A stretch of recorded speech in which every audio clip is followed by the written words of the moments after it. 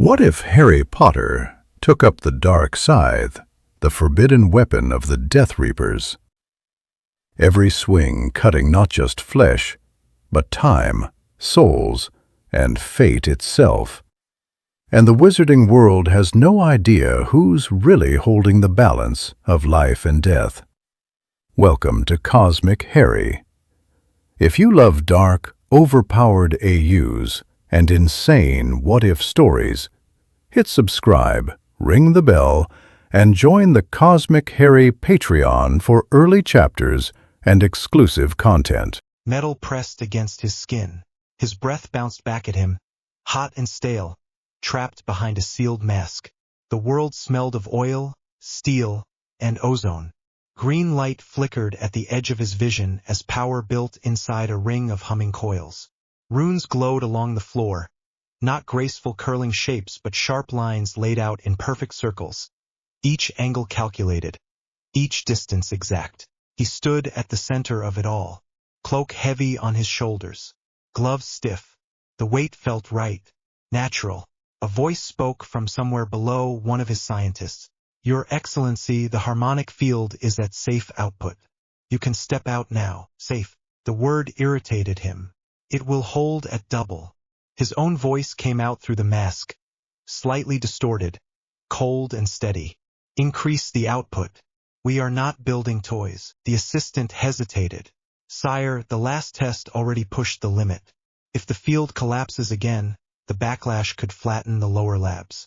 The staff is still repairing the damage from the previous attempt." Coward. He did not sigh. Doom did not show weary breath. He logged the man's face, his tone, the tiny tremor at the edge of his words. Weakness filed away for later correction. "Run the sequence as ordered." A gloved hand reached to the main console. The coils rose to a higher pitch. The runes along the floor brightened. Threads of power pushed against his body in clean, even waves. Pain wrapped around bone and muscle, but it was measured pain, predictable, the kind you accepted when you knew the numbers were in your favor. Yes, this was right. This was control. Another voice cut across the lab.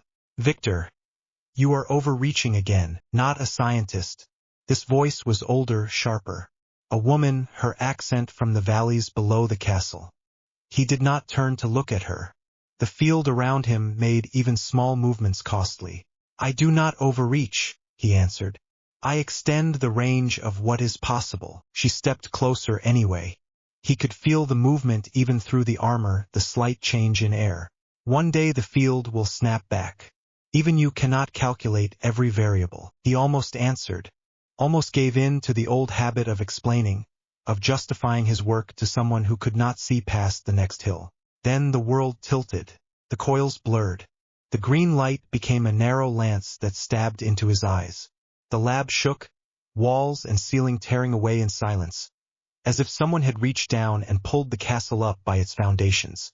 The mask tightened around his face. For one instant he could not breathe at all. Then the lab was gone. He was falling, not through air, not through space, through something deeper, through memory that did not feel like memory, through time that did not feel like time. The mask pulled away. The cloak tore.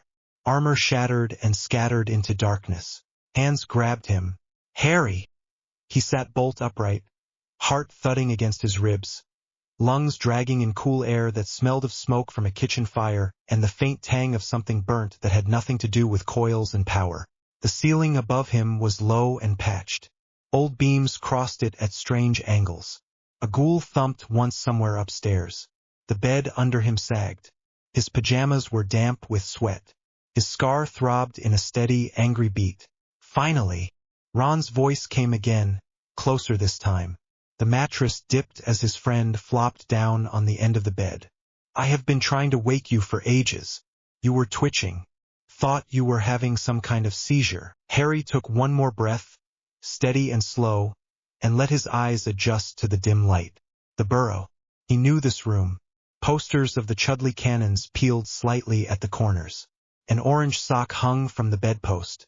There was a hole in the ceiling where the ghoul had slammed something heavy months ago, and no one had bothered to fix it. He was not in Castle Doom.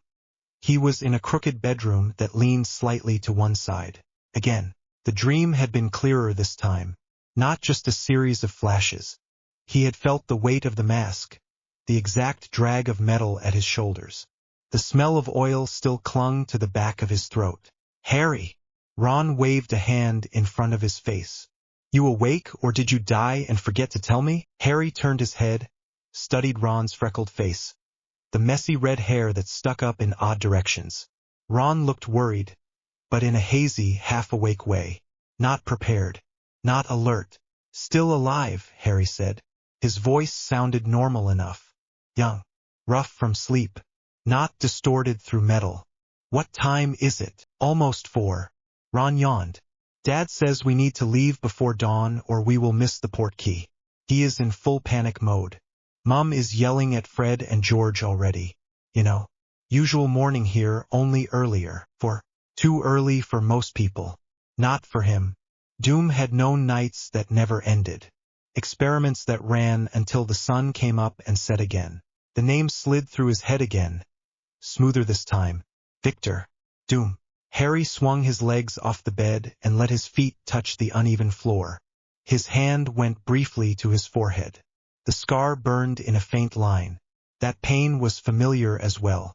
A different kind, but still a signal that something was wrong. The dream and the scar pulsed together in his mind. Graves and dragons and a world of steel, all layered over this sagging house. Ron watched him. "You sure you are okay?" "I am fine," Harry said. It was almost true. He stood, testing his balance. No armor, no cloak, just pajamas that were slightly too big. This body was lighter than he remembered. Less mass, less power. But it moved when he told it to. That was enough. Ron squinted at him. "You look pale." "Then we match." Ron snorted a laugh. "Come on. If we are late, Mum will murder us. And if she does not, Hermione will, and she will use something with notes and a plan." Harry pulled on his clothes with quick, efficient movements. The motions were automatic now. Years of surviving in a cupboard had trained his hands to move fast. The mind behind those hands felt older than 14. A lot older. He had been ignoring that feeling for a long time, treating the flashes as strange nightmares and nothing more. It had been easier, safer even. The dream tonight had not allowed that. He could still hear his own distorted voice telling the assistant to double the field. Still see the green glow along the floor. He knew exactly how much power he had been standing in. He knew the runes from memory, not from a book here. These were not from any Hogwarts textbook. They were his. "Harry," Ron said again. "You are doing it." "Doing what?" "The creepy staring into space thing. The one Hermione says means you are thinking too much." Harry blinked once and pushed the second life aside for now. There were things he needed to do today that did not involve rebuilding harmonic coils in a castle that did not exist in this world. "Then we better get downstairs before she adds this to the list of my crimes," he said. Ron grinned. "There you are.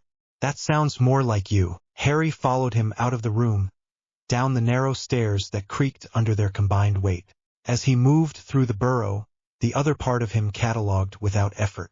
The stair rail bowed in the middle. 2 fixing charms had been applied at different times. One was fading. The load on the weak point had reached a level where another growth spurt from any of the boys would snap it. The kitchen table downstairs had one leg with a hairline crack held together by pure luck and bad habit. The clock on the wall showed 9 faces and told fortunes instead of time. It was a charming piece of magic. It was also an example of misused resources. All that effort, and it did not even help them catch a train. He respected the bond in this house. The way Molly Weasley kept everyone fed. The way Arthur worked under a system that saw him as a joke and still came home with a smile. Loyalty was not nothing. But this building was a physical diagram of everything wrong with Wizarding Britain. Spells layered on weak structures. No planning past the next meal. No eye for efficiency. No aim at anything larger than survival and the next laugh. He reached the kitchen and stepped into organized chaos. Molly was at the stove, wand in hand, bacon and sausages flying into pans at a speed that would have impressed most chefs. Fred and George sat at the table, already dressed, buttering toast in a way that made it clear they were only pretending to help. Ginny leaned on the counter, hair pulled back, still in her night things, yawning wide enough to swallow a quaffle. Hermione sat at the end of the table with a notebook open, already making a list. She did not look tired. She looked excited. Arthur stood near the door with his coat on, checking a watch that did not tell time, muttering to himself. "Morning," Harry said. Every head turned at once. "There you are," Molly said. "Sit. Eat. We are already running late and your uncle's lot may be asleep, but the portkey will not wait for you." Harry slid into a chair between Ron and Ginny. A plate appeared in front of him, full of eggs and toast. "You okay?" Hermione asked quietly. "You look like you did not sleep." "Bad dream," Harry said. The words were simple. They landed easily. Everyone here understood bad dreams. They had just never had his dreams. Ginny glanced at his scar, then looked away quickly. "Not that kind?" she asked. No, it was the truth in a way. The dream had not been about Voldemort. It had been about a man who had strapped power to his own body and dared the world to try and move him. A man who had called himself Doom. Hermione frowned. "If it keeps happening, you should tell Professor Dumbledore," she said. "He might know something about it. Or Madame Pomfrey. Or both." Of course she suggested that. Hermione sought authority when she did not understand. It was smart in this world. In his other memories, authority had often been the enemy. "I will think about it," Harry said. That seemed to satisfy her for now. Molly clapped her hands once. "All right, finish up. Coats on. Boots. No one leaves anything behind. Last time Fred forgot his socks and we had to hear about it for a week." Fred pressed a hand to his chest. "That was a matter of personal comfort, Mum." George nodded. "And principle. A wizard should never face the world in cold ankles." Harry ate as the banter went back and forth. His eyes flicked to Arthur's watch. He compared it to the position of the light in the window, the angle of the shadows. They would make it with time to spare if they left in the next 5 minutes. "Mr. Weasley," he said, "the portkey activates at 5, right?" Arthur looked up, surprised that Harry had picked the exact time. "Yes. How did you know that?" Harry shrugged once. "Your watch keeps pointing at the same number and you keep muttering that we will miss it." "I guessed." Arthur smiled. "You are sharper than most people your age, Harry." Harry did not answer that. It was not a compliment. It was an observation.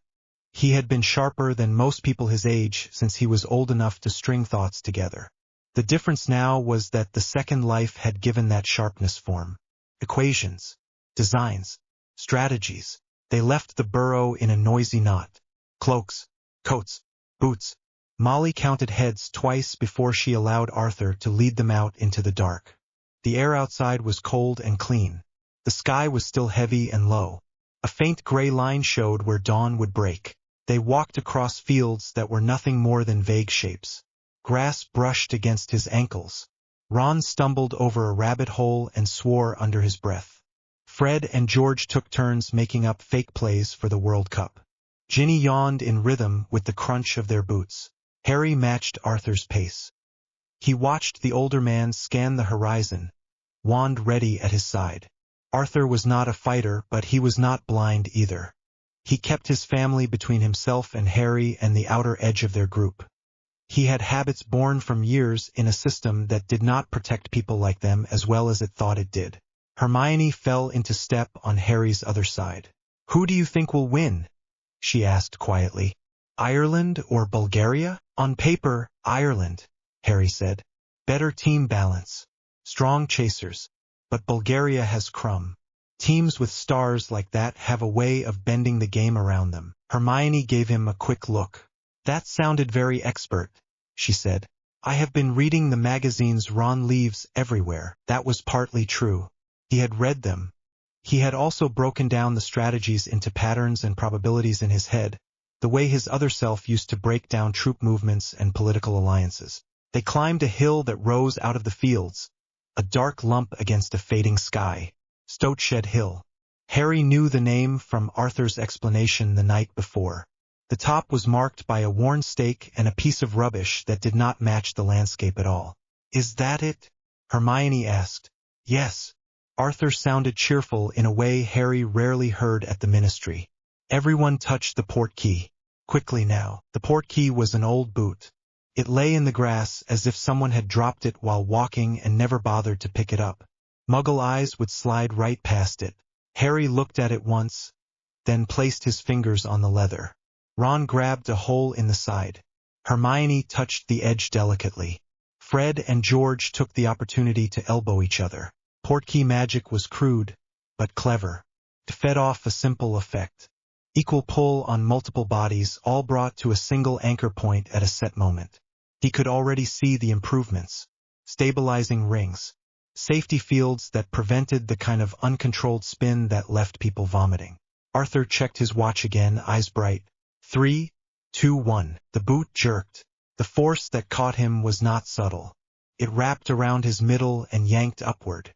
Ron yelled in his ear. Hermione's hair hit his face. For a heartbeat, there was no ground. Only wind and pressure and the strange weightless feeling of being dragged across distance faster than the body could understand. In his other life, he had built platforms that could step outside place entirely. That movement had been smooth. This felt rough and rushed. But even so, he had to admit, there was something bold about attaching such force to a battered boot and leaving it in a field. They landed hard. Most of the group stumbled. Ron crashed into Harry and bounced off. Arthur did a kind of half-step that just barely kept him upright. Hermione sat down with a thump, then scrambled to her feet, cheeks red. Harry bent his knees as he hit and let the impact travel through his legs. He did not fall. The motion felt familiar. He had trained for harder landings than this. Amazing, Arthur said, breathing a little fast. Brilliant, really. Muggles would never believe it. Fred looked around. They would try, he said. They would probably attach rockets to it. George nodded. Or drive it into a lake. Harry did not bother to point out that rockets had their uses.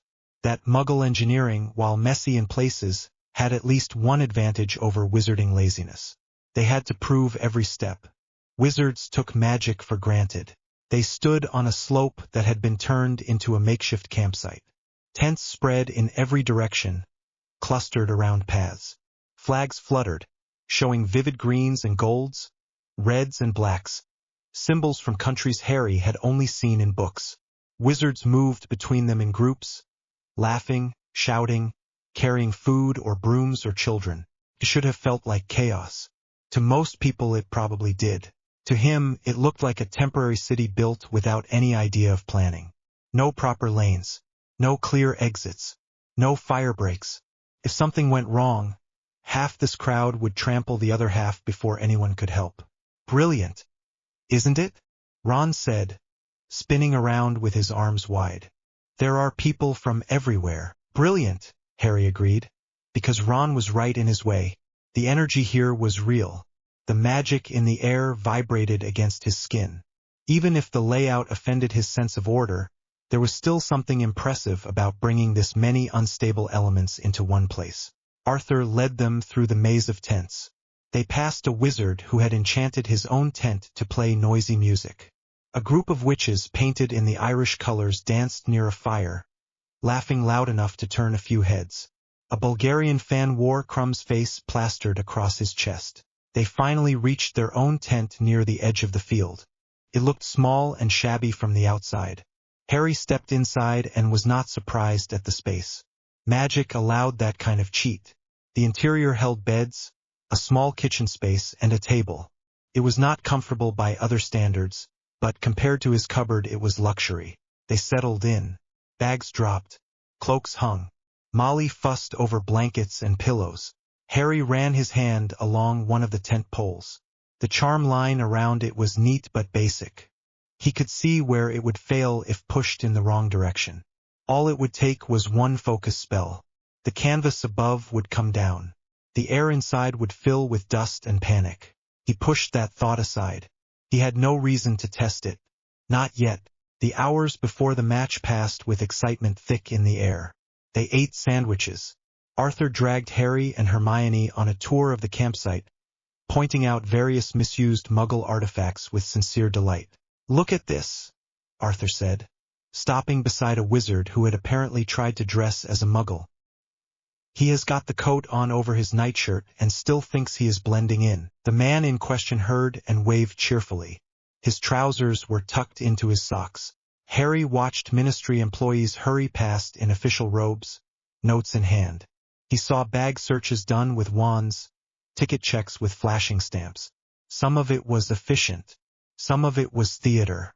He stored it all away. Later, when they climbed toward the stadium, the scale finally hit him. The stands rose high into the sky, layers upon layers. Flags whipped in a strong breeze. Lanterns hung from ropes, shining bright in the daylight, ready for when darkness fell. The noise from tens of thousands of voices rolled over him even before they reached their seats. Ron could barely contain himself. "This is mad," he said for the 5th time, eyes wide. "Language," Hermione muttered. But she was smiling too. They climbed stairs that seemed to go on forever. At their level, the pitch looked narrow and distant, like a strip of green lined with ants. Harry took the omnioculars that Mr. Weasley handed him and raised them to his eyes. The lenses brought every detail close. He saw the individual knots in the broom handles, the twitch of a player's hand, the way the wind pulled at the flags. Ireland's players were fast and coordinated. Bulgaria's chasers were determined, but much of their shape bent toward Krum. Krum himself hung in the air with a kind of focused stillness, then moved in sudden bursts. He took hits and kept going. He was not smooth. He was relentless. Harry watched the way he anticipated the Quaffle's path. The decisions he made in the space of a second. It was all pattern, cause and effect, risk and reward. Ron shouted encouragement. Ginny clapped hard enough to sting her hands.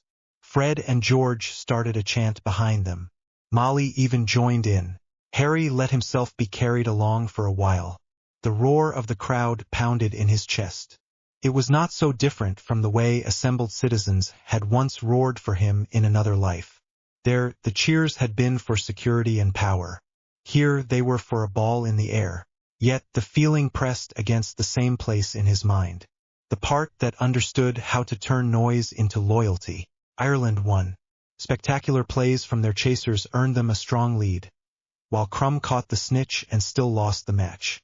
Ron ranted about the stupidity of grabbing the snitch early. Hermione raised her eyebrows and repeated rules from the book. Harry watched Krum land and walk off the field with his head high. The Bulgarian did not look pleased. He did not look crushed either. He looked like someone who had made a choice and would live with it. There was respect to be had there. As the crowd poured out of the stadium, fireworks exploded overhead in the Irish colors. Leprechauns showered the stands with gold that would turn to leaves by morning.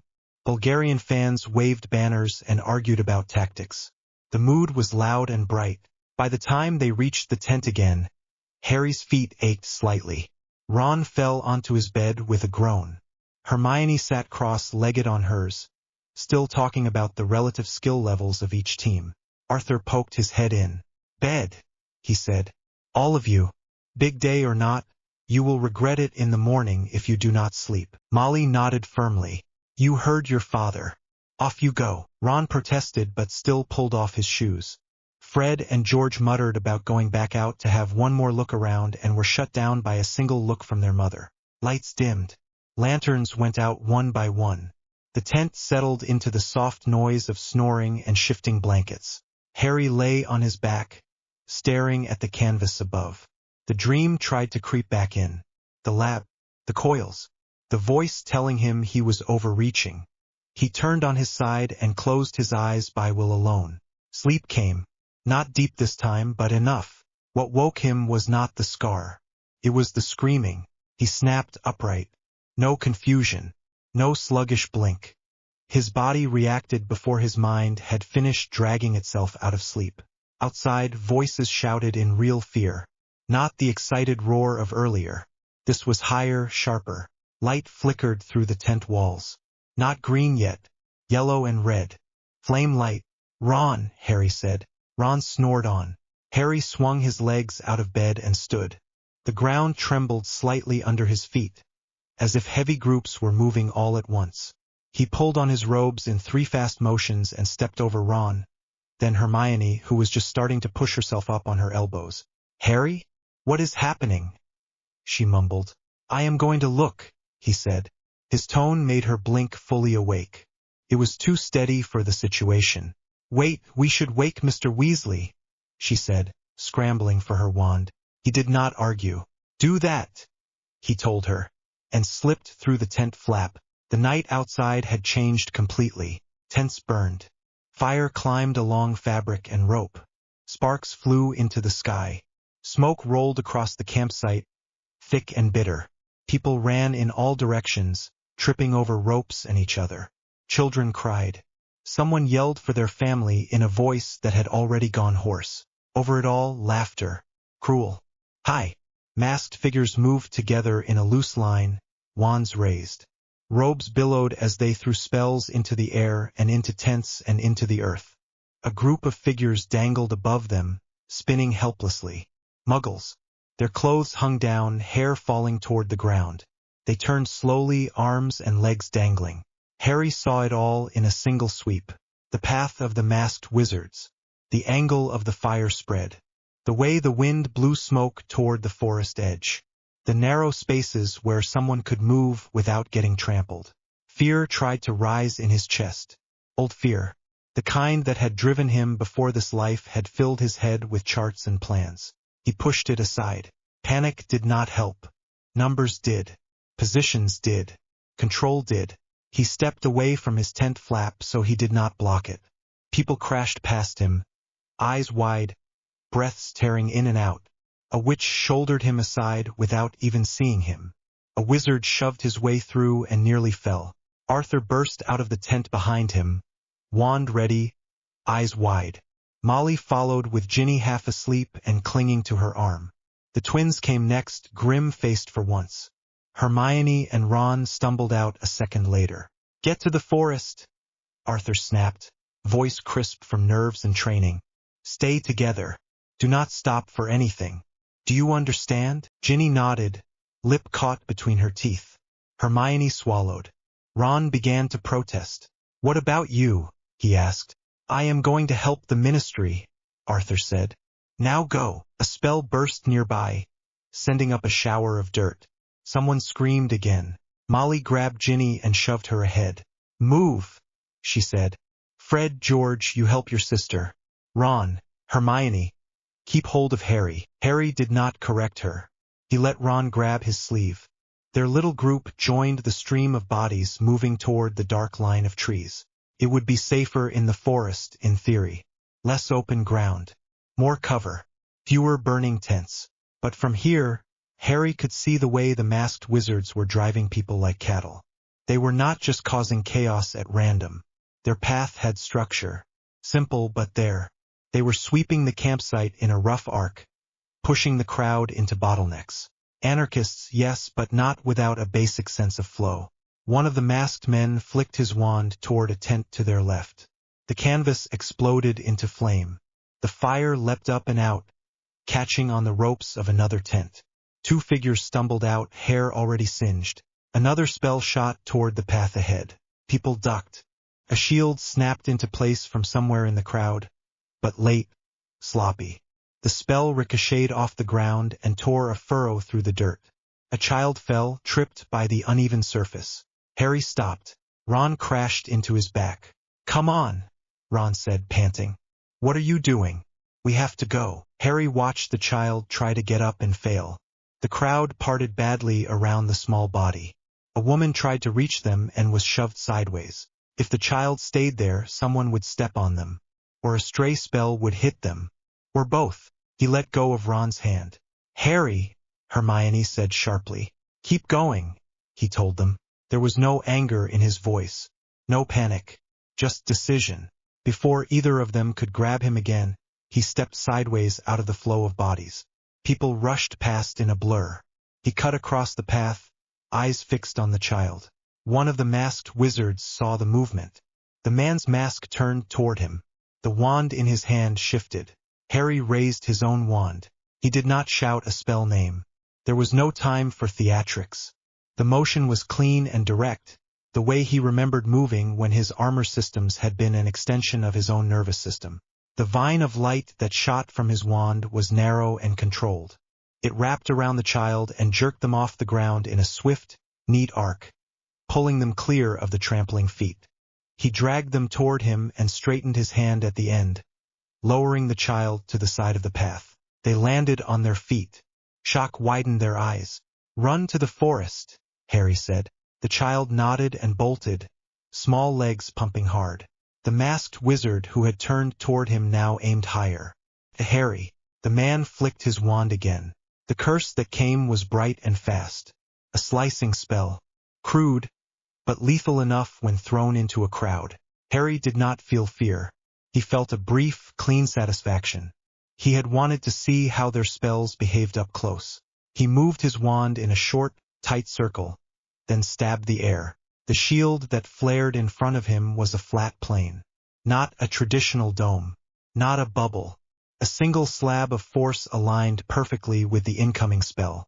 The curse smashed into it and shattered in a spray of harmless sparks. The recoil ran down his arm and into his shoulder. He adjusted his stance. Logged the amount of force. The masked man paused. Harry could not see his expression, but the slight dip of his head suggested confusion. Good. Harry held the shield for one more heartbeat, then dropped it and stepped back into the stream of people as if nothing had happened. The man might fire again, but by then the crowd would have shifted. Harry would no longer be in the same place. The first test was enough. "Harry!" Hermione grabbed his sleeve with shaking fingers. "What are you doing?" "Making sure they do not turn this into a slaughter," he said. "Now move." Hermione stared at him as if she did not recognize the person behind his face. Ron's eyes were huge, but they ran. They reached the forest and pushed through trees that scratched at their arms. The noise from the campsite dulled slightly, turned into a distant roar. Patches of people gathered between the trunks, gasping for breath, clutching each other. Molly's voice cut through the air. "Here, over here." They followed the sound and found the rest of the Weasleys near a fallen log. Arthur was not there yet. Molly had her wand out, hand tight around it, eyes scanning the trees. Ginny clung to her arm. Fred and George stood slightly in front, as if they could physically block spells with their bodies. Molly pulled Harry into a brief, fierce hug, then pushed him back to look him over for injuries. "Are you hurt?" "No, you should have stayed with us," she said, voice sharp with fear. "Do not ever do that again." He accepted the scolding with a nod. There was no point explaining that if he had stayed, the child would have been trampled. Molly saw the world in terms of her family first. It was not wrong, just narrow. Arthur appeared a few minutes later, breathless and soot-streaked, but whole. "The Ministry is trying to push them back," he said. "Idiots. They should have had proper wards up before this started." Someone slipped through a gap. Someone. Harry thought of the masked men, of the way they moved, of the way they held their wands. Many of them were treating this like a game. Throw a spell, watch it explode, laugh. Children in masks playing at terror. But behind them somewhere was the mind that had allowed it. The one who had let the gap stay open, or created it on purpose. His scar throbbed again. A sharp stab this time. He pressed his fingers lightly to it, then dropped his hand. Arthur noticed the motion. "Is it hurting?" Arthur asked quietly. "A bit. Do you think it is you know who?" Harry considered the question. In his other life, he would have already gathered the data. Spies. Reports. Here, information was slower. "I do not know," he said, and meant it. Hermione stood close enough to hear. She bit her lip. "I still think you should tell Professor Dumbledore," she whispered. "He would. Eventually. On his terms. When he had more than dreams and a scar to report." The last thing he wanted was Dumbledore poking around in his head while the memory of steel and coils was still raw. The group huddled there for a long time. The screams faded. The fire light dipped. Ministry voices shouted orders. At last, Arthur straightened. "We need to go back," he said. "They will want statements. And we cannot leave the tent as it is." Molly groaned softly, but nodded. They walked out of the trees together. The campsite looked like a battlefield after the smoke began to lift. Some tents were burned to the ground, nothing left but char and ash. Others stood untouched, as if the chaos had flowed around them. The air smelled of smoke, sweat, and fear. Orus and other ministry staff moved through the wreckage. Wands out, eyes sharp. Someone had cast the dark mark above the trees. The skull with the snake tongue glowed sickly in the sky. People stared up at it with open fear. Harry looked at it too. The symbol was crude but effective. It marked territory in a way that bypassed language. Fear rose in the crowd like steam. He did not feel fear when he looked at it. He felt irritation. If you wanted to rule through fear, you had to control the fear. Shape it. Random terror was a waste. This was the work of men who enjoyed the chaos more than the outcome. He traced the lines of the mark with his eyes, noting the spell work in the way the green light held together. It was not simple conjuration. There was something else in there, an echo of the caster. Another thing to study later. A ministry wizard with a pinched face walked over and began barking questions at Arthur. Harry listened with half an ear. Names, what they had seen, whether they had recognized any of the attackers. Arthur answered honestly. He had not. Harry stayed quiet. He could not have named any of them either. Masks hid more than faces. They hid posture, gait, habits. The way they held their wands, however, would give them away eventually. As they made their way back to their tent, which had escaped with only a few scorch marks, Ron finally spoke. "What kind of person does that?" he asked. His voice still shook a little. "Just storms a campsite and starts throwing curses around. For fun." "A coward," Hermione said, anger sharpening her tone. "They do it when people are asleep and unarmed." Harry looked back once more at the fading glow of the dark mark. "An amateur," he said. Ron stared at him. "An amateur?" "Yes," Harry answered. "If they wanted to send a message, they could have done a lot worse. They did not target key structures. They did not control the exits. They did not even hit the ministry staff first. They just scared people and ran." Hermione frowned at him. "Most people would say that is bad enough," she said. "It is," Harry agreed. "But it is also sloppy." He was not sure why he had said it out loud. Maybe because the other voice in his head was tired of silence. Maybe because looking at the mess the Death Eaters had made, he could not help seeing how much more dangerous it would have been under real command. Ron gave him a long look. "You are weird. You know that?" "Thank you," Harry said. He lay awake again that night. Even once they had patched the tent and given their statements. Ginny slept fitfully, mumbling. Ron snored. Hermione breathed in careful, even pulls. Harry listened to it all and stared at the roof of the tent. He had two lives in his head now. One of a boy who had grown up in a cupboard and survived on luck and stubbornness. One of a man who had ruled a country with an iron fist and bent science and sorcery to his will. The boy had almost died more than once because he had trusted others to have a plan. The man had trusted no one but himself. The world outside this thin canvas was run by people who let gaps stay open. Who built houses that leaned, who left wards full of holes, who dressed up cruelty in masks and thought that was enough. In his chest, something settled. Not a decision exactly, more like recognition. This world was badly designed. It needed order, and he knew how to build it. The burrow smelled of smoke and ink. Morning light pushed through the kitchen windows, thin and gray. The room was quieter than usual. No raucous joke from the twins. No bellowed order from Molly. People moved carefully, as if the wrong sound might crack something already strained. Harry sat at the table with a mug of tea between his hands. The headline of the Daily Prophet screamed from the front page. Terror at the World Cup. A moving photograph showed the dark mark over the campsite, green and ugly against the night sky. Tiny black figures ran beneath it. The image looped again and again. Beside the headline, there was a smaller picture of Cornelius Fudge looking grave and important. The article under his face was full of phrases like strong response and swift action. Hermione read over his shoulder, lips pressed together. "They barely mention the Muggles," she muttered. There is a whole paragraph about how the ministry handled it and 2 sentences about the family that got dragged into the air. They were not wizarding, Ron said, from further down the table. Ministry does not like to admit they exist unless they have to. He sounded tired rather than cruel. His voice had not fully recovered its usual bounce.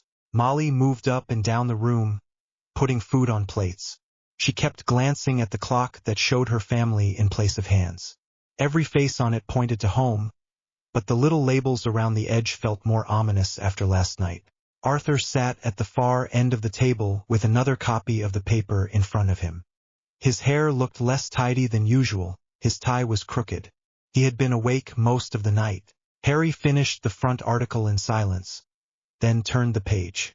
The prophet had found space to blame a few known troublemakers, hint at nameless cowards, and praise the ministry again.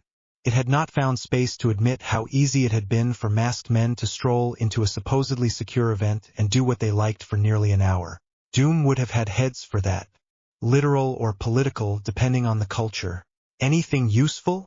Arthur asked, voice flat. Not really, Harry said. They are more worried about how it looks than what it means. Arthur sighed. That is politics, he said. No, Harry answered softly. That is bad politics. Good politics is when you make sure the thing never happens again, so you never have to explain it. Arthur gave him a tired, curious look. You sound like someone twice your age, he said. Harry took a sip of tea to give himself a moment. Some days twice felt generous. Hermione folded the paper, then opened it again, scanning the smaller articles. They are trying to link it to Sirius, she said. Again, as if he organized it from hiding. Harry looked at the line she tapped. The prophet had tossed in a hint about a fugitive supporter. No proof, just enough to keep the old fear alive. It was lazy. They always reach for him, Arthur said. He is a safe villain for the public. If something goes wrong and you cannot find the real cause, you mention black and you know who, and most people stop asking questions. Harry thought of the masked men again, of their sloppy movement, of the way the dark mark had hung in the sky, more theatrical than strategic. If Voldemort had ordered that, he was rusty. Do you think it was you-know-who? Ginny asked quietly. She had barely spoken all morning. She sat between the twins, hands wrapped around her own mug. Her eyes flicked once to Harry's scar and away again. Arthur hesitated. I do not know, he said. Things like this do not happen without someone pulling strings. But whether that someone was actually there or just gave a nod months ago, that is another question. Harry let his fingers rest lightly on his forehead for a second. The scar throbbed in a slow, unpleasant rhythm. He enjoyed it, he said. The room went still. Arthur set his paper down. Hermione straightened. Ron stopped halfway through a piece of bacon. What do you mean? Arthur asked. Harry chose his words with care. When I saw the mark, he said. And when I saw them marching, I felt it. Not from them, from somewhere else. It was like someone far away was pleased that the world was afraid again. You felt him, Arthur said. Harry nodded once. Hermione looked frightened and ready to write a letter at the same time. You should tell Professor Dumbledore, she said. You cannot keep that to yourself. Molly made a faint distressed sound. He is just a boy, she said. He should not have to think about that thing every minute. He agreed with the second part. He did not agree with the first. I will talk to Dumbledore, Harry said. At school, he had decided that in the forest already. He would tell the headmaster enough to keep people from stumbling into the dark blindly. He would not lay out every detail of his dreams or the weight of steel on his skin. That knowledge was his. Arthur held his gaze for a moment, then nodded. That is fair, he said. He will want to know. The kitchen slowly returned to motion. With a few firm words, Molly steered the talk back to practical things. Packing, trunks, books, the coming school year. She worked like someone patching spells on a cracked wall, holding the entire house together by habit and sheer will. Harry watched her for a while, then went upstairs to his room to pack properly. The trunk on the floor was a battered thing that had seen more than one child through more than one school year. The lock stuck if you did not press it just right. The handle had a split that caught on your skin. He knelt beside it, opened it with a neat twist, and began to arrange his things inside. Robes folded to minimize creases, books stacked by size and use, wand placed in easy reach. The Marauder map slid into a side pocket. It was almost calming. There was order here. On the wall, a mirror hung at a slight angle. His reflection watched him, dark hair untidy, glasses smudged. No mask, no medal, just a thin boy who still looked a little underfed. "That look on your face is terrifying," Ron said from the doorway. Harry glanced over his shoulder. "What look?" "The one where you are planning something," Ron said. "It is like watching Hermione decide to start a revision schedule, only worse." Hermione arrived behind him, carrying a stack of books. "I heard that," she said. "Good," Ron answered. "Maybe then you will look less pleased when you talk about homework." Hermione rolled her eyes and stepped into the room. "We need to make sure we have all our books," she said. "Mum says we leave for Diagon Alley tomorrow." "Already?" Ron groaned. "I thought we had more time." "We lost a day with all the ministry questions," Hermione said. "We are lucky they are letting us go at all." Harry slid his potion text into the trunk and closed the lid. "The sooner we get to school, the better," he said. Ron frowned. "You really want to go back that badly?" Harry looked out of the small window. The fields around the burrow waved in a soft breeze. The sky was clear again. Hogwarts meant walls and wards. It meant a library with books that even Victor had never seen. It meant Dumbledore under the same roof. It meant a place where he could begin to push things into a shape that made sense. "Yes," he said. "I do." Hermione gave him a quick smile. "So do I," she said. "There is supposed to be a big announcement this year. Percy keeps hinting about it and acting like it is the most important thing that has ever happened. Percy thinks the size of his job title is the most important thing that has ever happened," Ron said. Harry let their bickering wash around him. Inside his head, thoughts lined up. Dumbledore, Hogwarts, Voldemort, the Death Eaters, the Ministry. The pieces of this broken world were on the table. It was time to start moving them. The fire in the flue roared green as Harry stepped out into the leaky cauldron the next morning.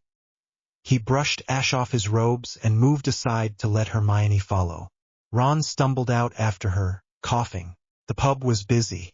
Families moved between tables, adults talking in low voices, children tugging on sleeves. The memory of the World Cup lay over the room like a thin veil. People laughed, but the edges of their smiles were tight. Tom the barman nodded at them.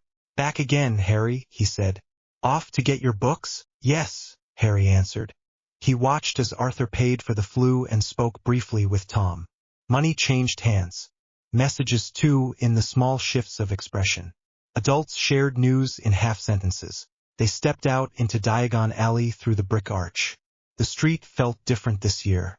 There were more Aurors, for one thing. Cloaked figures with sharp eyes lingered near key spots, wands in easy reach. Some shops had charms glowing faintly on their windows. Extra locks, extra wards. People had not forgotten the dark mark at the cup. Harry turned his head slowly, taking it all in. Weasley's wizard wheezes, the dream in the twins' minds, did not exist yet. They pressed their faces against the window of a joke shop, talking fast about future plans. Hermione dragged them toward Flourish and Blots. "We should get the set list first," she said. "Then we can see if anything else looks useful." Ron groaned but followed. Inside the bookshop, the smell of paper and dust wrapped around them. Harry always felt a little safer here. Books were order. Knowledge could be catalogued, tested, used. As he moved between shelves, he noticed other students. A group of Hufflepuffs he recognized from the year above. A few Ravenclaws loitering near the charms section. 2 Slytherin boys by the counter. And near the back, a girl with pale hair pulled neatly away from her face, holding a thick book on advanced curses. She wore the Slytherin crest. Her eyes moved over the page with concentration. She did not look up when someone passed behind her. Harry watched her for a second. She turned a page with precise fingers. "Daphne Greengrass," Hermione said in a quiet voice beside him. "Top of Slytherin in some subjects. Keeps out of the trouble the others start." "You sound like you have a list for everyone," Harry said. I read, she replied. And I pay attention. Daphne looked up at that moment, perhaps sensing eyes. Her gaze met Harry's. It was cool, assessing, not unfriendly, just measuring. Most people, faced with the boy who lived, had one of two responses: awe or resentment. Daphne's eyes showed neither. Harry did not look away. He let that other part of him, the one that had once browsed reports on foreign leaders, do the reading this time. Posture straight but not rigid. No visible fear in a crowded space, but no smugness either. The way she held the book said she cared about the content more than the appearance of reading. Useful, his mind said. Dangerous if ignored. He gave her a small nod, no more. After a breath, she returned it. Then she lowered her eyes to her book again. Hermione breathed out softly. She is not what you expected, Harry said. Hermione gave him a quick side look. I expected her to be more like Pansy, she admitted. Loud and cruel. She is not. Not all snakes rattle, Harry said. Hermione frowned at the phrase but did not argue. They bought their books. New editions with updated charm diagrams. A defense text that looked more practical than last year's useless volume. Outside, the street noise rose. Mrs. Weasley steered them through the crowds to get robes, potion supplies, and new quills. Fred and George slipped away and reappeared with mysterious bulges in their pockets. At one point they passed Lucius Malfoy on the pavement. He walked with his usual smooth arrogance, cane tapping once on the stones. Narcissa glided beside him. Draco trailed at their side, chin up. Lucius paused when he saw Arthur. Ah, he said, voice smooth as oiled wood. Weasley, I am surprised to see you out and about so soon. I would have thought the ministry would need every hand to mend the mess from the other night. Arthur's jaw tightened. We are working on it, he said. Some of us have to sleep occasionally. Lucius smiled. Of course, he said. I simply assumed that now you have the pleasure of working for Bartemius, you would be eager to prove yourself. His eyes flicked to Harry then, lingering on the scar. And you, Potter, he said. You do have a way of being near trouble. Harry met his gaze with deliberate calm. And you do have a way of vanishing when it arrives, he said. For a second the mask slipped. Just a fraction. Something cold and sharp flashed behind Lucius's eyes. Narcissa's hand tightened on his arm. Draco shifted, mouth opening. Lucius recovered his smooth tone. Careful, boy, he said. One day, your fame will not protect you. Harry stepped closer, just enough that their conversation stayed between them. I would not rely on fame, he said in a level voice. I would rely on actual power. Perhaps you should try it. Lucius's fingers squeezed the cane so hard the knuckles stood out. Then he smiled again, the expression thin and unpleasant, and swept past. Draco threw Harry a glare as he went, then looked away quickly when Molly stepped forward, wand hand twitching. Ron let out a low whistle. That was brilliant, he said. Did you see his face? Hermione looked half impressed, half alarmed. You should not bait him, she said. He is dangerous and he has influence. That makes him used to people stepping aside, Harry said. Someone should remind him that not everyone will. Arthur gave Harry a look that mixed worry and pride. You sound like Dumbledore when he is feeling blunt, Arthur said. Harry did not answer.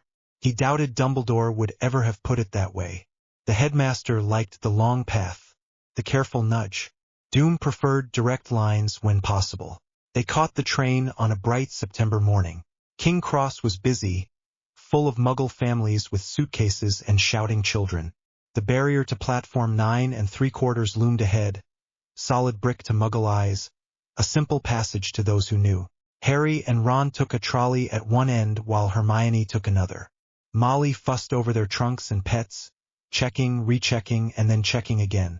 Right home, she said, pressing a sandwich packet into Harry's hands even though he had a pile of food already. If anything strange happens, you tell your teachers and you tell us. Nothing strange ever happens at Hogwarts, Fred said in an innocent tone. George put a hand to his chest. It is a very safe place, he said. Nothing at all to fear. Just the odd giant snake, mad teacher, and murderous tree. Molly swatted them both with a tea towel. Do not you start, she said. Harry smiled, just a little. He liked this chaos more than the blind panic at the cup. This was ordinary worry. It had edges but no teeth. They slipped through the barrier and came out into the steam and noise of the hidden platform. The scarlet train waited, doors open. Owls hooted, cats yowled. People called to each other across the platform. Harry's eyes swept the crowd. He saw familiar faces. Neville with his toad, looking harried. Dean and Seamus arguing about a football team. A cluster of Slytherins near a carriage door. Daphne Greengrass stood a little apart from her group. Pansy Parkinson talked loudly beside her, tossing her hair. Blaise Zabini leaned against the train, seemingly bored. Daphne did not laugh with Pansy. She scanned the platform with a cool expression. Her gaze passed over Harry and paused for a fraction. He filed that away. They found an empty compartment halfway down the train. Ron heaved his trunk inside. Harry helped Hermione with hers. "Do you think we will see the announcement today?" Hermione asked once they were settled. "Probably at the feast," Harry said. Ron flopped onto a seat. "Whatever it is, if it means less homework I will be happy," he said. Hermione opened her mouth to argue, then shut it again as the door slid open. "Mind if I sit here?" someone asked. It was Neville. He stood in the doorway, trunk half dragging, face already pink from the effort. "Of course," Hermione said at once. Harry stood, took one end of the trunk, and helped Neville lift it onto the rack. "Thanks," Neville muttered. He sat down and clutched his toad, looking slightly overwhelmed. The train pulled away from the station with a jerk. Fields and buildings rolled past. The noise of the platform faded. For a while they talked about the cup. Hermione went back over the match in detail. Ron described each play as if they had not all seen it. Neville listened, eyes wide. Harry watched the landscape. From here, Wizarding Britain looked peaceful. Just countryside and sky. No dark marks in the distance. No burning tents. He knew better than to trust peaceful views. The compartment door slid open again. Draco Malfoy stood there with Crabbe and Goyle behind him. Pale hair perfect, expression smug. "Well," he said, "if it is not the Scar Club." Ron's shoulders tensed. Hermione stiffened. Neville shrank slightly in his seat. Harry looked at Draco, then at the way he held himself. He had seen this kind of child before. Someone raised on tales of power, taught to believe it was his by right, never forced to build it from nothing. The kind that fell apart when the story did not go his way. "Enjoy the cup, Malfoy?" Harry asked calmly. Draco sneered. "Very much," he said. "My father had the best seats. We were in the minister's box." "We know," Hermione said. "You mentioned it several times already last year." Draco ignored her. "Shame about the little show afterward," he went on. "Some people did not seem to appreciate it." Ron shot to his feet. "People were nearly killed," he said. "You think that is funny?" Draco's eyes gleamed. "I think," he said, drawing the word out, "that some people got a reminder about who really matters, and who does not." Harry stayed seated. He watched Draco carefully. He did not see guilt. Draco had not been among the men under the masks. He saw pride, though. The pride of someone who thought their side had just scored a goal. "Your father enjoyed it too, did he?" Harry asked. Draco hesitated for the slightest second. "He knows his place," Draco said, "and others will learn theirs." Harry stood up slowly. He was a little taller than Draco now. Not by much, but enough that when he stepped forward, Draco had to tilt his head back a little to meet his eyes. "There is a difference," Harry said, voice quiet, "between reminding people who matters and making yourself easy to spot for Aurors. Your lot seem to have trouble with that line." Draco flushed. "You are just jealous," he snapped. "You think you are important because of a baby story. You have no idea what real power looks like." Harry smiled, but there was no warmth in it. "That is what I am counting on," he said. For a second, confusion flickered across Draco's face. He opened his mouth for a retort, then flinched as the door opened wider and a voice spoke from the corridor. "What is going on here?" It was one of the prefects, a tall boy with a badge on his chest. He looked tired already. "Nothing," Harry said. "We were talking." The prefect eyed them all, then gave a short nod. "Sit down or move on," he said to Draco. Draco stared at Harry for another second, then tossed his hair. "This is not over, Potter," he said. He turned and stalked away, Crabbe and Goyle lumbering after him. Ron dropped back into his seat with a huff. "I hate him," he said. "I know," Harry said. He did not hate Draco. Hate was a waste on someone who was still a piece, not a player. But he did feel something cold tighten in his chest when he thought of Lucius and the mark and the mess at the cup. Pieces could be broken, or used, or changed. He would decide which later. By the time the train reached Hogsmeade, the sky had clouded over. Rain threatened but held off. The air smelled of damp earth and smoke from the village chimneys. Hagrid's voice boomed along the platform as he gathered the first years. Carriages waited for the older students. Thestrals pulled them, unseen to most eyes. Harry could not see them either. Cedric could. The thought slid through his mind and settled quietly in a corner. Harry climbed into a carriage with Ron, Hermione, and Neville. The door shut behind them with a thump. The carriage jolted, then started forward. The path wound through trees and up a gentle slope. Then the castle appeared. Hogwarts rose against the darkening sky, windows glowing with warm light. Towers reached up. The lake lay dark at its feet. Hermione made a soft, happy sound. "I missed it," she said. Ron grinned. "Even the homework?" "Almost," she admitted. Harry looked at the castle and saw more than just stone and nostalgia. He saw walls, wards, points of entry and exit, lines of sight from towers to grounds. He saw his first territory. The great hall was full of noise and floating candles. The ceiling showed the same clouds that hung outside. Students poured in, chattering and calling to each other. The 4 long tables filled. Teachers watched from the staff table. Harry slid into his usual seat between Ron and Hermione. Neville settled on Hermione's other side. He scanned the staff table. Dumbledore sat in the center, bright eyes twinkling behind his glasses. Professor McGonagall looked as stern as ever.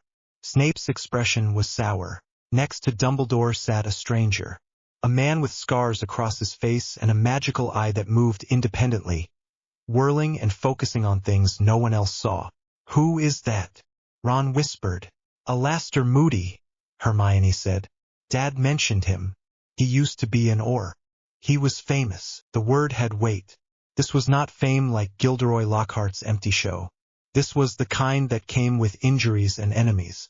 Moody took a swig from a flask at his belt.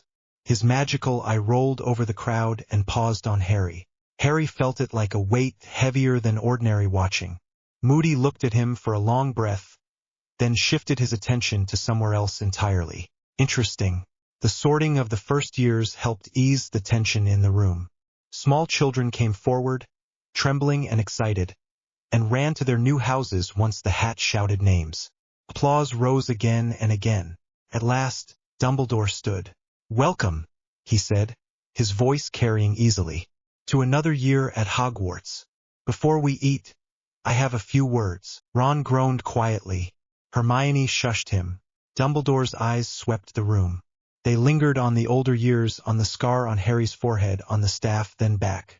"As many of you know," he went on, "the events at the Quidditch World Cup remind us that our world is not as calm as we would like." A murmur ran through the hall.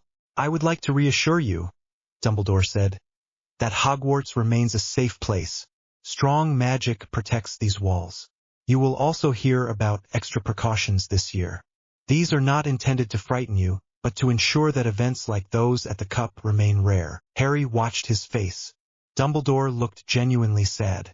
Not for himself. For the loss of peace. He meant it when he called Hogwarts safe. He believed in these walls. He believed people would behave if given the chance. Harry knew better. Dumbledore's expression brightened slightly. "Now," he said, "on to happier news. This year, Hogwarts will host a very special event. It has not been seen in this country for many years. The Triwizard Tournament." Gasps and whispers broke out immediately. Students leaned towards each other.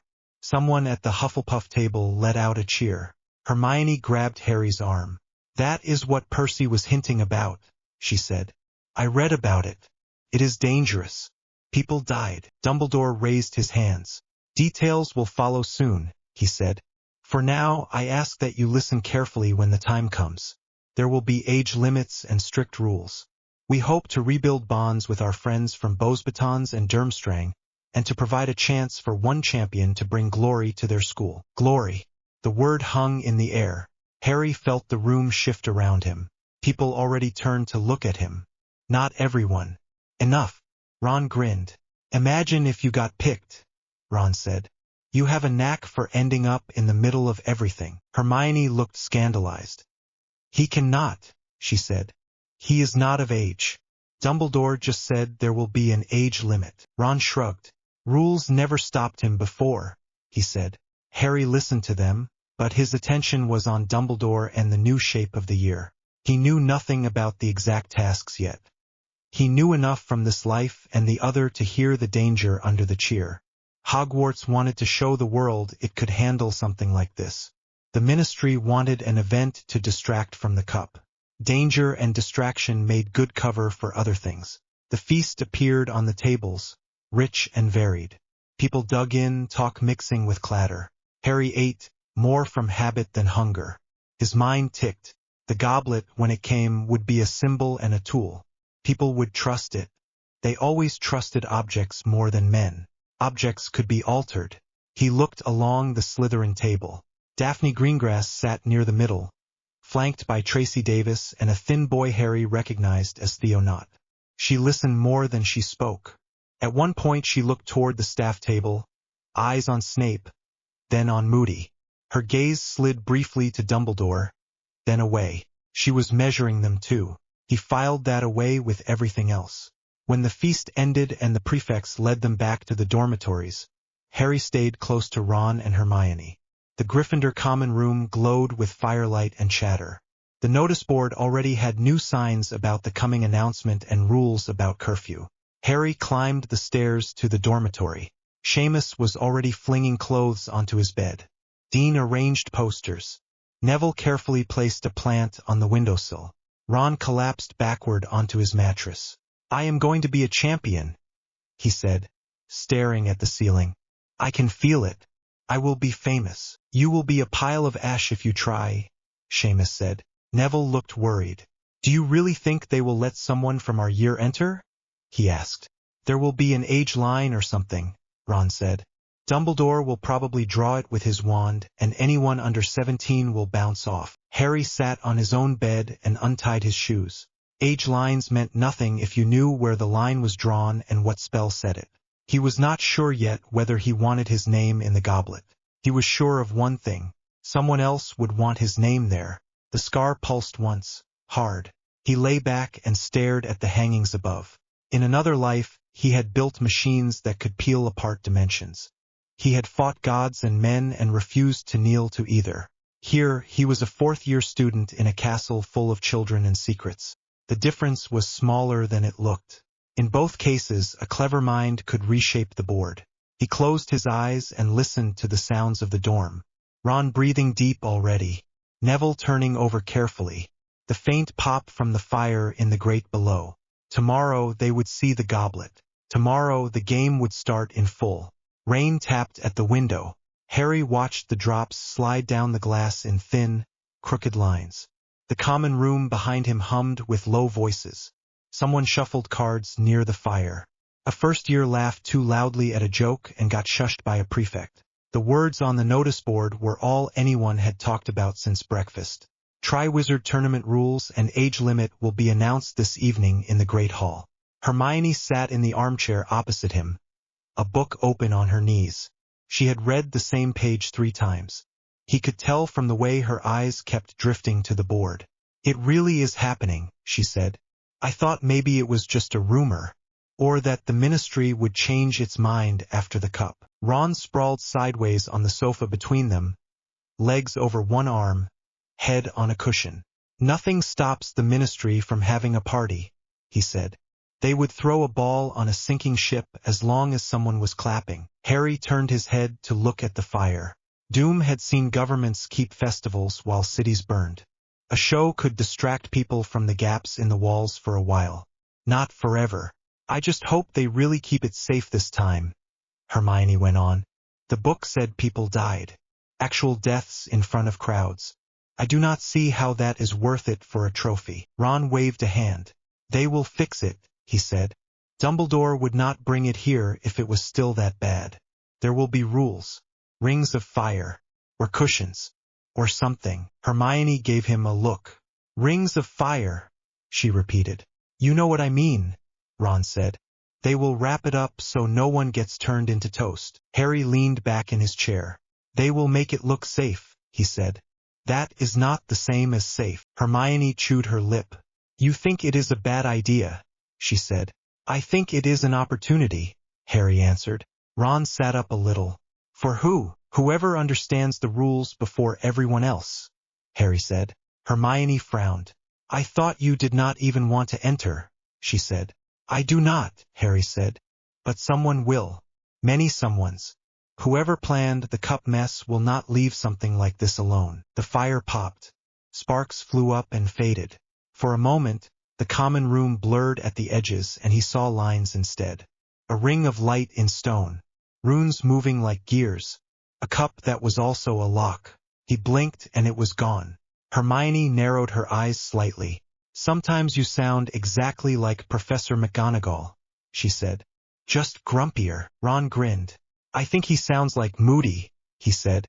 Constant vigilance and all that. Harry did not answer. The new defense teacher was interesting. Paranoid, blunt, bright under the scars. The magical I saw through walls and lies with equal ease. Moody watched the world like someone who expected it to bite. Harry understood that view. The common room door swung open. A few people on the couches turned to look.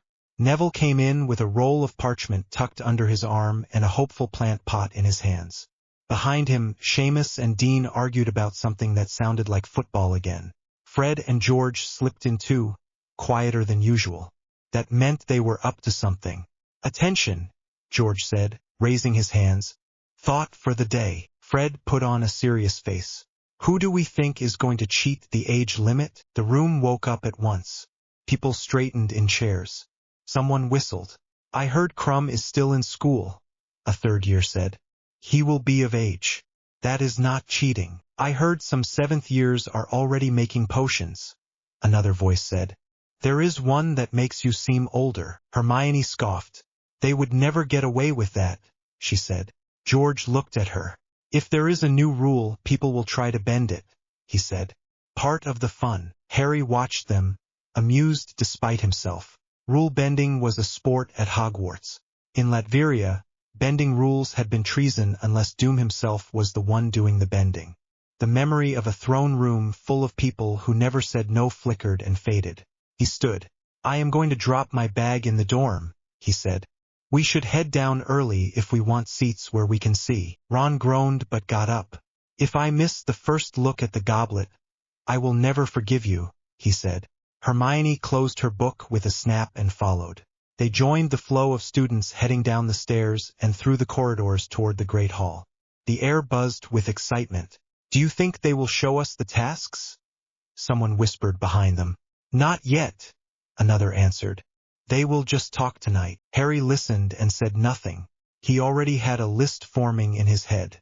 What spells are on the goblet, how the age limit works and whether it can be fooled without being obvious, who stands closest to it, who watches it hardest. The great hall doors stood open. The tables were bare. No food yet, just candles floating overhead and a faint hum in the air. At the front of the hall, a wooden platform had been set up.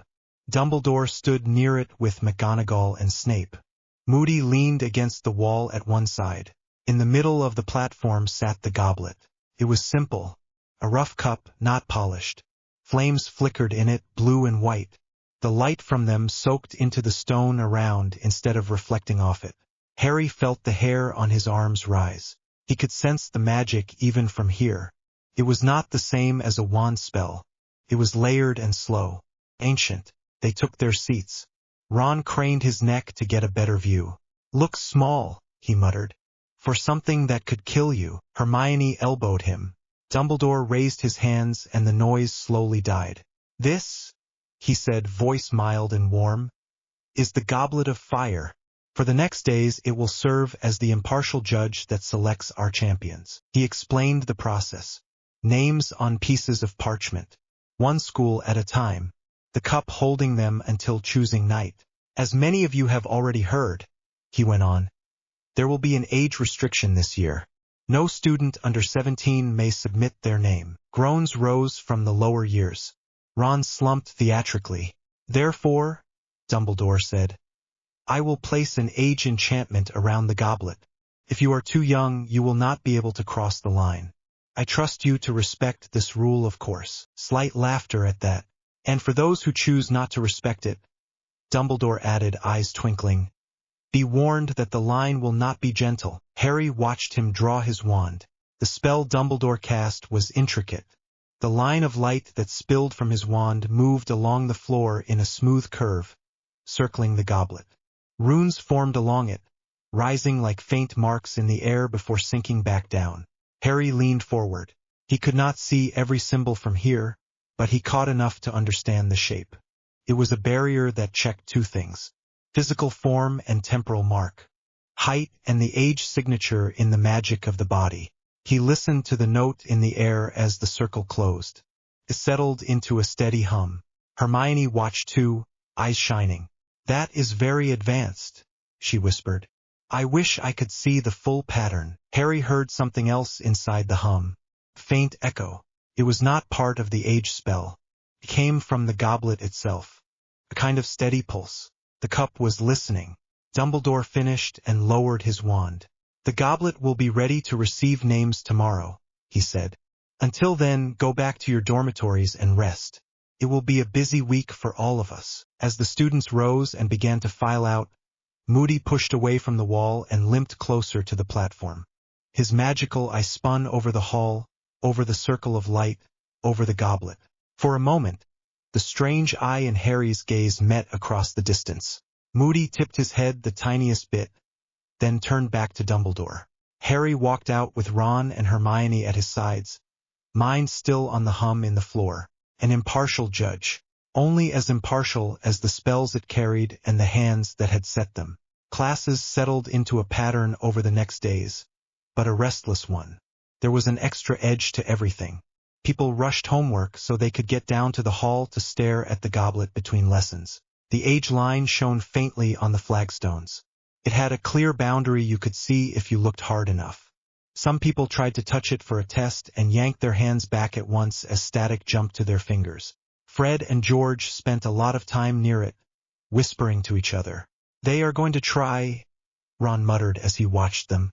I can feel it. Hermione folded her arms. If they get thrown across the hall, I will say I told them, she said. Harry watched the twins too, not with the usual mix of fondness and exasperation, though he had that as well. He watched like an engineer about to see an experiment. If they did find a way to push past the line, he wanted to see how. The most interesting lesson in those days was defense. Moody's classroom looked the same as before, but felt different. The air around him carried a kind of charged awareness. He limped to the front of the room, dropped his staff with a loud thump, and stared at them all. So, he said, you have fought trolls and snakes and dementors. You think you know what the dark looks like. Ron shifted uncomfortably. Hermione straightened. Harry did not move. Moody's magical eye swept the room, paused on Harry again, then moved on. There are curses, Moody went on, that tell you how much control you really have. 3 of them are classed as unforgivable by the ministry. Use one and you face a life sentence. Face one and you learn what you are made of. He demonstrated them. Imperius first. Watching his classmates bounce and dance under someone else's command was unsettling. Some laughed. Some looked ashamed as they came back to themselves. When Moody pointed his wand at Harry, the familiar weight of foreign will tugged at his mind. In Latveria, Doom had worn enchanted armor that would radio instructions straight into his nerves. He had tried once to design a control spell, a way to bend enemies without breaking them. He had scrapped it when he realized how easily it could be turned on his own people. The pressure from Moody's spell slid across his thoughts like water against glass. Jump, He felt the command. He felt the path from thought to muscle. He watched it, then stepped sideways instead. Moody's one natural eye narrowed. Harry moved again, not following the spell but not fighting it with brute force either. He let it pull, then slipped away at the last moment each time, like dodging a grab in a crowded room. "All right," Moody said, dropping his wand. "Enough. Sit." The grip vanished. Hermione stared at Harry, eyes wide. "How did you do that?" she whispered. "I did not like the idea of being a puppet," he said. "None of us liked it," Ron said. "We just could not help it." Harry did not answer. He knew Hermione would look up the theory later. He knew Ron would turn it into a story. He also knew Moody was still watching him. The other curses came after lunch in another lesson. A spider twitching in pain under the cruciatus. Another one dropping still after the green flash of Avada. Hermione looked ill. Ron went quiet in a rare way. Harry watched and catalogued. He did not like what he saw. Not just the power of the spells but the reaction of the class. Half horrified, half fascinated. "Remember," Moody said, voice harsh. "These are not for you to play with. You see them, you dodge or you shield or you drop your opponent before they finish the first word. You wait, you die." Death meant something different to Harry now. He had died once already in another world. It had not stuck. This time he did not plan to test that again. The day of the choosing came with clear skies and a sharp chill in the air. The goblet sat at the front of the hall, flames still bright. The age line glowed a little stronger, as if it felt the weight of the names inside. Over the last day, they had watched students from Beauxbatons and Durmstrang step forward and drop slips into the flames. Proud faces, nervous hands, uniforms in different colors. Cedric Diggory had stepped across the line with calm ease and added his name once the age enchantment accepted him. Hufflepuffs cheered so loudly even the suits of armor rattled. Harry had stood back, arms folded, refusing the small voice that wondered what would happen if he tried to walk through. Not because he wanted the glory, because he wanted to test the line. He stayed where he was. If he crossed, everyone would see. If he simply studied, he could build the spell in his head piece by piece. Now the hall buzzed as they took their seats. The goblet's flames were taller tonight. A steady column of blue-white fire. Ron grabbed Harry's sleeve. "Do you think Krum will get in?" he asked. "Probably," Harry said. "He is still at Durmstrang and he is of age. He will either be chosen or used as a scarecrow to make the others try harder." Hermione sat forward, eyes on the staff table. Beauxbatons and Durmstrang students sat at one end of the hall as guests. Madame Maxime towered near the staff. Karkaroff sat with his back straight and a fake smile on his face. Moody watched the goblet as if waiting for it to jump. Dumbledore rose. "The time has come," he said. "The goblet has made its decision." The hall fell silent. The flames in the cup shifted. Blue turned to red, then to fierce orange. Sparks flew up and burst. A slip of parchment shot out and Dumbledore caught it. "The champion for Durmstrang," he read, "is Victor Krum." The noise that followed was immediate and wild. Durmstrang students pounded the table. The rest of the hall shouted. Krum stood, expression not much changed, and walked to the front. Harry watched his stride. No wasted motion.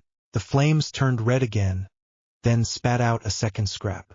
"The champion for Beauxbatons," Dumbledore said, "is Fleur Delacour." The blonde girl from the French school rose. A strange shimmer seemed to follow her for a moment. Half the boys at all tables stared. Harry heard someone sigh. She moved with smooth grace as she joined Krum at the front. One more time the flames flared. "The champion for Hogwarts," Dumbledore said, "is Cedric Diggory." Hufflepuff table exploded. People jumped to their feet and screamed Cedric's name. Cedric looked shocked for a heartbeat, then smiled and walked to stand beside the others. Ron clapped hard enough to sting his hands. "Nice one," he said. "At least it is one of ours." Hermione nodded. "He deserves it," she said. "He works hard. He is good at magic.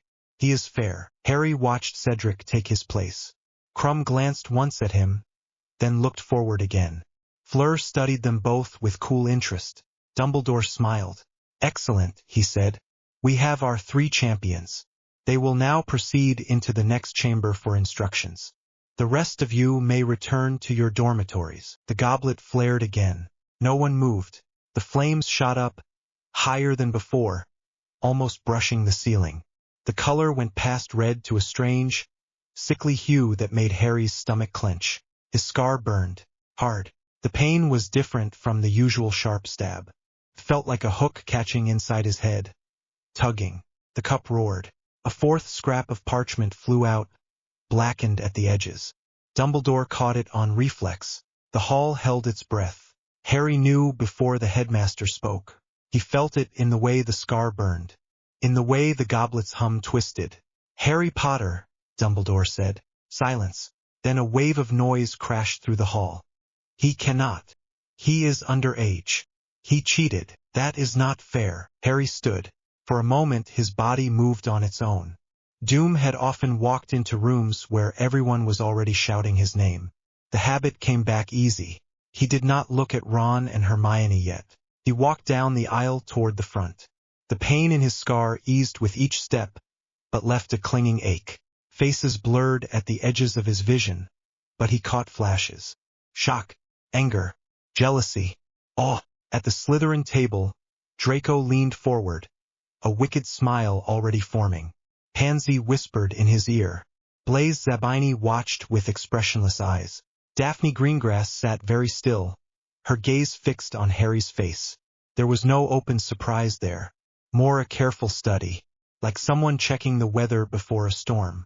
Harry reached the front and stepped up onto the platform. He stood slightly apart from Cedric, Krum, and Fleur. Dumbledore looked at him over the half-moon glasses. His eyes were not twinkling now. They were sharp. "We will discuss this inside," he said quietly. He led the champions through a side door. The noise of the hall cut off as the door closed. The room beyond was smaller, lined with paintings and bookcases. A fire burned in a grate. Ludo Bagman and Bartemius Crouch stood near the fireplace. Bagman looked delighted. Crouch looked like someone had served him cold tea. "Ah," Bagman said, cheerful. "Here we are, our champions." And Harry did not expect that. "That makes 2 of us," Harry said. Fleur turned to him at once. "You put your name in the cup," she said. Her accent softened the words, but not the accusation. "You are underage. This is against the rules." "I did not," Harry said. Cedric looked uncomfortable. "Maybe someone put it in for him," Cedric said. "There must be some mistake." Krum studied Harry with a slow frown. "Cup chose," he said. "Cup does not make mistakes. Someone made it first." Dumbledore held up a hand. "Calm," he said. "We will get answers." The door behind them opened. More people came in. Madame Maxime towering over everyone. Karkaroff with his sour smile. McGonagall, mouth pressed tight. Snape, eyes glittering. Moody, limping in last. The room felt smaller with them all inside. Crouch cleared his throat. "There can be no mistake," he said. "The goblet is a binding contract. When you placed your name within, you submitted any future choice. Once selected, you must compete." Harry focused on the word contract. He could almost see it. Threads of magic reaching out from the goblet toward the 4 of them. The pull was faint for now. Promise, not a chain. "And if he did not place his name?" McGonagall asked, voice cold. "Then someone else did," Crouch said. "That does not change the magic." The goblet accepted the name and chose. Madame Maxime folded her arms. "This is not fair to my student," she said. Beaux Batons was promised a clear contest. Karkaroff nodded quickly. "And mine," he said. "You cannot expect Victor to compete against an extra opponent, especially one who is so used to bending rules already." His eyes flicked to Harry's scar. Snape spoke at last. "The boy craves attention," he said softly. "He has a habit of collecting it. I see no reason to believe he did not seek this as well." Harry met Snape's gaze without flinching. "If I wanted attention," he said, "there are quieter ways to get it than being thrown into tasks that have killed grown witches." Bagman shifted awkwardly. "He has a point," he said. Dumbledore stepped closer to Harry. "Did you put your name in the goblet?" he asked. "No," Harry said. Did you ask an older student to do it for you? No. Are you certain? Yes. The questions were simple. The answers were as well. Dumbledore held his gaze for a long moment. Harry felt the faint brush of pressure at the edge of his mind. He did not let it in. He pictured the lab from his dreams. The coils. The clean lines of runes. The heavy door of a vault he had designed once to hold secrets. He set that door between Dumbledore and the rest of his thoughts. The pressure met steel and slid away. Dumbledore blinked once, then stepped back. I believe him, he said. Snape made a scoffing noise. Of course you do, he muttered. Moody spoke for the first time. Someone wants him in the game, he said. His natural eye was on Harry. The magical one spun slowly in its socket, watching everyone else at once. Someone who knows the rules and can twist them. Crouch stiffened. That is impossible, he said. The goblet is protected. Everything can be cracked, Moody said. You put faith in an object. Someone will prod it until it sings a different tune. Harry almost smiled. He liked the way Moody thought. So what do we do? Bagman asked, bouncing slightly on his toes. We cannot very well tell the whole school that the goblet chose and we ignored it. Karkaroff snorted. Perhaps we should, he said. If someone is playing games with our safety, maybe we should shut the tournament down. He did not sound truly eager. He sounded like someone who wanted to be on record as the one who had suggested it for later. Crouch shook his head. The Ministry has declared the tournament open, he said. Stopping it now would make us look weak. There it was again. Image over structure. Dumbledore's eyes were thoughtful. If we withdraw Harry, he said slowly, we risk angering whoever did this. They went to great trouble. A disappointed saboteur may lash out in other ways. Moody nodded once. Better to keep him where we can see him, he said. Harry listened as they talked around him. In Latveria, he would already have half the names of suspects in his files. Here, he had suspicions and a scar. Someone had placed his name into the goblet as a fourth school. Someone who knew his full name and the shape of the magic. Someone who wanted him in danger, or someone who wanted him distracted. He could walk away. He could refuse. He could stand here and say no, pile his will against the contract and see what snapped first. But if the goblet pulled against him, the backlash might not stop with him. Magic rarely did. He did not want that. And there was another thought, quiet and undeniable.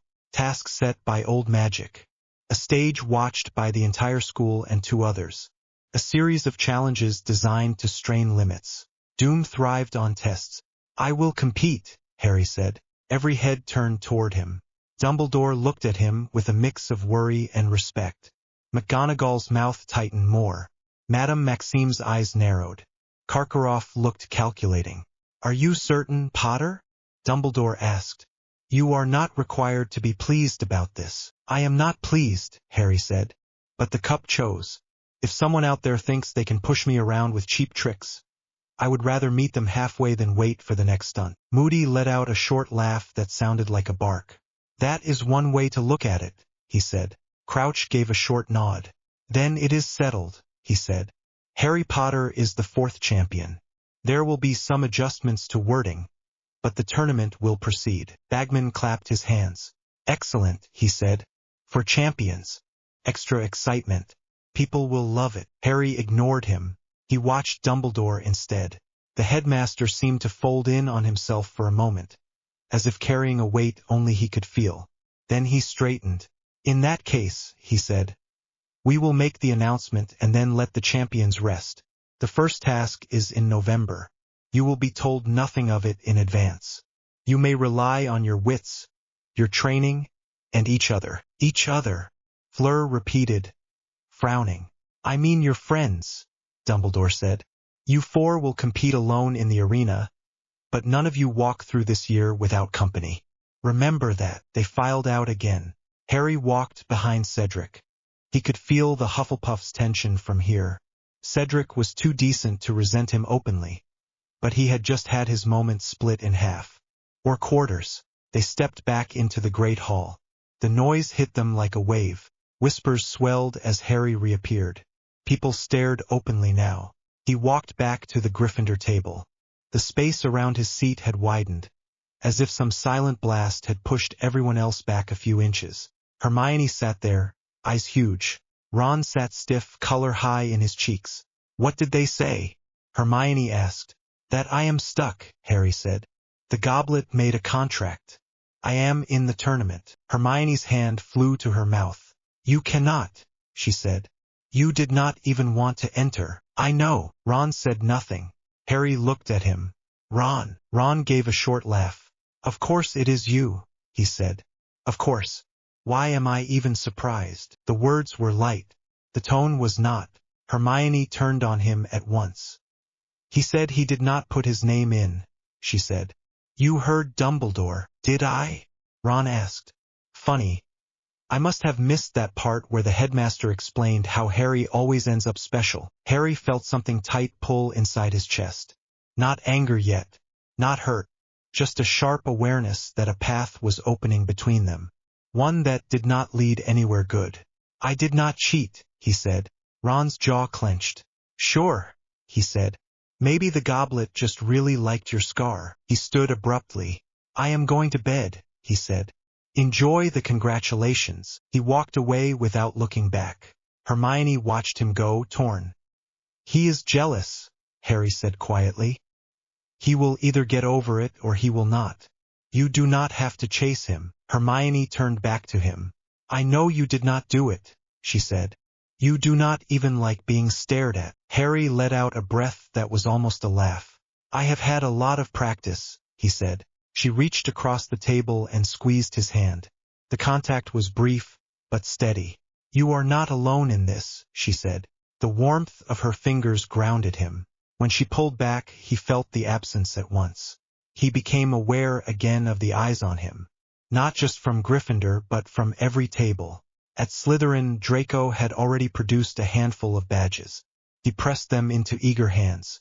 The little discs flashed with words that shifted between support Diggory and something less kind about Harry. Typical. Harry watched the badges light up on chests around the hall. The charm was clever enough for their age, if petty. He could have hexed them, cursed them to backfire, turned every insult into praise when they stepped into certain parts of the floor. Instead, he stored the idea away. There were better uses for that kind of twist than schoolyard spite.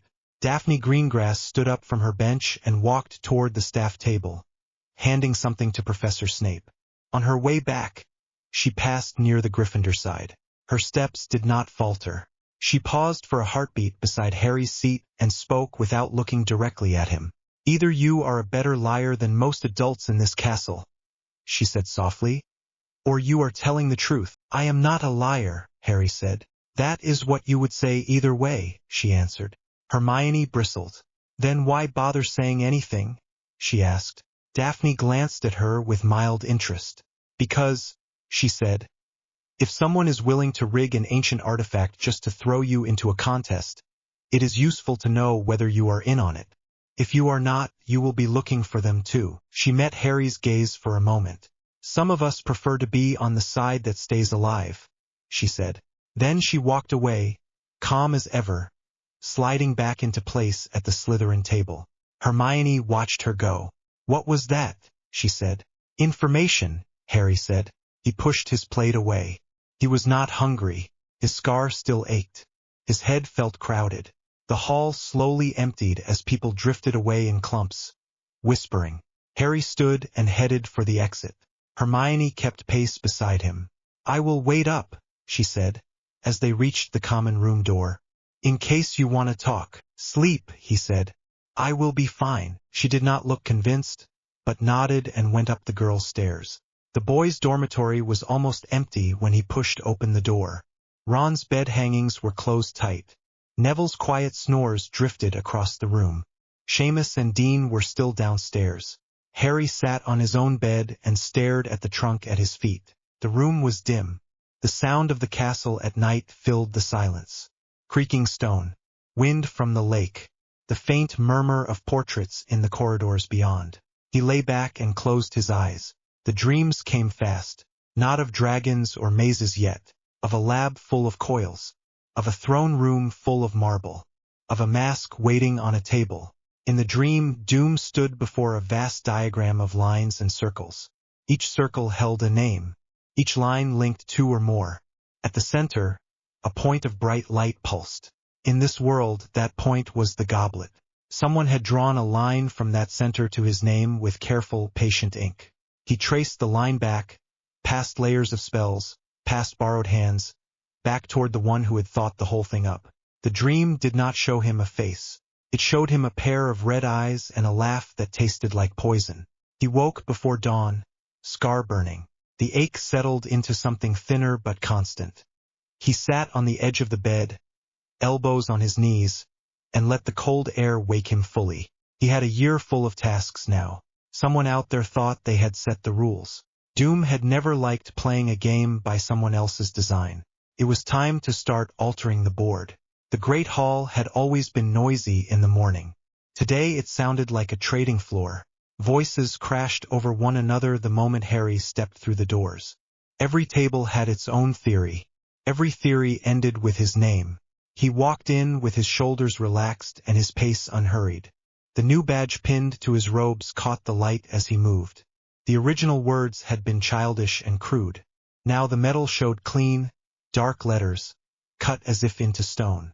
Doom prevails. The transfiguration hummed under his fingers, stable and deep, permanent. Conversations dipped as people saw it. They stared as if the letters might start speaking. Hermione hurried to meet him halfway. Her face was pale from lack of sleep, but her jaw was set. "You did not sleep," he said. "Neither did you." She glanced at the badge, then up at his eyes. Her voice dropped. "Everyone is talking about you. The hall last night, the judges, the way you spoke to them. Harry, they think you have lost it. They are welcome to think whatever entertains them." He let her walk beside him toward the Gryffindor table. "Thinking is free. Power is not. Can you, just once, try to sound less like you are about to start a coup?" She hissed through her teeth. "Please." They reached the table. A thick gap yawned where Ron usually sat. Plates were empty there. Ron was further down, hunched between Seamus and Dean, laughing too loudly at something that could not be that funny. He did not look over. The absence was louder than any shout. Harry sat in the space Ron had abandoned, as if nothing had changed. Hermione settled on his right. A few second-year students slid down the bench, as if distance could protect them from a name in fire. Across the hall, at the Hufflepuff table, gold and black heads bent together. Hands moved. Silver glints flashed. Badges passed from palm to palm. "Support Cedric Diggory" in neat letters. Beneath it, in smaller script, "Potter stinks." He felt Hermione tense beside him. "Do not," he said quietly. "I was just going to say that is immature and petty and inaccurate. I do not stink." He reached for the pumpkin juice, poured himself a glass with careful control. "Also, Cedric Diggory will need all the support he can get." She stared at him. "You are the extra champion and you are rooting for him?" "I am not rooting for him. I am observing that if he relies on badges, he is already at a disadvantage." He took a slow sip. "Besides, children require toys. Let them play." The hall shifted in little waves as eyes moved from badges to his face. Some of the older Hufflepuffs looked nervous rather than smug. A few of the younger ones kept their badges turned in, as if afraid he might see. Down the Slytherin table, a different cluster watched him with narrow interest rather than open hostility. Silver and green glimmered near the center, surrounded by enough distance that it might have been a small court. Daphne Greengrass sat straight-backed among them, pale hair pinned neat, hands folded on the table, expression cool and unreadable. The Ice Queen, her eyes met his for a moment. There was a question there. Then she dropped her gaze and reached for her tea as if nothing had happened. Hermione followed his line of sight. "What are you looking at?" "Possibility," he said. She frowned. "You are doing that thing again." "What thing?" "The remote stare. Like you are planning the fall of an empire and using everyone as chess pieces." He considered this and then gave a small nod. "Your description is adequate, Harry." Her voice was low and urgent now. "You need to focus on the tournament. On staying alive. Not on whatever that is." "The tournament is the board," he said. "The people are the pieces." I am focusing on both. She lowered her head and stabbed at her toast, clearly fighting the urge to argue where half the hall could listen.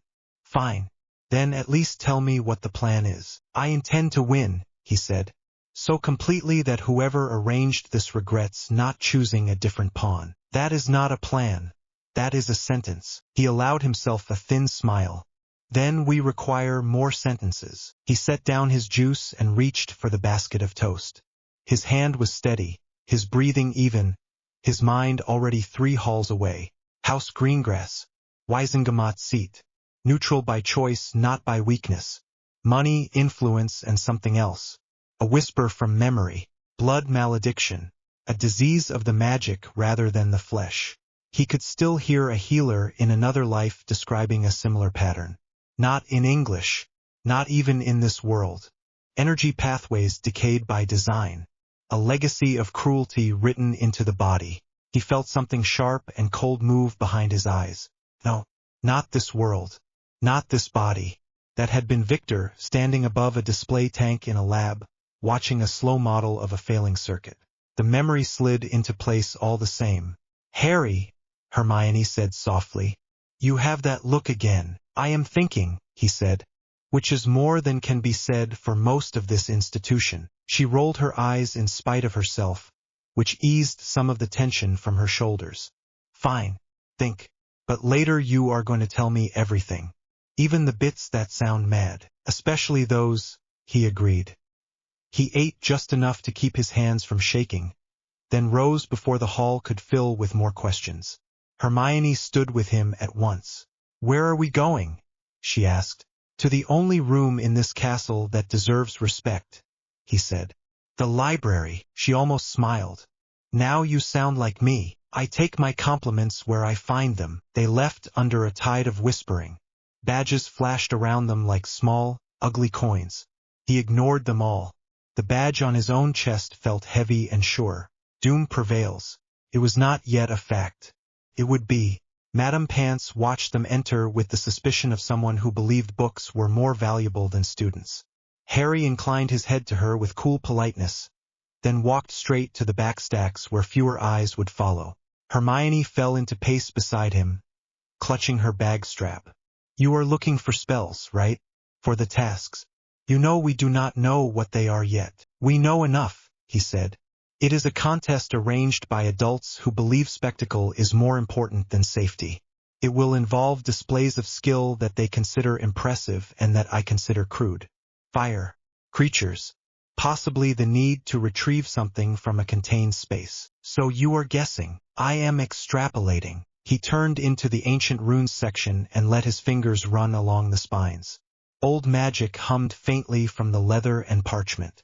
The shelves were cramped, the titles written in cramped script. Hermione watched his hand. You already have runes and arithmancy stacked to the sky. If you take on more independent work, McGonagall is going to explode. She can file a complaint, he said absently. In triplicate, she snorted despite herself. All right, Victor, calm down. The name hit him like a static spark. His hand paused on a book, just for a breath. She froze. That just slipped out. I did not mean. He closed his hand on the book spine and slid it free without looking at the title. His voice came out even. What did you call me? Hermione winced. It sounded like you for a second. Not you. The you who stands there and talks about efficiency and domination and never uses contractions. So you decided Victor was appropriate, he said. It sounded right. She looked miserable. I do not know why. I am sorry. He studied her face. There was no cunning there, only worry and the usual fierce loyalty. You are forgiven, he said at last. Do not make a habit of it. She nodded quickly. Harry, I just meant, you are different this year. Sharper, colder sometimes. It is like there is someone else behind your eyes. I am trying to keep up, but I do not want to lose you. He looked down at the book in his hand. The title glimmered in faded runes. Flux patterns in blood magic. You will not lose me, he said. I have no intention of going anywhere without my best researcher. It was not quite what she wanted to hear, but it was something. Her shoulders eased a little. Good, she said, because if you try, I will drag you back by the ear. He almost smiled. Noted. Steps sounded at the far end of the row. Light fell over the shelves as someone turned in. Harry did not move. Daphne Greengrass appeared at the end of the aisle, a stack of books balanced neatly in her arms. Her expression was composed and distant. The emerald trim on her robes caught the torchlight. Hermione stiffened. "Greengrass," Harry said. She paused. Her eyes flicked to the badge on his chest, then to his face. "Potter," she said evenly. "Granger." Her voice was smooth, very clear, with the careful edges of someone who had been coached from childhood. Hermione forced a polite nod. "Daphne." Daphne's gaze moved to the book in his hand. For a moment her calm cracked, just slightly. A small muscle jumped near her jaw. "That shelf is usually restricted," she said. "Madame Pants does not place it there by choice." "Then she should have hidden it better," Harry said. One of Daphne's brows lifted. "Bold answer, considering half the school thinks you somehow cheated your way into a death contest." "I do not cheat," he said. "I innovate. That is a word rich men use when they break the rules and call it progress." He studied her. Most Slytherins he had dealt with either sneered or simpered. She did neither. She weighed. "Greengrass," he said softly, "I require a conversation with you. A private one." Hermione made a soft sound of protest. Daphne's eyes narrowed. "Do you imagine I wander off alone with Gryffindor champions on demand?" "If you prefer a public discussion, we can oblige," Harry said calmly. "I would simply have to adjust my wording. I would have to speak more loudly when I mentioned your sister." All the color leached from her face at once. The books in her arms hitched. Hermione took a sharp breath. "Harry," Daphne's voice dropped to a whisper so quiet it barely moved the air. "You are treading on very thin ice." "I know exactly how thick the ice is," he said. "I also know how fast it is cracking." They stared at one another. The library around them felt suddenly smaller, the rows of shelves like walls closing in. Daphne looked at Hermione. "Granger, was it? Do you know what your friend is talking about?" Hermione glanced between them. Worry etched across her features. "No, he did not tell me." Which usually means he is about to do something reckless and smug. Harry ignored that. His gaze did not leave Daphne's. "I know your sister is ill," he said. "I know the healers used the word malediction. I know they said it was old and slow and inevitable. The curse of your line. A blood debt written into her bones." Daphne's knuckles were white against the covers of her books. "If you think threatening a child will buy you anything, you are not as clever as you pretend." "I am not threatening her," he said. "I am offering her the only hope she has." The words hung in the quiet row like charged air. Hermione turned to him, eyes wide. "Harry, you cannot promise that." "I can," he said simply, "because I understand what is killing her in a way St. Mungo's never will." Daphne swallowed. For a heartbeat the mask slipped and he saw pure, raw fear in her eyes. Not for herself. "Prove it," she whispered. "Not here," he said. "Walk with us. You may bring your wand. You may hex me if you believe I am lying. I will even stand still." She looked at him for a long time. Then she shifted her stack of books against her chest and gave one sharp nod. "Granger comes," she said. "Obviously," Harry answered. Hermione blinked. "What?" "If you imagine I will walk into the dungeons alone with an unstable Gryffindor and a secret, you are mad," Daphne said. "You stay. You watch. You report back to the world if he turns out to be a fraud." Hermione looked at Harry. "If you are lying to her, I will hex you myself." "I would expect nothing less," he said. They made their way out under Madame Pance's narrowed stare. The woman opened her mouth, saw Daphne's crest and the cold set of her mouth, and closed it again. The walk down to the dungeons was steep and dark. Torches threw long shadows across the stone. The air grew cooler, threaded with damp and something sharp. Slytherin air. Daphne moved with practiced ease, taking turns without thinking, until they reached a plain stretch of wall between two empty suits of armor. She shifted her grip on the books and spoke a word Harry did not know. The stones rippled and slid aside. Cool green light spilled out from the opening. The Slytherin common room smelled of smoke, polished wood, and deep river water. Students lounged in chairs and at tables, the low murmur of private conversation filling the space. All heads turned when Daphne walked in with 2 Gryffindors at her back. "If anyone hexes them, I will hex you," she said calmly into the silence. Twice, the room blinked. Several wands that had started to rise lowered again. There was a hiss of whispered questions and bets. "We will be using the study room," Daphne added. "We are not to be disturbed." She led them past the main fire to a narrower door at the far side. The study room beyond was lined with shelves and lit by a cluster of hanging lamps that shed a clear, cold light. A single long table occupied the center. Someone was already inside. A small girl with the same pale hair sat at the table, wrapped in a thick cardigan despite the mild chill. Her hands were folded in her lap, fingers twitching now and then as if they could not quite keep still. There were shadows under her eyes, and her skin had the fragile look of parchment held too close to a flame. Astoria Greengrass looked up as the door clicked shut. Her eyes were large and very bright. "Daph," she said quietly. "You brought friends." Daphne set her stack of books on the table with more force than necessary. Her mask slipped again for a moment as she knelt beside her sister, checking her pulse with a light touch, fussing with the cardigan.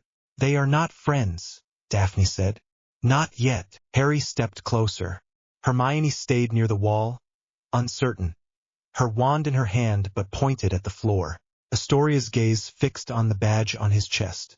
"Your badge is wrong," she said. Her voice was soft but clear. "You cannot put doom on a shield. Doom is something people run from, only if they do not know any better," Harry said. Daphne shot him a look that could have flayed lesser boys. "Start talking, Potter," she said. "This is the last moment before I throw you out." Harry studied Astoria openly. The room faded for a moment as he let his senses narrow. He watched more than her pale face. He watched the way the air moved around her, how the light seemed to catch and thin, how the little hairs on his arms prickled when she breathed. Magic flowed through witches and wizards in patterns. He had learned to feel those patterns the way an engineer learns to hear the pitch of a machine. Clean circuits hummed. This one stuttered. Her magical field flickered in waves. Every few breaths the flux dropped like a misfiring engine, then clawed its way back to a baseline that was already too low. The pattern was regular in its irregularity, decay wrapped in rhythm. He stepped to the other side of the table, opposite her, and set down the book he had taken from the library. He drew his wand. Daphne's wand was in her hand at once, aimed at his chest. Hermione's followed, aimed at his shoulder. He did not look at either. "I will cast a diagnostic spell," he said. "Non-invasive. It will show me your sister's flux pattern.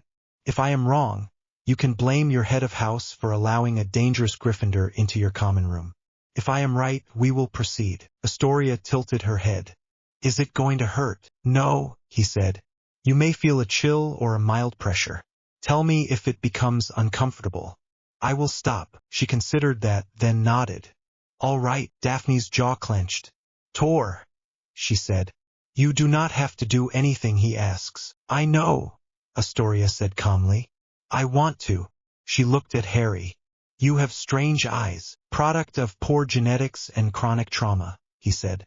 "Hold still." He raised his wand. The incantation he used was not standard. The base was an old diagnostic charm for circulatory problems. He had taken it apart, studied the runic structure, and rebuilt it to trace magical flux instead of blood. "Revelio fluxus," he said clearly. Blue light flowed from his wand and wrapped itself around the girl in thin, intersecting strands. They settled onto her skin like a net and then sank inward, leaving faint lines of light pulsing under the surface. Astoria shivered. "Cold," she murmured. "Then warm. It feels like my bones are humming." "Good," he said. "Describe any other sensation." The lines pulsed in time with her breathing. At first they were steady. Then, just as he had felt before, they stuttered. Sections winked dim, then bright, like a series of lamps fed by a failing generator. Harry watched, counting in his head. The dip came every 12 breaths, regular as a clock. Each time the recovery was slower. Hermione breathed out, almost a whisper. Is that normal? No, he said. This is not a curse in the common sense. There is no separate foreign spell wrapped around her. Daphne's grip on her wand tightened. Then what is it? A flaw in the circuit, he said. Her magical core is structured in a way that allows energy to leak at regular intervals. The pattern is inherited, not applied. Someone in your family line carried it, by chance or design, and passed it down. Design, Daphne said bitterly. Old enemies, old debts. A ritual that targeted your house, Harry said. Not your sister. A generational spike driven into the tree. The healers saw the shape of the damage and called it a malediction. They focused on the symptom, not the mechanism. Astoria watched him with wide eyes.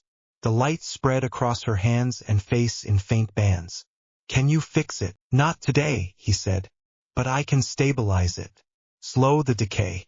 Buy us time to build a real solution. Daphne laughed softly.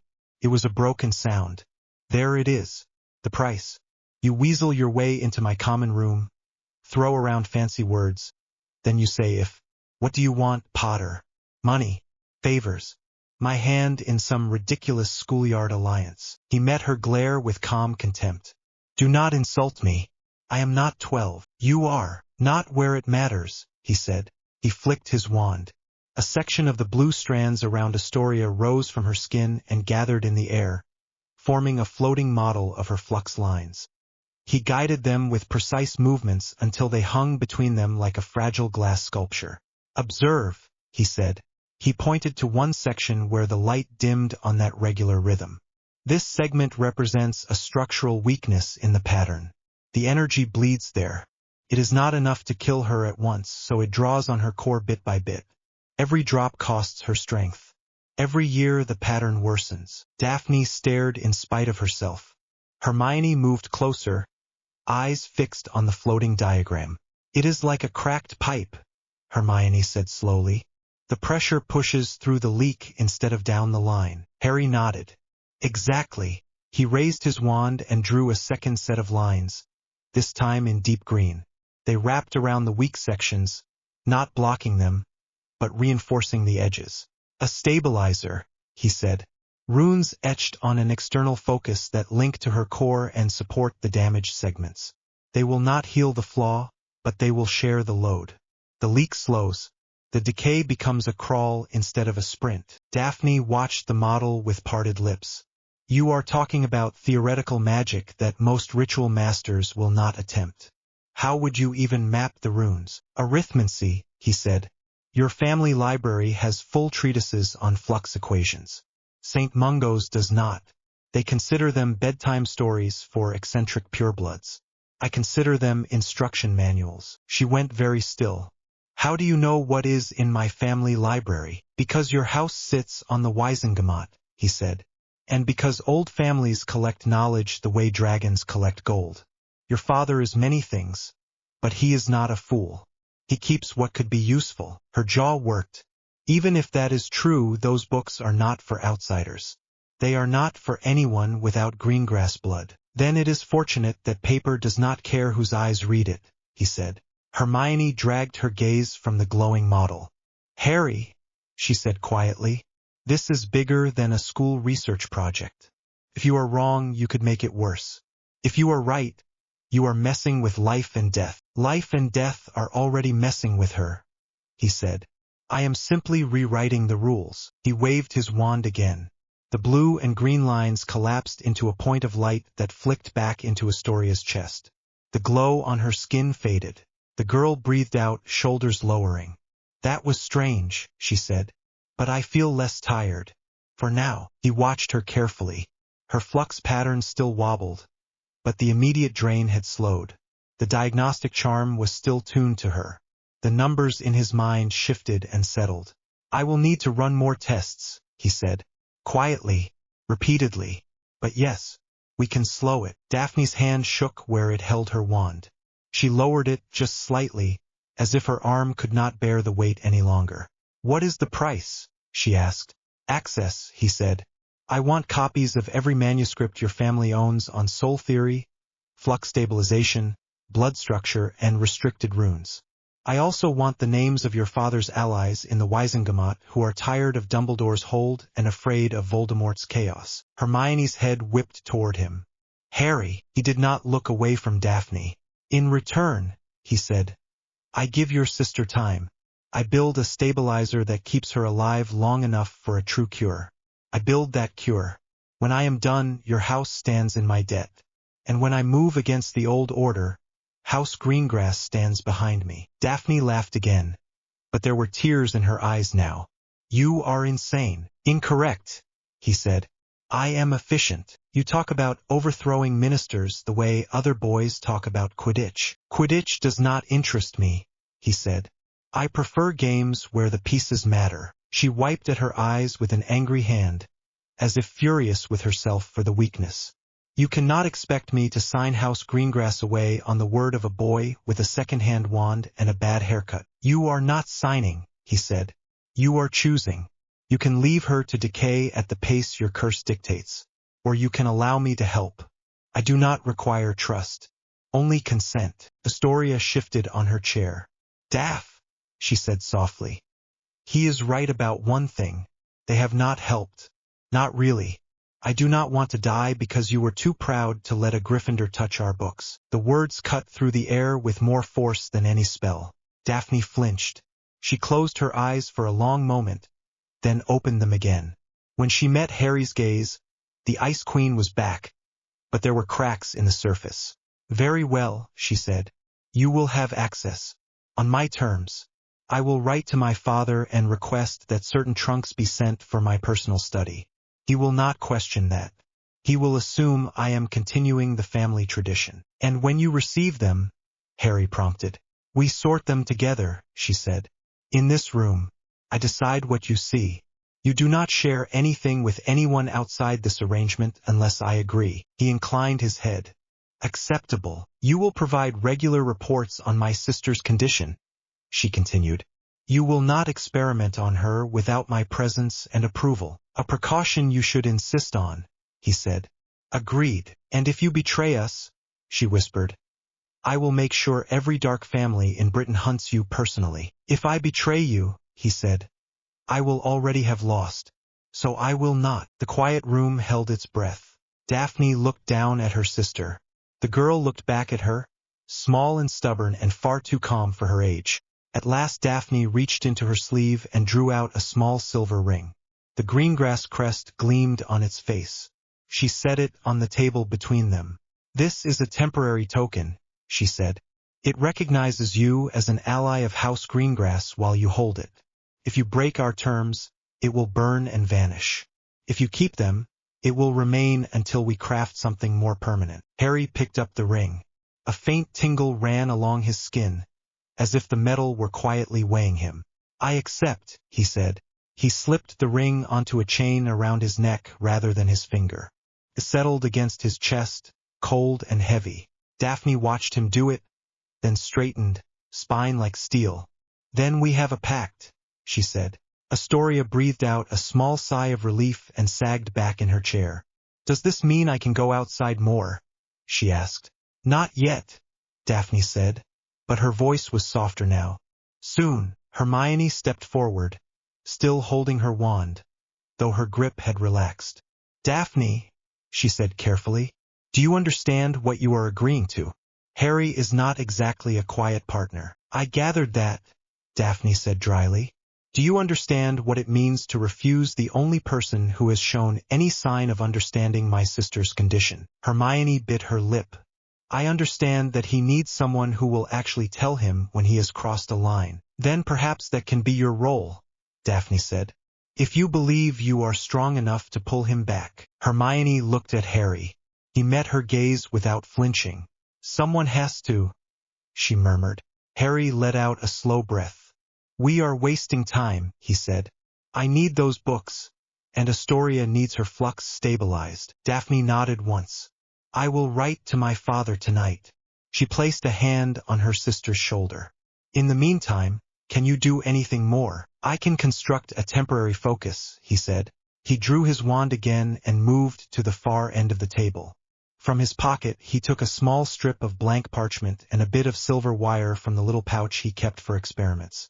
"Sit," he told Hermione. "I am not the one with the curse," she said, confused. "You are the one with perfect recall," he answered. "Watch the pattern. You will check my work." Her cheeks flushed at the compliment, but she pulled a chair beside him, eyes sharp. He smoothed the parchment, then began to write, not words but runes. Each line was precise, each angle measured by instinct and long practice. He spoke under his breath as he wrote, not an incantation but a sequence of numbers, calculating flux ranges and load thresholds. Daphne watched, arms folded, suspicion fighting with dawning respect. Astoria leaned forward, fascinated. "What are those?" Hermione asked. "Containment and transfer runes," he said, "anchored to a personal focus point. In this case, the silver." He wrapped the bit of wire around the parchment and tapped it with his wand. The parchment stiffened and shrank, folding in on itself until it became a thin band no wider than a knuckle. The runes remained, etched into the surface in faint light. He picked it up and carried it back to Astoria. "This is a crude version of what we will build properly later," he said. "It should help smooth the worst drops. The effect will fade over time, but it will give us data." Daphne stepped between them at once. "If this harms her." "It will not," he said. "You have my word." She studied his face, looking for cracks. Whatever she saw there, it was enough. She moved aside an inch. Harry knelt beside Astoria's chair so they were at eye level. "Give me your hand," he said. She held it out without hesitation. He slid the band over her wrist. It tightened to fit, then flashed once in a pulse that matched the beat of her magic. Astoria gasped. "It feels warm," she said, "and light, like someone opened a window in my chest." The diagnostic pattern in his mind shifted again. The worst of the drops flattened. The cycle lengthened by several breaths. "Better," he said. "Temporary, but better." Daphne's eyes were shining now in a way that had nothing to do with anger. She looked from her sister's wrist to Harry's face. "How?" she said quietly. "How do you look at her and see that when everyone else sees a curse and a ticking clock?" "Because I refuse to accept inefficient systems," he said. "Even when those systems are made of flesh and blood." She swallowed hard. "You are terrifying." "Thank you," he said. She huffed a soft, incredulous breath that might almost have been a laugh. Then, very suddenly, she stepped closer. Her hand closed on the front of his robes and tugged him up to his feet. He tensed, expecting a slap or a hex. Instead, she rose on her toes and brushed her mouth against the corner of his. It was not soft. It was not romantic. It was a sharp, decisive press, like the stamping of a seal. Hermione made a strangled noise. Astoria giggled weakly. Daphne stepped back at once, cheeks flushed, eyes hard. "That is not affection," she said. "That is acknowledgement." "Of what?" he asked, more curious than offended. "That for the first time since we heard the word malediction, I am not completely helpless," she said. "Do not let it go to your head. It already lives there," he said. She shook her head, almost smiling. "Get out of my common room, Potter, before someone decides to test how far my threat extends." "Gladly," he said. He turned to go, then paused. His gaze lingered on Astoria for a moment. "We will speak again soon," he said. "If you feel any sudden dizziness or sharp pain at the bracelet, remove it at once and send for me." "I will," she said solemnly. "Thank you." He inclined his head, an old, courtly gesture that did not match his age or his robes. Then he walked out of the study room. Hermione hurried after him, casting one last baffled look at Daphne, who was still touching her sister's wrist as if afraid it would vanish. The common room went silent as they passed through, then erupted in whispers the moment the door closed behind them. In the corridor outside, the air felt warmer. Harry breathed it in, tasting stone and damp and the faint trace of river. Hermione grabbed his sleeve and yanked him to a halt. "What was that?" she demanded. "An agreement," he said. "She kissed you." "She acknowledged the shift in power," he corrected. "Harry," she said, exasperated. "You just negotiated a political alliance with a Slytherin, demanded access to forbidden magic, and used experimental runes on a sick child. In one afternoon, yes, he said, that is not normal. Normal is a story adults tell themselves to justify their failures, he said. She stared at him, breathing hard. You are going to get yourself killed. Unlikely, he said. I seem to be very inconvenient to kill. She closed her eyes for a moment, then opened them again. Fine. Then I am coming with you. To where? He asked. To the room of requirement or whatever miserable laboratory you are calling it now, she said. You are not going to dive into soul magic and blood maledictions without someone there who actually reads footnotes. He felt a flicker of warmth that had nothing to do with magic. Very well, he said. We move now. The sooner I have those books, the sooner I can confirm a hypothesis. About your scar, she guessed. About the parasite within it, he corrected. The Greengrass Library will have more articulate language for it. I intend to learn every word. She shivered. That sounds like something out of a horror story. It is, he said. The difference is that in this story, the monster picked the wrong host. They walked together toward the hidden door that led to the room. Hermione's steps matched his, shorter but just as determined. Behind them, in the Slytherin study room, Daphne Greengrass sat with her hand on her sister's, feeling the steady, stronger pulse of magic through the new band. For the first time in years, she let herself imagine a future in which Astoria lived long enough to complain about homework. In the quiet, she whispered a word that tasted strange on her tongue. Doom, she said softly. Very well. Let us see if you prevail. The dragon was still inside his head when he woke. Not a dream dragon. Not a symbol. An exact image that his brain kept replaying. The length of the neck. The curve of the wings. The pattern of heat rolling off its scales. Harry stared at the ceiling of the dorm for a few seconds, then sat up. His heart was already beating faster, but not with fear. With calculation. He dressed fast and quiet. No one else in the room stirred. Ron still had the hangings closed tight around his bed. Neville mumbled in his sleep. Outside, the castle was just starting to shift into morning noise. Pipes, ulls, distant voices. By the time he reached the 7th floor corridor, his mind had already run through 3 different ways to handle dragon fire. None of them were elegant yet. He walked in front of the blank stretch of wall, thinking hard. I need a lab with every test result we have on flux patterns, heat transfer, and creature wards. I need space. I need silence. The door slid into existence. Inside, the room of requirement had shaped itself into something that looked halfway between a potions classroom and a muggle laboratory. Long tables. Shelves lined with heavy books from the Greengrass trunks. A clear floor in the center marked in faint chalk circles. Hermione was already there. She stood at one of the tables, hair tied back, quill behind her ear, 3 open books fanned in front of her. The top one had a Greengrass crest burned into the leather. You are early, she said. Again. You too, he said. She gave him a look. I did not sleep. Again. He moved to the table and glanced over the open pages. Dense arithmancy. Blood structure diagrams. Margin notes in old ink.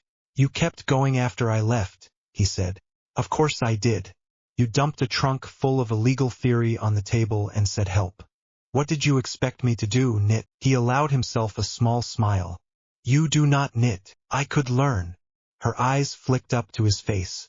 You look calm. I am. He set his bag down and pulled out a folded bit of parchment, already covered in runes. We have a problem to solve. Panic wastes energy. The problem is that there is a dragon, she said. An actual dragon. You are going to walk into a ring with it for entertainment. That is one way to phrase it, he said. Another is that the teachers have given me a large, angry test subject with very clear conditions. Do not kill it. Retrieve the egg. Survive. In that order. Hermione rubbed her eyes. You say that like this is a practical exam instead of a death trap. Death trap, he said, is simply the teacher word for practical exam. She let out a thin laugh and then stopped, looking at him seriously. Hagrid showed you the dragons. You warned Cedric. Did you tell Fleur and Krum too? Yes. How? Indirectly. He saw the memory in his head as clearly as the dragon. The smell of smoke. The nervous pride in Hagrid's voice when he pulled back the cloak and the Hungarian horntail snapped its chains. Most people would have only seen teeth and flame. Harry had seen the links, the anchor points, the way the dragon's eyes tracked movement. Detail. Pattern. Later, in the corridor, he had used a quiet moment to speak near the French students in a way that carried just far enough. A casual remark about fireproof charms and thick scales. A question asked too loudly about aerial tactics. Krum had not needed much. A word dropped in the Durmstrang camp about land-based creatures and bait. Hermione shook her head. You could have just told them straight, and listened to the judges complain about broken secrecy, he said. This method keeps everyone alive and keeps me free of accusations. She tapped the book in front of her. Fine. So what is the latest brilliant plan? He laid the parchment flat. The runes on it formed a circle broken into segments. Some were old forms from the Greengrass manuscripts. Some were his own corrections. Step 1, he said. Stay out of range. I am not a flyer. I will not pretend to be one in front of a dragon that lives in the air. Good, she said. Because you are terrible on a broom. Thank you for your support. Anytime. Step 2, he went on. Build an energy sink. A field that absorbs the heat from the fire and bleeds it into the ground before it reaches me. That removes the main threat. She nodded. And the claws. And the teeth. And the tail. Step 3, he said. Use resonance. She frowned. Like with Astoria. Similar idea. The girl's malediction is a leak in her flux pattern. The dragon is a surge. Both problems tie back to rhythm. If I can find the natural pulse of its magic, I can send a countertone that calms instead of excites. That sounds a lot like the way Binns described old herding charms, she said slowly. Calming flocks, soothing hippogriffs. Scaled up, he said. With better maths. Hermione chewed her lip, thinking. What about the collar idea you threw out yesterday? The runic band anchored to the horns. Too visible, he said. The judges will see a band and start shouting about control magic. The field must be invisible. They will feel the result, not the mechanism. She looked at him. You know they are going to call it dark no matter what you do. Yes, he said. If it makes them uncomfortable and they do not understand it, they will label it dark. That word is a blanket to throw over fear. You are going to stand in front of a dragon and use advanced soul theory in public, she said. In front of Karkaroff. In front of Fudge. In front of half the ministry. Yes, her throat worked. You like the stage more than you pretend. I like the efficiency of solving many problems at once, he said. Win the task. Show the world how limited their idea of magic is. Put pressure on whoever tampered with the goblet. Every eye on me is one less on their next move. She stared at him for a moment. You realize that is not how normal 14-year-olds think. I am not normal, he said. And I am older than I look. She winced. Right? Sorry. Still getting used to that sentence. He watched her for a moment. Her shoulders were stiff. Her hands trembled slightly when she reached for a quill. She was exhausted and still standing here, ready to help him fight a dragon with numbers. He stepped closer and rested his hand on hers. Hermione, he said quietly. She looked up. I am not going to die in that arena, he said. I do not plan to give whoever set this up the satisfaction. You cannot promise that, she said. I can promise I will do everything possible to walk back out, he said. And I can promise I have never been more determined in my life. Her eyes were bright now. You had better, she said. Because if you get yourself burned to ash after I spent all this time learning blood flux equations, I am going to be very annoyed. You would haunt my ghost, he said. Absolutely. He squeezed her hand once, then let go. Come on. Help me check the sequence again. They bent over the parchment together. Outside, the day of the first task rolled closer with every tick of the castle clocks. By the time the sun reached its highest point, the tent near the edge of the forest stank of nerves. Harry stood inside with the other champions and let the noise from the stands wash over him in dull waves. The canvas walls shook now and then as someone outside pushed past. Cedric paced in slow lines near the entrance flap, wand already in his hand. He kept checking the tip, as if afraid it might vanish. Crumb sat on a stool, elbows on knees, eyes on the ground. Fleur smoothed imaginary creases in her robes and pretended her hands were not trembling. Bagman beamed at all of them like a man hosting a game show rather than a near-death event. "This is going to be brilliant," he said for what felt like the 5th time. "Remember, it is simple. Get past the dragon. Take the golden egg. Style will count, of course, but the main thing is survival." "Wonderful priority list," Harry said. Bagman either did not hear the tone or chose to ignore it. "We will draw lots to see who goes first. Ladies first, I think." Fleur stepped up and took a small silk bag from his hand. She reached in and drew out a tiny model dragon that sprang to life in her palm. The scales glimmered red. A number hung over its head. "1," Bagman said cheerfully. "Quite the honor." Fleur swallowed. "Brilliant," she said, not sounding brilliant at all. Crumb drew next. His model was green and snarled in his hand. The number 2 floated above it. Cedric pulled out a blue one, number 3. Harry stepped forward last and reached into the bag. The small dragon that landed in his palm was a perfect Hungarian horntail in miniature, down to the spiked tail. His tiny chest rose and fell. Its wings flared and settled again. The number above it was 4. The little horntail stared up at him. He stared back. "Looks familiar," Bagman said. "All ready, Harry." Harry closed his hand around the toy dragon. It wriggled and then went still. "I am ready," he said. "Excellent. Fleur, your cue is in 5 minutes. The others you can watch on the scrying screens in the corner." The 3 champions moved toward the glowing surface stretched across one section of the tent. It showed a foggy view of the outside. Grass, boulders, the steep curve of the arena. Fleur stood near the entrance, breathing in measured counts. Her lips moved silently. A spell or a prayer or both. Harry watched her profile on the screen as she walked out a few minutes later. The roar from the stands hit even through the charm. The dragon on the field lifted its head, smoke curling from its nostrils. Fleur raised her wand. Her voice came out clear even through the distortion. A charm layered over another. Glittering lights swarmed around the dragon's head. Music floated through the spells, faint but present. A single pure note held long beyond normal breath. The dragon swayed. Hermione would have approved of the spell work. A precise charm aimed at the senses instead of the skin.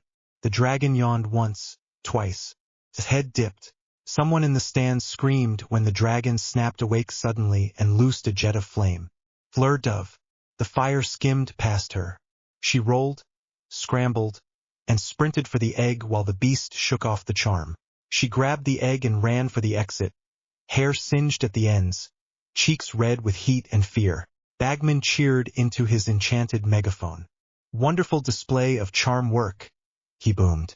1 egg secured. Crumb was next. He walked out with the posture of a man heading onto a Quidditch pitch. The stands roared for him, voices chanting his name. The Chinese fireball facing him hissed and spat more smoke. His eyes burned.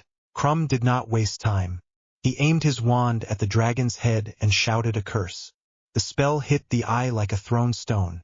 The dragon bellowed, reared back, and thrashed. Fire surged in random arcs. Several judges flinched as a wave of heat rolled toward the stands before the safety wards kicked fully in. Crumb ducked behind a boulder while the dragon clawed at its face, then rolled out, sprinted, and grabbed the egg. He got a scorch down one arm and a near miss from the tail, but he came back into the tent with his shoulders straight. Cedric's turn came. The dragon he faced was a Swedish short snout. Smaller than the horntail, but still big enough to crush a house. Cedric conjured a pack of barking dogs out of thin air and sent them racing around the beast, snapping and yelping. The dragon turned after them in confusion, tail swinging. Cedric sprinted across the other side and almost made it clean. The tail caught him on the shoulder and sent him rolling, but he held his wand, scrambled up, and grabbed the egg with his other hand before the dragon could change focus. He limped back into the tent, breathing hard, arm already swelling. Harry watched them all and took notes in his head. Fleur had gone for the senses. Crumb had gone for the eyes. Cedric had gone for distraction. All valid tactics. All reactive. Now it was his turn. Bagman bounced on his heels. "Harry," he said, voice a notch too bright.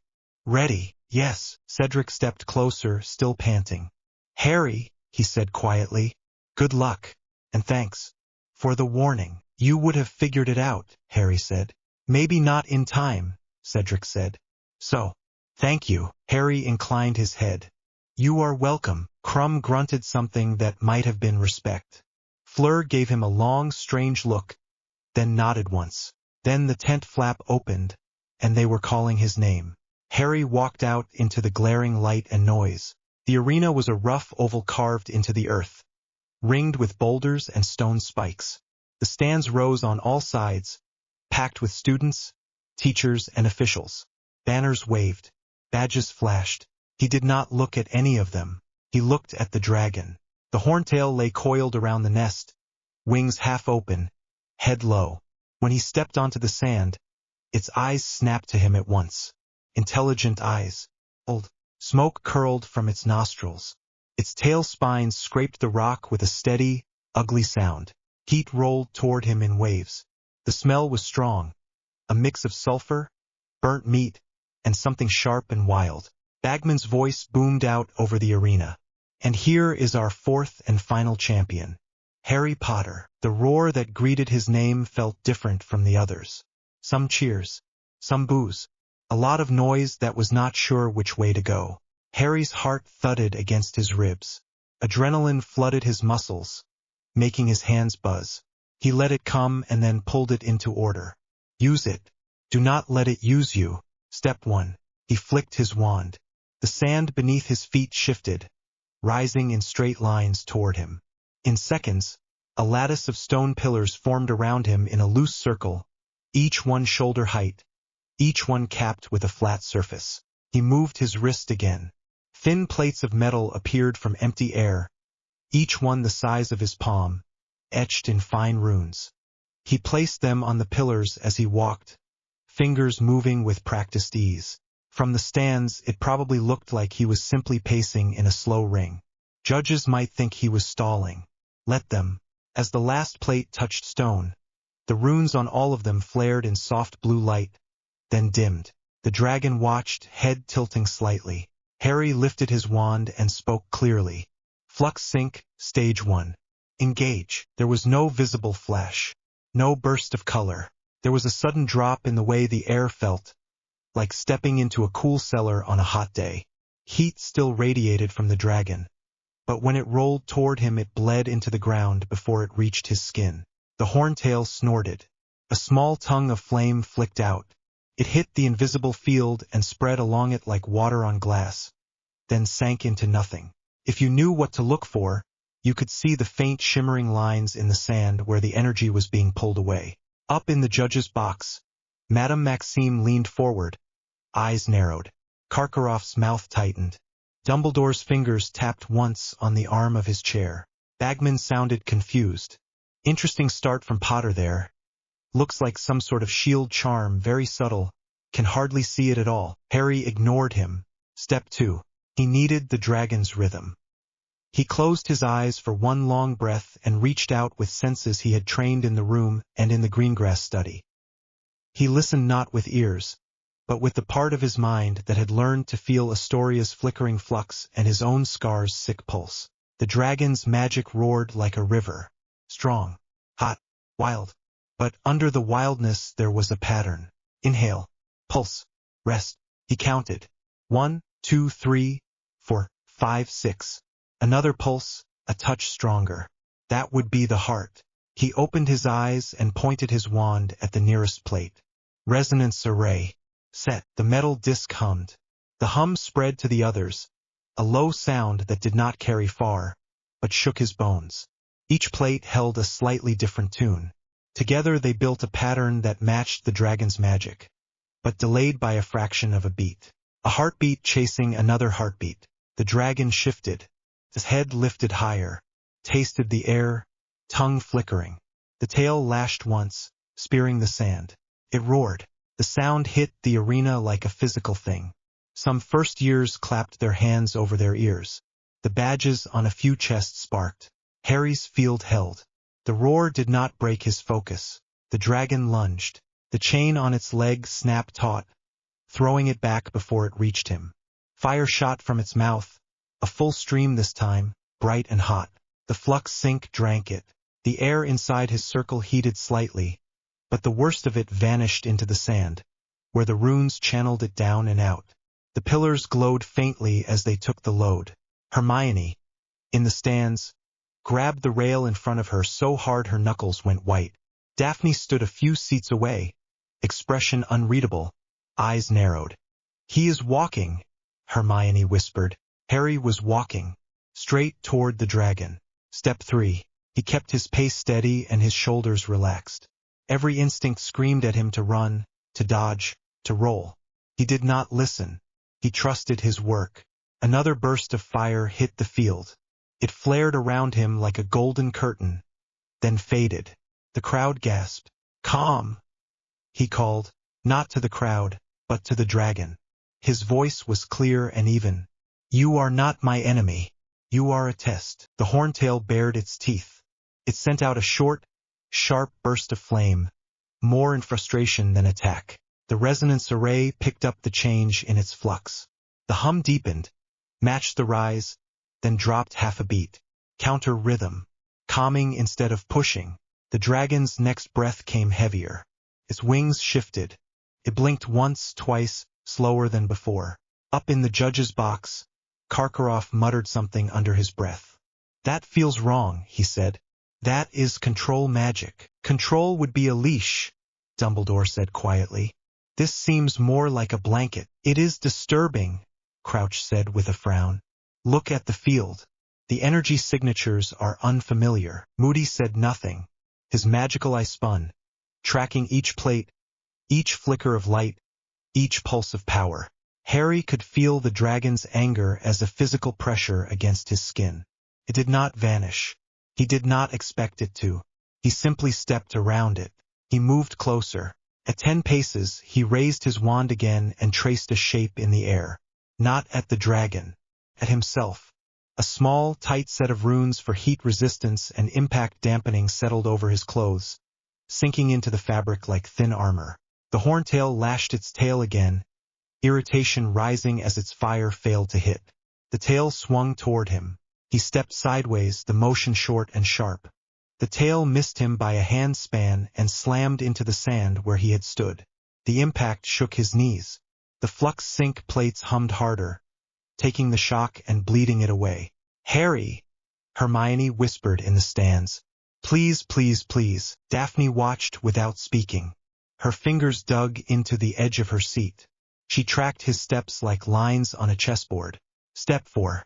He was close enough now to see the fine pattern of scales around the dragon's eyes. The pupils were narrow slits in pools of molten gold. He stopped. Then he bowed. It was not a deep, fawning bow. It was clean and sharp. A rider's nod to a dangerous mount. A ruler's nod to another ruler. The dragon's head tilted slightly. Respect is a language. Some creatures understand it better than shouted spells. "I am not here to hurt you," Harry said quietly. "I am here to show them what you are." The resonance field deepened. He adjusted the rhythm, feeding in the numbers he had counted from its breathing. The hum wrapped around the dragon's chest, not squeezing, not choking, just holding. The horntail's next breath came slower. Its eyes half closed, then blinked open again. The chain on its leg rattled as it shifted, but the movement lost some of its desperate edge.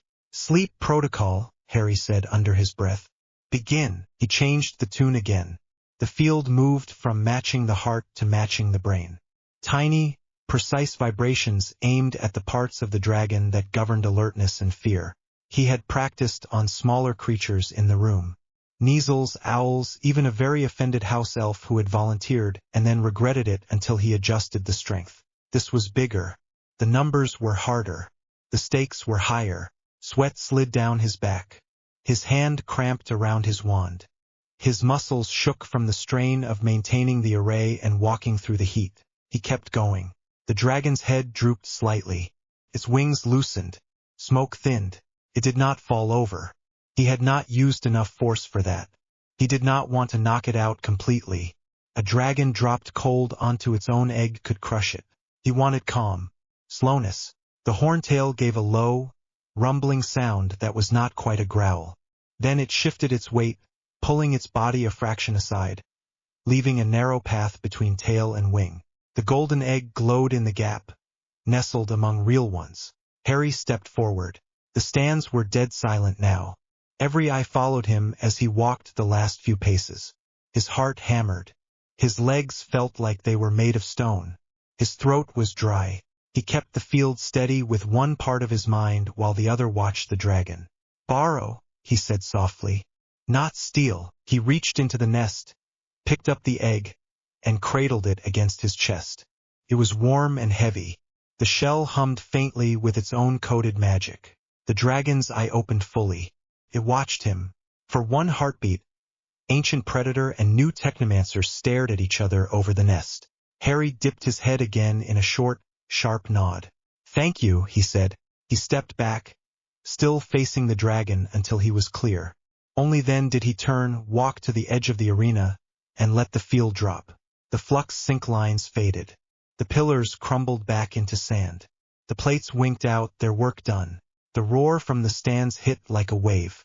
For a moment he could not even hear it as sound. It was just pressure like the fire had been. He walked out into it with the egg in his arms. Bagman's voice came roaring over the megaphone, now full of giddy excitement. Well, that was something special from Harry Potter. No broom, no blinding curses, and I do not think he even singed his eyebrows. Hermione sagged against the rail, breath leaving her in a rush. Her knees wobbled. "He did it," she said. Daphne did not sit. She watched Harry with sharp eyes. "He talked to it," she said quietly, "like it was a person. That is because he is mad," Pansy muttered somewhere to the side.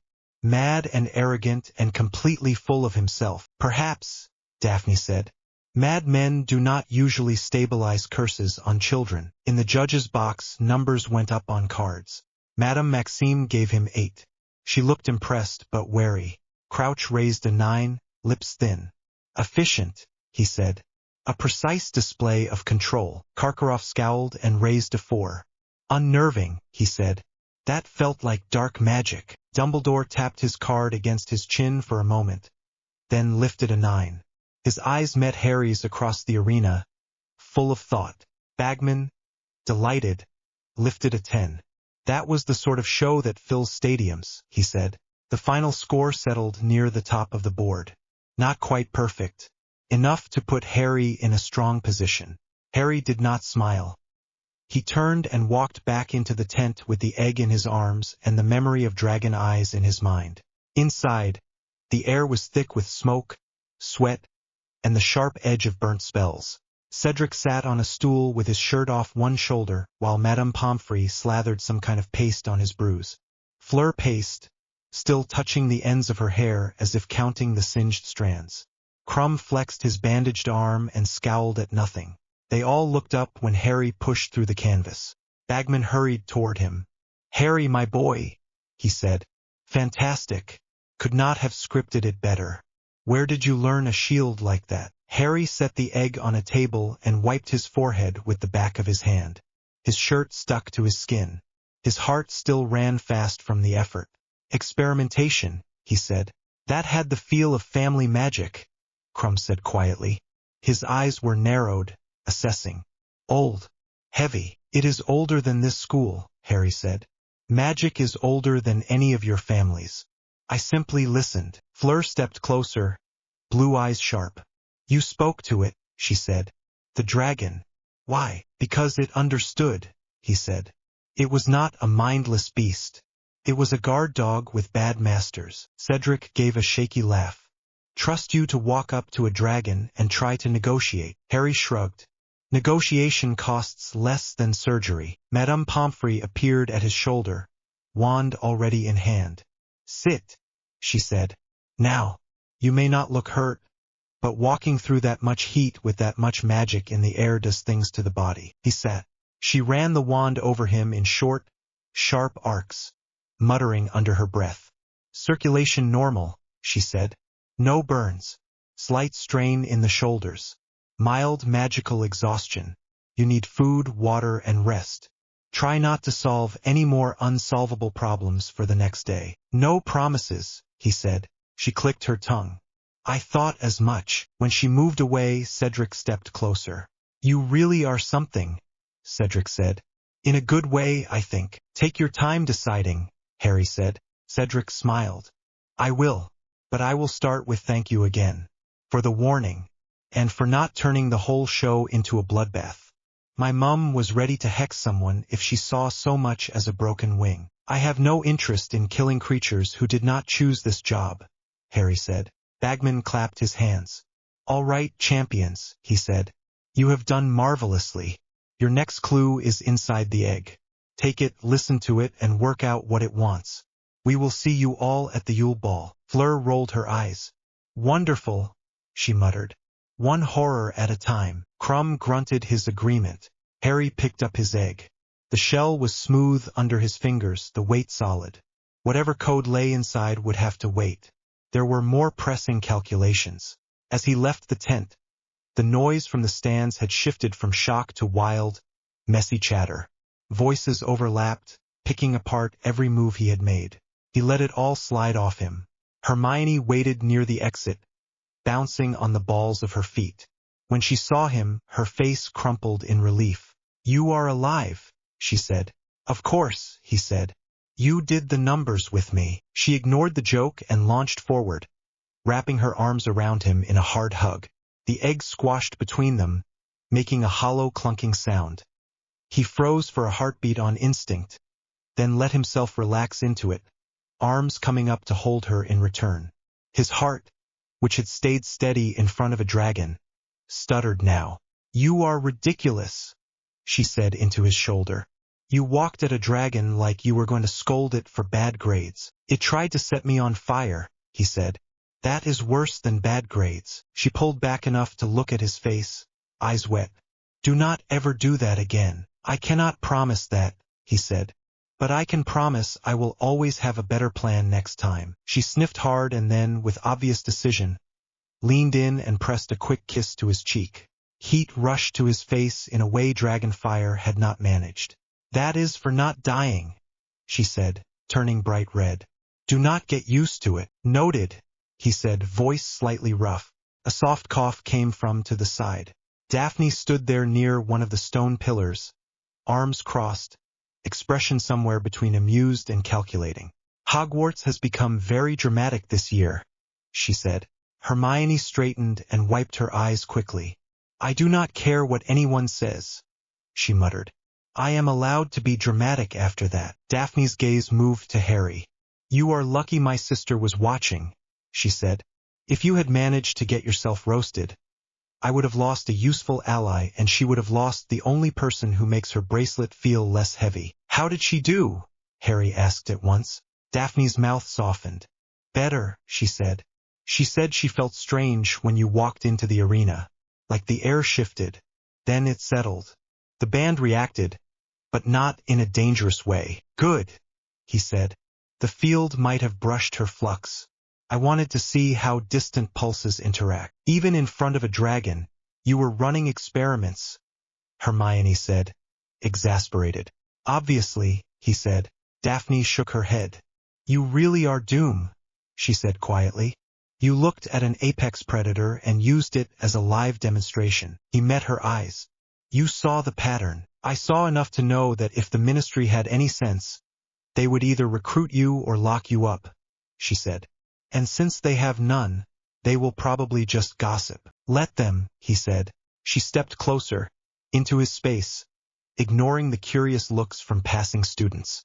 Her eyes searched his face, as if checking for cracks. Your shield, she said. That did not feel like a standard Protego. What did you anchor it to? The ground, he said. And the dragon itself. The more it raged, the more power it fed into the sink. Daphne let out a breath that might have been a laugh. Self-feeding, she said. No wonder the air felt so strange. She hesitated, then reached up and brushed her fingertips along his jaw, right where Hermione's kiss had landed. "Next time," she said softly, "try not to give me and Granger a heart attack at the same time." Hermione made a faint choking sound. Harry felt his pulse jump again. "I will take it under advisement," he said. Daphne smiled then, small but real. "Good," she said, "because when you dismantle the ministry, I would prefer to be alive to see it." She dropped her hand and stepped back. "I will send word when the trunks arrive." Father replied this morning. He is curious why his quiet daughter suddenly wants advanced flux treatises. But he is too proud of the interest in family lore to say no. "Excellent," Harry said. "Tell him he is feeding the next generation of reform." "I will tell him nothing of the sort," she said. "For now." She turned and walked away, robes swaying, hair neat even after hours in the stands. A few Slytherins parted around her like water, whispering too quietly to catch. Hermione watched her go, then slid a sideways look at Harry. "You realize you are collecting powerful witches who all think you are insane." "I prefer the term ambitious," he said. She snorted. "You would." They started back toward the castle together, the egg tucked under his arm, the noise of the stands still echoing behind them. Above, the sky was clear and cold. The dragon had been led away while they were in the tent. The scorch marks on the rocks already began to fade under cleaning charms. Inside the castle walls, rumors were already taking shape. Some said he had used a forbidden curse. Some said he had hypnotized the dragon. Some said he had whispered in Parseltongue and turned the beast into his pet. What he had actually done was simpler and stranger. He had listened. He had taken wild magic that everyone else treated as a blunt weapon and treated it like a machine with moving parts. Back in the room of requirement late that night, he sat with the egg on the table and a quill hovering over parchment. The greengrass ring around his neck felt warm. His scar pulsed in faint response to some distant thought that was not his own. He ignored the whisper under his skin and wrote one clear line at the top of the page. "The board has changed." Then he began to plan the next move. McGonagall's lips were pressed so tight they were almost a straight line. That was Harry's first warning. The second was that she had arrived in the common room during the evening rush, not at breakfast or dinner where she could hide behind the chaos. She stepped through the portrait hole like a general entering enemy territory, tartan robes sharp, eyes sharper. "Potter," she said. "With me." Every conversation in the room dipped for a second. Harry closed his book, slid it into his bag, and stood. Hermione looked up from the table she had turned into a small fortress of parchment. "Is this about the egg?" she whispered. "Or the dragons? Or the way you nearly made Karkaroff fall off his chair?" "Possibly all of the above," Harry said. Ron, flopped in a chair near the fire, snorted. "Probably about how he walked at a dragon like a complete loon." McGonagall's eyebrow lifted. "Mr. Weasley, if you have spare energy for commentary, I am sure I can find extra essays for you." Ron shut his mouth. Hermione shot Harry a worried look. "Do you want me to come?" she asked. "Not yet," he said. "Collect any rumors that seem interesting. I will need data." She huffed, torn between indignation and agreement. "Fine. But you are telling me everything after." "Of course." He followed McGonagall out. The portrait swung shut behind them. The corridor beyond was quieter, the torches steady, the stone familiar and old. She walked fast, her shoes clicking on the floor. Harry matched her pace without hurrying. "You handled the dragon task with considerable skill," she said at last. "I will not pretend I was not impressed." Professor Dumbledore was impressed. Even Professor Snape had no immediate criticism, which is a miracle of sorts. Harry inclined his head. "I considered it a useful demonstration." "That is one word for it," she muttered. "There have been discussions about control magic," he said. She gave him a sideways look. "You know perfectly well what the word is." "I prefer precise terms," he said. "Control is a leash. I used a rhythm. There is a difference." "To the dragon," she said. "Perhaps not." "To the dragon, there was respect," he said. "To the crowd, there was spectacle. To the judges, there was discomfort. All outcomes acceptable." Her mouth twitched before she forced it flat again. The headmaster would prefer if you did not keep making the judges uncomfortable. Then he should choose contests that are not designed by cowards, Harry said. McGonagall stopped walking. Harry, he stopped too and turned to face her. Her expression was the one she used when someone was inches from detention. You will not say such things where the minister can hear you, she said. Is that understood? Understood, he said. I will choose a more strategic moment. She pinched the bridge of her nose. You are going to be the death of me. Not if I can help it, he said. She made a soft sound that might have been a sigh or a laugh. Then she straightened. We are nearly there. There is an event coming. A tradition connected to the tournament. As a champion, you are required to attend. They turned into a side corridor near the Great Hall. He recognized this route from the year Dumbledore had walked him to the mirror. The Yule Ball, Harry said. McGonagall's eyes narrowed. You have been reading the school charter. I like to know the rules, he said. They are easier to avoid or destroy that way. She did not dignify that. They reached a door near the front of the Great Hall. She pushed it open and stepped inside. The chamber beyond held the other 3 champions, Dumbledore, and a few professors. There was also plenty of open space in the center of the floor. That was not comforting. Bagman stood near the far wall, beaming. Ah, there he is, our last champion. Wonderful. Dumbledore smiled over his half-moon glasses. Harry, he said, thank you for joining us. Harry gave a short nod. Professor, he took his place beside Cedric. Fleur and Krum stood opposite. McGonagall moved to the side, arms folded. Dumbledore clapped his hands once. As you may have guessed, he said, the Triwizard Tournament is not only a series of tasks, but also an opportunity for international cooperation and cultural exchange. In that spirit, we host the Yule Ball on Christmas night. Bagman chimed in. And our champions open the ball with the first dance. Harry felt his stomach tighten. Not from fear, from annoyance. You mean, he said, we will be on display. Krum grunted. Always on display, he said. Fleur tossed her hair. It is tradition, she said. We represent our schools. It is an honor. Cedric looked between them, then shrugged. At least it is better than fighting more dragons, he said. Dumbledore's eyes twinkled. Quite. Each champion will attend with a partner, and tradition suggests that partners should be treated with respect. This is, as Mr. Diggory points out, not a dragon. Depending on the partner, Harry murmured. Cedric choked on a laugh. McGonagall stepped forward. There will be waltzing, she said, which some of you may not yet know. I will be teaching you the basics so you do not humiliate yourselves or your houses. Her gaze landed on Harry. He lifted his chin. You assume I cannot dance, he said. Can you? She asked. He thought back. Latveria had hosted formal events with endless etiquette. Victor had once called it a waste of time, then decided that if he had to endure them, he would master them. There had been tutors. There had been long evenings of steps and turns. Yes, Harry said. I can dance. Krum raised a brow. You surprise me, he said. Constantly, Harry said.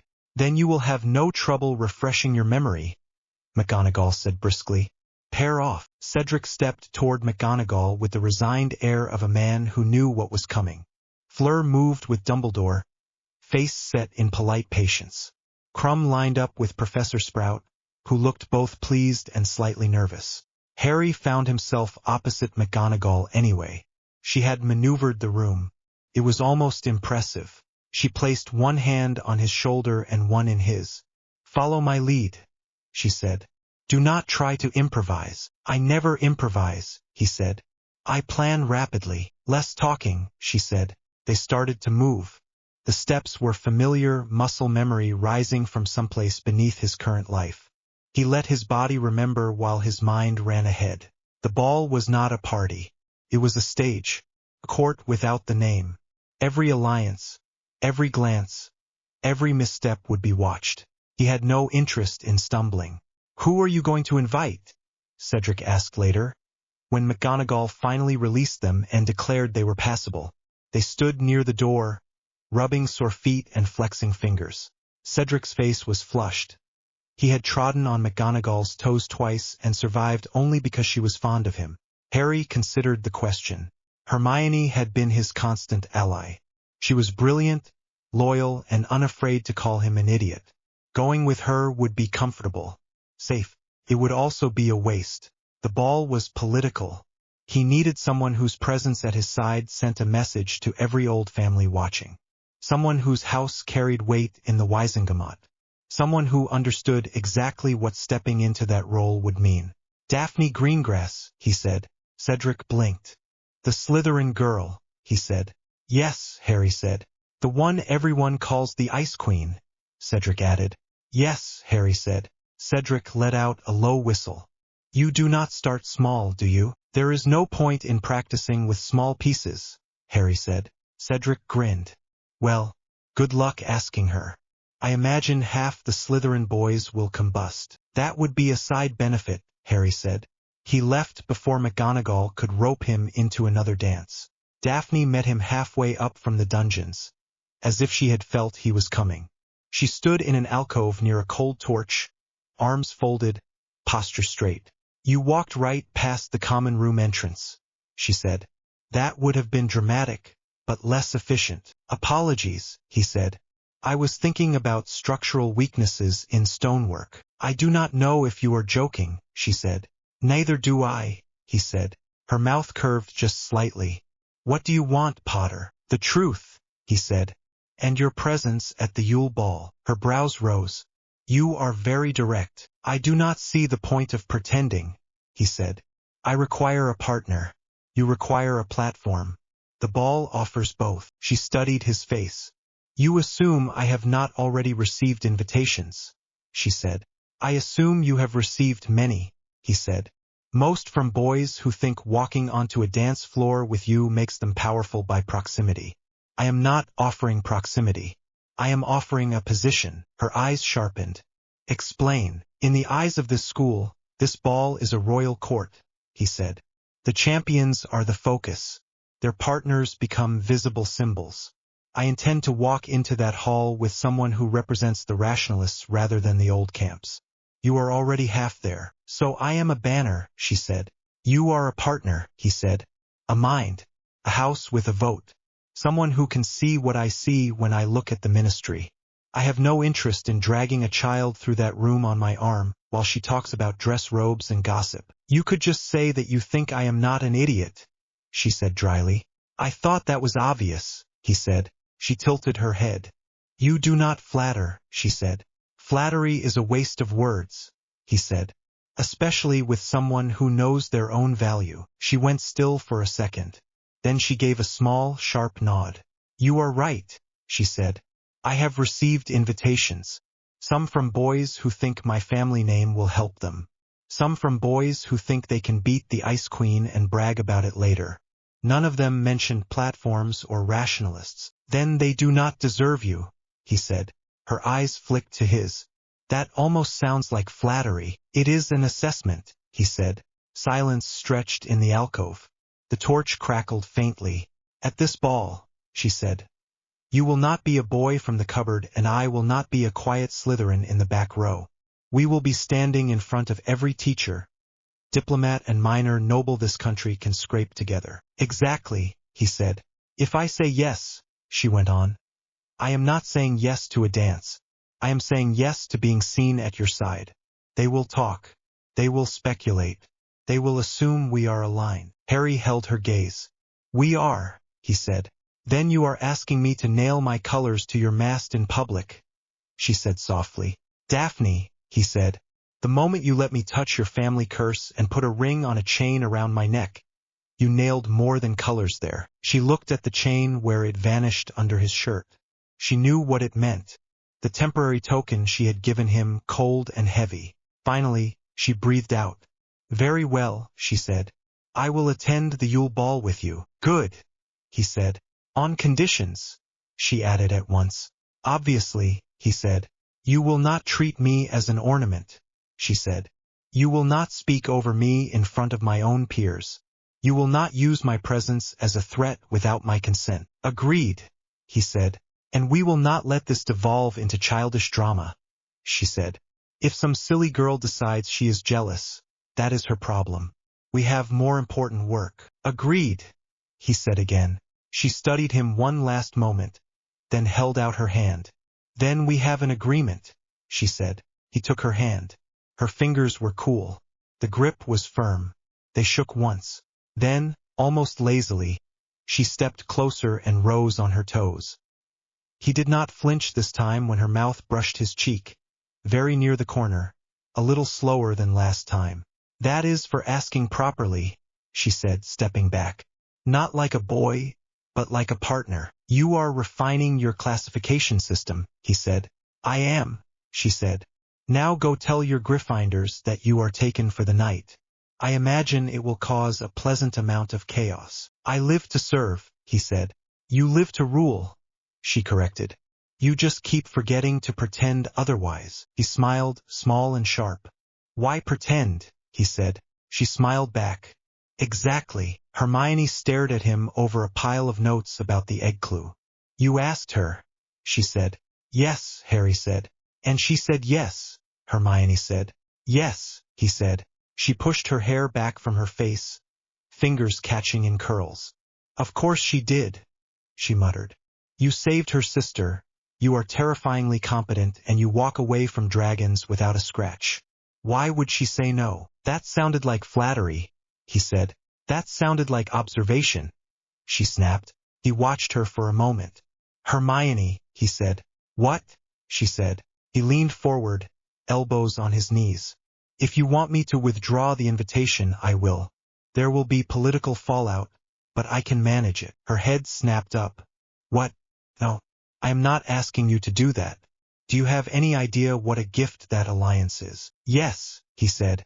But your opinion matters more to me than a few shocked purebloods. Her mouth opened, then closed again. Color rose in her cheeks. You complete idiot, she said quietly. There was no real heat in it. You cannot throw away a move like that just because I am feeling strange about dances. He held her gaze. You are my closest friend, he said. That is not a trivial role. She looked down at her notes, eyes bright. I know, she said. And I am going to the ball with Victor. He blinked. You are? Yes, she said. He asked yesterday in the library, in person, with complete sentences. It was very polite. That is surprisingly dignified for a celebrity, Harry said. He is not as dim as people think, she said. He reads. A lot. He also said he is tired of people who only see his name. So you will be a rationalist ambassador as well, he said. She smiled, small but pleased. You could say that. Then we will both be working, he said. We always are, she said. They shared a look that had more understanding than many speeches. Then she sniffed and tapped the egg. Back to work, she said. We can obsess about dress robes later. I am not obsessing about dress robes, he said. You will, she said.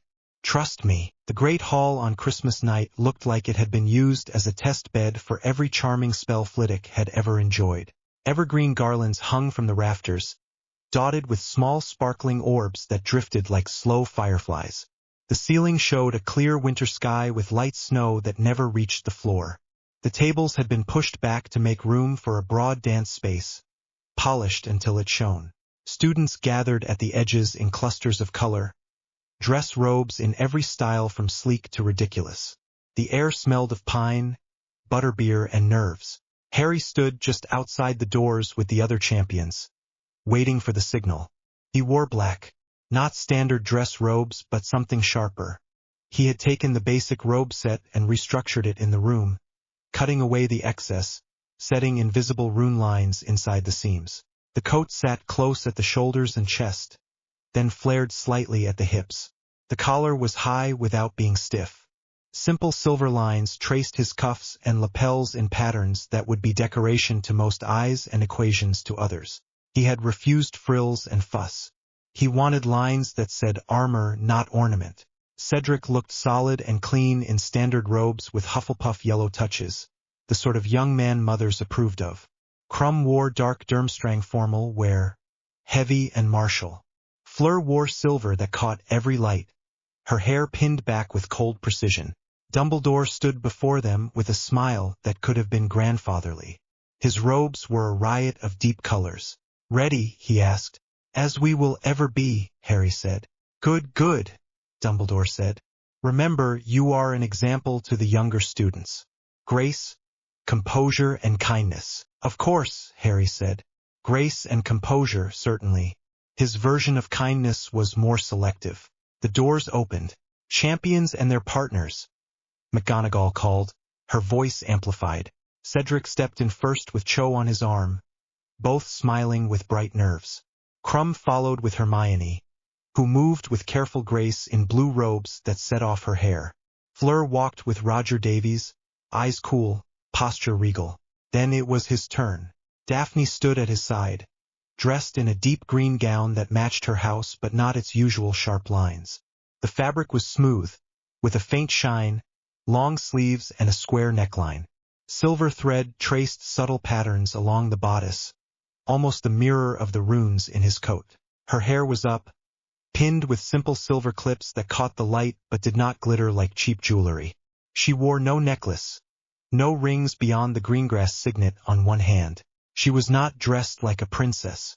She was dressed like a noble. Harry offered his arm. "Lady Greengrass," he said quietly. "Lord Doom," she murmured, just for him. They stepped into the hall together. Conversation dipped. Then it surged back, louder than before. Harry heard the hiss of whispers. Potter with a Slytherin. Greengrass with the boy who lived. Look at their clothes. Look at the way they move. He did not look away from the space ahead. His stride was measured. Daphne's matched his. They did not cling. They walked as if they owned the floor. When they reached the center, they turned. The band in the corner lifted instruments. Dumbledore raised his hands. "Let the Yule Ball begin," he said. Music swelled. Harry turned to Daphne and bowed. She curtsied, small and precise. He took her hand and set the other at her waist. Her hand rested lightly on his shoulder. "Count," she said under her breath. 1, 2, 3, he said. They moved. The waltz carried them around the floor in steady circles. Harry let his body handle the steps, mind free to note the angles of the room. Dumbledore at the high table, watching with that same faint smile. McGonagall near him, eyes sharper. Snape in his seat, arms folded, gaze like knives. Karkaroff lounged near the Durmstrang students, pretending not to stare at Harry. Madame Maxime watched everything. Fudge sat stiffly beside Dumbledore, looking like he would rather be anywhere else and also like he did not want to miss any gossip. "You see it," Daphne murmured. "Yes," he said. "This is not a school dance," she said. "It is a test. Every event is a test," he said. "Most people just fail quietly." She snorted softly. "That sounded very Doom," she said. He allowed the hint of a smile. "You are comfortable," she said, almost surprised. "I spent too many evenings in my last life forced to make polite conversation while diplomats lied to my face," he said quietly. "At least here the lies are still clumsy." "Last life," she repeated. He met her eyes. She did not flinch. "You know," she said. "Do not answer that." "Later, later," he agreed. They turned again. Hermione spun past on Krum's arm, cheeks flushed, eyes bright. She looked surprised to find herself moving so smoothly. Krum's attention was on her rather than the crowd, which was interesting. Cedric and Cho laughed as they narrowly missed another couple. Fleur moved with such precision that her partner mostly had to avoid getting in her way. "You are watching everyone," Daphne said. "Of course," he said. "And what do you see?" she asked. "Cedric is good at adjusting," Harry said. "He grew up friendly, so he assumes people will meet him halfway. Krum feels smothered by attention. He is grateful to Hermione for treating him like a person. Fleur is using this as rehearsal for more serious rooms. She knows how to move like a weapon." "And Dumbledore?" she asked. Harry's jaw tightened. "He enjoys this," he said. "The lights, the smiles, the illusion that everything is simple and safe. He thinks if he can keep them dancing, he can put off the war." "You do not believe that," she said. "No," he said. "Stagnation is just decay with polite music." She made a soft sound. "Careful," she said. "If you keep talking like that, I might actually fall for you. The risk is mutual, he said. Her fingers tightened for a moment at his shoulder. We are partners, she said. If anything happens on that front, we manage it like everything else. With open eyes. Agreed, he said. The first dance ended. Applause rose. The champions bowed and curtsied again, then dispersed to the edges as the floor opened to other students. Obligations, Daphne said quietly. You have people to be seen with. So do I. We will reconvene. Do not vanish, he said. I do not vanish, she said. I relocate. He let her go. Snape was not in the mood for a ball. He never was. He stood at the side of the hall near the punch table, watching the swirl of students and diplomats with equal distaste. Harry approached him with a glass in hand, the egg tucked under one arm metaphorically, the real thing left safe in his trunk. Professor, Harry said. Snape's eyes flicked to him. Potter, he said. I see you managed not to trip over your own feet. I have many talents, Harry said, most of which involve attracting trouble, Snape said. Harry took a sip. The punch was too sweet. Bad balance. You watched the first task, he said. I was required to, Snape said. And? Harry asked. Snape's gaze sharpened. You used a field-based drain on the dragon's fire, he said. Something between a shield and a sink. I have seen similar patterns in old potion diagrams. They were considered dangerous. Unstable. Most things are unstable in the wrong hands, Harry said. Snape's lip curled slightly. Spare me the aphorisms, he said. What do you want? Your mind, Harry said. Briefly, Snape blinked. His hand tightened on his glass. You are bold tonight, he said. This is a court, Harry said. I am making the rounds. You are irritating, Snape said. Get to the point. Harry leaned a little closer, voice dropping. You are a genius, he said. In a country that does not appreciate the difference between a recipe and an experiment. You built your own spells, your own brews. You carved out power without a noble name. And you are stuck here grading essays that could be written by flobberworms. Snape went very still. You have read my work, he said, voice low. In part, Harry said. Your older notes in the potions classroom. The corrections in the margins of the standard books. The small adjustments that turn sludge into stability. Snape's eyes glinted. You went through my cupboards, he said. I observed what was left in public view, Harry said. The rest I can infer. Snape stared at him. You were starting to sound like someone else, he said quietly. Harry did not look away. There is something I want to show you, he said. A brewing technique. You may already have considered it and dismissed it. If so, tell me why and I will adjust. Snape snorted. You think you have something to teach me, he said. I think you have spent too many years working alone, Harry said. Genius stagnates in isolation. Snape's nostrils flared. Talk, he said. Harry glanced around. They were in the middle of a crowded hall. Students laughed. Diplomats drank. The band played something bright. Their corner was still mostly ignored. Snape's shadow was enough to keep most away.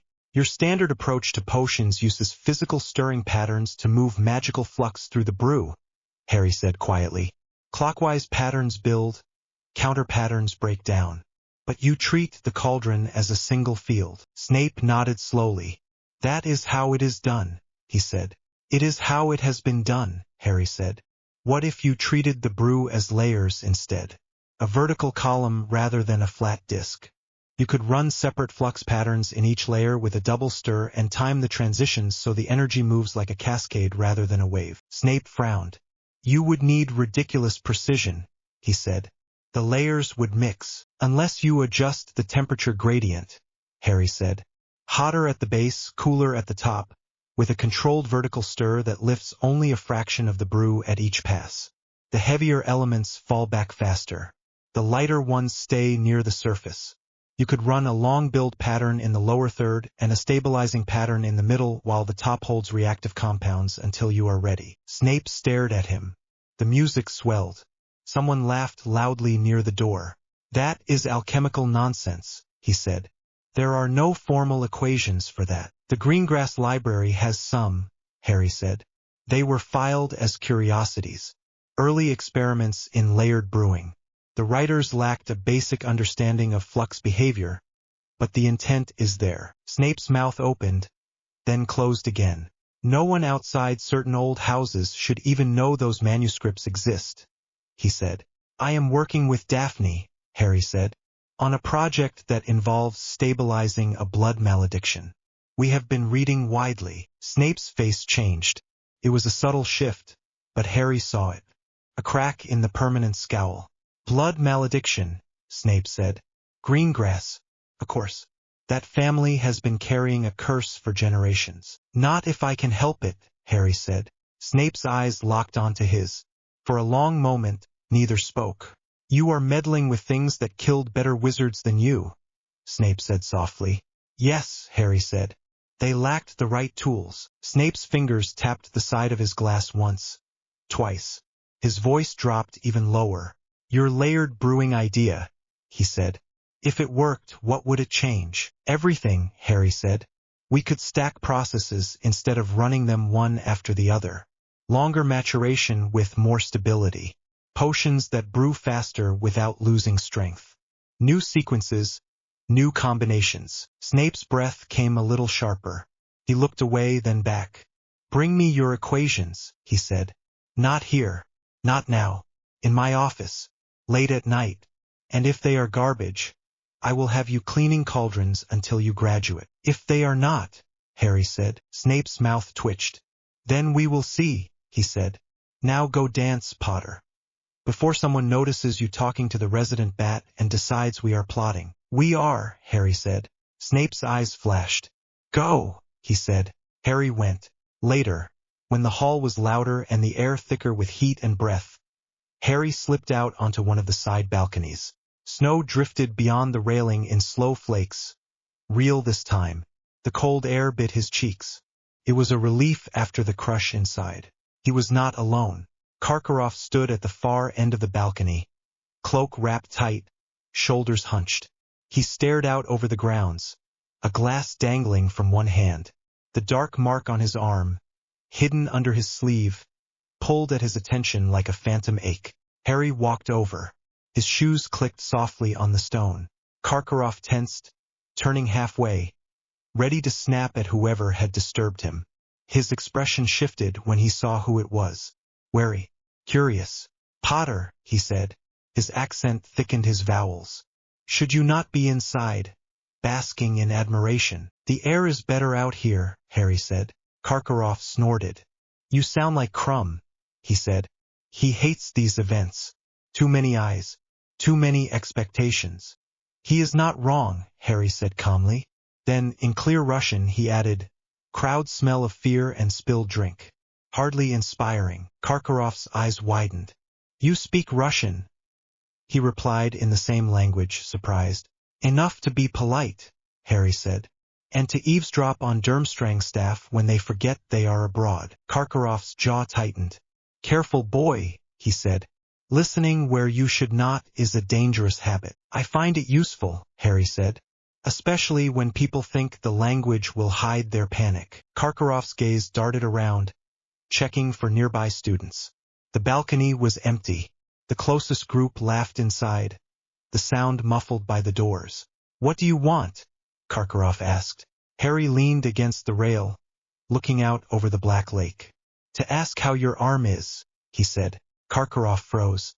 I do not know what you mean, he said. Harry turned his head and looked at him. You know exactly what I mean, he said. The mark on your forearm. The burn that came and went with the Quidditch World Cup. The way you touched it when my name came out of the goblet. Karkaroff swallowed. His hand twitched toward his sleeve before he caught himself. You are very sure of yourself, he said. I am observant, Harry said. And I am tired of watching people pretend a problem does not exist because they are afraid of the word. Karkaroff glanced toward the hall again. Then, voice low, he said, It has been quiet.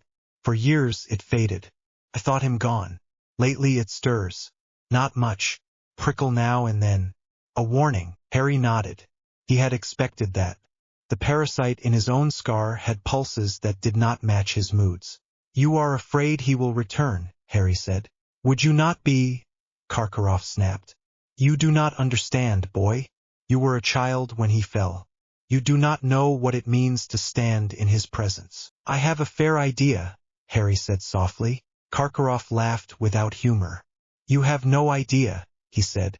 He was power, pure power. He could destroy a room with a thought. Power without structure is waste, Harry said. He scattered his soul like rubbish. That is not strength. That is fear. Karkaroff stared. You speak like an old man, he said. I speak like someone who has studied the results instead of the myths, Harry said. He stepped a little closer, not enough to crowd, enough to lower his voice. Listen, Harry said in Russian. You feel the mark stir and you think it is a summons. You think you will be dragged back into service or killed for running. That is one possible future. Here is another. Karkaroff watched him, eyes narrowed. 1, Harry said, lifting a finger. The mark continues to fade as his attempt at immortality rots from the inside. 2, it flares as he claws his way back to a body, then weakens again when I take that body apart. 3, it changes not because he wills it, but because someone else learns how to hijack its structure. You are talking nonsense, Karkaroff said, but his voice shook. I am talking about possibilities, Harry said. Your arm is a gauge. A device he left behind without caring what it would cost you. I intend to repurpose it. Karkaroff licked his lips. Why are you telling me this? He asked. Because you are a node, Harry said. A link between past and present. You know names. You know habits. You are also a coward, which means you will run to whichever side looks safer. I am giving you a preview. Of what? Karkaroff whispered. Of a future where the mark on your arm does not mean fear of one man, Harry said. It means fear of disappointing me. Karkaroff flinched. You are a child, he said. I am a sovereign in development, Harry said.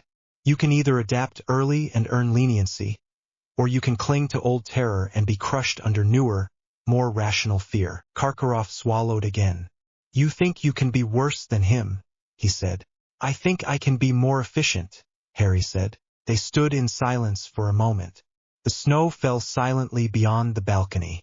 The music from inside shifted to something slower. You will face him, Karkaroff said suddenly. Yes, Harry said. And if you fall? Karkaroff asked. Then none of this matters, Harry said simply. You will crawl back to your old master and hope he forgets your little attempt at a new life. Karkaroff grimaced. You are insufferable, he said. So people keep telling me, Harry said. Consider this your only warning. When the mark changes, remember this conversation. Remember that there was a chance to choose a better tyrant. He pushed off the rail and walked back toward the doors. Potter, Karkaroff called after him. Harry looked back. How do you know Russian?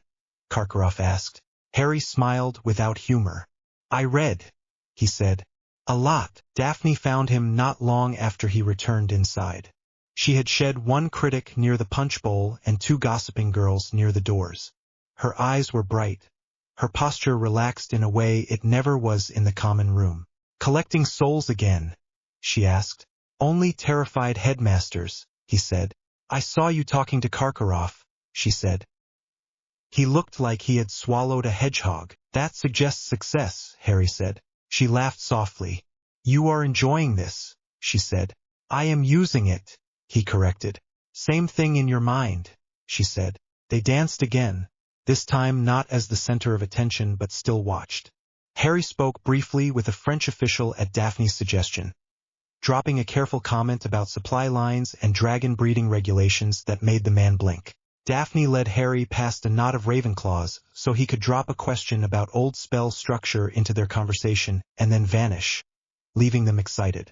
Hermione passed by with Victor, laughing at something he said, and gave Harry a quick thumbs up when she thought no one else was looking. Snape watched from the side, expression unreadable, mind no doubt already turning over layered brewing. Dumbledore drifted through the hall like an old clock, ticking from group to group with a smile and a few kind words. Harry watched him as they moved. He sees you, Daphne murmured. I know, Harry said. What do you see? She asked. Someone who once carried the weight of the war and now hides in tradition, Harry said. He thinks if he keeps the lights on and the music playing, he can hold things together. He is not ready to accept that the world has already moved past him. That is cruel, she said. It is accurate, he said. And you, she asked, where will you stand when you are his age? On a platform I built myself, he said. Not on one someone else left behind. Her hand tightened on his. Then do not die before you finish it, she said. I am working on it, he said. Later still, when even the younger students had been allowed onto the floor and the professors had relaxed slightly, Harry and Daphne slipped out to the same balcony where he had spoken to Karkaroff. The snow had slowed. The sky was clear above, stars sharp. The air bit his lungs in a pleasant way after the stuffiness inside. Astoria's bracelet hummed faintly against Daphne's wrist. She rubbed it with her thumb, a habit Harry had noticed. How is she? He asked. Better, Daphne said. Your temporary focus holds. She says she wakes up less tired. She has energy to argue with me about homework, which is progress and also irritating. Good, he said. A real smile tugged at his mouth. I was afraid the ambient field from the dragon task might have pushed her flux too hard. The band warmed when you were in the arena, Daphne said. Not in a bad way. She said it felt like standing near a fireplace instead of in a draft. She claimed she could feel you pushing, even from the stands. That is useful data, he said. You are thinking in numbers again, she said. Always, he said. They stood in silence for a moment, watching their breath fog. You spoke to Snape, she said. Yes, Harry said. About brewing, she guessed. Yes, he said again. She huffed a small breath. If you manage to impress him, she said, the world may end. I think I cracked the surface, he said. We will see. And Karkaroff, she asked. He knows that I know about the mark, Harry said. And he knows that I am not afraid of it. You are positioning yourself as something bigger than his old fear, she said. Exactly, he said. She watched him. The snowflakes caught in her hair, melting quickly. You keep doing that, she said quietly. Doing what? He asked. Drawing a map in your head and then stepping into the center, she said. You talk about yourself like a force rather than a boy. I am both, he said. A force without a body is a ghost. A boy without a plan is a victim. She rolled her eyes, but there was fondness under it. You are impossible, she said. You like that, he said. Unfortunately, she said. Silence again. The band inside played a slower song. The sound was muffled but steady. Daphne shifted a little closer. We should clarify something, she said. Which? He asked. This? She said, lifting her hand slightly, indicating the space between them. We agreed partnership first. Politics, power, survival. But tonight there have been looks. From your friend. From half the room. We should not let them write the script for us. I agree, he said. She turned fully to face him. Her eyes were very clear in the cold light. Do you want this to be more than alliance? She asked straightforward. Harry thought of Hermione's cheek pressed to his a few days before, of her steady presence at his side, of their years of shared risk. He thought of Daphne, sharp and composed, offering her family secrets and her sister's life into his hands. He did not answer right away. Answering without thought would be an insult. I want power, he said slowly. Enough to protect what matters. Enough to reshape this place into something that does not chew children and call it tradition. That is primary. Obviously, she said. And, he went on, I want people who stand at my side because they choose to, not because they are pressured or charmed. I want minds that challenge me rather than echoing me. That is both of us, she said. You and me. You and Granger. You and others. Yes, he said. She lifted her chin. So I ask again, she said quietly. Do you want this to be more? He stepped closer so there was only a handspan between them. The cold made his skin tingle. Her breath formed a cloud between their faces. Yes, he said, carefully, honestly, without games we do not agree to. Her shoulders lowered, some tension leaving. Good, she said, because I was very close to hexing you if you said you had not thought about it at all. I am not blind, he said. No, she said, You are terrifyingly observant. It is one of the reasons this is attractive and also frightening. We can keep it slow, he said. We set our own pace. We do not let the school write legends about us before we are ready. You say that now, she said. Wait until the gossip columns get hold of a single word. I can already see it.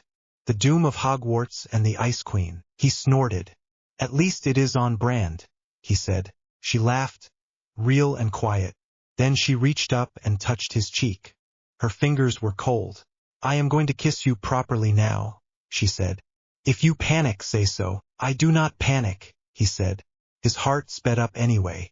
She rose on her toes, hands light on his shoulders for balance, and pressed her mouth to his. It was not dramatic. There were no fireworks. The world did not tilt. His body, however, had very clear opinions. His heart hammered. His breath caught. For a second, Victor's memories flickered. Random flashes of past touches and kisses from another life. But they were distant. This was here. This was now. He kissed her back, careful and slow. No grabbing, no rush. The cold air made their lips feel warm in contrast.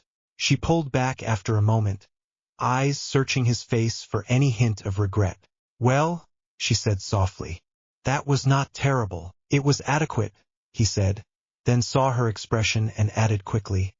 In the original sense of the word, satisfactory, balanced. Very good. She laughed. A breathless little sound. You are awful at compliments, she said. I am learning, he said. You had better, she said. I do not plan to waste my time with someone who cannot describe at least 3 good things about me on command. Sharp mind, steady hand, willingness to call me on my madness, he said at once. She blinked. You had that ready, she said. I think about these things, he said. Her smile softened. Good answer, she said. They stood together on the balcony for a while longer, shoulders brushing, saying little. The cold did not bother him as much as it should. The runes in his coat soaked some of the chill. His scar itched faintly, the parasite stirring at the edges of his awareness. But he pushed it away. Inside, the ball went on. Students danced and laughed and made small dramas that would be huge in their memories for years. Professors watched and gossiped. Fudge pretended he was in control of something. Harry stood outside with a Slytherin girl who was no longer just an ally and looked at the dark grounds. This is my court, he said quietly. Ours, she corrected. He nodded. Ours, he said. For now. Until we make a better one. She slipped her hand into his. He squeezed it. Then they went back inside, to the music and the lights and the watching eyes, ready to keep playing the game until they could change the board completely. The egg screamed when he opened it. Even now, weeks after the first task, the sound still cut straight through his skull. High, distorted, wrong. Harry held it open for 3 steady breaths, counted the wave pattern in the noise, then snapped it shut. The echo bounced around the room of requirement and died slowly. Hermione winced and rubbed her ears. Every time, she said. I am going to go deaf before exams. Ron groaned from his poof near the wall. You two are mad, he said. Why would you open that thing again? We already know how to solve it. Because simple knowledge is not enough, Harry said.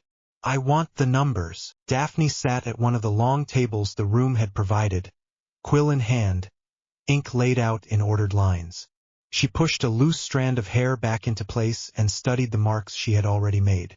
We took it to the bath, she said. It screamed. It gurgled under water and turned into a song. You forced Myrtle to leave so she would not gossip. We wrote the lyrics down. That part is done. Hermione grabbed the parchment with the song and held it up. Come seek us where our voices sound, she read. We cannot sing above the ground. And while you are searching, ponder this. We have taken what you will sorely miss. Ron threw a cushion over his face. Awful, he said, voice muffled. Terrible. Why do riddles always have to rhyme? Rhymes stick in the mind, Harry said. Crude, but effective. He looked at the egg again. The shell gleamed in the light from the floating lamps. Under that shell lay a recording, a shaped flux imprint. He wanted to crack the structure, not just the message. Daphne tapped the parchment. The second task is in the lake, she said. Everyone knows that by now. The song mentions an hour, the hostages, the merfolk. The real question is not what. It is how, which is where I come in, Hermione said. I have been reading every charm related to air, water, and pressure. Bubblehead is the obvious choice. It is common on the continent. The French delegation mentioned it once. Bubblehead is a crude field, Harry said. It traps air around the head and keeps water away. It does nothing for pressure, temperature, or movement resistance. Yes, but you are not going down there naked, Hermione said. You can layer it with warming charms, pressure softening charms, and basic shields. It works, Harry said. Is not the standard I aim for. Ron pulled the cushion away and squinted at them. You know, he said, most people would be happy with not drowning. You want style points as well. I want control, Harry said. Water is a medium, untapped. No one here thinks of it that way. They think in dry charms. Daphne tapped her quill against the table. Hydrotechnomancy, she said softly. Hermione frowned. Hydro what? Combining flux theory and water, Daphne said. Letting the environment act as part of the device rather than something you fight. Harry nodded. Exactly. Ron sat up. Please translate that into Weasley, he said. Harry picked up his wand and pointed it at the far wall. The room responded by giving him a tall glass cylinder full of lake water. Tiny bits of weed floated near the surface. Right now, Harry said. Most wizards treat water as a problem. They cast a charm to push it away, then pretend it is not there. That wastes energy. Instead, imagine the water as wires in a muggle machine. You can run pulses through it. You can carry information and force. Ron blinked. You are going to send letters through the lake, he said. Not letters, Harry said. Fields. He drew a slow arc with his wand. The water inside the cylinder swirled. Not a random stir, but a shaped spiral that formed a clear column down the center and a ring around the edge. Hermione stepped closer. You are changing the density, she said, eyes bright. Heavier at the edge, lighter in the middle. Yes, Harry said. If I set a flux line along the lighter path, it will move faster. If I tie it to my own pattern, I can make a shell. A shell of what? Ron asked. Of stability, Harry said. Pressure equalized, temperature moderated, air recycled. All built out of the water itself. Daphne's quill scratched. So instead of carrying your own air and fighting the lake, she said, you use the lake to carry your magic and let it reshape your surroundings. Exactly, Harry said. Hydrotechnomancy. Hermione chewed her lower lip. And what happens if the field fails? She asked. Underwater, with no backup. Then I drown, he said. So it will not fail. She glared at him. That is not an acceptable safety plan. It is not a plan, he said. It is a constraint. Ron rubbed his face. You are both mad, he said. Why not just use that plant Moody mentioned in class? The one that lets you breathe underwater. Gillyweed. Harry paused. That memory did exist. Moody, or rather the man wearing his face, had let the name drop once with deliberate casual tone. Because anything Barty Crouch Jr. disguised as Mad-Eye Moody suggests has an agenda, Harry said. Ron jolted. You think he is the one behind the cup, he whispered. I know he is not Moody, Harry said. I do not know his full plan yet. I will not eat unknown plant matter linked to that mind. Hermione folded her arms. So that is off the list, she said. Bubblehead is basic. Your water field is advanced and you have not tested it outside this room. Time is short. Daphne looked between them. We need layers, she said.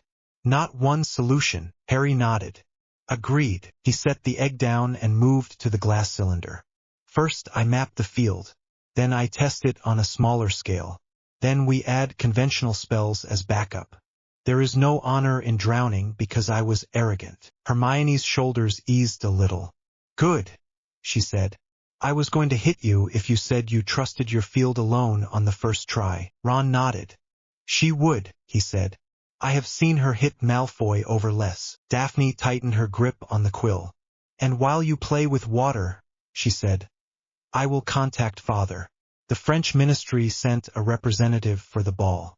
They will stay for the second task. If you save one of theirs, the obligation will echo. Gabrielle, Harry said. Hermione's head snapped up. Fleur's sister, she said. You think they will put her under the lake? They need a hostage for Fleur, Harry said. They will not drag parents in. Younger sibling is traditional. A child in danger gathers sympathy. Ron grimaced. Too right, he said. Mum would go spare if any of us were tied to the bottom of the lake. Hermione looked ill. Putting a child under water for an hour, she said. Whoever designed this task should be arrested. Harry's jaw tightened. Agreed, he said. Which is why I will extract her. You will already have your own hostage to save, Hermione said. You cannot carry everyone. Then I will plan so I can, he said. Daphne watched him with that quiet focus she had. You are not doing this out of simple compassion, she said. No, Harry said. I dislike unnecessary suffering, but that is not the main factor. A Delacour debt is leverage. The French ministry likes to pretend it is more civilized than ours. They respond strongly to honor. Hermione shook her head. You are going to risk points for politics, she said. Yes, he said calmly. I have margin. I can afford a small drop in score. In return, I gain something far more valuable than a trophy. Ron raised his hand. For the record, he said, I am all right with you valuing politics as long as you also value my lungs. Harry looked at him. They are an asset, he said. I intend to protect them. Ron snorted. You are the only person who could make that sound reassuring and creepy at the same time, he said. The room of requirement responded to Harry's intent with more water. A second cylinder appeared, then a shallow pool. The air took on a damp chill. He rolled up his sleeves.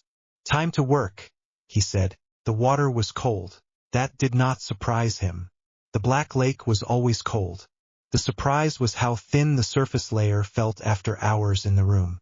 The morning of the second task dawned gray and sharp. Breath steamed from mouths, scarves wrapped tight around necks.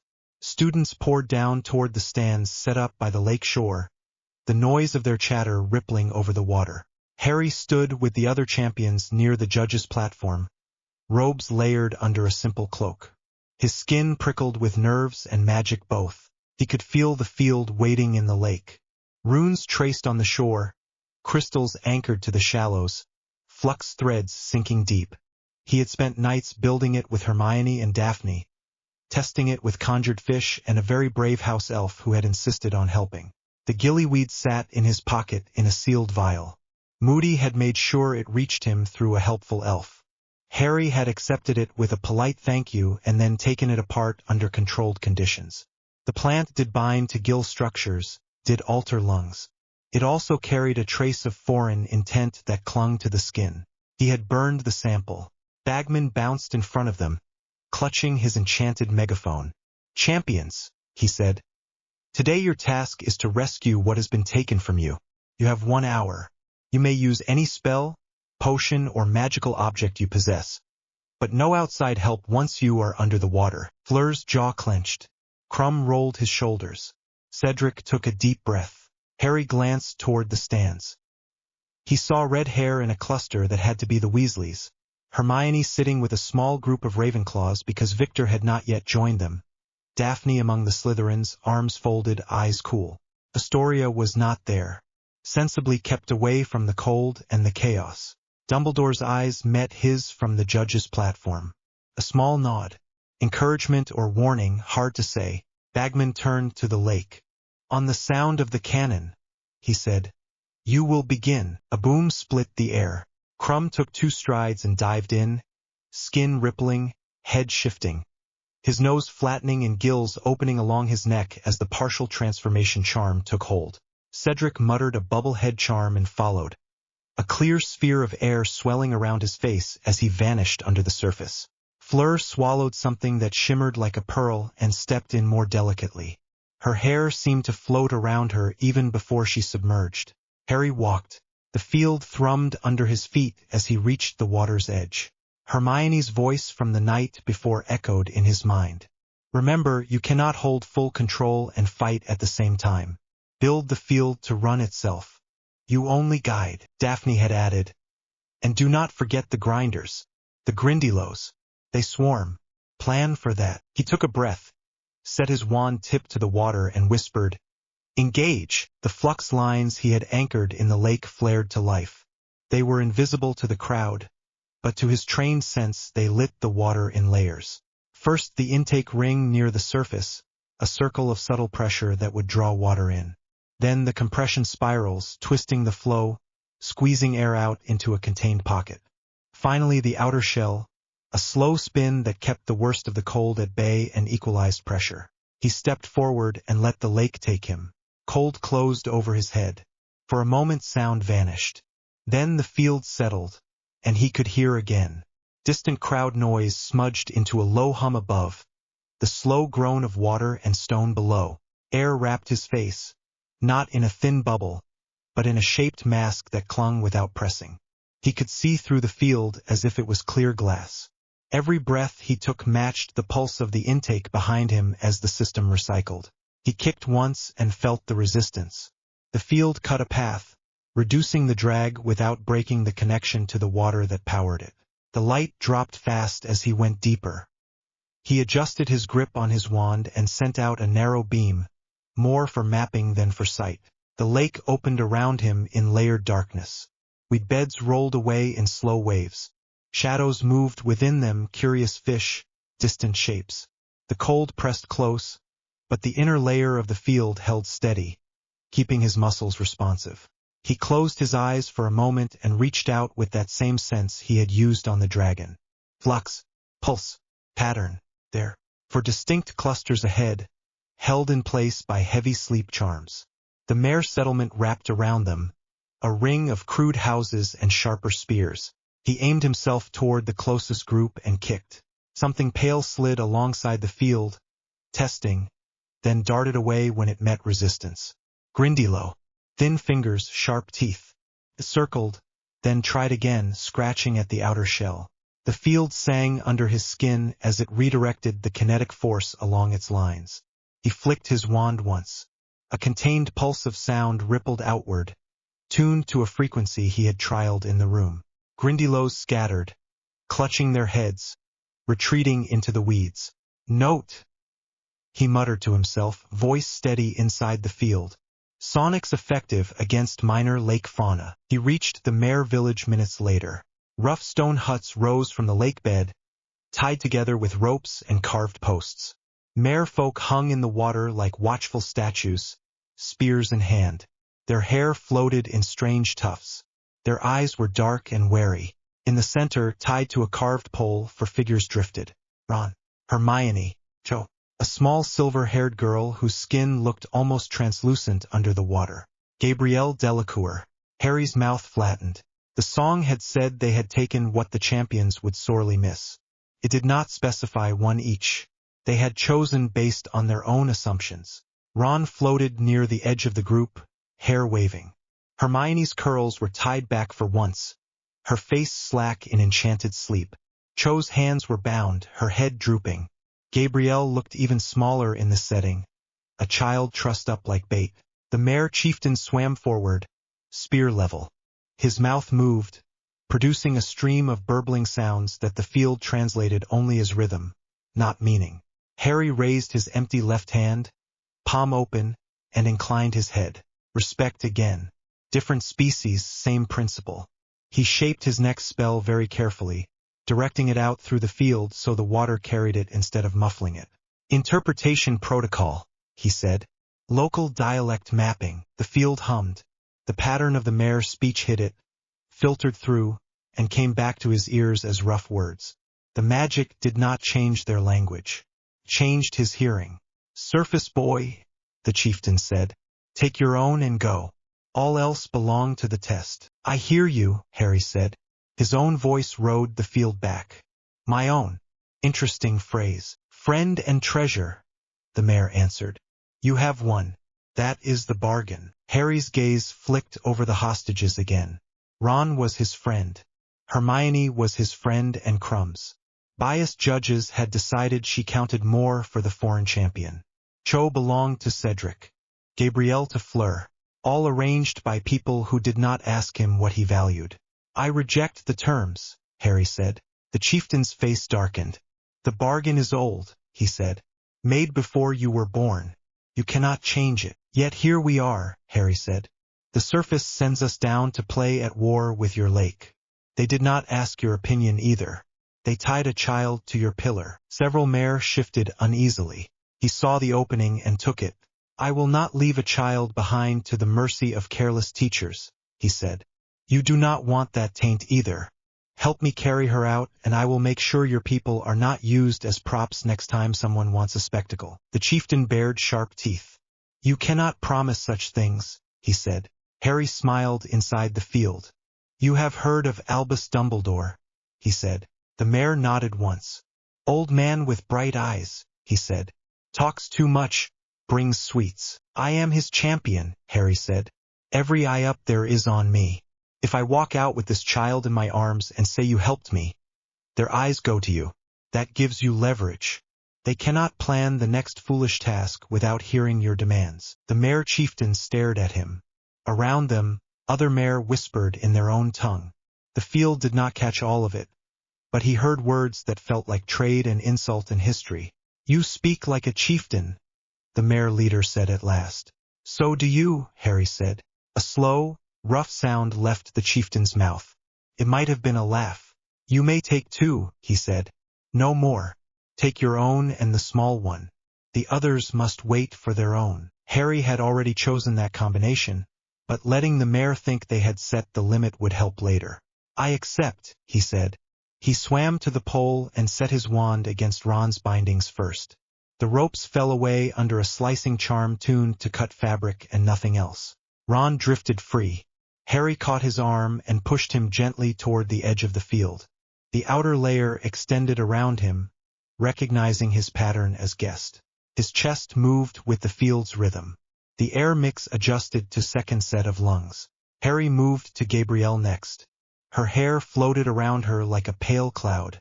Up close she looked even younger. Freckles across her nose, fingers clenched slightly as if even in sleep she was uneasy. He cut her bonds and gathered her small body against his chest. Her heat seeped into him through the cold water. Hermione and Cho still hung on the pole, faces slack.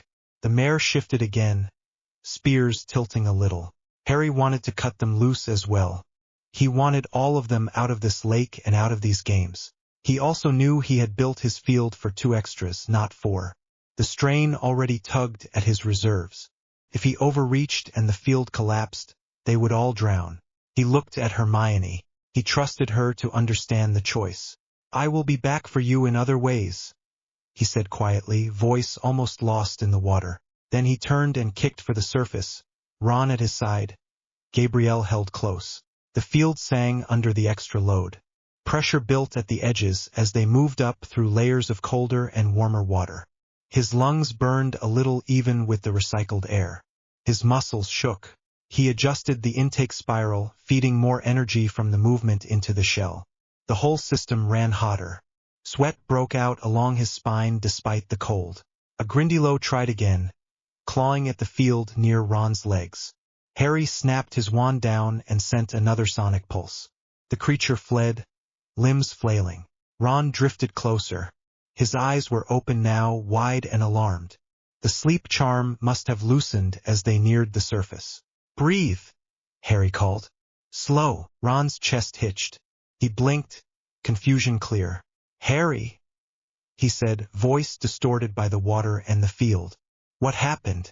Where are we? Lake, Harry said. Second task. You were bait. I objected. Ron made a strangled sound. Of course I was, he said. Who is the kid? Gabrielle Delacour, Harry said. Target of obligation. Ron groaned. Only you would talk about obligations while carrying a child through a lake, he said. You are alive, Harry said. Save your complaints for later. They broke the surface with less than a minute on the projected time. Cold wind hit his face. Light stabbed his eyes. The roar from the stands crashed over them. The field adjusted instantly, thickening at the top to keep the cold air from slamming into lungs used to the lake. He took one deep breath of real air and let the field collapse with a sharp twist of his wand. Water closed back around them. They bobbed in the shallows, supported by simple flotation charms. "Over here!" someone shouted. Hands grabbed them, hauling them to the shore. Madame Pomfrey was there, wand already casting diagnostic spells in rapid bursts. "Foolish, foolish," she muttered.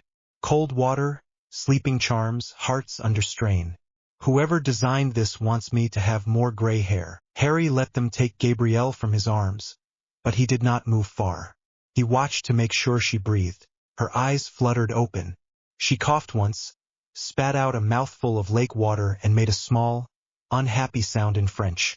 Fleur was there already, falling to her knees in the snow, hands shaking as she cupped her sister's face. "Gabrielle," she said, accent thicker with emotion. "Ma petite. Open your eyes. Breathe. Look at me." Gabrielle focused on her, then on Harry standing nearby, dripping, pale with effort. "He got me," she said, voice small and hoarse.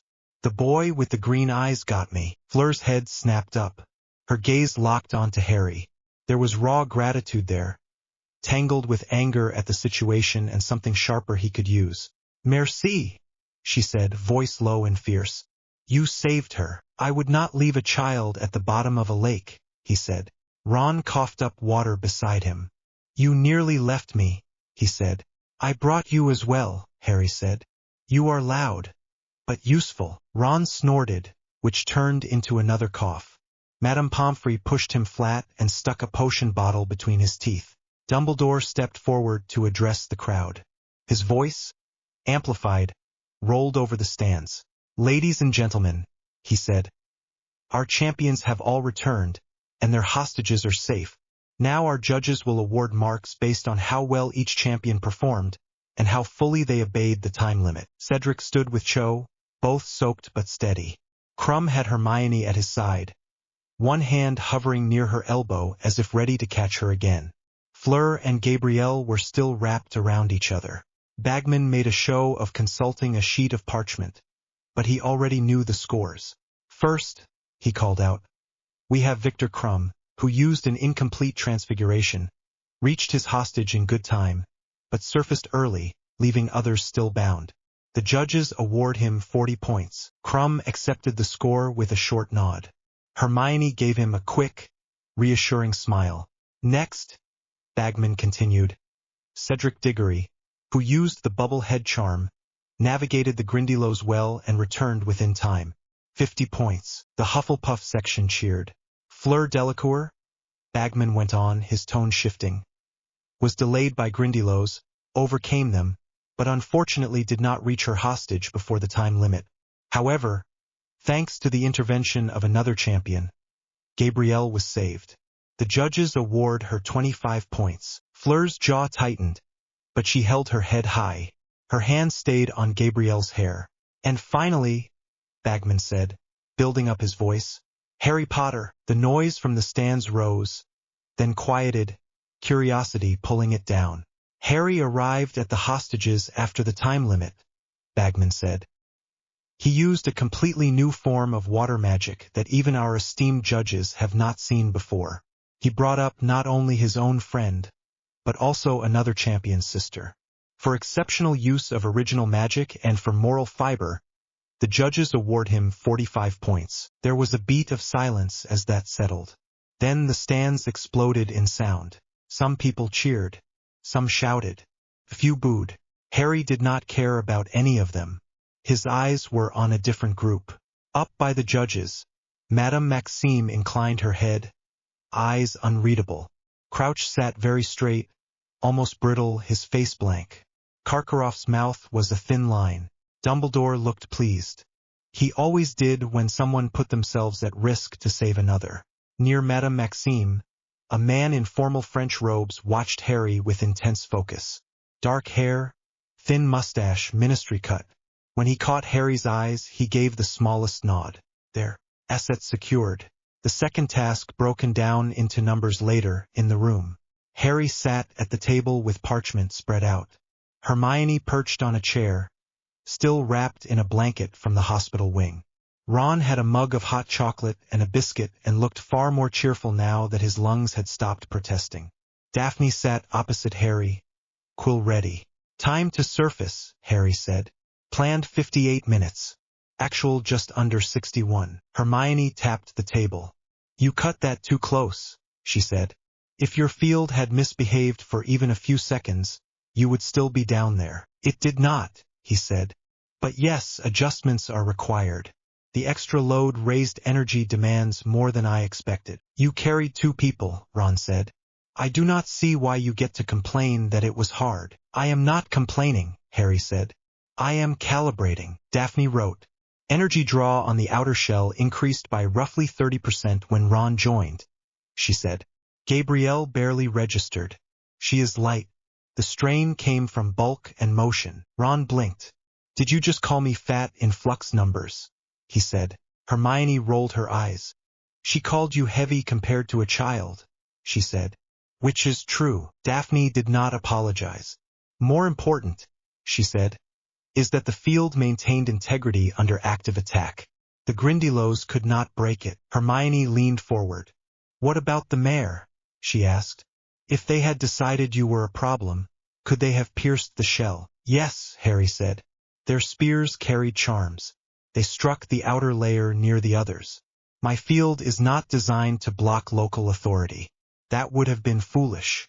I needed their cooperation. You talk to them, Ron said. Underwater. In their language. That is not normal. Normal is overrated, Harry said. Hermione hugged her blanket tighter. You left me, she said quietly. The room stilled. Harry looked at her.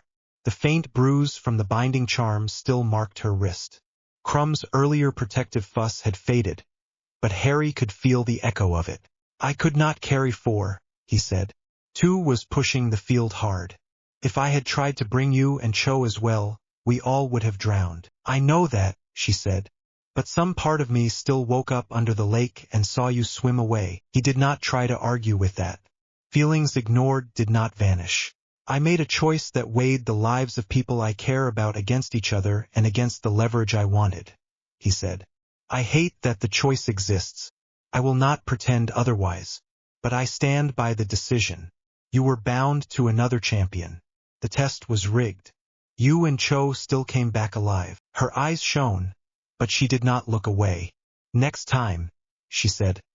Warn me if you plan to leave me tied up underwater while you negotiate with sea people. I will do my best, he said. Ron snorted. Only our group would talk about kidnapping and drowning like it is a scheduling issue, he said. Daphne watched them with her usual sharp attention. You learned something about the mark as well, she said quietly. Harry tilted his head. What makes you say that? You went still near the deeper points, she said. Your scar twitched. You almost lost focus for a second. Hermione sucked in a breath. Daphne, she said. How did you even see that? I watch him, Daphne said simply. He is a field in human form. When the current changes, you notice. Harry pressed his fingers briefly against his scar. The skin felt normal. The thing behind it did not. Near the bottom, he said slowly, there are old magics, anchors, wards. The lake has been used as a dumping ground for centuries. Pieces of spells, broken artifacts, leaking curses.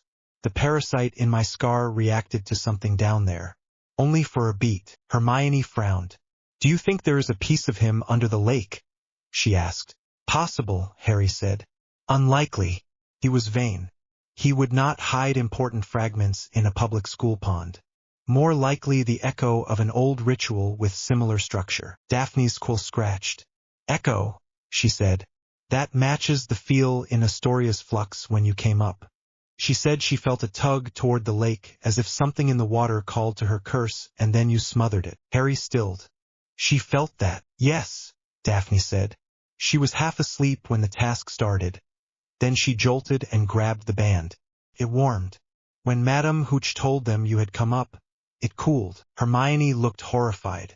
So whatever is in your head and whatever is in the Greengrass curse both react to the same stimuli, she said. Not identical, Harry said, but related. That gives me another data point. I can use it. Ron stared at him. You scare me sometimes, he said. Harry shrugged. Fear is a rational response to unknown variables, he said. Daphne set her quill down. Speaking of rational responses, she said. The French representative wishes to see you. Already, he said. Of course, she said. He sent a note. Very polite. Very formal. He requests a private conversation in the presence of Professor Dumbledore and Madame Maxime. Hermione's eyes widened. They are going to offer thanks, she said. And they do not want anyone to accuse them of secret deals. Then we will give them a scene, Harry said. The room Dumbledore chose for the meeting was one Harry had not seen before. Small, with a low ceiling and heavy beams, hung with tapestries that muffled sound. There was a fire burning in the grate, more for comfort than necessity. Dumbledore sat in one armchair, hands folded, eyes bright. Madame Maxime occupied another, her presence filling the space. Between them, a slender man in formal robes in muted blue and silver stood as soon as Harry entered. Daphne slipped in behind Harry and took up a position by the wall. No one had told her to attend. She had informed Harry she was coming, and that had been the end of that. Harry, Dumbledore said, thank you for coming. May I present Monsieur Delacour, envoy from the French ministry. Monsieur Delacour inclined his head. Up close, Harry could see the faint strain around his eyes that did not match his smooth posture. Monsieur Potter, he said in careful English, you have my thanks, my wife's thanks, my family's thanks. You saved my younger daughter. I did not intend to leave her under a lake, Harry said. Your thanks are accepted. Delacour's mouth twitched at the bluntness. We are not blind to the danger, he said.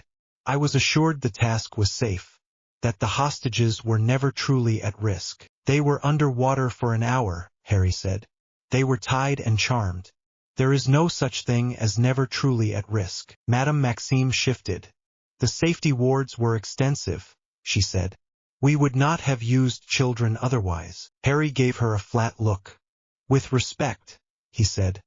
The wards did not prevent me from reaching them late. If I had miscalculated, Gabrielle would have been the one who paid that price. Delacour lifted a hand slightly.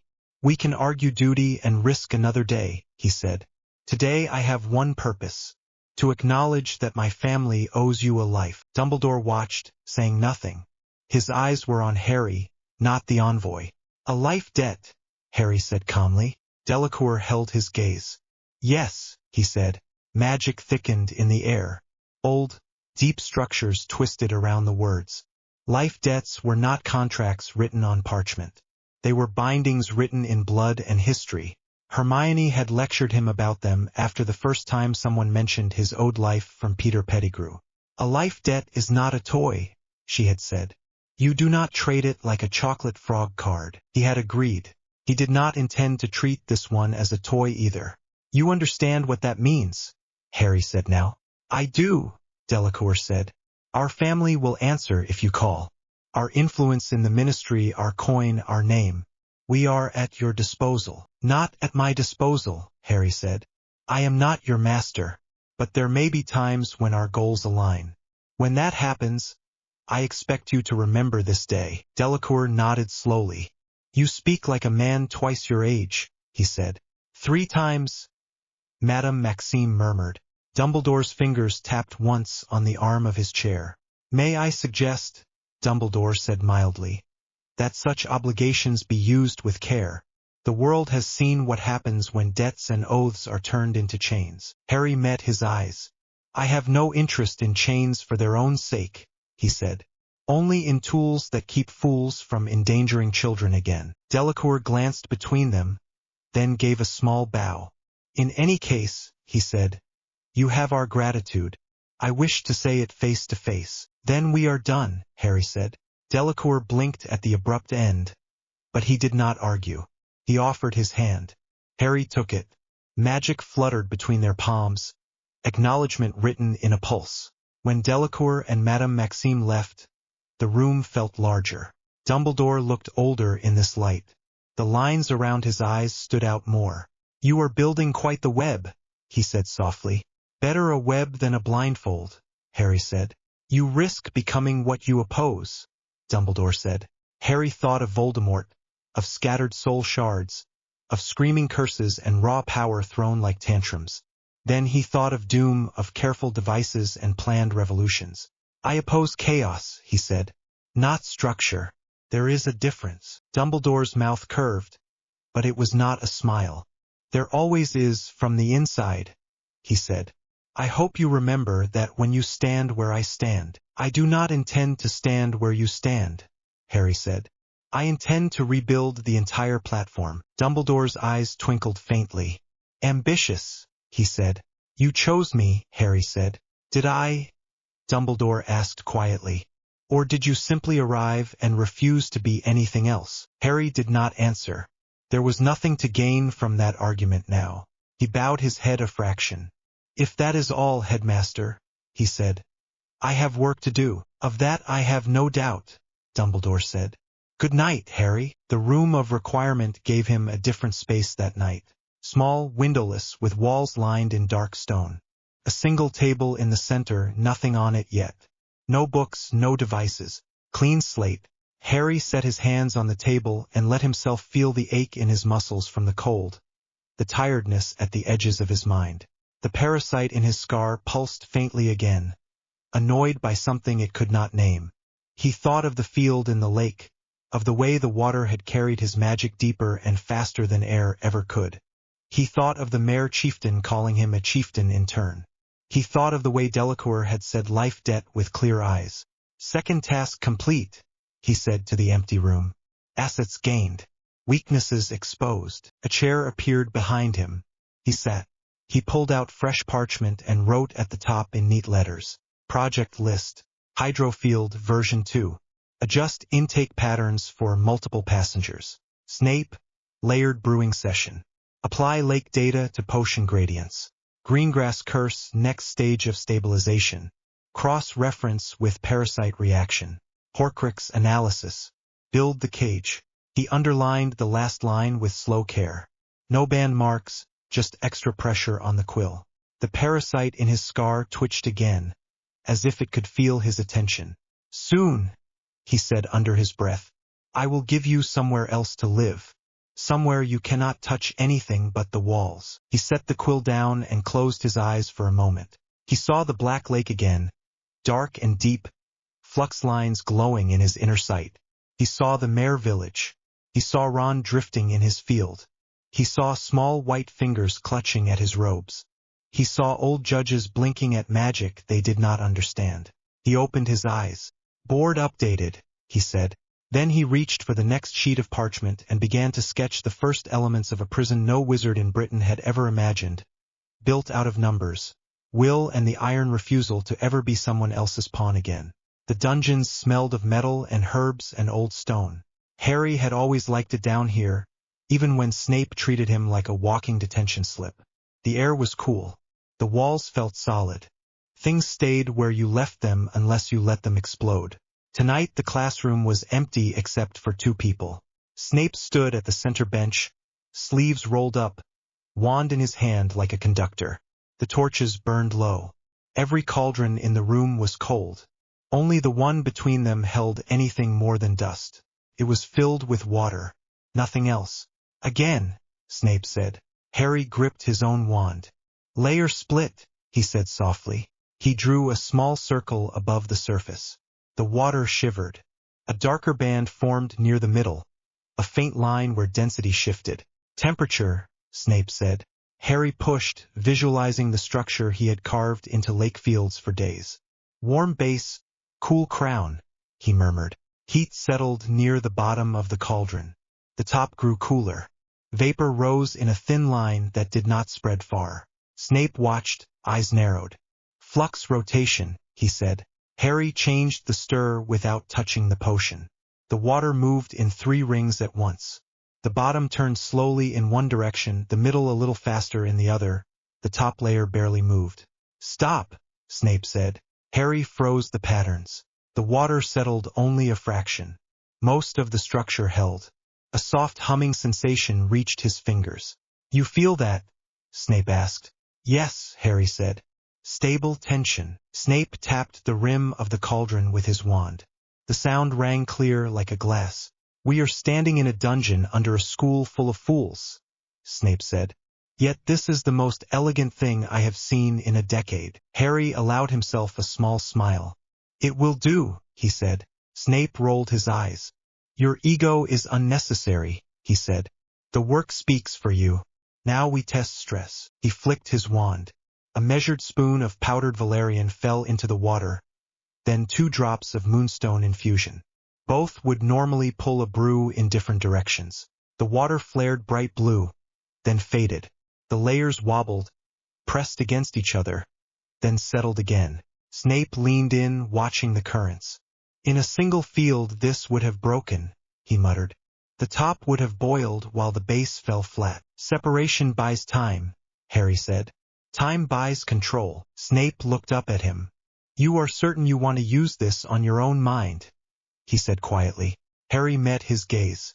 "Yes," he said. Snape studied him for a long moment. "You are a fool," he said. "A calculated one, but still a fool." "Yes," Harry said. "I am also a container for someone else's mistake. That I refuse to be." Snape's lip curled. "You talk about the Dark Lord like a bad potion," he said. "In many ways he is," Harry said. "Sloppy, unstable, built from stolen notes and arrogance." Snape turned back to the cauldron.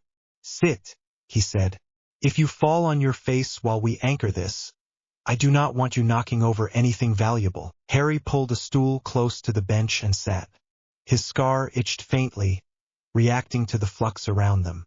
On the wall behind Snape, a small chalk diagram showed the plan. No circles, no ritual marks, just flows, potion to body, body to mind, mind to cage. They had argued about every step. Snape had fought him on dosage. Hermione had forced him to add a failsafe. Daphne had insisted on an exit path that did not depend on will alone. Harry had not objected. If he was going to walk into his own head and pick a fight with a soul parasite, he wanted people he trusted holding the lines. Snape added a final pinch of powdered silver to the water. The layers shivered again, then locked. The surface went perfectly still. "This will carry the pattern," Snape said. "You drink, it spreads. The layers will echo in your flux." "Which gives me leverage," Harry said. "Which gives you a scaffolding," Snape corrected. "Do not pretend you are invincible. This is the sort of experiment that filled hospital wings in the old days." "Then it is fortunate that Madame Pomfrey is very good at her job," Harry said. Snape looked like he wanted to throw something at his head. Instead he reached for a small bottle and poured a clear stabilizer into a second cup. "This you drink first," he said. "If you start convulsing, it will at least keep your heart from stopping while we undo this madness." Harry took the cup. The liquid tasted bitter and sharp. It settled in his stomach like a stone. He set the empty cup aside. "Once the field is fully active, nothing from outside can touch the fragment," he said. "Not even him." "That is the theory," Snape said. "Theory has a tendency to bleed on the floor." Harry picked up the ladle. The potion that was not a potion glimmered faintly, layers barely visible. "Last chance to call me an idiot and throw this away," he said. Snape's eyes were dark. "If we do nothing, the thing in your scar is a window," he said. "If he pushes through it, the world burns. I would rather watch one idiot boy try to put up shutters than wait for fire." "Then we proceed," Harry said. He filled a cup and drank. The room of requirement built the arena. Harry barely had to ask. His intention was enough. One moment he was sitting on the stool, Snape's hand at his shoulder and the taste of layered water burning down his throat. The next he stood on black stone, air sharp and still. He knew this place, not from this life, from another. Tall walls rose around a circular courtyard. Towers climbed into a dark sky that held no moon. Iron shapes jutted from parapets, devices watching without eyes. The flags that once flew here were gone, but he remembered them. Latveria, Doom's castle. His mind had chosen familiar ground.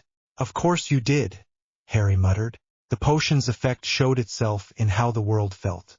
The space was layered. He could sense 3 rings of pressure around him, just like the bands in the cauldron. The inner circle hummed with his own magic. The next ring was full of half-remembered things. The outer ring simmered with something cold and angry. The parasite. He could feel it now as a smear in the air, a wrongness that did not fit the stone. He clenched his hand. His magic answered, steady and ready. He was not the scared child who had tried to hide from the pain in his scar. He was not a desperate wizard throwing whatever curse he could remember. He was Doom with another name. "Come on," he said softly. "If you are watching, watch properly." The air ahead of him shifted. For a heartbeat he saw a figure. Tall. Robes as dark as the sky. A face like a snake, pale and blurred. Eyes like the curse itself. It flickered, as if viewed through broken glass. Then it snapped into something else. He faced himself. Not exactly. This version of Harry was taller, older by perhaps 10 years. His eyes glowed faint green. His left hand held a wand. His right hand was empty but dangerous. A faint pattern twisted along his scar, black rather than red. "So," the other said, "this is what you have done with my gift." "Your infection," Harry said. The older Harry smiled. It was a thin, arrogant expression that looked wrong on his own mouth. "There it is," the parasite said. The Doom voice. "I wondered when you would stop pretending to be just a boy." "You are not Voldemort," Harry said calmly. "You are a fragment with a script. Do not flatter yourself." The double tilted his head. "Names," he said. "Labels. I am his will, his memory, his hunger. That is enough." "Not anymore," Harry said. He took a step forward. The inner ring of the layered field moved with him. The stone under his feet thrummed. "You have been comfortable for years," he said. "You sat in my scar and tugged whenever he was near. You screamed when my blood reacted to his. You used me as a window. That ends now." The double's eyes narrowed. "You cannot close what you did not open," he said. Harry smiled. "Watch me," he said. He lifted his hand. Power rose around the inner ring in a slow, steady spiral. No flashes, no shouted names.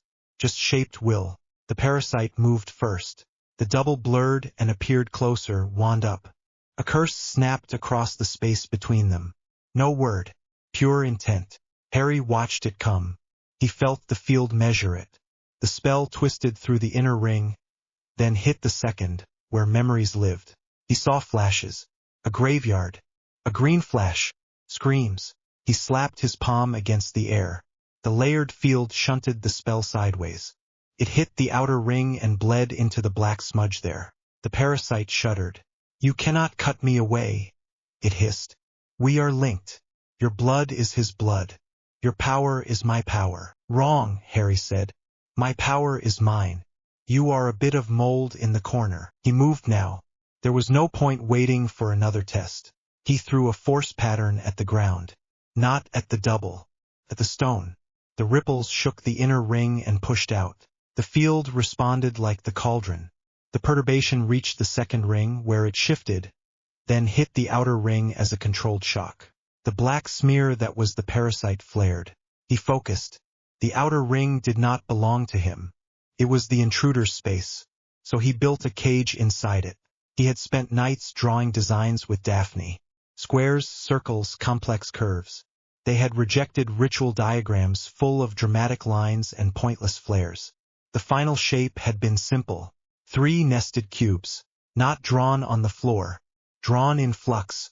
He pushed the idea out. The outer ring responded. Lines of invisible strength formed around the smear. Not perfect. The thing inside shaped itself away, trying to flow through gaps that did not exist yet. The double screamed. It sounded like his own voice and nothing like it at the same time. "You dare," it snarled. "You dare cage me." "Yes," Harry said. "You came into my head without permission. You are lucky I am not simply burning you." "You cannot," the parasite said. "You try, you burn yourself. You rip at your own core. That scar is more than a mark. It is a knot." "I know," Harry said, "which is why I am not tearing. I am isolating." He stepped closer. The field tightened. The outer ring folded in on itself, bringing the smear into clearer view. It looked less threatening now, more like a stain on glass. The double's outline flickered. He saw glimpses of the original under it. Slitted eyes, thin nostrils, a mouth that had forgotten how to smile kindly. "You think your cheap fortress means anything," the parasite whispered. "He will come. He will call. This shell will crack." "Maybe," Harry said.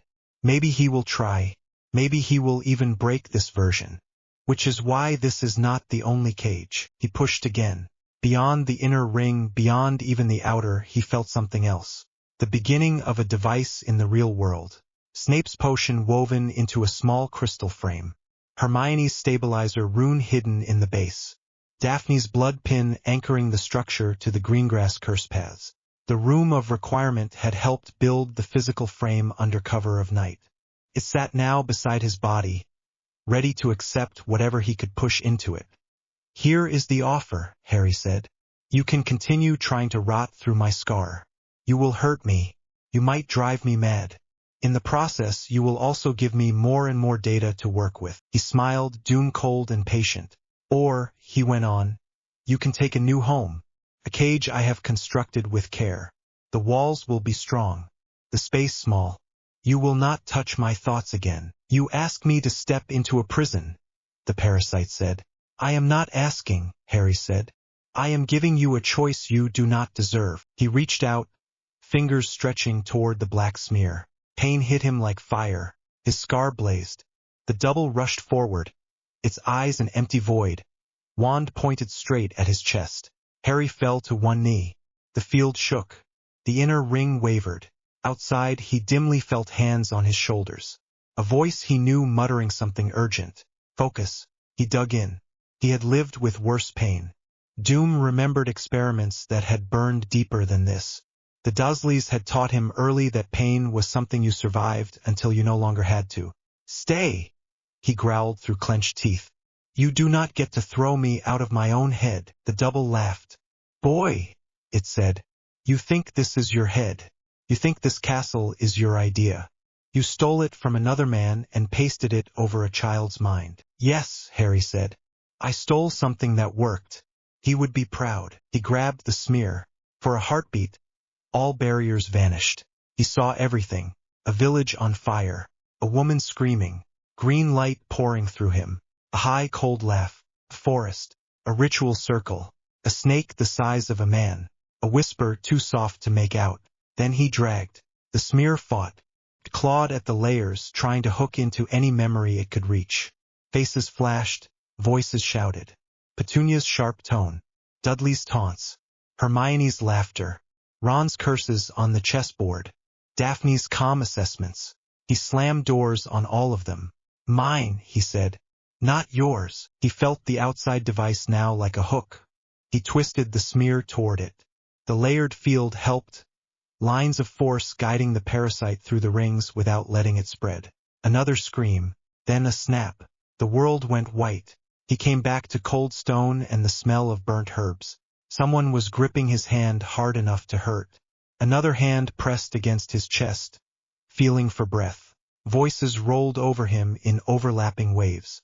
"Harry, Harry, open your eyes. Come on, you stubborn lunatic. That stabilizer is still active. His heart is regular. He is not dead.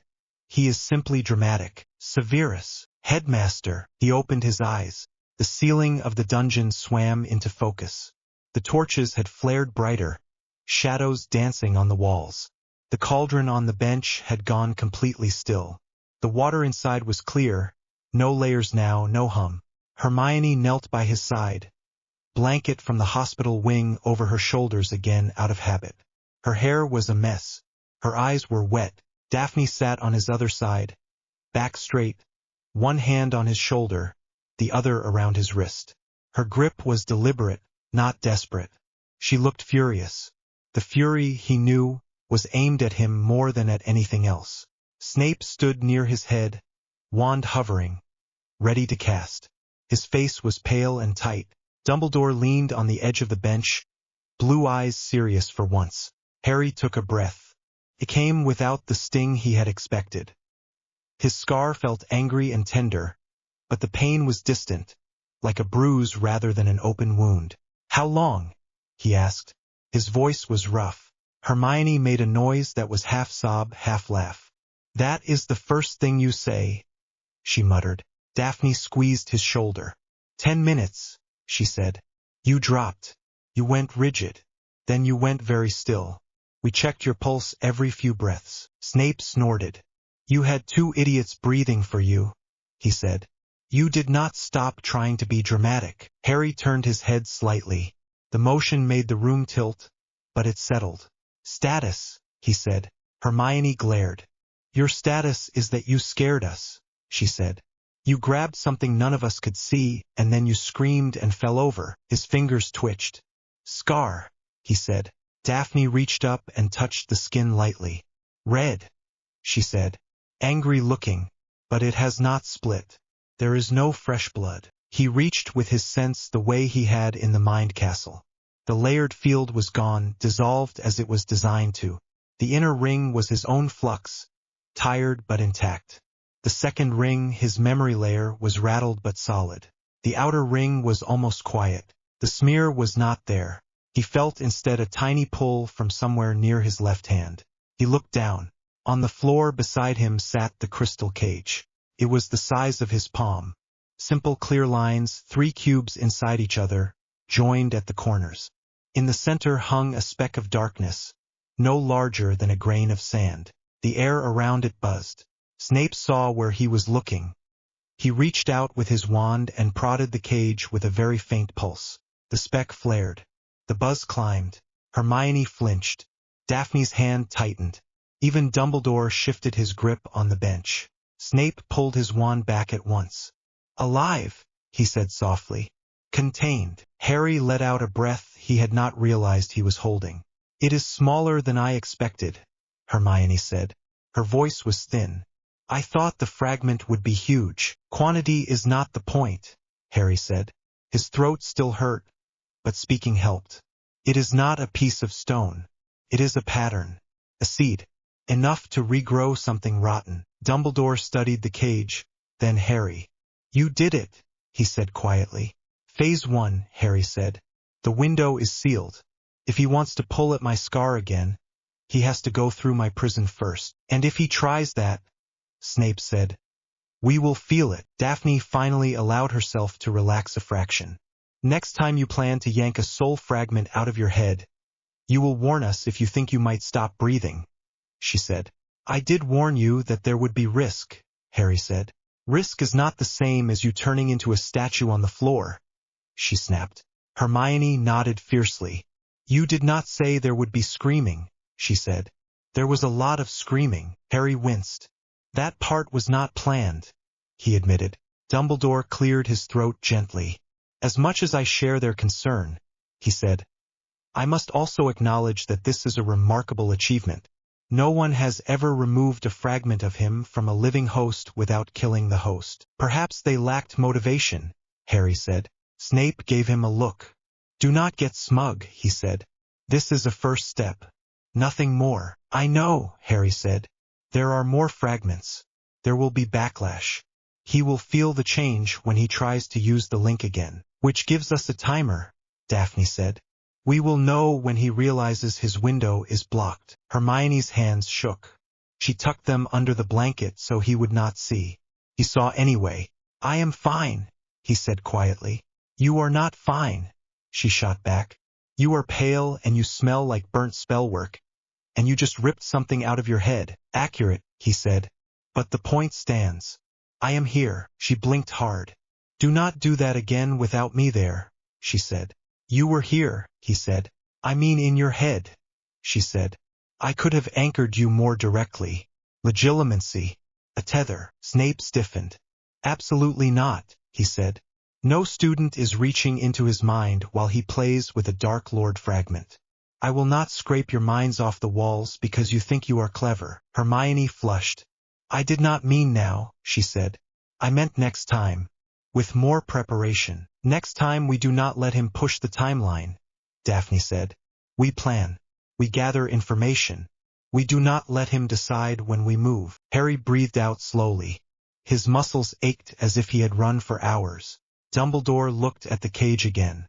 His usual gentle expression was gone. In its place was something hard and thoughtful. "I will not ask you to hand that to me," he said at last. Harry blinked. "I was not going to," he said. Dumbledore laughed softly. "Of course not," he said. "You do not give away your finest work.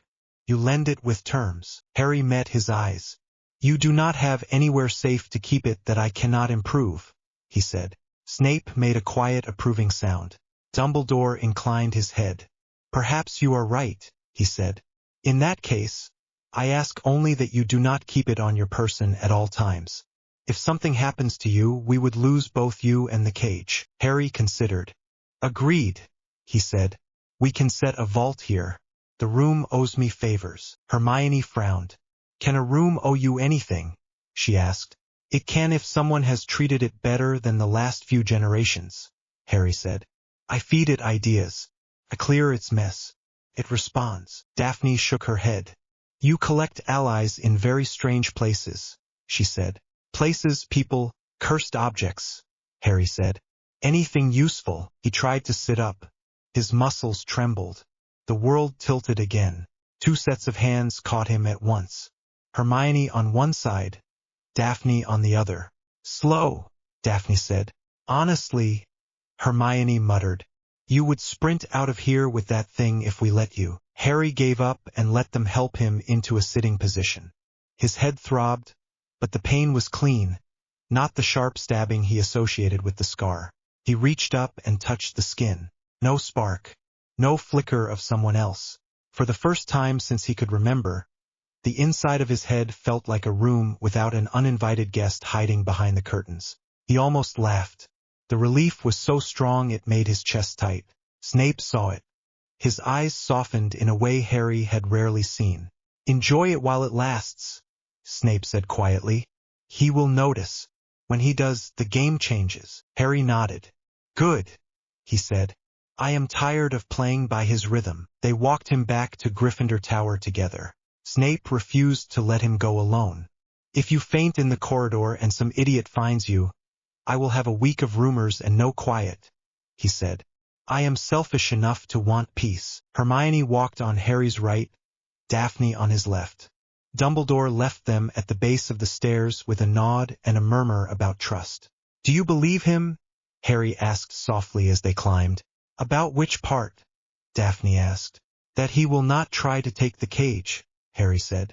Hermione chewed her lip. "He has taken things before in the name of the greater good," she said. "But he also knows you will not forgive that. He wants to keep you willing, so he will wait until he thinks he can ask without losing me," Harry said. "Exactly," she said. Daphne glanced at him. "You trust him to a point," she said. "Keep him off balance. Impress him enough that he sees you as an asset rather than a child." "That is the plan," Harry said. The portrait hole came into view. The fat lady eyed their little group and sniffed. "Late," she said. "And you look dreadful, dear." "Thank you," Harry said. "I have had a productive night." "Humph," she said. "Password." "Rotation," he said. She swung open. The common room was mostly empty. A few students dozed by the fire. One lower-year boy sat with a book in his lap and his eyes closed. Ron jumped up from the armchair nearest the hearth the moment they stepped inside. "Finally," he said. "I thought you had exploded. Then I realized if you had, the whole castle would have felt it." "Nice to see you have faith," Harry said. Ron came over and looked him up and down. "You look like someone dragged you through the lake again," he said. "Also, your hair is worse than usual." "Very helpful," Harry said. Hermione sighed. "He is fine," she said. "Mostly." Ron glanced at Daphne. "He owes you cake," he told her. "You dragged him into some mad experiment. You get paid in cake." Daphne lifted one brow. "I dragged him," she said. "You were holding his arm when he came back," Ron said. "That qualifies." Harry shook his head. "I am surrounded by lunatics," he said. "Yes," Daphne said. "You are." Hermione nudged him. "Go to bed," she said. "If you fall over in the shower tomorrow, I am not taking notes for you in class." "You always take notes," he said. "Not for you," she said. He knew that was a lie. She would still do it. He let it stand. Ron stretched. We will guard the cage, he said. Right, Hermione. She blinked. Ron, you do realize that bringing that thing anywhere near the dorm is a terrible idea. I know, he said. I meant we guard Harry while he puts it wherever his doom brain wants it. The rest of us can at least be loud if something goes wrong. Daphne considered.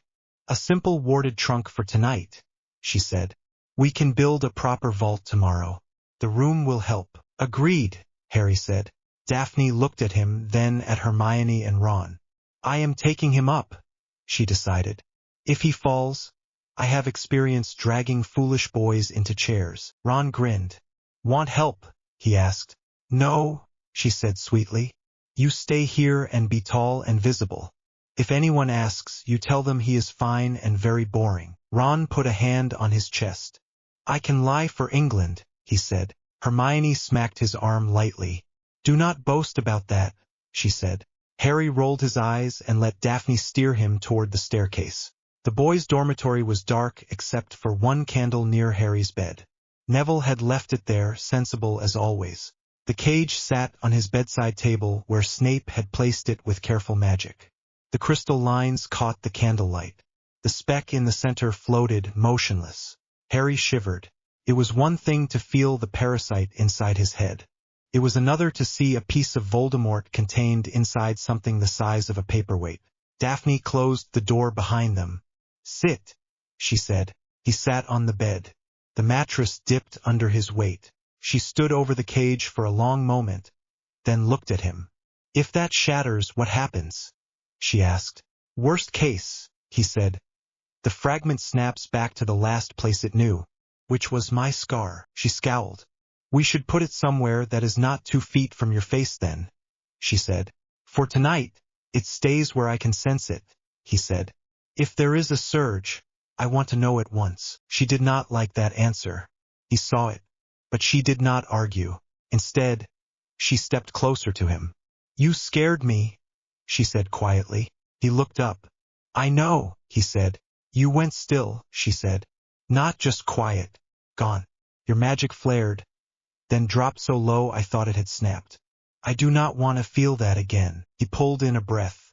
The air smelled of smoke, wool, and the faint trace of the stabilizer potion on his skin.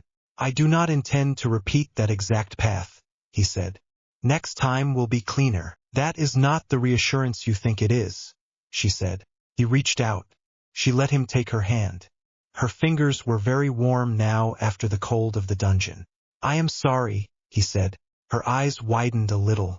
You do not say that often, she murmured. I do not waste apologies, he said. You stood at my side. You trusted my plan. I should have trusted you with more detail. I thought sparing you the mess in my head was a kindness. She exhaled slowly. Do not decide what I can handle for me, she said.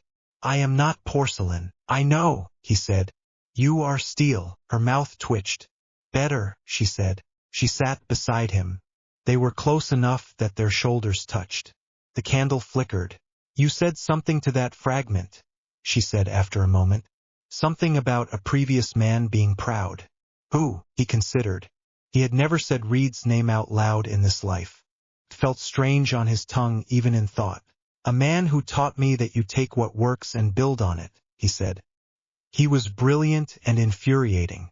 We fought constantly. He was also one of the few people who understood what it meant to carry a country on your back. Daphne listened, head tilted. You miss him, she said. Yes, Harry said. Not the wars. Not the betrayals. Him, she nodded. Then when we build your new platform, you will not repeat his mistakes, she said. You will make new ones. That sounds like something Hermione would say, he said. Daphne smiled faintly. Hermione would add a 10-point plan, she said. You like her, he said. I respect her, she said. I also like her. She challenges you, and you do not, he asked. Oh, I do, she said.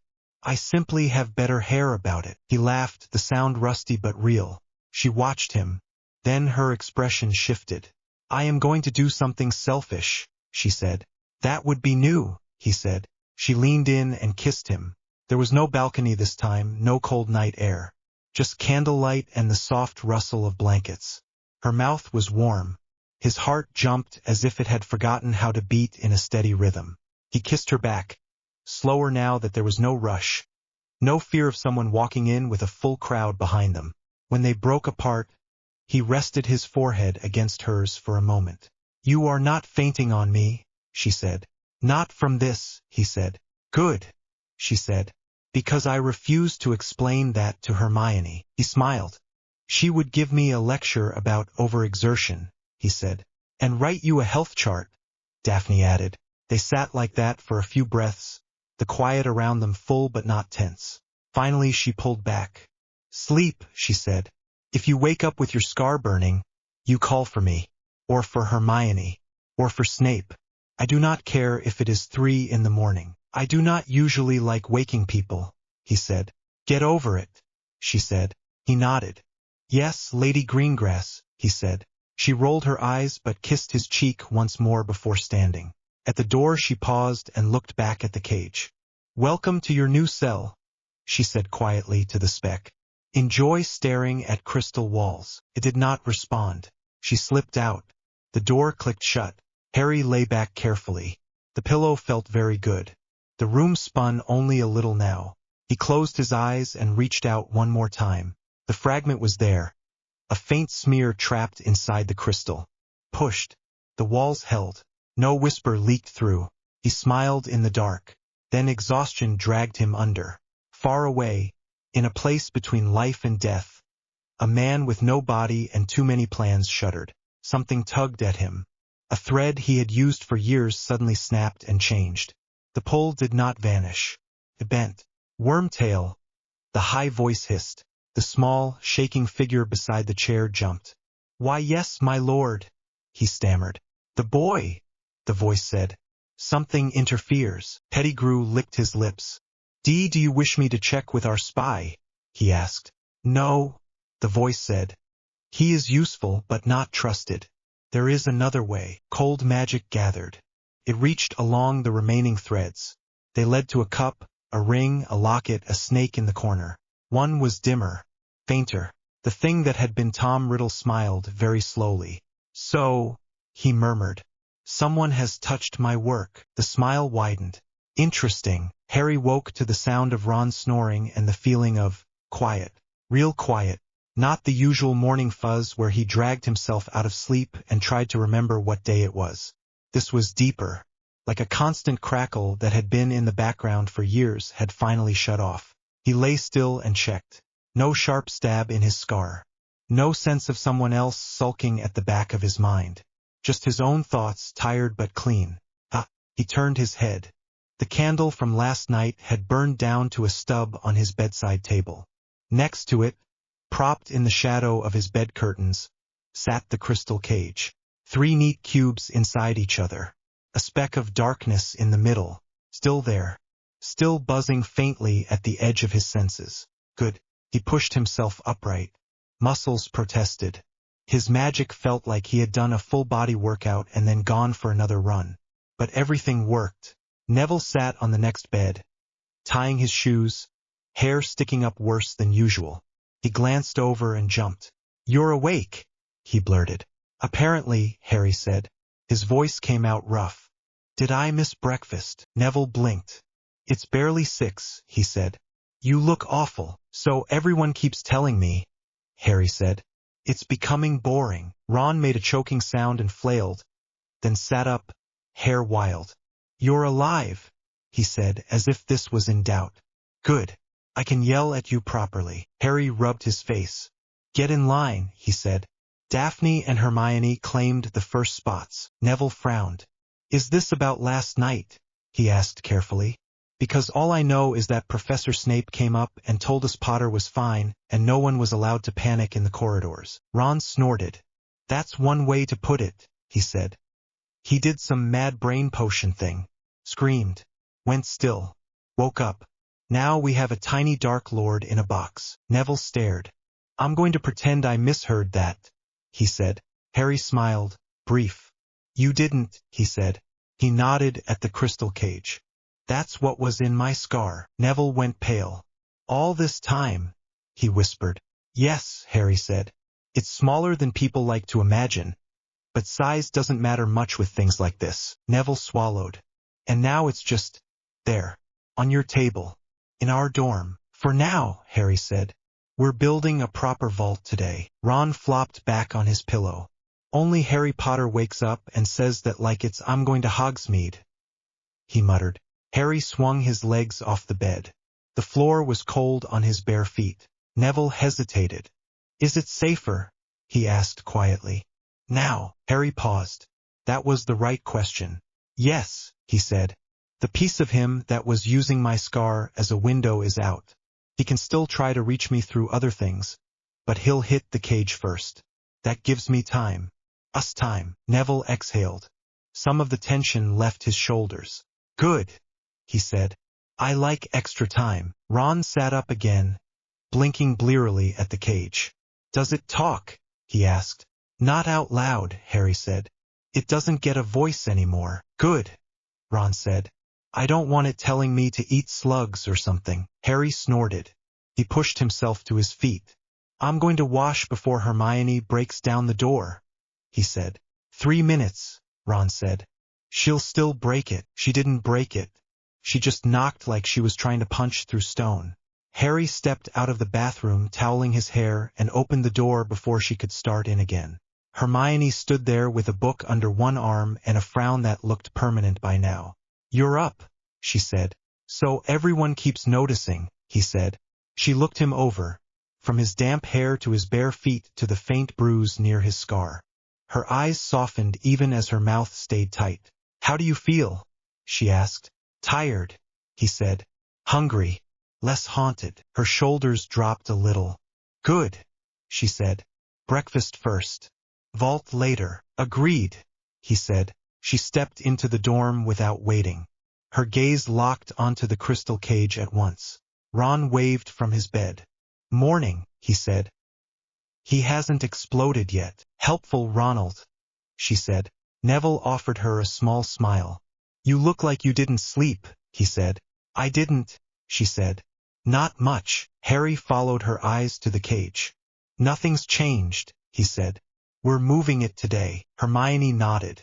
I brought an idea, she said, tapping the book. We can talk in the room after classes. Harry glanced at the clock. If I don't eat, I'll fall asleep on Snape's floor, he said. You do that anyway, Ron said. Move, Hermione told him. We're not missing food because you insist on jokes. Ron clutched his chest. Cruel, he said. I'm the one who almost drowned. Twice, Neville added. Ron groaned. Don't help. The Great Hall buzzed. Word had spread fast that Harry had done something weird and dangerous. Again. He could feel eyes on him as he slid into his usual spot at the Gryffindor table. Parvati and Lavender whispered behind their hands. A group of fifth-year boys stared outright. A couple of Hufflepuffs at the next table looked from him to Cedric, as if comparing some invisible scoreboard. Harry ignored them. Bacon, eggs, toast. Fuel first. Daphne appeared like a shadow at the edge of the Gryffindor table. She ignored the scattered looks from Gryffindors who still hadn't sorted out how to process Slytherins sitting with them sometimes.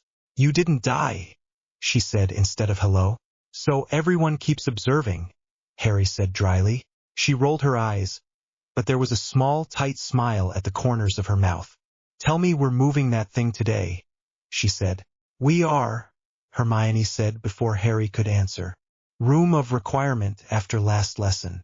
We're building a vault. Daphne nodded, businesslike. Good, she said. Astoria didn't sleep either. Hermione's expression softened. Because of the curse or because of him? She asked, jerked her chin toward Harry. Both, Daphne said. The curse flared when he pulled the fragment. It hasn't done that in months. Then it settled. She says it feels different now. Not lighter yet. Just less crowded. Harry looked up sharply. Less crowded, he repeated. Daphne met his eyes. Her words, she said. I wrote them down. He filed that away. One more data point in how the Greengrass curse and the Horcrux structure overlapped. Ron chewed his toast. So your mad plan might help Astoria too, he said. Bonus. Helping my little sister is not a bonus, Daphne said. It is part of the goal. Harry nodded once. It was always part of the goal, he said quietly. She held his gaze for a heartbeat, then sat down beside him as if it was the most natural thing in the world. Ginny, across the table, raised her eyebrows but didn't comment. McGonagall swept past, tartan robe swishing. Her sharp eyes took in the group at a glance. Potter, she said. Professor Dumbledore would like a word during your free period. About last night, Harry said. Yes, she said. Her mouth tightened. And about the ministry. Of course, Harry said. She moved on, snapping at a third year who was trying to juggle grapes with a levitation charm. Hermione's frown came back. Ministry, she said. That can't be good. It rarely is, Harry said. But it's better to know what fuss they're making. Daphne poured herself tea. Eat, she said. Think later. I refuse to build wards with a fainting partner. Bossy, Ron muttered. Daphne didn't even look over. Correct, she said. Dumbledore's office smelled of lemon sweets and smoke. Harry sat in the familiar chair across from the desk. The headmaster looked tired in the daylight. The silver instruments muttered and spun on shelves. Fawkes watched from his perch, head tucked under one wing. On the desk lay a folded copy of the Daily Prophet. The headline was large and bold. Harry could read it upside down. The boy who tampers. A smaller line under it mentioned, dangerous experimental magic, and he who must not be named. There was a smudgy, moving picture of him being hauled out of the lake with Gabrielle in his arms. Rita, Harry said. Indeed, Dumbledore said. She has been very busy this term. Harry leaned back. Let me guess, he said. She thinks I'm trying to become the next Dark Lord, but with better hair. Dumbledore's mouth twitched. You jest, he said. But the article implies something close.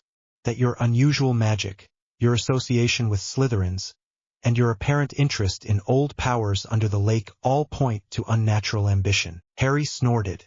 Everything about this school is unnatural, he said.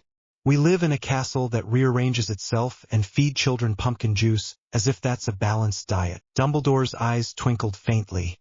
I am inclined to agree with you on the juice, he said. However, the minister is concerned. Harry's smile faded. Fudge is afraid you're building a weapon, he said. He is afraid of many things, Dumbledore said. Mostly of losing his seat. And you, Harry said. Perhaps, Dumbledore said lightly. Harry tapped the arm of the chair. What does he want? He asked. He wants reassurance that you are not dangerous, Dumbledore said. Or, failing that, proof that I am the one controlling you. Harry raised his eyebrows. I'm not sure which of those options is worse, he said. Neither appeals to me, Dumbledore agreed.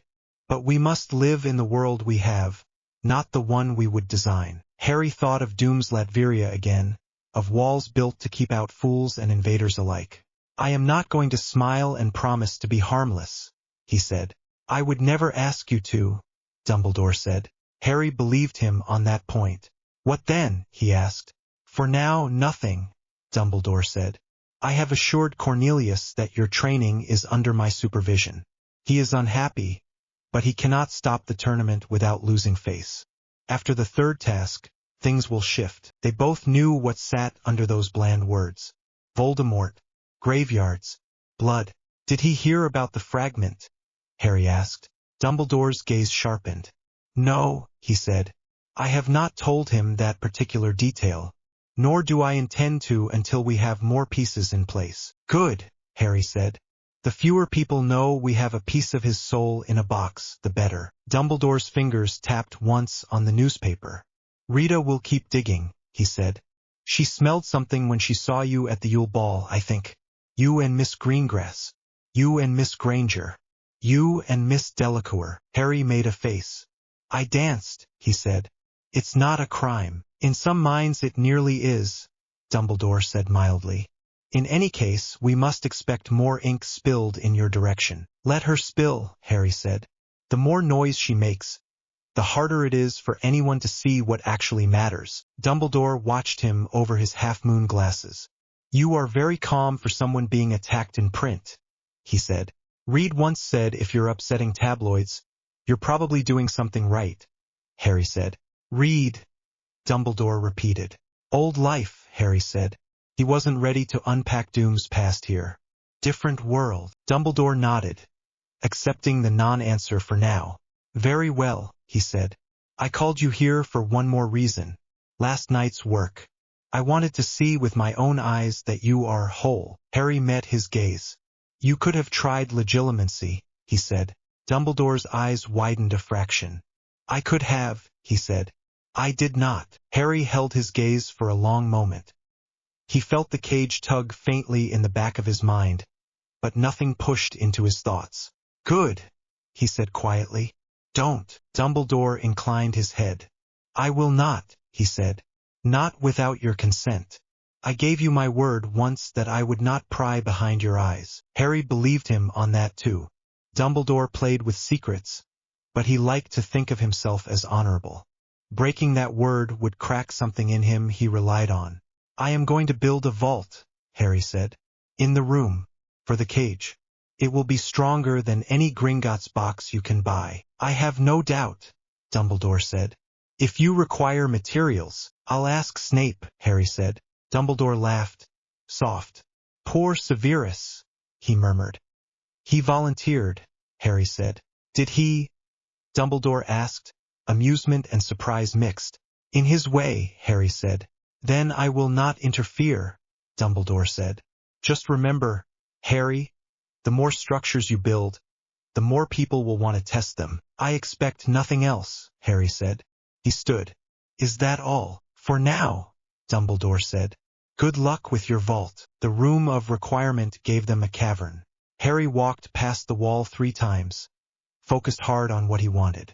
Not comfort, not training, not books, containment. The door appeared. He opened it. The space inside was tall and wide, stone walls smooth and dark. No windows, no clutter. The air felt heavy, like a storm before the first drop of rain. Hermione stepped in behind him and stopped. Oh, she said. Daphne followed, eyes sharp. It likes you, she said. It likes projects, Harry said. Snape was already there. The room had let him in when he came earlier with the cage wrapped in wards. He stood near the center of the cavern, black robes stark against the gray. On a low stone pedestal beside him sat the crystal cube. Astoria Greengrass stood on the other side of the room, wrapped in a green cloak, looking small but stubborn. A silver band gleamed on her wrist. Father agreed, Daphne said under her breath. As long as she stays near the door and you don't do anything reckless. Define reckless, Harry murmured. Hermione elbowed him. Snape gave them all a look. If we are done with the sentimental entrance, he said, we have work. Harry walked to the pedestal. The cage buzzed faintly. He could feel the fragment inside pushing against its new walls like a trapped insect. Step 1, he said. We carve the vault out of the room. Step 2, we embed the cage in that vault. Step 3, we tie it to our monitoring web. Step 4, we make it very unpleasant for anyone who tries to meddle. Hermione opened her book. I found a family ward structure from an old French line, she said. They used it to protect their seed stores from hungry relatives. It anchors to the land itself, not just to walls. This room is not land, Snape said. It is something, Harry said. It's part of the castle. The castle is old. That's enough. Daphne brushed her fingers along the stone wall. There are layers here, she said. Like in your cauldron. The room is folded on itself. We can pin the vault in one fold. Astoria kept to the doorway but watched with bright eyes. Is it going to explode? She asked. Not if we do it right, Harry said. Do you usually do it right? She asked. Eventually, he said. She giggled. The sound made Daphne's mouth soften for a second. Hermione moved to the center of the cavern and tapped her wand on the floor. We need an anchor line, she said. Something the room recognizes as important. Harry stepped beside her and laid his hand flat on the stone. Foundation, he said softly. The room shivered. A faint glow ran along the floor, forming a ring. It stopped a couple of meters from the walls, leaving a buffer. Snape raised a brow. You named it, he said. I gave it a job, Harry said. Rooms like that. Hermione sniffed, but she couldn't quite hide her curiosity. Point number 1 from the French ward, she said, flipping a page. You mark the boundary with your own magic, not with blood. Blood comes later, if at all. Good, Daphne said. We've spilled enough greengrass blood for one lifetime. Astoria looked at her wrist. The silver band hummed faintly. Harry took out his wand. Boundary, he murmured. He walked the ring, drawing a faint line of light along the floor. The magic sank in, not sitting on top like a painted ward, but threading through the stone. Hermione followed, adding a second layer, her own magic weaving through his. Their lines touched and fused. Daphne came next, then Snape, his magic sharper, darker, like ink. Astoria watched, biting her lip. Can I? She asked quietly when they paused. Daphne hesitated. Astoria, she began. Harry looked at the little witch. Her eyes were steady. Come here, he said. Daphne shot him a look. He met it calmly. If this works, your curse will react to the fragment, he said. Better to let the room know your pattern now. Astoria stepped forward carefully, like she was afraid the floor might vanish. She pressed her hand next to his on the stone. Boundary, he said again, softer. Meet Astoria Greengrass. The floor hummed under their palms. Astoria giggled. It tickles, she said. Daphne's hand hovered just behind her shoulder, ready to catch her if she swayed. She didn't. Hermione smiled. Well, she said, now the vault knows all of us. Snape rolled his eyes. Poetic, he muttered. Now we build walls. They didn't stack stones. The room did that. Harry and Hermione walked the circle, adding layer after layer of structural magic.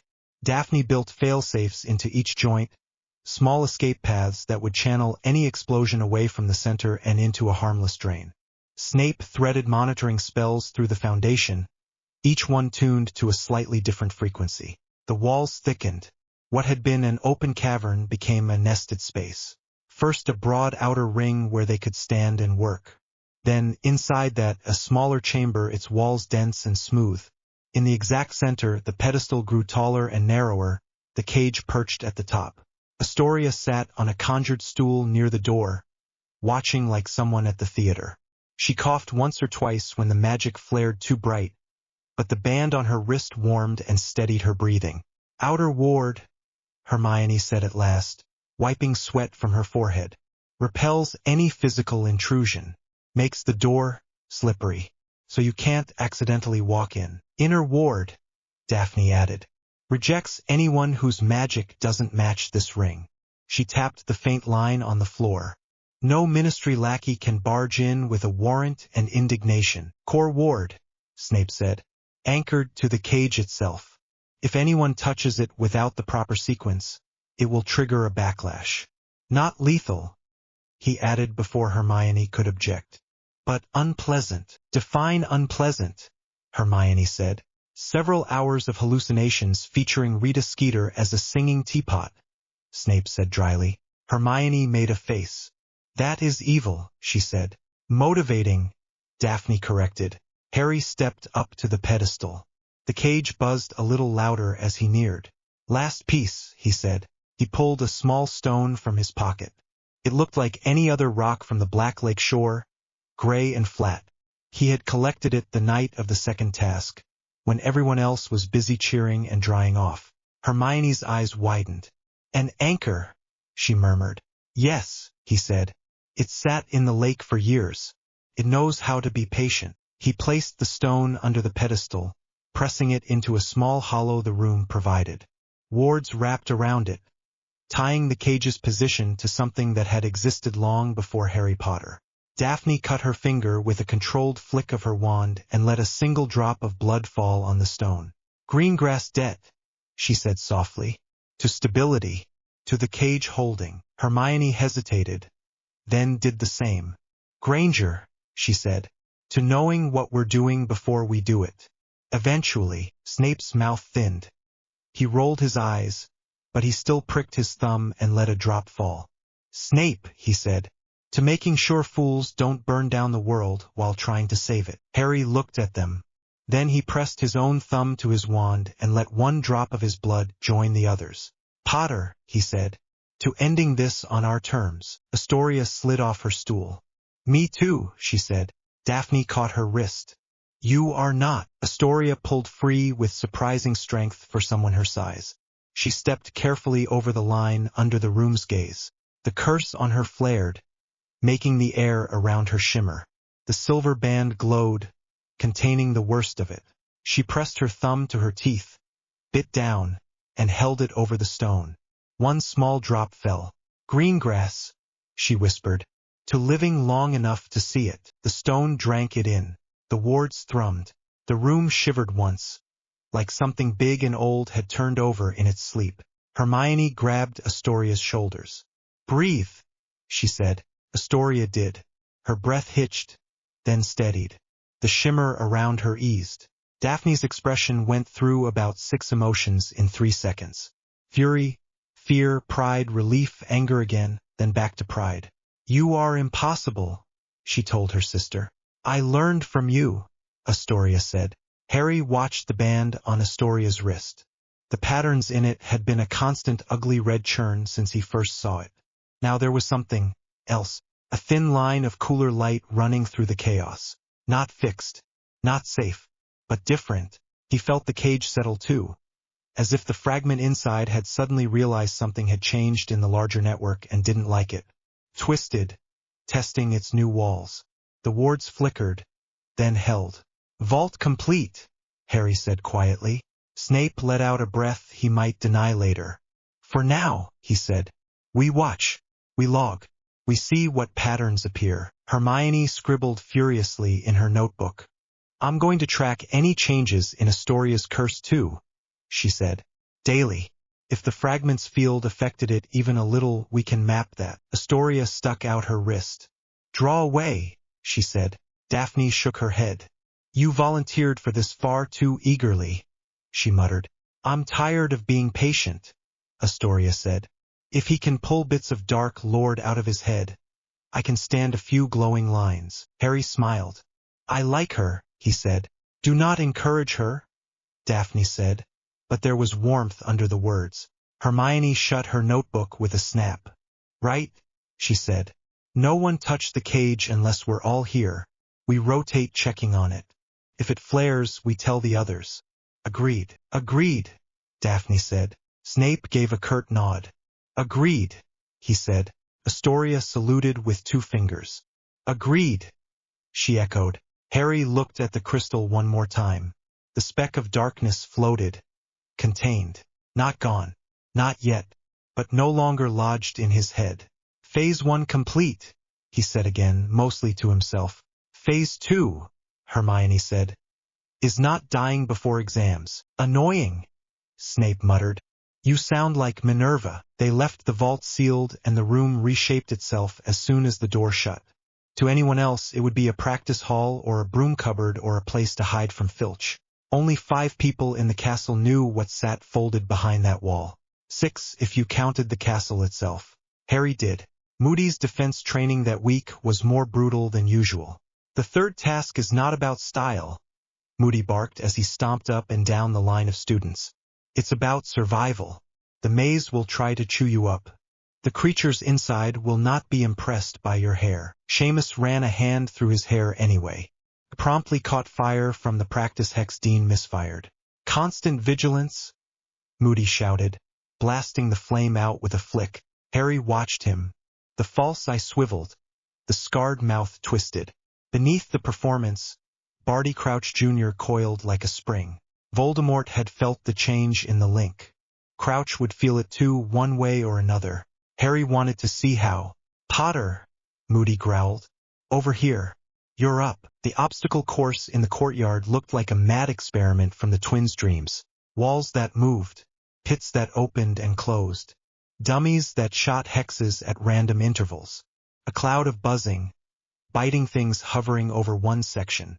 "For the maze," Moody said, "we can't show you everything, but you can learn how to think while something tries to blast your head off." Harry stepped onto the starting flag. "Rules," Moody said. "You can shield, you can dodge, you can transfigure. No blasting half the courtyard apart.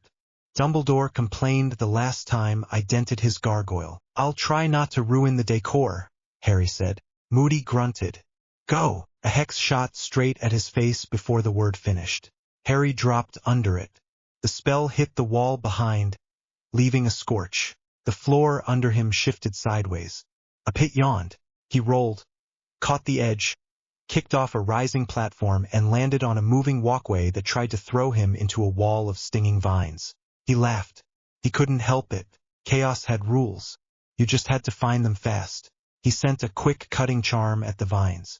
They recoiled, not liking the vibration in the spell. He used the gap to slip past before they regrouped. 3 dummies in the next section lifted their wands at once. Little lights at their bases flickered in different rhythms. Red, blue, green. Pattern. The red one fired at fixed intervals. The blue one tracked his position. The green one waited until he fired. He ducked under the red, stepped sideways from the blue's tracking curse, and threw a rock at the green. It fired at the rock. Harry whispered a single word.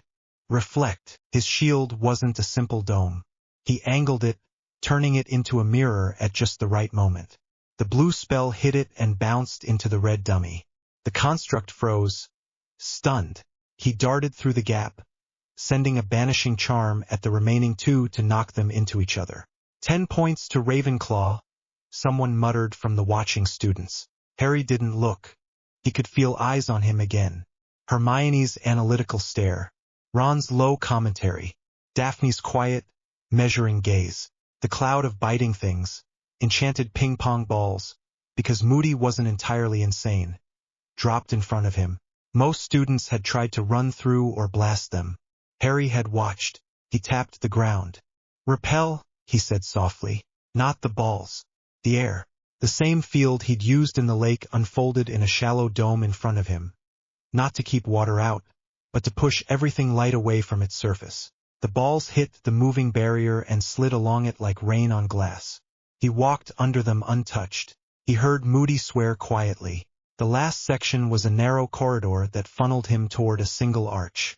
He could see the end flag through it. Too easy. He slowed.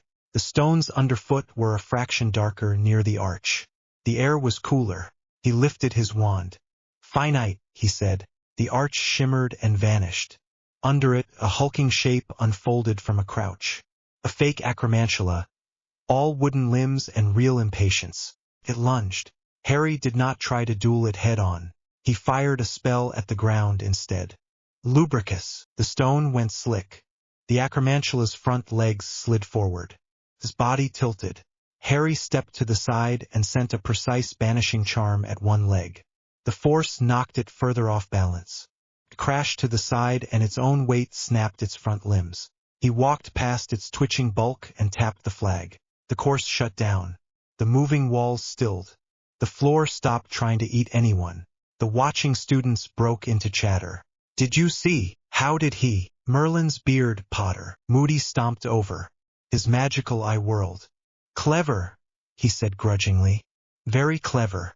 You see the triggers. The world runs on patterns, Harry said. Even chaos wears a shape if you look at it for long enough. Moody's mouth twisted. You've been reworking your brain, he said. I can smell it. That sounds unsanitary, Harry said. Moody took a step closer. That scar of yours, he said very quietly. How does it feel today? The hairs on the back of Harry's neck rose. Less crowded, he said. Why? Moody's real eye narrowed. His magical one searched Harry's forehead, then the air above it, as if looking for a tether. Curious, Moody murmured. Harry kept his face neutral. The fragment in the cage tugged once, as if echoing the word. Moody leaned in so close Harry could smell stale coffee and something acrid. Careful, Potter, he said. Sometimes when you shut a door, something goes looking for another way in. Harry's jaw tightened. Then I'll shut that one too, he said. Moody's grin was not friendly. We'll see, he said. He stomped away, barking at the next group to get moving. Daphne appeared at Harry's shoulder. Hermione and Ron were a step behind her. What was that? Hermione hissed. A warning, Harry said. A test, Daphne said. He was looking for something and didn't find it. He sounded almost upset, Ron said. Which is weird, because Moody's default is upset. Harry watched Moody's back. The limp was real. The paranoia was real. The person animating it all was not Moody. He knows the link shifted, Harry said low. He doesn't know why yet. That won't last, Daphne said. He's not stupid. No, Harry agreed. He's not. Hermione hugged her notebook. How much time do we have before he figures out the cage? She asked. No idea, Harry said. But every second between now and then is ours. That evening, an owl from France arrived. It was well trained. It dodged Peeves, ignored the Slytherin's attempts to head it off, and landed neatly in front of Harry at the Gryffindor table. The envelope it carried was thick, with a wax seal bearing the Delacour crest. From your new favorite politician, Ron said. Father says he is only middling, Daphne said. But he has ambition. Harry broke the seal.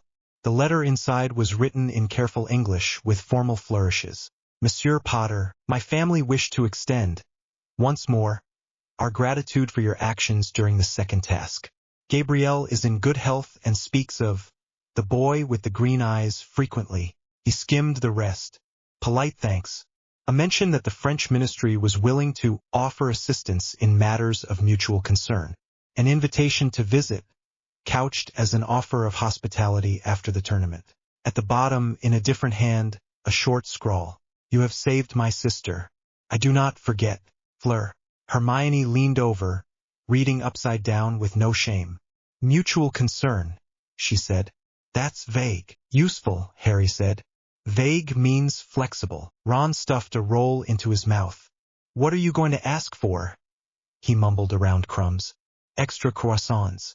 A French castle. Information, Harry said. On their end of the war. On any records they have about soul magic. On their opinion of fudge. Daphne sipped her tea. Father says the French love to look down on British ministers, she said. You'll get an earful. Good, Harry said. I like knowing what insults to expect. Hermione smiled despite herself. You're going to write back, she said. Of course, he said. It's rude not to feed a connection when it offers itself. She shook her head. You collect governments like other people collect chocolate frog cards, she said. Governments are more useful, Harry said. Mostly, Ron whispered to Neville. He's going to be running several by the time we're 20. Neville glanced at Harry's scar. Then at the cage idea he didn't quite understand. Better him than someone else, he said softly. Harry pretended not to hear. That night, the vault hummed. Harry felt it in his bones as he fell asleep. A faint, steady vibration under everything else. Down in the folded space behind the room's wall, the fragment pushed against its crystal boundaries. It tried to reach out along the paths it had used for years. The scar, the echo in the greengrass curse, the old traces in the castle wards. Each time it hit new structures, walls that did not break or absorb but redirected. Each time the push turned inward, pressing the fragment back into its own tiny space. The magic hummed louder for a moment, then settled. Astoria woke once, hand pressed to her band, breathing hard. The curse pulled and snapped like a rope tied to something distant. Then it eased. She lay back down. Less crowded, she whispered in the dark. Daphne, sitting in a chair nearby with a book in her lap and a wand at her side, heard her and wrote the words down. Far away, in that damp shack between worlds, Voldemort tested his threads again.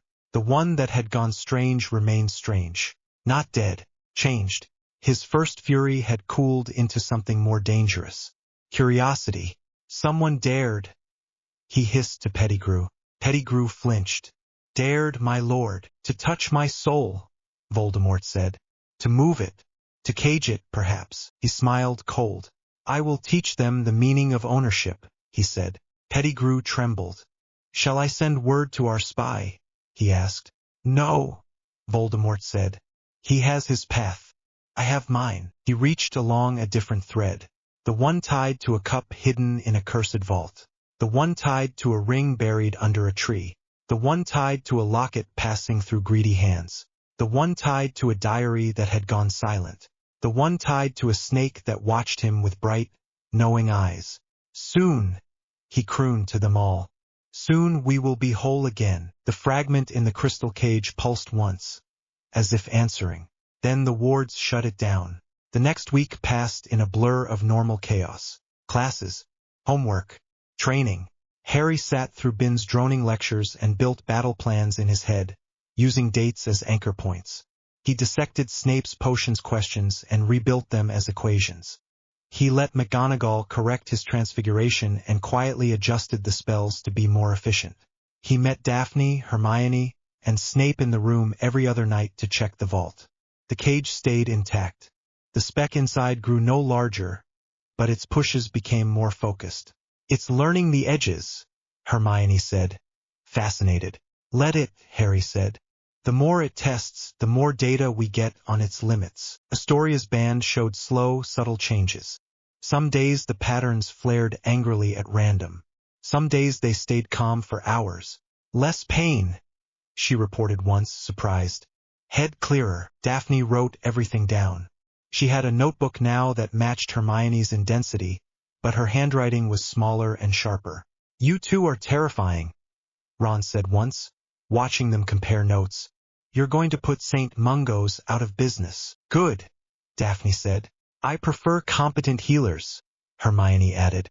"But less cursed people would help." Harry listened to them and let a small part of him relax. The pieces were not all in place. He did not have all the answers, but some things were finally moving in the right direction.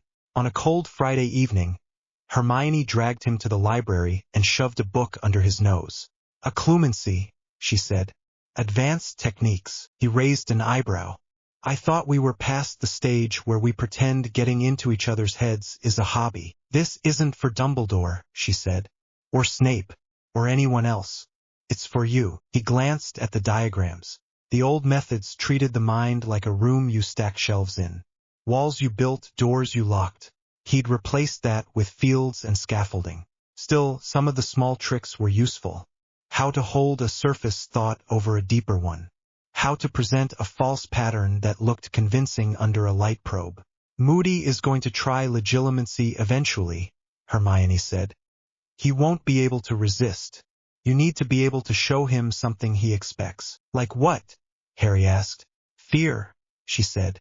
"Uncertainty. Confusion. Boy who has no idea what's going on." He smiled. "A role I have played before," he said. "Exactly," she said. Daphne joined them later, arms full of Slytherin-approved texts on ward-breaking and curse resistance. "We should assume their side has manuals too," she said. "If someone like Crouch Jr. got his hands on the Auror training materials, he knows all the standard attacks." "Which means we need non-standard defenses," Hermione said. Harry tapped the book. "And non-standard noise," he said. "I'll give Moody exactly what he thinks he wants to see. Enough to keep him busy while we do actual work." Daphne's smile was sharp. "Lure him into underestimating you," she said. "Good." Hermione looked between them and shook her head, fond and exasperated. "I'm surrounded by schemers," she said. "You help," Harry said. "I know," she sighed. Later, when the library had emptied and Madame Pants was prowling like a thin, angry cat, Harry and Daphne slipped out into a side corridor. Hermione stayed behind to reshelve an entire stack of books. Properly, the castle was quiet here. The torches burned low. Moonlight slanted in through a high window. Daphne walked a few steps in silence, then tugged on his sleeve. "Stop," she said. He did. She looked up at him. "How bad is it?" she asked. "In general or specifically?" he asked back. "Specifically," she said. "With the cage. With the link. With him." Harry leaned against the cool stone wall. "He knows something changed," he said. "He knows he can't reach me the same way, but he doesn't know why yet. When he tries to pull, the fragment hits walls. That will annoy him." Daphne's mouth curled. "Good," she said. "Annoyed Dark Lords are dangerous," Harry said. "They get creative. They overreach. It's a risk and an opportunity." She stepped closer. "And you?" she asked. How do you feel without him pressing on your scar every time he thinks about you? He thought about it. Lighter, he said. Like a headache I forgot to notice is gone. She studied his face. You look younger, she said. He blinked. Do I? Yes, she said. You usually have this tension. Here. She tapped the skin near his scar, careful not to touch it directly. It's not there tonight. He hadn't realized. That's temporary, he said. Maybe, she said. Maybe not. Either way, you did something impossible and didn't die. You're allowed to enjoy small benefits. He huffed a laugh. Is that Greengrass law? Personal decree, she said. He reached out. She let him tuck a loose strand of hair behind her ear. You dragged me through that vault warding, he said. You're allowed a decree. Her eyes flicked to his mouth, then back to his eyes. You're thinking too much again, she said. I usually am, he said. Stop, she said. What should I do instead? He asked. She rose on her toes and kissed him. It was not desperate this time, not edged with near death and screaming. It was slow, steady, something that fit into the space between planning and war. His hands settled on her waist. Hers slid up to his shoulders. He could feel the warmth of her through her robes, the way her magic hummed close to the surface when she was focused. When they broke apart, she rested her forehead against his for a moment, catching her breath. Better, she murmured. Yes, he said. The quiet broke with a small gasp from the end of the corridor. They both turned. Hermione stood there, a stack of books in her arms, eyes wide. Oh, she said. Daphne stepped back, at once composed again. You're late, she said. Hermione's mouth opened and closed. I went to put the last book back, and then Pants wanted to argue about shelf order and Harry held up a hand. It's fine, he said. Hermione flushed. I wasn't spying, she said. I know, he said. She shifted the books to one arm and pushed her hair behind her ear with the other. Right? She said. Well, good night. She half turned, then stopped. For what it's worth, she said, not looking directly at them. I'm glad you have someone who can keep up with your ridiculous plans. Daphne's expression softened. He has at least two, she said. Hermione smiled, quick and real. We'll see, she said. She walked past them down the corridor. As she did, she bumped Harry's arm with her elbow, gentle. Don't stay out too late, she said. If you fall asleep in bins tomorrow, I'm not waking you. You always do, he said. Don't count on it, she said. But there was no bite in it. When she was gone, Daphne exhaled. That could have been worse, she said. Yes, Harry said. She could have started a chart, Daphne said. She might anyway, he said. They shared a small, tired laugh. Then they went back to war work. The hedges did not belong on a Quidditch pitch. They rose higher than the goalposts, thick and dark, leaves packed so tight that no light slipped through. The air around them felt heavier, as if the grass and soil were on edge about being forced into this shape. Harry stood beside the other champions at the edge of the maze and watched the green walls creep a little higher as the last charms settled. Charming, is it not? Bagman said, bouncing on his feet. Test of nerve, this one. Not just brawn. Cedric gave Harry a sidelong look. I think we have different definitions of charming, he murmured. Victor grunted agreement under his breath. Fleur folded her arms, eyes narrowed as she studied the maze like an opponent. Harry did the same, only his focus was not on the surface. Underneath the illusion of random hedges, he could feel the structure. Layers of enchantment to confuse direction. Pockets of compressed air for fog. Anchor stones to hold the whole thing in place. The castle watched too. He could feel it in the faint buzz through his soles. Hogwarts did not like temporary structures that pretended to be permanent. Dumbledore stood with the cluster of judges. McGonagall beside him, plants of tartan visible under her robes. Karkaroff and Madame Maxime talked in low voices. Crouch was absent again, replaced by a ministry official whose name Harry had not bothered to remember. Moody leaned on his staff near the champions, magical eye whirling as if trying to see through the hedges already. The normal eye watched Harry. Harry ignored both. Later, he told himself, one thing at a time. Bagman cleared his throat. Right, he said. The basic rules. You will enter the maze at staggered times based on your current scores. Mr. Diggory, you lead. Potter, you follow shortly after. Then Crumb and Miss Delacour. First to the cup wins. There will be obstacles. There may be creatures. Your wands are permitted. No killing curses, naturally. Harry glanced at the center of the pitch where the cup sat on a tall plinth, currently shielded by a faint shimmer of magic. It looked harmless, shiny, decorative. He knew better. Questions? Bagman asked. Fleur lifted a hand. What happens if someone is hurt and needs help? She said. With all this nonsense in the way, how do you see us? The hedges are transparent to certain spells, Dumbledore answered. We will monitor the maze. Any champion may send red sparks to mark their position if they require assistance or wish to withdraw. Right? Bagman said. But you will not need that. Young, talented lot like you. Cedric looked like he might be sick. Crumb looked like this was a mild warm-up. Harry kept his face neutral.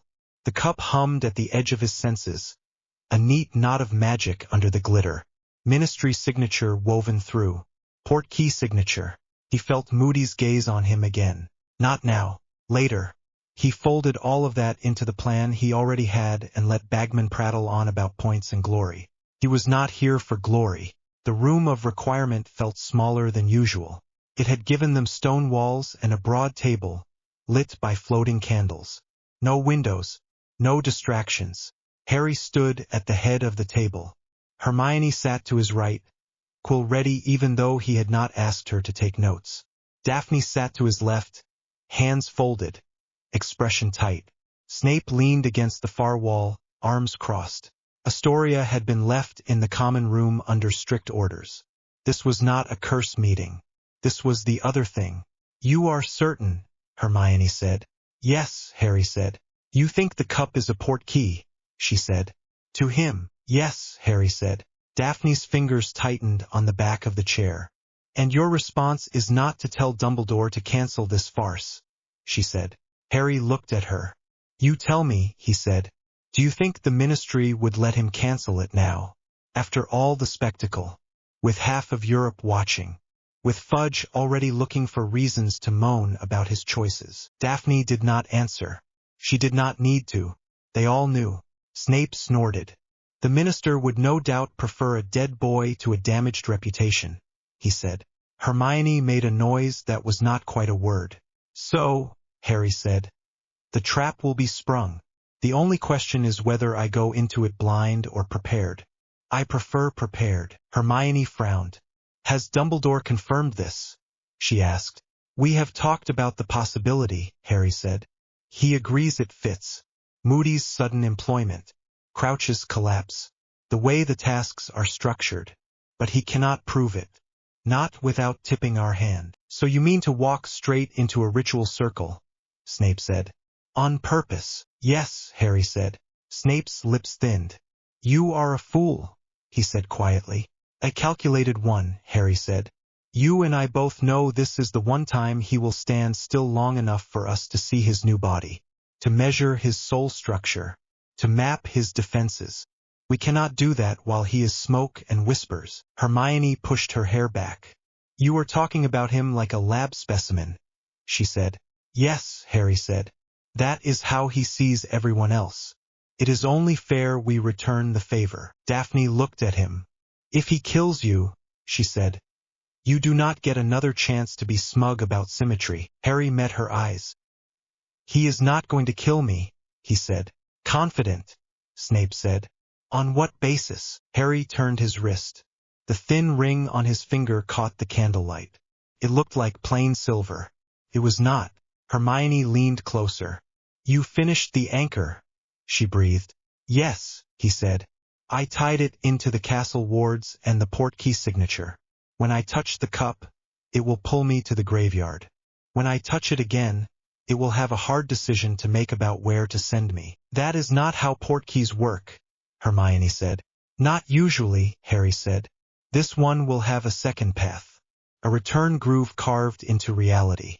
I cannot stop it sending me there, but I can make sure it knows the way back. Daphne stared at the ring, then at his face.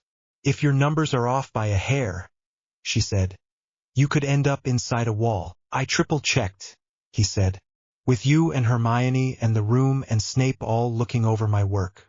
The anchor is stable. Snape inclined his head once, very slight. The structure is ugly, he said, but it holds. Thank you, Harry said. Hermione still looked unhappy, but some of the panic had left her eyes. What about the ritual itself? She asked. You said you wanted him to have a body, that you needed that to kill him properly. Harry nodded. The resurrecting shell is built on fixed runic grammar, he said. Bones, flesh, blood. The circle has to follow that pattern or the magic will collapse. That gives me anchors. I can twist parts of it without breaking the whole. In plain language, Daphne said. I can add a fault into his new body, Harry said. A flaw in how it regenerates. Something that will degrade him over time instead of making him invincible. Hermione swallowed. Magical rot, she said. Yes, Harry said. Slow, quiet. Not enough to stop him now. Enough to limit him later. Think of it as corrosion. Once it starts, he will spend power just to stay in one piece. Snape rubbed his temples. You are describing something dark, he said. Even by my standards. So is splitting your soul and stuffing it into objects, Harry said. I did not start this particular arms race. Snape's gaze was cold. You have taken it up with enthusiasm, he said. Harry held his stare. I plan to end it, he said. Silence stretched. Candles shifted slightly, as if a draft had slipped through. Hermione spoke first. You are sure you want to do this? She said. Yes, Harry said. Even knowing he killed your parents, she said. Knowing he will be right there in front of you. I know, he said. That is why I am not going there in blind rage. You are planning to let him live, she said. For now, Harry said. So that when we go for the throat, we do it once. No rebound. No half measures. Daphne closed her eyes for a second, then opened them again. What do you need from us? She asked. Data, he said. You will not be in the graveyard. That is my job. But the cup and the anchor and the vault will echo. The wards will show strain. I want you three watching every ripple. If something goes wrong with the fragment, you sound the alarm. Hermione set her jaw. We will track it, she said. Every flare, every shift. Snape nodded grudgingly. I will be in the room when the task begins, he said. If the cage so much as twitches, I will know. Daphne reached into her pocket and pulled out a small object. It looked like a thin silver plate, curved to fit the inside of a forearm. You will take this, she said. Harry frowned. What is it? Layered shield array, she said. Greengrass version. It will sit under your sleeve. It will not stop a killing curse. Nothing does. It will stop claws, fangs, bone-breaking spells, acid, most fire. You made this, he said. She shrugged. I was not sleeping, she said. Astoria snored. I needed something to do. He smiled, then sobered. Thank you, he said. She stepped around the table and took his arm. Her fingers were steady as she strapped the plate against his skin. The metal warmed to his body. Runes along its surface flickered as they learned his magic. It will not interfere with your own fields, she said. I checked. Of course you did, he said. Hermione watched them both, arms folded. We are not going to talk you out of this, she said at last. No, he said. Then we make sure you have the best chance to come back, she said. He nodded once. Exactly. The stadium that night felt more like a theater than a sports field. Stands full, flags waving, torches burning high. The maze loomed in the center, dark and waiting.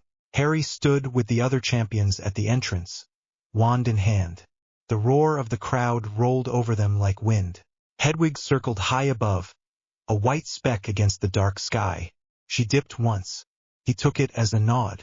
Daphne and Hermione were in the stands with the other students, near the staff section. He could feel their eyes on him even when he could not see them. Bagman walked over, grin wide, arms spread. Ready? He asked. No, Harry said. But that is not going to change. Cedric huffed a weak laugh. Fleur snorted. Victor did not bother to answer. Dumbledore raised his wand. The crowd noise dropped as if someone had turned down a dial. "Champions," he said, voice carrying clear. "Good luck." The whistle blew. Cedric went in first, swallowed by the hedge wall. Harry waited. The seconds stretched long and thin. "Potter," Moody rasped near his ear. "Remember what I said. Constant vigilance." Harry glanced at him. "Always," he said. He stepped into the maze. The noise from the stands cut off at once. The hedges swallowed sound as well as light. The air inside felt colder. The path ahead forked after a few steps. Left, right, straight. All looked the same. He smiled. "Reveal," he murmured. A faint wash of magic spread from his wand tip, invisible to ordinary eyes. He tuned his own vision to it the way he had done in the lake. Lines appeared along the hedges, dull gray where the plant was empty, brighter where heat or magic sat. Every creature in the maze glowed as a different shade. Spells embedded in the walls rippled as pale bands. At the center, far away but fixed, the cup shone like a small sun. "Found you," he said. He set off. He did not run blind. He walked at a measured pace, letting his scan map shifts in the maze's field. When paths shifted, he felt the change in resistance under his feet before he saw it. He adjusted, taking turns just before the hedges moved to block or open them. A small explosion shook the ground ahead. He stepped around a corner and saw burn marks on the soil. Something large had stomped past not long ago. A scrut. He heard a hiss, low and ugly, behind the hedge. The heat outline confirmed it. Instead of going toward it, he flicked his wand at the earth. "Vibration spike," he murmured. A narrow line of shaking ran under the soil toward the creature. When it hit, the scrut jerked, moved, stomped in the wrong direction. Its own weight crashed into a hedge wall. Leaves rained down. Harry slipped past while it was still flailing. He met a blast of cold halfway down the next path. The light died, fog closing in. The hedge outlines blurred. His own breath puffed white. A Dementor appeared out of the fog, ragged shape gliding, cold radiating. His stomach twisted for a moment. Then he saw the way its outline flickered at the edges. Too regular, too neat. A boggart dressed up. He raised his wand. Not a Patronus this time. That was the response it wanted. "Disperse," he said. The charm hit the shape like a stone dropped into water. The fake Dementor shivered, its edges fraying. The fog around it thinned. "Ridiculous," he added, almost out of habit. The thing crumpled, turned into a harmless swirl of mist, and faded. He kept moving. The maze tried tricks. Walls that closed behind him. Paths that led him in circles. Things that screamed from a distance to make him flinch. He noted each, catalogued them, and broke the ones that mattered. Halfway in, he found Crumb. The Bulgarian stood in a junction, wand raised. His eyes were not quite focused. His movements were too smooth, too empty. Harry felt the wrongness at once. Moody's brand of Imperius had a particular texture. A polished command that tried to fit the mind like a glove. "Victor," Harry said. No response. Crumb's wand lifted toward some unseen target. Red sparks hung faintly in the air above him, drifting away. Someone had already tried to signal. "Sorry about this," Harry said. He slid a small push of magic along the ground, up through Crumb's boots, and snapped it at his knees.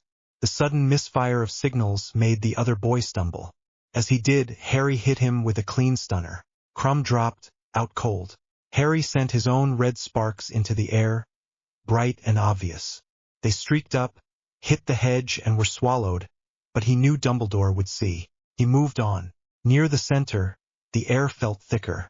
The hedges pulsed with magic like a slow heartbeat. The cup's glow grew stronger in his scan. He heard someone ahead. Labored breathing. A muttered curse in French. Fleur. She sprawled near a tangle of enchanted vines. One leg caught. The plants shifted each time she tried to pull free, tightening around her ankle. Harry stepped into the open. "Hold still," he said. She twisted, wand lifting at once. "Harry," she breathed. "You are behind me. I thought you were in front." "The maze lies," he said. He flicked his wand. Equalize. The charm targeted the vines themselves, not the grip on Fleur. It pushed their internal tension back to normal, undoing the enchantment that made them tighten under struggle. The plants sagged. Fleur slid her foot free. She hissed as she put weight on it. Twisted, she said. Can you walk? He asked. She tested it and shook her head. Not to the cup, she said. Not fast enough. There was a fire in her eyes though. She hated saying it. He sent more red sparks. You are out then, he said. You signal. They pull you. Consider it a tactical retreat. She frowned. What about you? She asked. If the cup is trapped, someone must tell them. I will, he said. She looked at him, reading something in his face. You plan to spring the trap, she said. Yes, he said. Idiot, she said softly. Yes, he repeated. She reached out and caught his sleeve. Come back, she said. No joke, no flirtation, just plain words. I intend to, he said. She let him go. The last stretch was quiet. No more creatures, no more tricks. The path narrowed, then opened into a small clearing. The cup waited on its plinth. Magic hummed around it, layered and neat. Some of the work was polished government craft. Some of it was cruder, added later. That second layer had Crouch's flavor. Or what had been Crouch. Harry stopped just short of the plinth. The cup shone blue and white. It would have looked harmless to anyone who did not know how to listen. Cedric burst out of a side path a second later, robes torn, face streaked with dirt. He skidded to a halt. Thought you had it, Cedric said, panting. Almost, Harry said. You got past the scrut. Barely, Cedric said.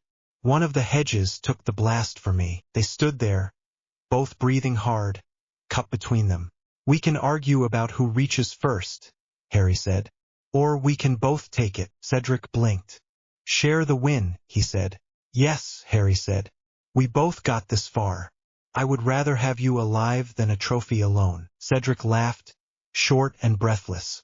You are terrible for my house pride, he said. And you saved me from that spider thing in the first task, Harry said. Consider this even. Cedric hesitated. Then he nodded. All right, he said. Together, they stepped up, one on each side of the plinth. On three, Harry said. 1, 2, 3. They both grabbed the cup. The pull was instant. Hook in the navel, yank behind the ribs, twist through space. The stadium vanished. Cold and wind rushed past. The portkey grabbed not just their hands, but the anchor on Harry's finger. The ring hummed, offering its own route. The two patterns wrestled for a heartbeat, then settled into a twisted braid. Harry felt the path like a line through his bones. He memorized every turn. Then they hit ground. The graveyard smelled of damp earth and old stone. Harry's knees slammed into soil. Cedric crashed beside him. The cup rolled out of their grip and clattered against a tombstone. The night here was colder than at Hogwarts. No torches, no crowd. Just rows of crooked stones and a yew tree silhouetted against the sky. Cedric groaned. Where are we? He said. Harry pushed himself up, heart already racing. Trap, he said. Move, a voice hissed out of the dark. Hi. Then. Wrong. Kill the spare. Green light flashed. Harry grabbed for Cedric, but the curse hit before he could haul him clear. The spell slammed into Cedric's chest. For a fraction of a breath his eyes widened in shock. Then he crumpled, body loose, face slack. The echo of the curse rolled over Harry. He flinched. Not from magic, from memory. For an instant, another face overlapped Cedric's. A woman with red hair. A man with glasses. A baby crying. He pushed it down. Not now. A short figure stepped out from behind a tombstone, wand still raised. Wormtail. Pettigrew. Sweaty. Pale. Silver hand gleaming. He panted as if the curse had cost him more than it should have. Harry's fingers tightened on his wand. Every instinct screamed at him to throw every spell he knew at that rat. He did not. He forced himself still. This was the circle. The nodes. The chance. Wormtail flicked his wand. Ropes shot out. They wrapped around Harry's chest and arms, pinning his own wand to his side. He could have snapped them. The bonds were crude. He did not. He let himself fall back against a stone and made his voice shake. It was not hard. Cedric's body lay a few steps away, still and wrong. "Wormtail," he said softly. "You will die for that." Pettigrew flinched. "You should show more respect," he said. "You are about to witness your master's return." "He is not my master," Harry said. "You barely qualify as a competent serf." Pettigrew kicked him in the side. Pain flared. Harry hissed, let his breath catch. He needed Pettigrew angry and hurried, not careful. The man fumbled a bundle out from behind another stone. It held something that squirmed and whispered, a thing wrapped in rags and hate. "Bring me to the cauldron," the small thing hissed. Pettigrew obeyed. The cauldron sat in the center of the graveyard, near a tall stone carved with the name Tom Riddle. The metal was much larger than a student pot, brim high, filled with a dark potion that steamed. The runic circle around it glowed faintly under Harry's tuned eyes. He tracked the lines. Old shapes from black rituals. Twists stolen from Right Snape had described in his own grim lessons. A central triad for bone, flesh, and blood. He felt for the parts he could touch. Not the outer ring. That was anchored to the graveyard itself. The inner weaves, the timing glyphs, the resonance nodes. Those he could nudge without breaking the whole. Pettigrew dumped the bundle into the cauldron. A thin scream rose as the thing hit the potion. Steam blew back. "Bone of the father," Pettigrew whispered. "Unwillingly given. You will renew your son." The ground shuddered. A crack opened under the Riddle tomb. Dust fell. A crumb of bone rose from the grave, flew to the cauldron, and dropped in. Harry watched the line that flared from that bone to the circle. He saw where it fed the core. He sent out the smallest pulse. A twitch of magic along the pattern, just enough to set the power field a fraction off true. Not enough to stop. Enough to tilt. Pettigrew drew a knife. His hand shook. He held it over his own wrist. "Flesh of the servant," he said. "Willingly given." He hesitated. Terror twisted his face. The bundle in the cauldron hissed. Harsh. "Do it," it ordered. Pettigrew swallowed and slashed. Blood spurted. A severed piece of his arm dropped into the potion. The cauldron flared bright for a moment, then settled. Harry watched that line too. The servant path tied strongly into the part of the circle that handled obedience and control. There he added a second fault, a hook that would make any call for loyalty bleed power instead of gain it. His ribs ached where the kick had landed. The plate on his arm warmed, ready if things went wrong too soon. Finally, Pettigrew approached Harry with the knife. The blade shook. "Blood of the enemy," he whispered. "Forcefully taken. You will revive your foe." He grabbed Harry's face with his other hand and pressed the knife against his arm. Harry met his eyes. "Do you ever get tired of being a coward?" he asked quietly. Pettigrew sliced.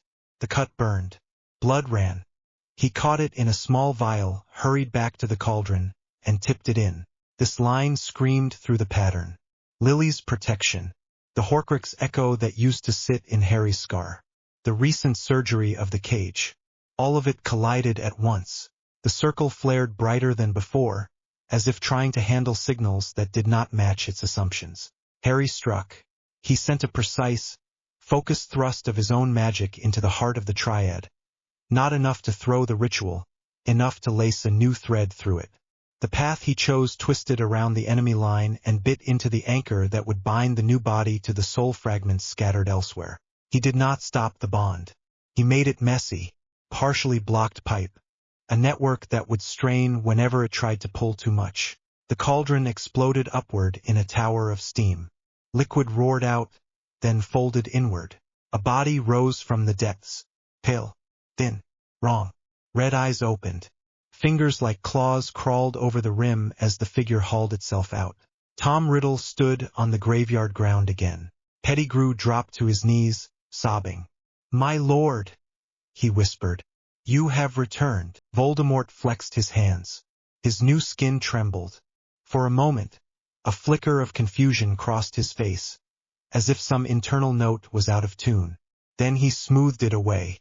"Robe me," he said. Pettigrew scrambled to obey, draping a black cloak over the thin shoulders. Voldemort turned. His red gaze locked on Harry. The scar on Harry's forehead twinged, a ghost pain, then went quiet. The cage in the room hummed in response. Voldemort frowned. "Interesting," he said softly. He lifted a hand. Harry felt a brush at the edge of his mind. A light, testing touch. Legitimacy. Harry let it in. Not deep, just enough to show what he wanted. The Dursleys appeared in his thoughts. The cupboard. The school corridors full of whispers. The feeling of being small and lost and angry. He held those images at the front, real memories that told a simple story. Behind them, behind the fields and scaffolds and doom-shaped calculations, he watched Voldemort watching. The Dark Lord's lip curled. "Pathetic," he said. "Broken boy." Harry smiled, sharp and small. "You have no idea," he said. Voldemort's eyes narrowed. He pulled out of Harry's mind. "No Horcrux echo," he murmured. "Something has changed between us." Harry raised his brows. "Tired of free lodging," he said. "Evicted you." "You dare," Voldemort said. "Yes," Harry said. Voldemort laughed, thin and cold. "Soon your laughter will end," he said. "But not yet. There are formalities." He raised his wand. A high keening sound cut through the graveyard as shapes appeared, apparating in from all sides. Cloaked figures, masked silver, Death Eaters. They formed a circle around the cauldron, bowing, some dropping to their knees. Dark marks glowed on bare arms when sleeves pushed back. Voldemort walked the circle, speaking names, shaming those who had stayed away, punishing one or two with casual curses. Harry listened. Each name, each voice went into his memory, slotted neatly into a list he would use later. The circle complete, Voldemort returned to stand before Harry. "Now," he said, "now we settle the matter of your scar." He flicked his wand. The ropes fell away. Harry staggered, partly for show, partly from the ache in his side and the sting on his arm. Voldemort tossed him his wand. Harry caught it. The move hurt. He let the pain show in the stiff way he straightened. "We duel," Voldemort said. "Old magic, old forms. You will die with a wand in your hand." "That is the offer," Harry said. Voldemort's eyes gleamed. "You expect mercy," he sneered. "No," Harry said. "I expect information." Murmurs ran through the Death Eaters. Voldemort's face went cold. "Bow," he said. Harry did not bow. That was one line he refused to cross. Doom refused it. Harry refused it. Voldemort flicked his wand silently. A curse flew. Harry leaped to the side, the killing curse passing close enough that his hair stood up. The air where it passed felt empty. Heart hammering, lungs burning, he moved. He snapped a shield up, not the simple dome they taught at school. A slanted field that would turn most spells aside rather than take them head-on. He layered 3 of them in front of himself at different angles. Voldemort fired curses in rapid succession. Cutting spells. Fire. A sick green mist that promised something worse than death. Each hit one of the angled fields and slid away, tracking along their surfaces, shearing off into the dark. Harry stepped sideways, keeping moving. The plate on his arm absorbed a stray hex that slipped past, growing hot though not painful. He tested Voldemort's reactions. A fast stunner, low. A transfigured stone that became a chain mid-flight. A gust of wind aimed at his bare feet. Voldemort blocked the stunner with a lazy flick and shattered the chain with a slicing charm. He hopped neatly over the gust. His body, though thin, moved with shocking speed. The new flesh did not yet show strain. Not yet. The rot he had seeded would grow under different conditions. Long fights. Heavy use of regeneration. He needed to push, not finish. He altered his approach. Instead of straight curses, he targeted the ground. He turned patches of soil to spongy mud, then to stone. He sent shockwaves along it that made Voldemort's footing less sure. The Dark Lord countered with levitation, rising a little above the ground. That gave Harry data on how the new body handled flight. The way the cloak hung, the pull on its thin shoulders. A curse clipped Harry's thigh. Pain flared white. He bit back a shout. His leg shook. He nearly lost his balance. He let himself fall to one knee, then pushed off, rolling as another killing curse passed over him. The move smeared dirt into his robes. Sweat ran into his eyes. His lungs burned. His heart pounded hard enough to hurt. He grinned anyway. "Having fun," he called. Voldemort snarled. "You jest in my presence," he said. "Yes," Harry said. Voldemort raised his wand with both hands. Magic crackled around him. The air tingled. The Death Eaters stepped back, some stumbling. Harry braced. The curse that came was not one he recognized. It was a raw tear of power, aimed not at his body but at the space he occupied. He met it with his own field, not as a shield but as a deflector. He shifted his anchor so that when the curse landed, he was already moving sideways. The blast tore a crater in the ground where he had been. Gravestones shattered. The backlash rippled through the circle and up the ritual lines still faintly active. Harry watched Voldemort flinch only slightly, as something in his new body complained. Just a flicker. Enough to mark. He had tested the range of that push. Good. The duel reached its limit. Time and power. He had what he needed. Staying would turn information gathering into suicide. He needed an opening. He gave one instead. He fired a simple disarming charm. So basic half the crowd at Hogwarts could cast it. It flew straight at Voldemort's wand. Voldemort answered with a killing curse. Bright green, thick, full of intent. The spells met in the air between them. Magic snapped. A sound like grinding glass rolled over the graveyard. A bright thread connected their wands, golden and stubborn. Harry's arm jerked. So did Voldemort's. Neither could drop their wand. The circle of Death Eaters shouted in confusion. The twin core effect. Harry had half expected it. He used it. The golden line thickened. A bead of light slid toward Voldemort's wand, then slowed, then began to creep back toward Harry's. He forced his magic along the line, pushing. The two spells wrestled. The line flared brighter. Tendrils of light spilled out, touching the ground, the cauldron, the air. Shadows moved in the glow. Shapes, echoes. Cedric's face appeared first, half-formed, eyes wide. He looked at Harry, then at Voldemort. "You bring friends," Harry murmured. So quiet only he could hear it. More shapes followed. An old man, Bertha Jorkins. Others he did not know. Then slowly two that he did. His parents stepped out of the light. Not solid, pale, but their eyes were clear. James looked irritated and proud at once. "You took your time," he said. Lily's gaze went straight to the cut on Harry's arm, the dirt, the strained muscles. Her mouth pressed into a line. "Harry," she said. He swallowed. "Hi," he said. His voice shook. He let it. Voldemort shouted in fury. "This is not possible," he hissed. James smiled, quick and sharp. "You really should have done your homework," he said. Lily looked straight at Harry. "You have to get back to the cup," she said. "When the connection breaks, run. Do not stop. We can buy you a few seconds." "No more," he nodded, throat tight.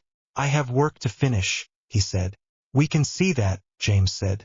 "You have your own plans." Lily's eyes softened. "We are very proud," she said. The line trembled.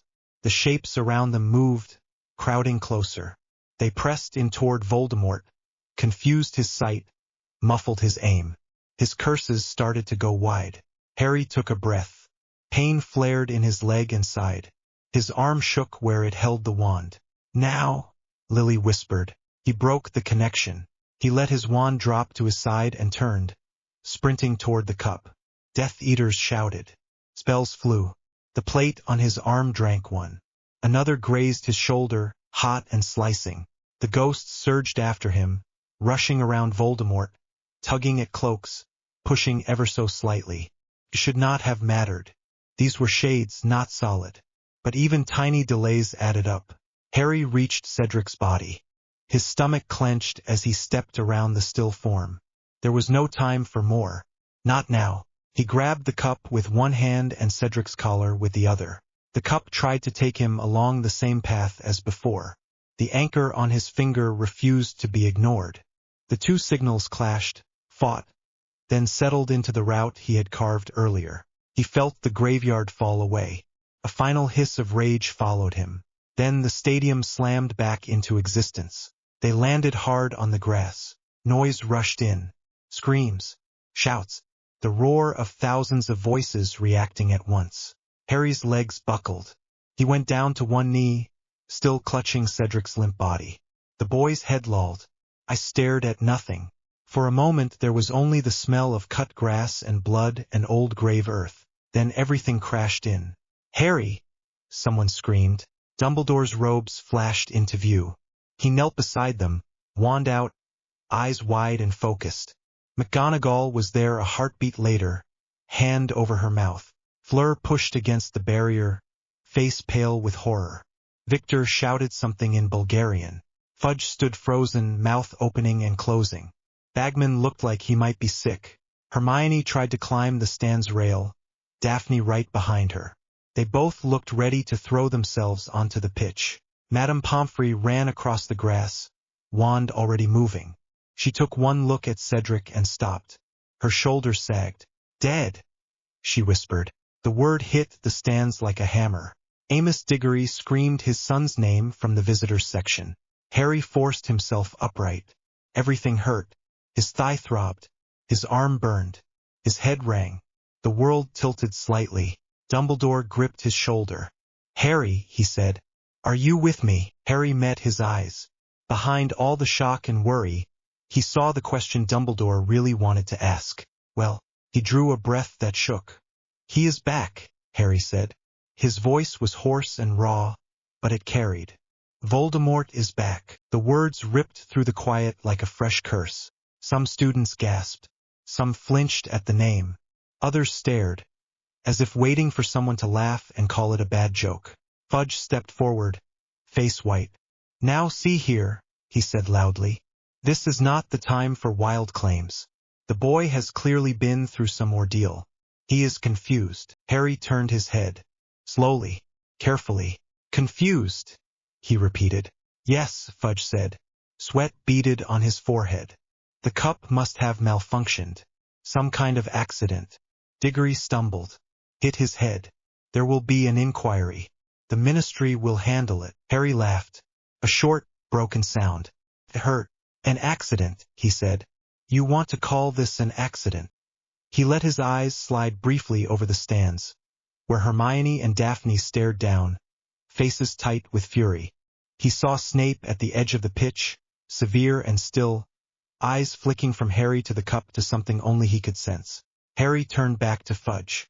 "I stood in a graveyard with Tom Riddle's wand pointed at my chest," he said, clear and flat. "I watched him come out of a cauldron and call his followers.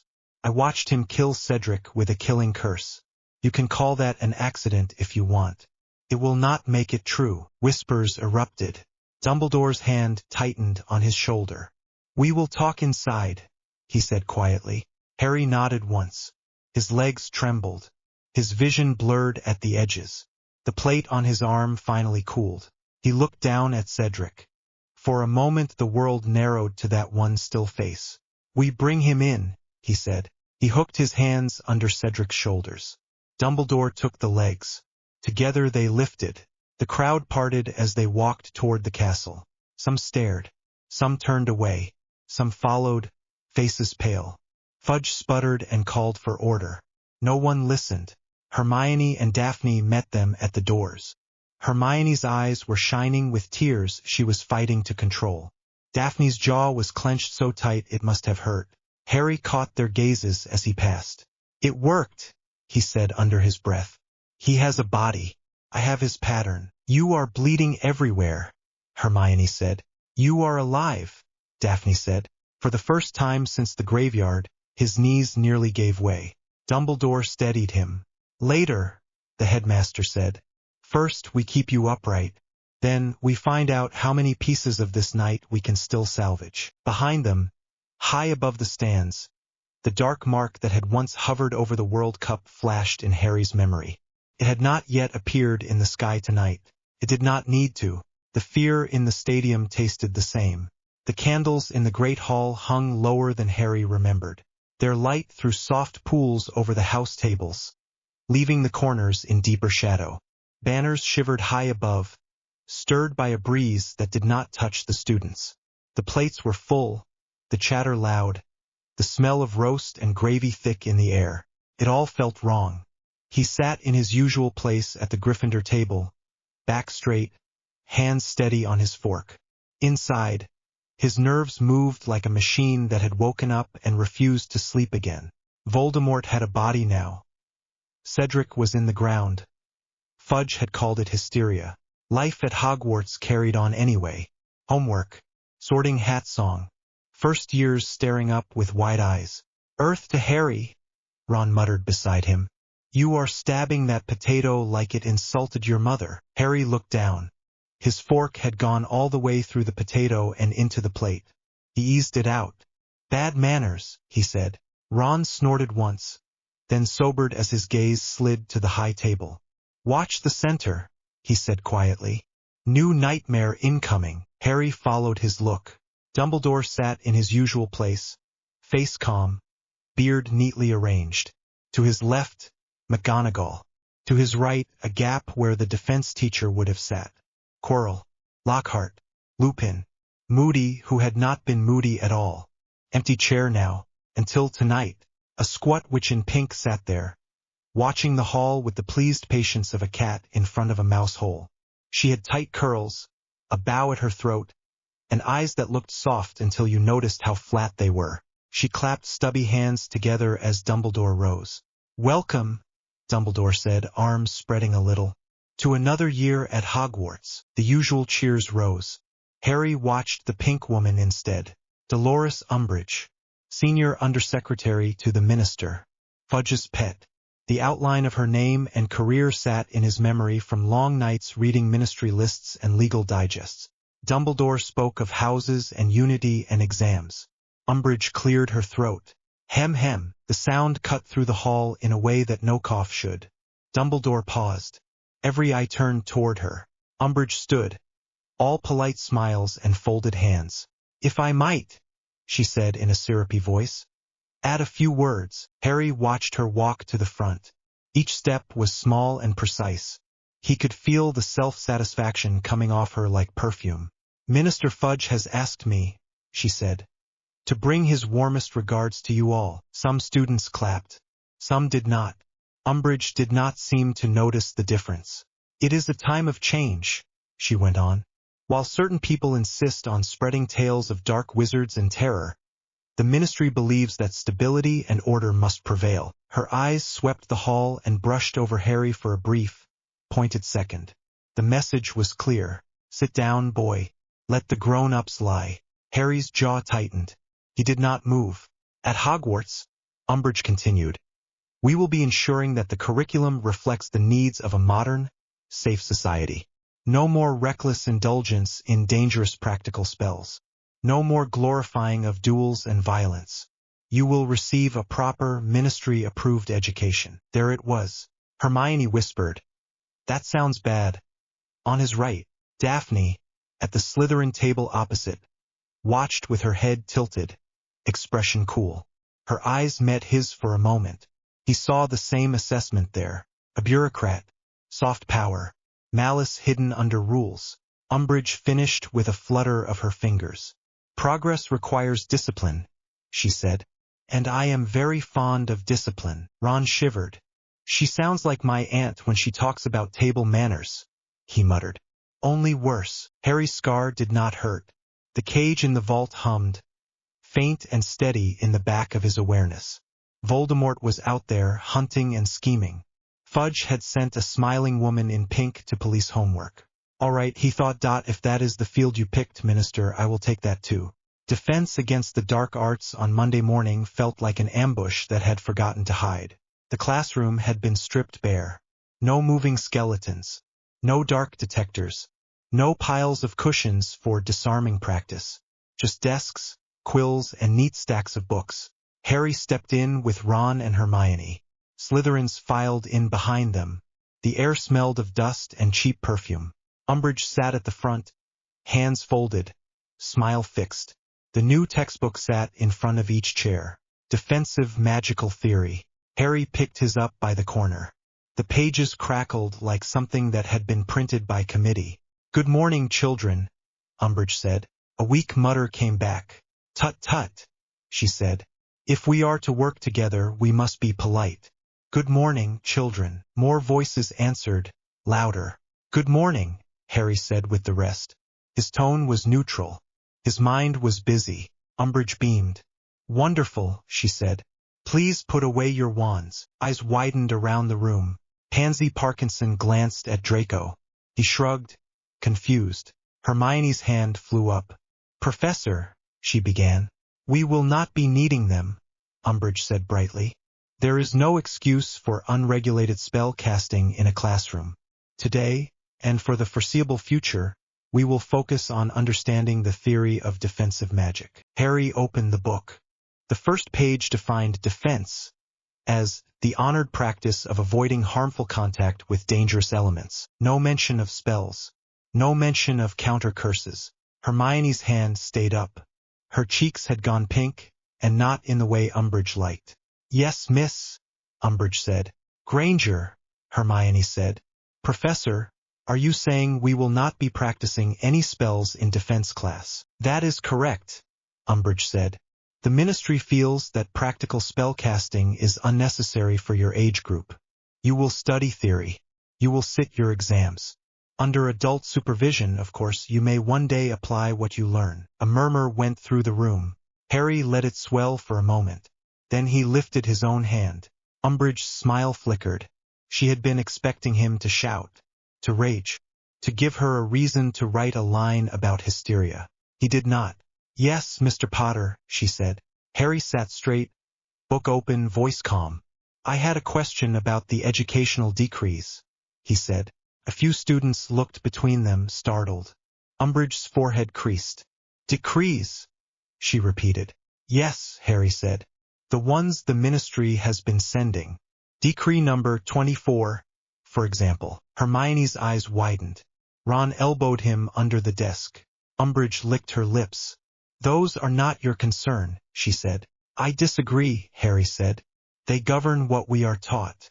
Students are stakeholders in their own education." That word made her twitch. He saw it. "Decree 24, Harry went on, gives the Ministry the right to approve and review teaching appointments. It mentions that defense instruction must meet the standards of the pre-existing Hogwarts Charter.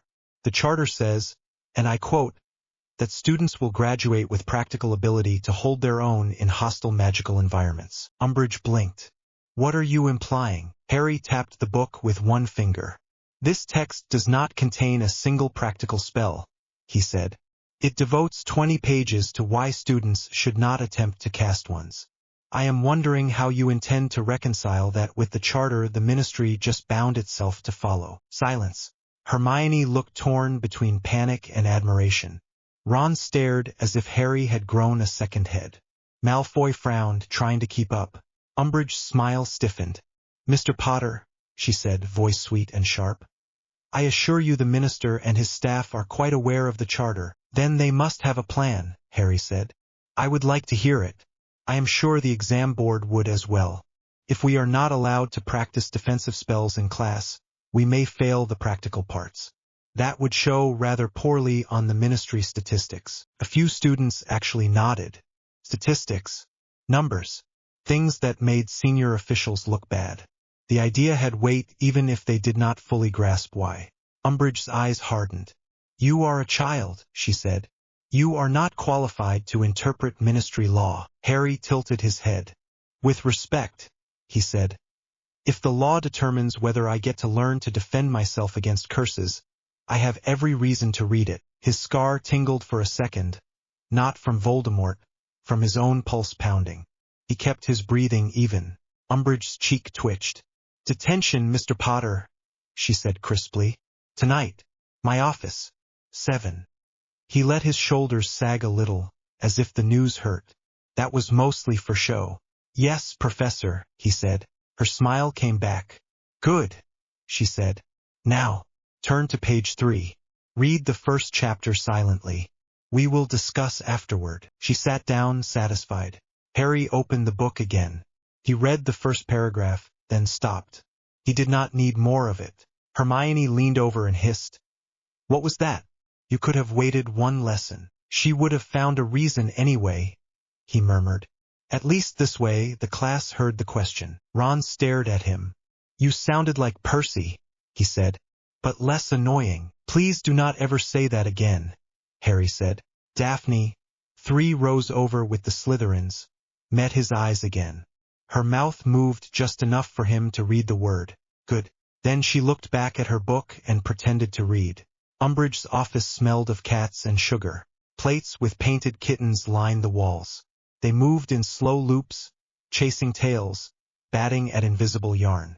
A lace cloth covered the desk. There was a jar of weak tea and a small stack of parchment beside it. Harry stood in front of the desk, hands behind his back. Umbridge sat with her usual smile. "Sit, Mr. Potter," she said. "We have a long evening ahead." He sat. The chair felt slightly wrong, as if it had been charmed to dig into the spine just enough to be bothersome. Umbridge slid a piece of parchment toward him. "You will write," she said.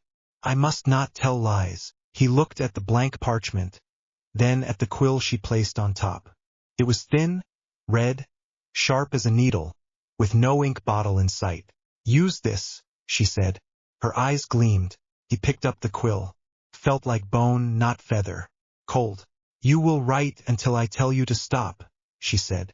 "No fuss. No noise." He met her gaze. "What exactly is the lie?" he asked. "Your claim that you know who has returned," she said, the title dropping from her lips with real fear under the hatred. "You have been upsetting the school. The ministry will not tolerate it. You must learn that words have consequences." Harry turned the quill slowly between his fingers. "I understand consequences," he said. "Do you?" Her smile thinned. "Begin," she said. He bent over the parchment and wrote, "I must not tell lies." The quill cut into his skin as he moved. Pain flared across the back of his hand, sharp and sudden. He hissed through his teeth. No ink flowed from the quill. On his skin the words appeared in fresh cuts. "I must not tell lies." Blood welled, then sank back into the letters, leaving raised, red lines. He looked at them for a heartbeat. Breaking children to enforce a false narrative. Elegant in its cruelty, he thought. Cheap, portable, traceable. He glanced at Umbridge. She watched him with open interest now. "Continue," she said. "You have quite a bit to write before the lesson sinks in." Harry lowered his eyes to the page again. The pain was real. His hand throbbed with each stroke, the skin burning. He let it. Pain was information. He focused on the magic woven into the quill. It was a parasite just like the fragment had been. It drank blood and carried a spell that linked the cut to the parchment. For every line written, the injury refreshed. There was a tiny anchor in the core that tied back to its maker. He wrote another line. "I must not tell lies." Another series of cuts appeared, this time slower. His own magic resisted a little. He pushed back, not enough to break it, enough to mark its pattern. "Why?" Umbridge asked after a while. "Do you insist on these stories, Mr. Potter? Are you hungry for attention? Do you enjoy upsetting your classmates?" He wrote and spoke without looking up. "I insist on the truth," he said. "Cedric Diggory is dead. Voldemort killed him. Hiding that does not bring him back." She flinched at the name, then leaned forward, voice sharp. "You will not use that name in my presence," she said. "You will not spread fear for your own gain." He let his hand shake a little. Some of that was not an act. "It is not for my gain," he said. "People deserve to know who wants them dead." She sniffed. "The minister has spoken," she said. "It was an accident. You are a disturbed boy seeking to drag others into your fantasies." The skin on his hand split again. Blood seeped along the letters. He thought of Doom standing on the balcony in Latveria, listening to foreign commentators call him mad while his people slept under warm roofs. "You know you are lying," he said quietly. "You have seen enough in your career to know what a killing curse looks like. Riddle used one at the World Cup. He used one on Cedric. You signed reports about both." Her eyes went wide, then narrowed. "You have seen my files," she said. "I read," he said. There is a difference. Her hand trembled slightly on the handle of her teacup. She forced it still. Whatever the ministry has or has not seen, she said, is none of your business. You are a child. You will obey. He kept writing. Each line cut into his skin, then healed halfway, leaving a twinge. He used his control to dull the worst of it, not all. If the marks vanished entirely, she would grow suspicious. After an hour, the back of his hand was raw. The parchment in front of him held line after line of neat script. I must not tell lies. Umbridge checked the page, satisfied. You may go, she said. We will continue this tomorrow night. Perhaps by then you will have learned some respect for authority. Harry rose. His legs felt stiff. His back ached from the bad chair. At the door he paused. Professor, he said. Yes, she replied. Educational Decree 26 forbids the use of magic that causes lasting physical harm to students while on school grounds, he said. The wording is very clear. I expect you have a copy in your desk. Her face went cold and flat. Run along, Mr. Potter, she said. He smiled, small and tired. Have a pleasant evening, he said. The corridor outside felt cold and empty. His hand pulsed with a slow ache. The words stood out in angry red. He flexed his fingers. The pain sharpened, then dulled as his own magic soothed the worst of it. The scars would fade by morning. The memory would not. He turned toward the stairs. Time to turn an inquisitor into a weapon against her own side. The vault hummed more loudly that night. Harry stood with his palm on the stone ring just inside the threshold. The room had given them the same folded space, solid and still, walls dark and smooth. The crystal cage sat on its pedestal in the center chamber, faintly lit from within. Hermione checked the monitoring runes on the outer ring.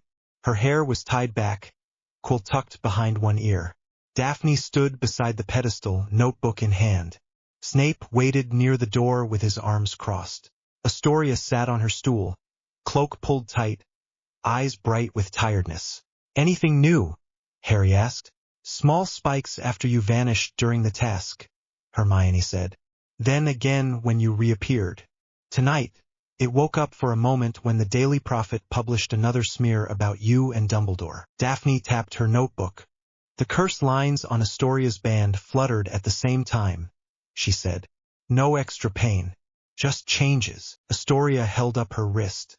The silver band gleamed. Faint lines of light moved along it in patterns that were becoming familiar. It felt odd, she said, like someone walked over my grave, the way they say. Then it stopped. Harry moved closer to the cage. The fragment inside floated, a dark speck in the clear crystal. It pulsed faintly when he neared, testing its invisible boundaries. Riddle has his body now, he said. The network of his Horcruxes is active again. The piece in here is trying to talk to the rest and keeps hitting walls. Charming, Snape said. Harry raised his injured hand. Umbridge has a cursed quill, he said. Blood binding. It reports not only the marks, but the emotional state of the writer back to its maker. If Fudge wants proof I am a disturbed child, she is trying to supply it. Hermione gasped. She made you use it, she said. For an hour, Harry said. I mapped the spell work while she talked. Daphne reached for his hand and turned it gently. The letters were fading, but the skin was still red and irritated. Her face went very still. She cut you open for a sentence, she said. Yes, he said. Astoria frowned. She makes you write that you should not tell lies, she said slowly. But you were telling the truth. That is the point, Harry said. She wants to redefine truth as whatever the ministry says. Hermione's eyes filled with anger. That is illegal, she said. On so many levels. Of course it is, Harry said. The point is not to follow the law. The point is to make sure no one has the will to challenge it. Snape's gaze lingered on Harry's hand. I assume you have a response in mind, he said. Oh yes, Harry said. I am going to teach as many students as possible how to hex anything that comes for them. Hermione blinked. You mean the DA, she said. The name is terrible, Harry said. Also inaccurate. They will not be Dumbledore's army. They will be their own. And mine. Daphne's mouth twitched. You plan to build a private guard out of students, she said. I plan to give them training no adult is willing to give, Harry said. They will decide what to do with it. I will make sure that if they ever need to fight, they do not die because some undersecretary liked tidy statistics. Snape snorted quietly. You sound like your mother, he said, and like someone else entirely. Harry met his gaze. Both can be true, he said. Snape inclined his head, very slight. Acceptance or resigned amusement, Harry was not sure. Hermione tapped her quill against her notebook. We will need a cover, she said. If Umbridge catches us, she will shut it down and drag you to Fudge by the ear. Harry thought for a moment. The room thrummed around them, listening. Fine, he said. They can call it Dumbledore's army. We will even let some of them believe that. That will draw her attention. She hates Dumbledore on principle. While she stares at him, we will use the time. Daphne smiled. Sharp. You really enjoy using your enemies as their own distraction, she said. It is efficient, Harry said. Astoria swung her legs under the stool. Can I come? She asked. No. 3 voices said at once. She folded her arms. Unfair, she said. True, Harry said. But I promised your father you would not end up dueling ministry investigators before your next birthday. She grimaced. Boring promise, she said. You can help with the vault readings, Hermione said. That matters just as much. Astoria sighed, but her shoulders loosened a little. Fine, she said. But if Umbridge comes near the Slytherin common room, I get to bite her first. Daphne breathed out a small laugh. We will discuss it, she said. They chose the room of requirement as their base. That much was obvious. Word spread in whispers and nudges, mostly through Hermione, Ginny, and a couple of Ravenclaws who trusted numbers more than ministry speeches. Harry watched from the side as small groups drifted up to the blank stretch of wall on the 7th floor. Some hesitated. Some came at once. Neville with his shoulders set. Ginny, eyes steady. Fred and George, grinning. Dean and Seamus arguing in low voices but there. Cho Chang and a few others from Ravenclaw. Luna Lovegood, barefoot in school shoes, gazed somewhere 3 inches above reality. Slytherins arrived too. Not all. Not most. But enough. Daphne, of course. Tracy Davis, quiet and watchful. Theo not, wary but curious. Hufflepuffs came in a cluster. Cedric's house united by grief and a quiet, stubborn anger. When Harry walked past the section of wall 3 times, focused on what he wanted, the door appeared. Inside, the room gave them a hall wide enough to move and high enough to breathe. Targets lined one wall.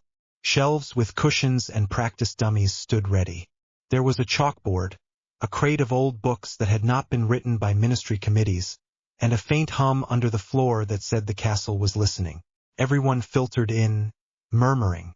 Quiet, Hermione said. Her voice shook a little at first, then steadied. Let him talk. Harry stood near the front. He looked out over faces that were suddenly very real. Not names on a list. Not numbers in a plan. People. 5th years. 4th years. Even a few younger students who had slipped past older siblings. He cleared his throat. Thank you for coming, he said. The room settled. You all know what the ministry is saying, he went on. That Voldemort is not back. That Cedric died in an accident. That we are safe, and anyone who says otherwise is unbalanced or dangerous. A few flinched at the name. Most held their ground. You also know that you do not believe them, he said. You have seen enough. The dark mark at the World Cup. Dementors at school. The way our defense class has been turned into nap time with books. A couple of nervous laughs. I am not going to stand here and tell you to trust me, he said. You do not have to. Trust what you have seen. Trust your own sense that something is wrong. If Voldemort is back and the ministry has decided to pretend he is not, then we have a problem. We are the ones most at risk. We live in the castle he attacked. We ride the train he has shown interest in before. We are right in the middle of every stage he likes to use. Neville swallowed. Ginny's hand clenched around her wand. So here is what we are going to do, Harry said. We are going to learn to defend ourselves properly. Not theory. not lines on parchment about the beauty of compliance. Real spells, real shields, real teamwork. This is not about becoming heroes. It is about staying alive and keeping the people around you alive too. Hermione stood slightly behind his shoulder, chin up. Daphne stood on his other side, arms folded, eyes scanning the room. Ron leaned against a pillar, trying to look casual and failing. Someone in the back raised a hand. Justin Finch Fletchley. Yes, Harry said. Why should we follow you? Justin asked. He was nervous, but his voice was clear. No offense. You have seen more than we have, but why you, not Dumbledore? This is his school. Harry nodded. That was a fair question. Dumbledore has a war to fight, he said. He has to deal with Fudge, the International Confederation, half the old families, and a Dark Lord who wants his head. He cannot stand in front of you every week and run drills. I can. He let that sink in. And if you do not trust me, he added, watch what I do. If the training is useless, leave. No one here is bound. No one here will be punished for walking out. That is more than I can say for Umbridge's classroom. That got a few actual laughs. The tension eased a little. Angelina Johnson crossed her arms. What exactly are you going to teach? She asked. We can throw stunning spells. We can do shields. Is this just more of that? No, Harry said. You all know how to cast a spell in a corridor. I am going to teach you how to cast while someone is trying to cut your legs out from under you.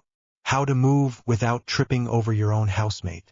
How to keep your eyes on the right danger instead of the flashy one. Think of this as a team sport where the other side cheats and wants you dead. Fred and George exchanged a look. We like him, Fred said. We liked him already, George said. Now we like him more. Cho lifted her hand. So this is Dumbledore's army, she said slowly. That is what the leaflet said. Harry shrugged. If that name keeps Umbridge busy shouting at Dumbledore, I will use it, he said. Call it that if you like. For me, this is simply training. In time, we can pick something better. Daphne leaned forward. Names come after results, she said. You do not name a team and then hope it scores. You build a team that wins. Then the name matters. Theo not regarded her from the Slytherin cluster. You sound like my father's friends when they talk about their companies, he said. Good, Daphne replied. At least someone is taking notes in that circle. Harry clapped once. Enough talk, he said. First lesson. Stance and awareness. You will hate it. You will thank me later. Groans. A few grins. He moved through them, adjusting shoulders, shifting feet, correcting grip. No, Neville, wider base. You are solid with a plant in your hand. Pretend your wand is that plant. It will not complain. Ginny, your arm is already strong. Do not overextend. You are not trying to hit someone in the next county. Trevor, I do not care what your name is. If you drop your wand once more because you are flapping your wrist, I will glue it to your palm. They stumbled, muttered, nearly crashed into each other. Then something clicked. Ron blocked a moving dummy stunner and pushed Luna out of the way without looking, as if they had been doing this for months. Hermione snapped a shield up at just the right angle, turning a hex into a glancing blow that slid away. Neville tripped, caught himself, and still managed to fire a disarming charm straight into a target while half falling. Harry watched and adjusted. Sweat built at the back of his neck. His hand still ached from the quill. His leg twinged where Voldemort's curse had grazed him. He used those reminders to keep the urgency sharp.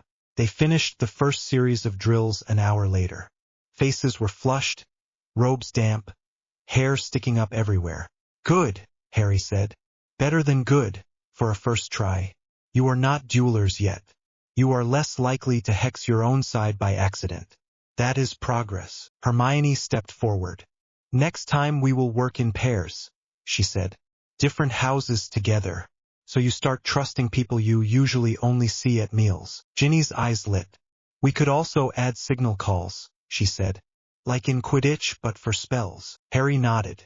Bring ideas, he said. If they make us harder to kill, we use them. The room pulsed once, as if approving. When the crowd started to drift out in small groups, laughing and groaning about sore muscles, Harry sat down on one of the benches by the wall. The ache in his leg sharpened and spread. He massaged it absently. Daphne dropped beside him. Her hair was damp at the temples. There was a streak of soot on her jaw. "You overdid it," she said. "So did you," he replied. "I delegate more," she said. "Learn from me." He smiled, then winced as his hand flexed. The letters had faded to thin pale marks. Daphne took his hand again and traced them lightly with her thumb. "I want to hex her for this," she said. Her voice was quiet. The anger under it was not. "You can," he said. "Later. When it hurts her and not just her pride." She leaned in and pressed her forehead to his for a moment. The smell of her skin, a mix of soap and sweat and ink, cut through the perfumed memory of Umbridge's office. "You are building an army," she murmured. "Inside a school. Under the nose of a ministry official sent here to stop you. That sounds insane." "Yes," he said. "But it is necessary." She pulled back just enough to meet his eyes. "You know that makes you a monarch in all but name, right?" she said. "Hogwarts has always had a monarchy," he said. "We just usually pretend the headmaster is not one." "I did not mean Dumbledore," she said. He opened his mouth to answer, then closed it when Hermione approached. She had a parchment in hand, scribbled with names and notes. "Numbers are good," she said. 28 tonight. More asked when the next meeting is. We need a sign-up system and a schedule." Daphne straightened and let go of his hand, though she did not move far. "Of course you have a list already," Harry said. "Someone has to," Hermione said. "If you are going to run them like a training group, you need structure. We should split them into squads by year and strength.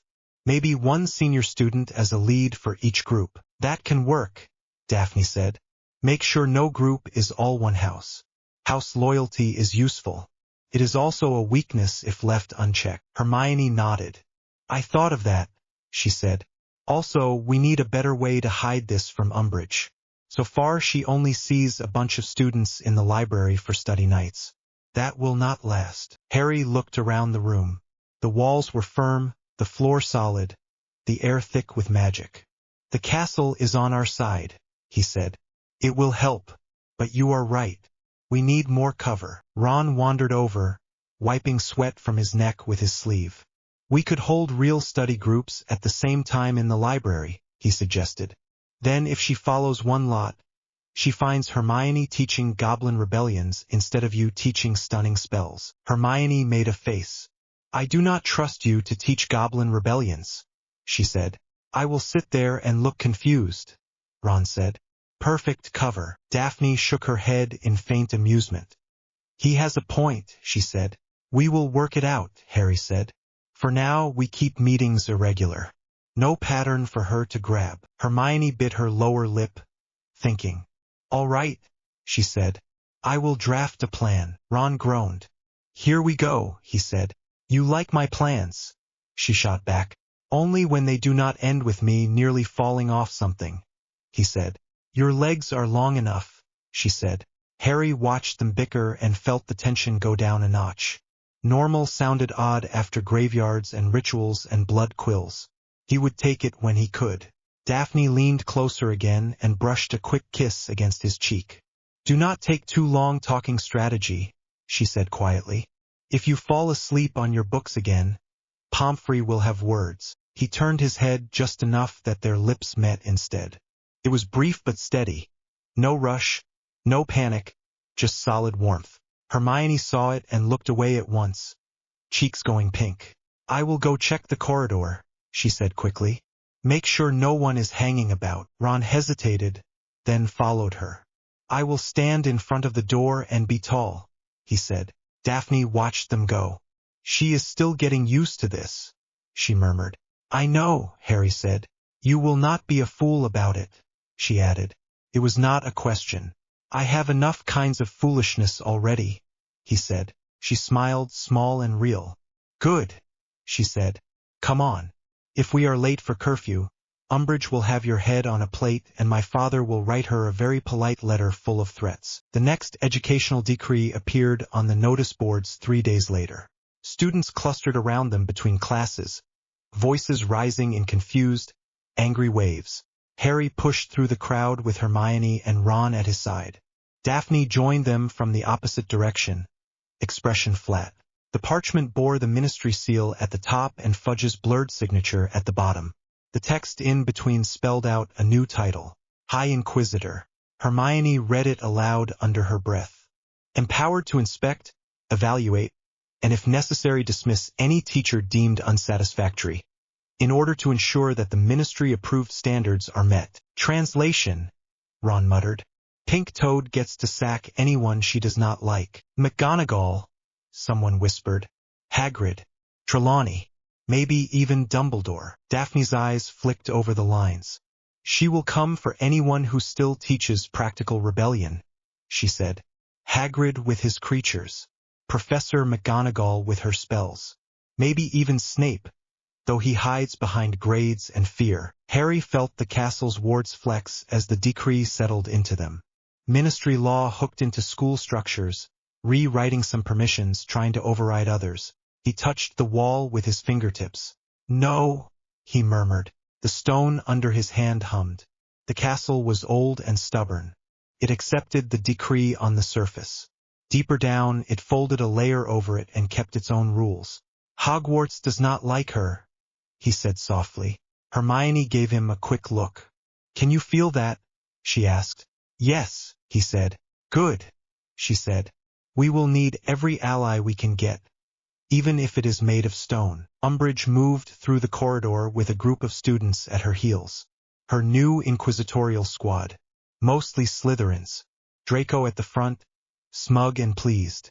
They passed the notice board. Umbridge smiled in a way that made Harry's skin crawl.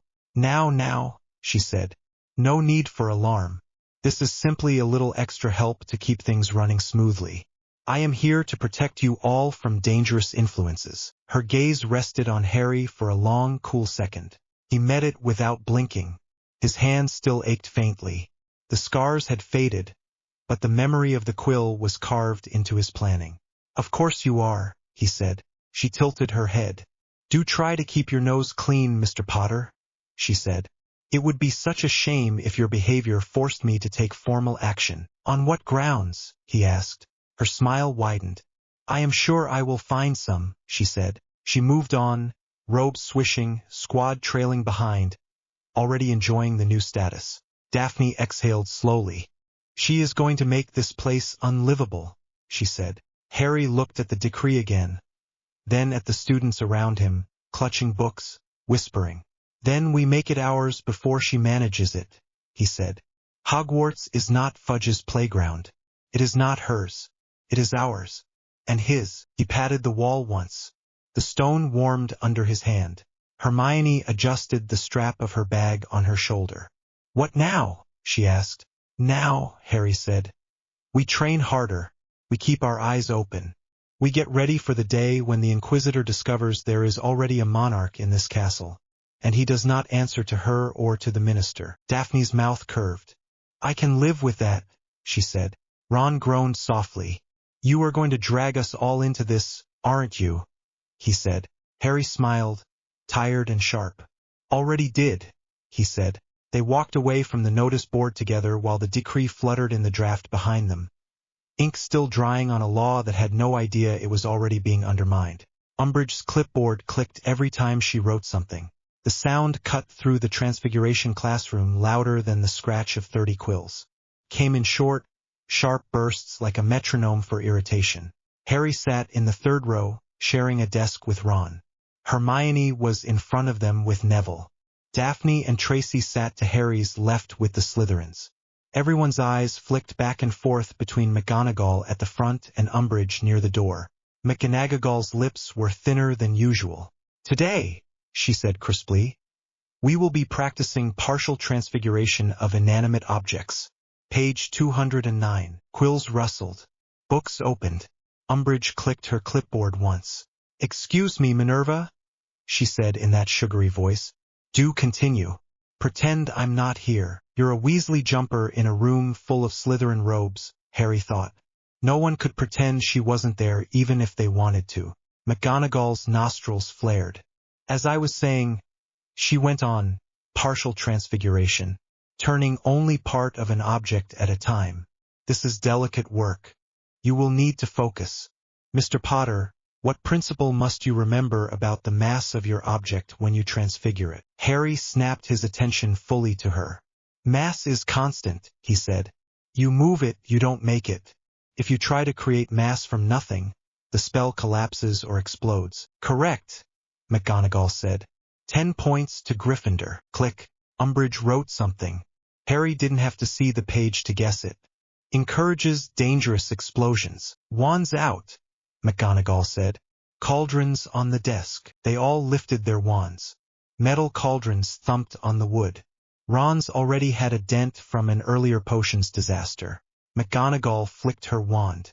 The rim of the nearest cauldron turned to glass, clear and sharp. You will attempt this, she said. Only the outermost lip.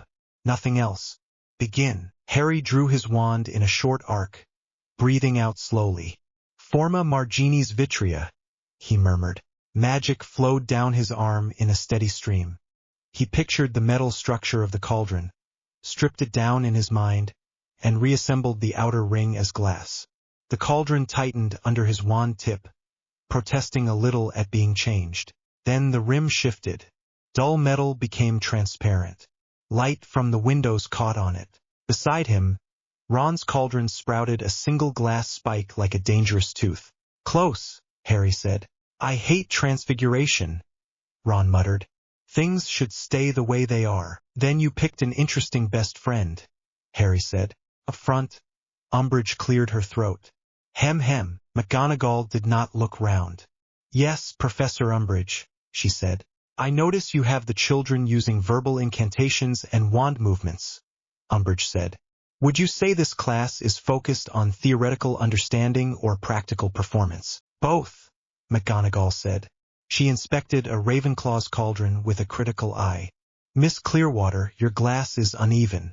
You must maintain the same level of intent around the entire rim. Click. So this class involves, Umbridge said, reading off her clipboard, material alteration, potential for explosive accidents, and non-ministry approved incantations. McGonagall turned very slowly. Transfiguration has not been ministry approved since before your grandparents were born, Dolores, she said. It predates most of your internal memos. A faint, dangerous snigger escaped from somewhere near the back. Umbridge's smile faltered.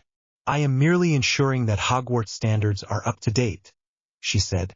In line with ministry expectations. The ministry's grasp of transfiguration, McGonagall said, is like a flobberworm's grasp of ballet. My standards are sufficient. Harry almost choked. Daphne covered her mouth, shoulders shaking. Hermione stared at McGonagall like she'd just grown a second tartan cloak. Umbridge clicked the clipboard hard enough to sound like a bite. I shall, of course, be recording your attitude, she said. Please spell my name correctly, McGonagall said. I would hate for your report to display sloppy work. Harry saw it then. The smallest twitch at the corner of Umbridge's eye. She hated being called sloppy even more than she hated being defied. Interesting, he thought. Weaknesses noted. Vanity, need for control, obsession with written rules, hates being reminded she might be bad at her job. Back to work, McGonagall said. You have 10 minutes to finish your rims. If anyone explodes a cauldron, you can clean it yourself without magic. Umbridge stood near the back for the rest of the lesson, hovering like a frilly storm cloud, clicking and scribbling. Harry focused on the cauldron but kept part of his attention on McGonagall's shoulders. They were held straight, but he could see the tension in the set of them. He tapped his wand against the metal once more. The rim smoothed out. The glass caught his reflection. He did not look at himself. He looked at the pink figure instead and thought, you should not have come into my castle. Dumbledore's office felt smaller these days. The shelves were as crowded as ever. The silver instruments clicked and whirred. Fawkes dozed on his perch, tail feathers draped over the edge. But the walls felt closer, as if the whole tower were holding its breath. Harry stood in front of the desk, hand bandaged where he'd reopened the quill scars this morning to check the lingering magic. Hermione sat in one of the chairs, back straight. Daphne leaned against a bookcase, arms folded. Snape stood in the shadow by the door, as if attached to it by habit. Dumbledore steepled his fingers. "You are certain about this?" he asked. "Yes," Harry said. "She is using a blood quill on students. At least on me. It is illegal. It ties pain to the act of writing and reports that pain back to its owner." Hermione's mouth tightened. "And you mapped the curse instead of, screaming and refusing to use it," she said. Harry lifted a shoulder. "I did both," he said. "Just internally." Snape's eyes flicked to the bandage. "You should have shown me the quill itself," he said. "I could have broken it." Harry met his gaze. "And she would have received a new one by Owl the next morning," he said. And a list of questions from Fudge about why his loyal undersecretary's discipline tools had been tampered with. "Let the minister ask questions," Snape said. "I enjoy watching him splutter." Dumbledore sighed very softly. "We cannot afford an open break with Cornelius yet," he said. "Not before the right people in the ministry are ready to hear the words Voldemort is back and believe them." Harry's jaw clenched at the name and at the tiredness in Dumbledore's voice. "So in the meantime," he said, "he gets to torture students to keep his approval ratings tidy." "I did not say that," Dumbledore said. "I said we must choose our battles." "Then choose this one," Harry said. Silence pressed for a moment. The only sound was one of Dumbledore's silver instruments puffing a small ring of blue smoke. Daphne stepped forward. "Headmaster," she said, and there was steel under the politeness. "If the ministry sent someone into my home to cut my sister and call it discipline, my father would not wait for the next election." "Your father," Snape said dryly, "does not answer to a board of governors and a fickle public." "No," Daphne said. "He answers to himself and to anyone who can throw him out, which so far has been no one." Harry watched Dumbledore's face. The old man's eyes had lost some of their usual twinkle this year. The lines around his mouth were deeper. "You think I am being a coward," Dumbledore said quietly. Harry shook his head. "I think you are playing a longer game," he said. "I understand long games. I also understand that sometimes, if you allow a small cruelty to stand, you breed bigger ones." He held up his injured hand. "She is not just enforcing ministry policy," he said. "She is shaping minds, teaching them that pain comes when they speak a truth authority dislikes. That leaves marks you cannot see." Hermione nodded, eyes bright. "It's not just about you, Harry," she said. "What if she uses it on first years? On Muggleborns who don't even know they can say no?" Dumbledore closed his eyes for a second. When he opened them again, they were tired but clear. "I hear you," he said. "I will speak to her about the quill." Harry stared. "You will speak to her," he repeated. "I cannot simply fire her," Dumbledore said. "The decrees give the minister that power now, not me. But I can make certain tools of discipline unacceptable within these walls. Hogwarts has its own rules." Harry felt the castle stir faintly under his feet, as if it had been waiting to be invited. "He means it," he murmured. Hermione glanced at him. "The castle," she said. "Yes," Harry said. "If he forbids that kind of magic, the wards will back him. The quill will fight the walls every time she uses it." Snape's mouth twitched. "You are planning a war between a stationary object and the building it sits in," he said. "Yes," Harry said. "I intend for the building to win." Dumbledore gave the ghost of a smile. "Very well," he said. "I will speak to her tonight. Professor Snape, I would appreciate your presence." Snape inclined his head. "I live to make Umbridge uncomfortable," he said, "and I will continue to play the fool when she inspects potions," he added, with visible distaste. Hermione blinked. "You have been deliberately making your lessons look bad," she said. "Yes, Miss Granger," Snape said. "One of us had to demonstrate poor performance to occupy her energy. I am better suited to playing incompetent than Minerva is. No one will believe Professor McGonagall has suddenly forgotten how to teach." Harry frowned. "You are taking the hit so she focuses on you," he said. Snape's eyes flicked away. "Consider it an extension of my existing reputation," he said. Dumbledore rose. "There is another matter," he said. "Voldemort." Harry swallowed. "The vault," he said. "Yes," Dumbledore said. You have seen changes. Spikes, Harry said. When he uses magic. When he pushes the network too hard. The fragment in the cage reacts. Snape's arms crossed tighter. We should examine it tonight, he said. If his new body is decaying already, we must understand the pattern. Dumbledore nodded. Go, he said. The four of you. I will join you after I have finished with Professor Umbridge. Try not to murder her, Harry said. Dumbledore's eyes actually twinkled for a second. Tempting, he said. But murder and I parted ways long ago. Harry believed him. He also believed that if Umbridge pushed too hard, the castle itself might decide it had its own ideas. The vault did not look different, but it felt louder. Harry stepped through the arch, his hand brushing the stone, and the hum in the air rose at once. The crystals in the cage's frame glowed a shade brighter. The fragment inside pulsed, sending tiny ripples along the inner walls. Hermione went straight to the monitoring table. Scrolls lay open, covered in her small, neat handwriting and Daphne's sharper script. Lines of numbers tracked flare intensity, duration, timing. Daphne stood by the pedestal, pale hair tied back, eyes fixed on the fragment. Astoria sat cross-legged on her usual stool, arms wrapped around her knees, watching with a serious expression that did not fit her age. Anything new? Harry asked. Daphne nodded without looking away from the cage. It twitched 3 times during dinner, she said. Short bursts, like hiccups. Lovely, Harry said. The Dark Lord is hiccuping. Astoria snorted, then sobered quickly. It felt itchy, she said. Under the curse band. She lifted her arm. The silver bracelet sat snug around her wrist, runes shifting slowly. Hermione flipped through her notes. The timing matches the Prophet report, she said. There was a small attack on a shop outside Lancaster this afternoon. No casualties. Building damaged. Witnesses report green light and masked figures. Harry frowned. He went personally, he said. Or he pushed power through the Mark network to order it, Daphne said. Either way, Strain. Snape stepped up to the cage, every line of his body tense. We must be cautious, he said. If you push back too hard while he is active, he may feel it. Harry nodded. I won't, he said. Tonight I am only reading. He placed his fingers lightly on the outer layer of the cage. The crystal was cool. The magic inside was not. He tuned himself to the fragment's field.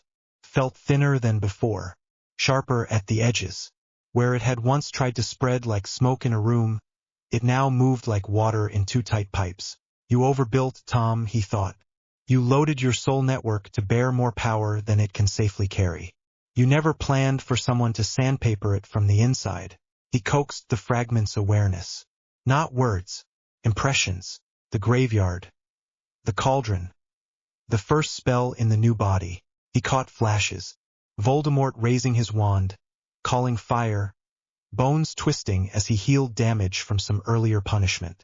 The new flesh knitting, then snagging. A dark twist appeared in the fragment's field, like a knot. Pulsed, sending a tiny shock through the crystal. Harry pulled back. Sweat beaded on his forehead. Daphne's hand touched his elbow. What? She asked. His regeneration stuttered, Harry said. He took a curse. He healed it. The healing cost more than it should have. Like pouring water through a cracked pipe. Hermione wrote furiously. So the rot is working, she said. Slowly, Harry said. He will not fall apart tomorrow. But he is spending energy just to stay in one piece. Astoria shifted. Does that make him more dangerous or less? She asked. Both, Harry said. He will be more careful for a while. Then his temper will win, and he will start overcompensating. When he does, we will see bigger spikes. Snape had gone very still. If he becomes aware that his immortality has limits, he said, he will become even more desperate and make mistakes, Daphne said. Snape's mouth twisted. He also kills people when he is desperate, he said. Harry nodded. That's why we are building the DA, he said. So that when he lashes out, more of us are still standing the next day. Daphne squeezed his arm once, then let go. Speaking of which, she said, Tracy says Umbridge is sniffing around the 7th floor. She sent the inquisitorial squad to check empty rooms. Harry swore under his breath. We knew she would eventually, he said. We just hoped later, not now. Hermione bit her lip. We can move the meetings, she said. Different rooms. Different times. The room will hide us, Harry said. As long as no one tells her what to look for, she will only ever see blank wall. Astoria swung her legs. Unless she finds a student to squeal, she said. Somebody who likes her or is scared enough. Then we choose members carefully, Daphne said. And we have at least one contingency plan. Harry rubbed his face. Exhaustion from the graveyard, from Umbridge, from the vault, piled up behind his eyes. I will think of something, he said. You do not have to do everything yourself, Hermione said quietly. He gave her a small, crooked smile. Habit, he said. Daphne stepped closer, brows drawn. Habit can be broken, she said. Preferably before it breaks you. Astoria hopped off her stool. You all look like you need sleep, she said. Even Professor Snape's hair is more tragic than usual. Snape glared at her. Go to bed, Miss Greengrass, he said. She grinned and scampered out, cloak swishing. Hermione shook her head, but she was smiling. Harry watched the fragment one last time. Pulsed again, weaker now, then settled. Keep recording, he told Hermione. Every spike, every lull. I want a timeline when we look back. She nodded. Already doing it, she said. Of course you are, he said. Umbridge chose her first victim 3 days later. Harry knew something was wrong the moment he walked into the entrance hall. Students clustered on the marble staircase and along the walls, talking in hushed, angry voices. He pushed through with Hermione, Ron, and Daphne. The crowd parted just enough for them to see. Professor Trelawney stood in the middle of the hall, trunk at her feet, shawls askew, tears streaking mascara down her cheeks. Beside her, Umbridge held a roll of parchment. I have every right, Umbridge was saying loudly. As Hogwarts High Inquisitor, Professor Trelawney, you have been found lacking in classroom discipline, academic rigor, and reproducible results. You are hereby dismissed. Trelawney made a strangled sound. You cannot, she said.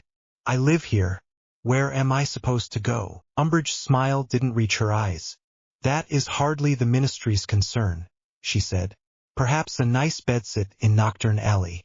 I understand it has plenty of fog for your tastes. A ripple of mean laughter came from a small knot of Slytherins near the back. Draco watched with a smirk that didn't quite hide his discomfort.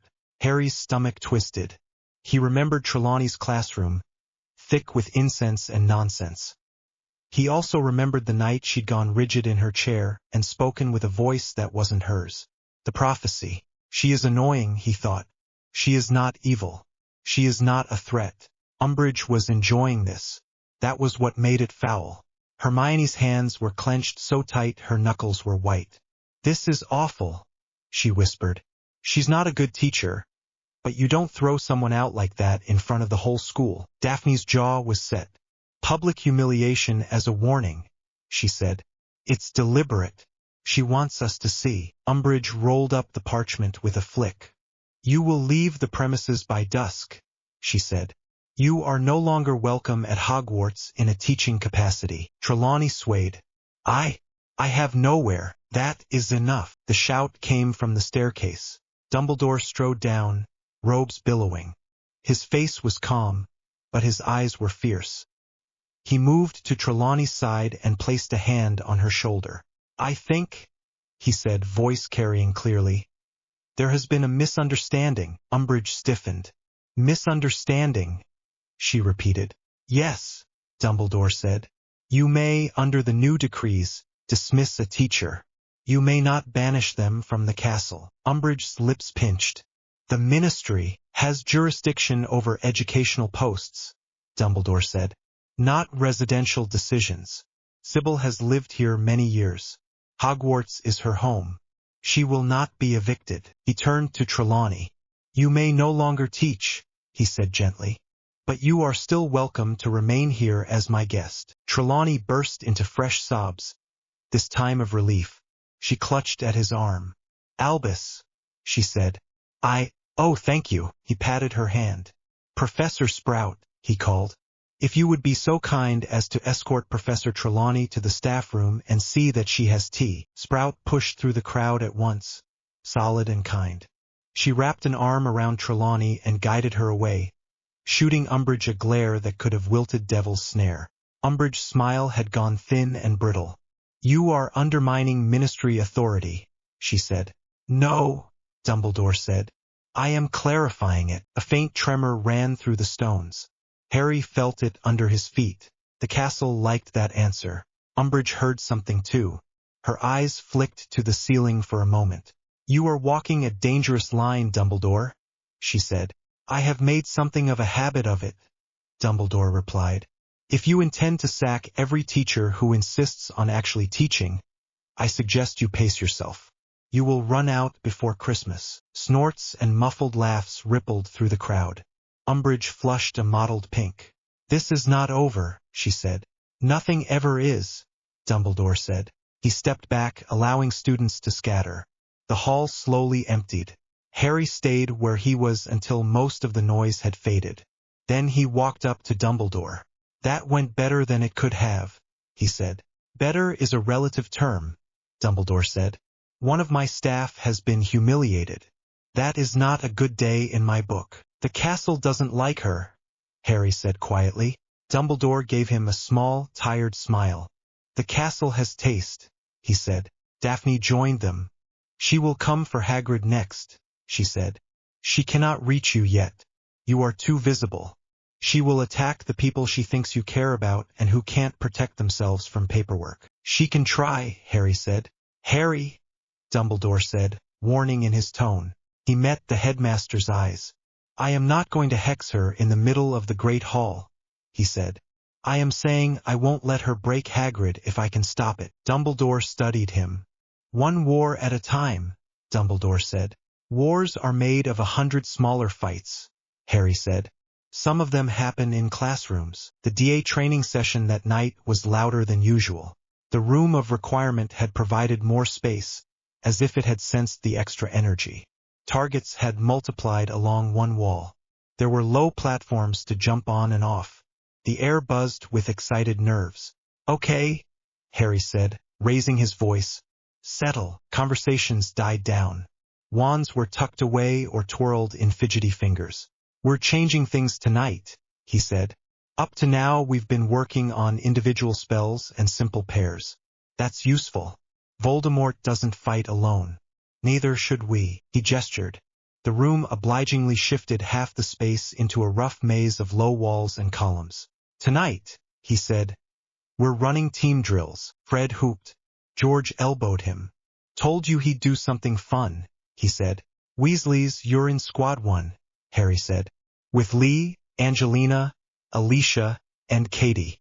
Squad 2 is Neville, Ginny, Luna, Justin, and Hannah. Squad 3, he rattled off names, making sure he mixed houses. He put Daphne with Theo and Tracy and a couple of Hufflepuffs. Hermione got Cho, Padma, Dean, and Susan. Ron ended up with Seamus, Lavender, Ernie, and a Ravenclaw named Michael. "Each squad picks a leader," Harry said. "Your job is not to be the hero. Your job is to keep your squad alive." Snorts and comments. Some serious nods. "And what are you doing?" Ginny called. "I'll be trying to knock you all down," Harry said. That shut them up nicely. He let the room conjure a balcony at one end. He climbed onto it, looking down at the maze. His legs still ached if he moved wrong, but adrenaline smoothed the worst of it. "Rules," he said. "You're defending a target. That target is your leader. If your leader takes a hit, your entire squad is out. Any stunner, disarming charm, or body bind counts. No bone breaking." "Killjoy," Fred muttered. "Save the creative fractures for Death Eaters," Harry said. 3 squads will defend. 1 squad at a time will play attacker with me. We'll see how you do." Hermione raised a hand. "We haven't planned this out," she said. "Exactly," Harry said. "Neither will Voldemort." He nodded at the room. It dimmed the lights slightly and thickened the air with a faint fog. "Squads 1, 2, and 3 defend," he said. Everyone else to the sidelines. We'll rotate. There was a flurry of movement as they scrambled into position behind low walls and pillars, whispering and arguing. He saw Daphne grab Theo by the collar and yank him behind better cover, talking fast. Harry waited until they were roughly in place. Then he lifted his wand. "Begin," he said. He stepped off the balcony. The room caught his fall, turning the ground into a soft slope under his boots so he landed running. He rolled his shoulder, flicked his wand, and sent a volley of stunners up into the air. They split mid-flight, each veering off in a different direction. One hit a column near Neville, forcing him to duck. Another slammed into Angelina's hastily raised shield. A third zipped past Ginny's ear. Shouts. Shields went up. Squad 1 responded fast. Fred threw a shield that covered his whole group. George layered another at a slight angle, just like Harry had taught. Lee started firing return stunners. "Good," Harry called.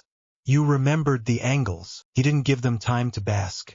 He snapped his wand at the ground. Ebulliyo, the stone under Squad 2's feet turned spongy. Neville yelped as he sank to his ankles. Ginny fired a hex anyway, balancing on one leg. Harry blocked it with a flick, redirected it so it smashed a nearby fake pillar instead. Debris rained down, forcing Squad 3 to shift positions. "Listen to each other," he shouted. "Call your shots. Don't just blast." "Left," Hermione yelled from somewhere in the mist. "Left flank, shield front." He grinned. She'd taken to this faster than he'd expected. He moved low and fast, using the maze for cover. A jinx from Tracy blew past him, crackling against a wall. He spat a simple tripping jinx back. It hit the floor in front of her, and she stumbled. Daphne grabbed her, hauled her upright, snapped a shield in front of them without looking. "You owe me," Daphne said. "Drinks in Hogsmeade," Tracy panted. "Acceptable," Daphne replied. Harry fired a stunner at their feet. The shield took it. The impact rippled up Daphne's arm. She gritted her teeth and held. He shifted tactics. Instead of going for the leaders straight away, he started cutting squads apart. Simple things. Sound-dampening charms in odd places so they couldn't hear each other clearly. Temporary blind spots created with small, concentrated fog clouds. Stone bumps under heels. It worked faster than raw power. Squad 1 held up the longest. Fred and George adapted quickly, tossing jokes and orders in the same breath. "Down, Katie. Left, Lee. Duck. Ange. Okay. Not that low, you show off." But they weren't used to someone who could see through the mist. Harry tuned his vision just enough to pick out heat and movement. He tracked their outlines, then sent a silent stunner straight for George from an unexpected angle. "Oi!" George yelped as it hit his shield instead, knocking him back. "That's cheating. All war is cheating," Harry called back. He caught Angelina with a body bind while she was laughing, then spun and sent a disarming charm at Fred. Fred blocked it and yelled a rude word that made Hannah Abbott gasp. Hermione's squad coordinated better. She barked crisp orders, shifting them around like chess pieces. "Dean, cover Susan's right. Michael, eyes on the balcony. Cho with me." Harry always circles clockwise. Harry snorted. He circled counterclockwise just to spite her. Her ward pattern adapted midway through. She grinned viciously when his stunner hit a shield instead of her shoulder. "Somebody reads your habits," Daphne called. "Then I have to develop new ones," Harry said. He intentionally took a hit from Ernie's stunner 2 rounds later, letting it graze his shoulder. The room translated it into a hot, numb patch. He staggered, overdramatic. "Ow," he said. Ernie punched the air. "Yes, enjoy it," Harry said, straightening. "Next time I won't let it through." When they finally staggered out of the maze an hour later, everyone was sweating, flushed, and laughing except the ones who were too exhausted even for that. Harry stood at the front, breathing hard. His shirt stuck to his back. His leg throbbed, but he ignored it. "That," he said, "was messy. It was also good. You started to think as groups instead of as lone heroes. Next time we add more." "More?" Hannah groaned. "More what?" Seamus demanded. "Explosions." "Probably," Harry said. He caught Neville's eye. "You were better," he said. Kept your feet more. Nice shot on my shoulder. Neville went pink but straightened. Thanks, he mumbled. Ginny, Harry added. You kept your squad from panicking when I turned the floor into jelly. That matters. Ginny smirked. Brothers are good practice, she said. Luna drifted up to him, eyes dreamy. You move like an angry Kneazle, she said. I'll take that as a compliment, Harry said. It is, she said serenely. They're very hard to catch. People started trickling out, still buzzing. Hermione stayed behind to tidy up targets with a few neat flicks. Ron flopped onto a bench and pretended to die. Daphne came over, wiping her forehead with her sleeve. There was a scorch mark on the hem of her robe. You enjoyed that, she said. Guilty, Harry said. Fun and useful at once. She leaned in slightly. You were favoring your leg, she said. Still hurts. Some, he admitted. Nothing like the graveyard. Just a reminder. She looked at him for a long moment. Then she reached up, hooked her fingers into the front of his shirt, and pulled him down into a kiss. It wasn't rushed. It wasn't careful either. It was solid and warm and very much there. His hand found her waist. For a few seconds there was no umbrage. No fudge. No vault. Just the feel of her mouth on his and the taste of sweat and sugar quill on her lips. Someone coughed loudly. Harry broke away, cheeks hotter than they already were from the training. Ron stood a few feet away, eyes fixed determinedly on the opposite wall. Hermione hovered beside him, ears pink. We are leaving now, Ron said to no one in particular. We were never here. Come on, Hermione. Let's go look at homework or something. Hermione nodded rapidly. Yes, homework. Very urgent. Lots of goblin revolutions to revise. They fled. Daphne laughed under her breath. They'll survive, she said. Eventually, Harry said. She rested her forehead against his for a moment. Be careful, she murmured. You can be as overpowered as you like in this room. Outside it, there are rules. And idiots with quills. I know, he said. You are not alone, she added. Stop acting like you are. Delegation, monarch. Learn it, he snorted. We keep coming back to that word, he said. Because it fits, she said. Now go soak that leg before Pomfrey comes hunting with potions. The next decree came at breakfast the following week. Harry had just poured pumpkin juice when an official-looking owl dropped a thick roll of parchment onto the table right in front of him. It bore the ministry seal and a smaller one with a pink bow. Oh joy, Ron said. Fan mail from Umbridge. Hermione unrolled it. Her eyes darted across the text. Her face tightened. Educational Decree number 27, she read quietly. All student organizations, societies, teams, groups and clubs are henceforth disbanded and banned, unless reauthorized by the High Inquisitor. Reauthorized, Harry repeated. Yes, Hermione said. No student is allowed to be part of any group meeting regularly of 3 or more people without Umbridge's written approval. Ron's fork clattered onto his plate. That's insane, he said. What about Quidditch? Hermione stabbed a finger at a line. She specifically mentions sporting activities as being at the High Inquisitor's discretion, she said. She can ban Quidditch if she feels like it. Across the hall, Angelina stood up so fast her chair skidded back. She is not taking Quidditch, she said loudly. Over my dead body. Do not give her ideas, Fred called. Daphne read over Hermione's shoulder. This is aimed at us, she said. And at any study group that isn't under her thumb. Harry chewed a piece of toast slowly, thinking. She wants us to ask, he said. To hand her a list of names to approve, which she will keep, Hermione said. For when she wants to arrest everyone involved. Ron swallowed. So we just ignore it, he said. Hermione shook her head. If we ignore it and she catches us, she'll use the decree to expel people, she said. She'd love that. Daphne's eyes narrowed. We don't ignore it, she said. We use it. Harry looked at her. Go on, he said. She expects Dumbledore, Daphne said. Or maybe you. She thinks any resistance is about you too. So we give her what she expects. A group proudly calling itself Dumbledore's army. A list of names she can clutch and wave at the ministry. Ron stared. That doesn't sound like using it, he said. That sounds like suicide. Not if the list isn't what she thinks it is, Harry said slowly. Hermione blinked. A decoy, she said. Fake names. Daphne shook her head. She will check, she said. She's not completely stupid. If half the list is made-up people, she'll spot it. Harry drummed his fingers on the table. Not fake names, he said. Wrong pattern. Hermione's eyes lit.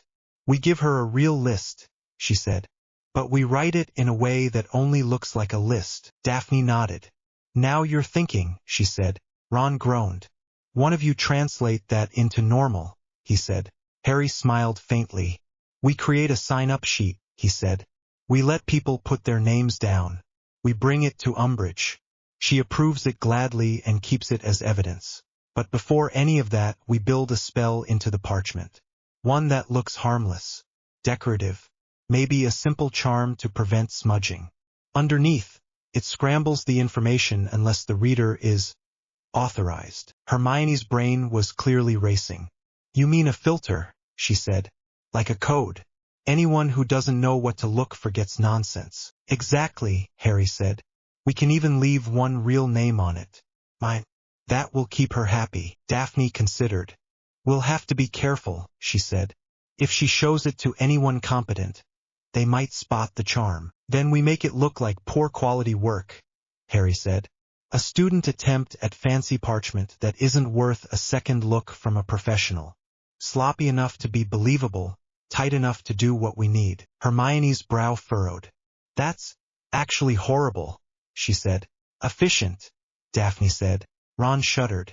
You three are frightening when you get going, he said. Thank you, Harry said. He glanced at the high table.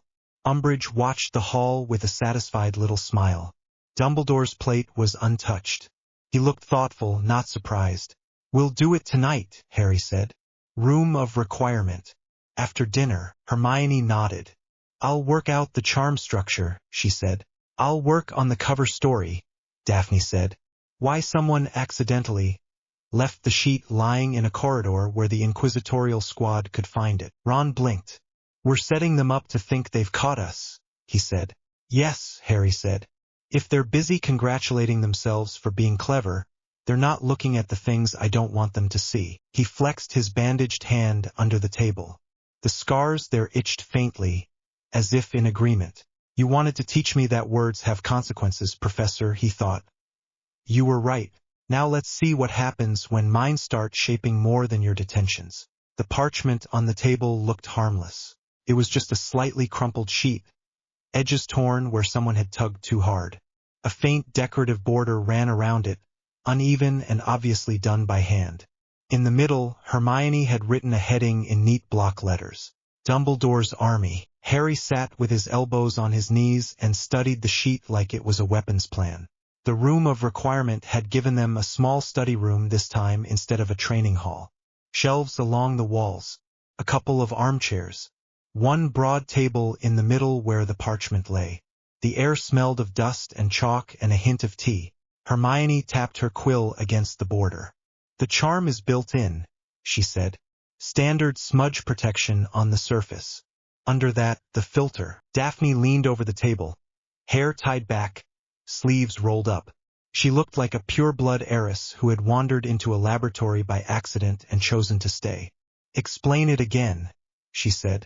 No theory language. I can see the lines. I want the story. Hermione huffed but nodded. Fine, she said. There are 2 layers. The obvious one stops ink from running and shows Umbridge I am a hard-working little student. The hidden one checks who is reading. Harry picked the parchment up carefully. His hand still itched where the blood quill scars ran. The border shimmered faintly around his fingers. And when Umbridge reads, he asked. The charm looks at her magic and sorts, Hermione said. If she is not authorized and if the reader is not one of us, it scrambles the names. They become a list of older student study partners for remedial defense. Ron sat on the arm of a chair, swinging one leg. So she sees boring homework, he said. And one big heading that tells her I am a terrible person. Pretty much, Hermione said. And if we read? Daphne asked. Then the names show as normal, Hermione said. Full list. I keyed it to anyone who has touched the room of requirement door with intent to train. The room helped. The wall near the bookshelf throbbed once, as if pleased.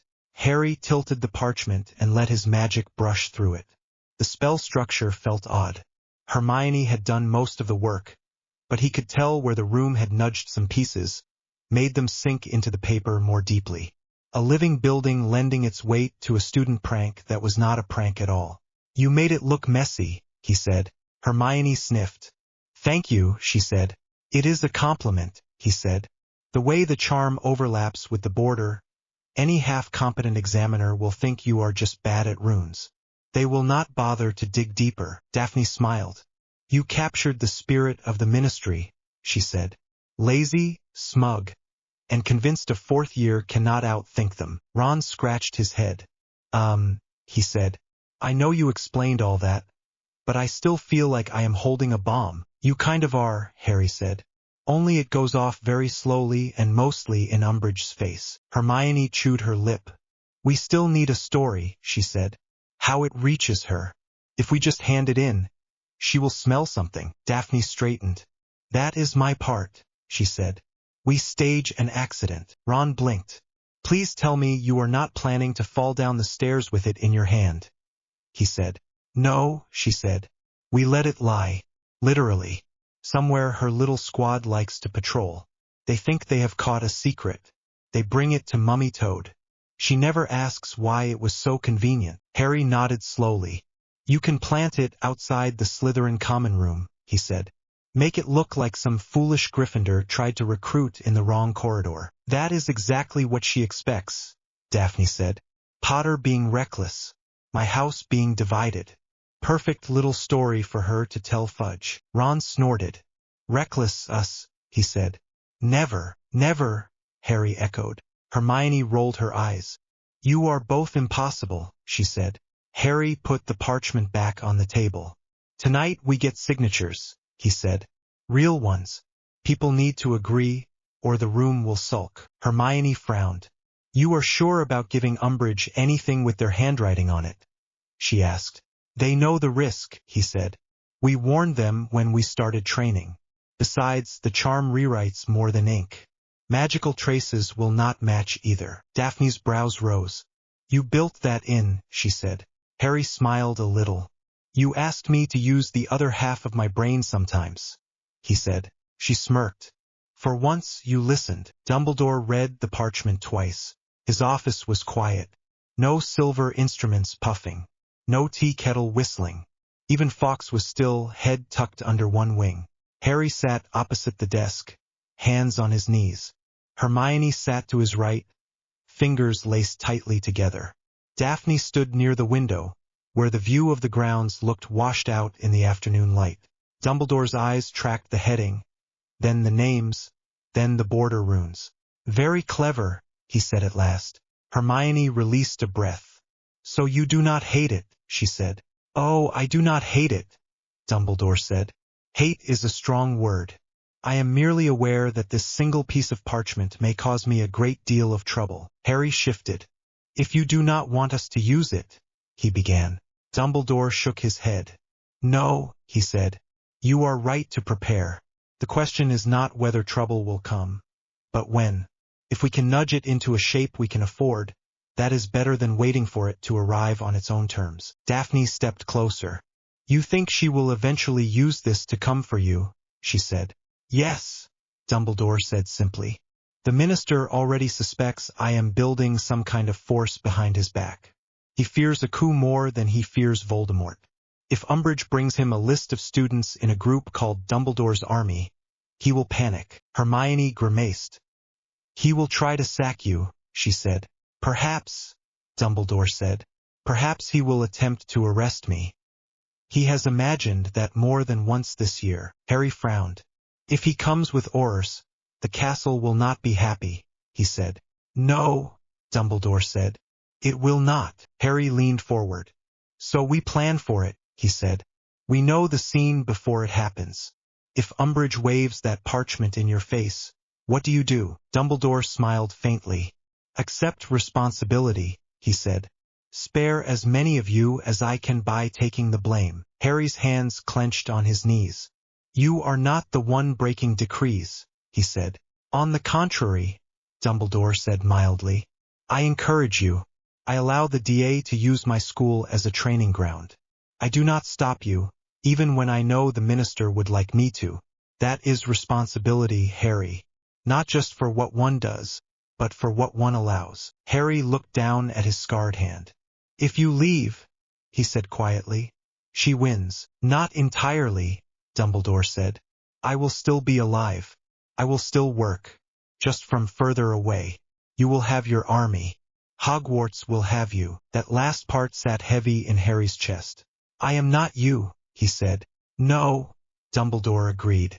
You are you. That is enough. Daphne folded her arms. We are not planning your exile yet, she said. First we make sure Umbridge takes the bait in the right way. If she trips too early, Fudge might tighten his grip before you are ready. Dumbledore's eyes warmed. You seem very comfortable speaking of timing and coups, Miss Greengrass, he said. She met his gaze without flinching.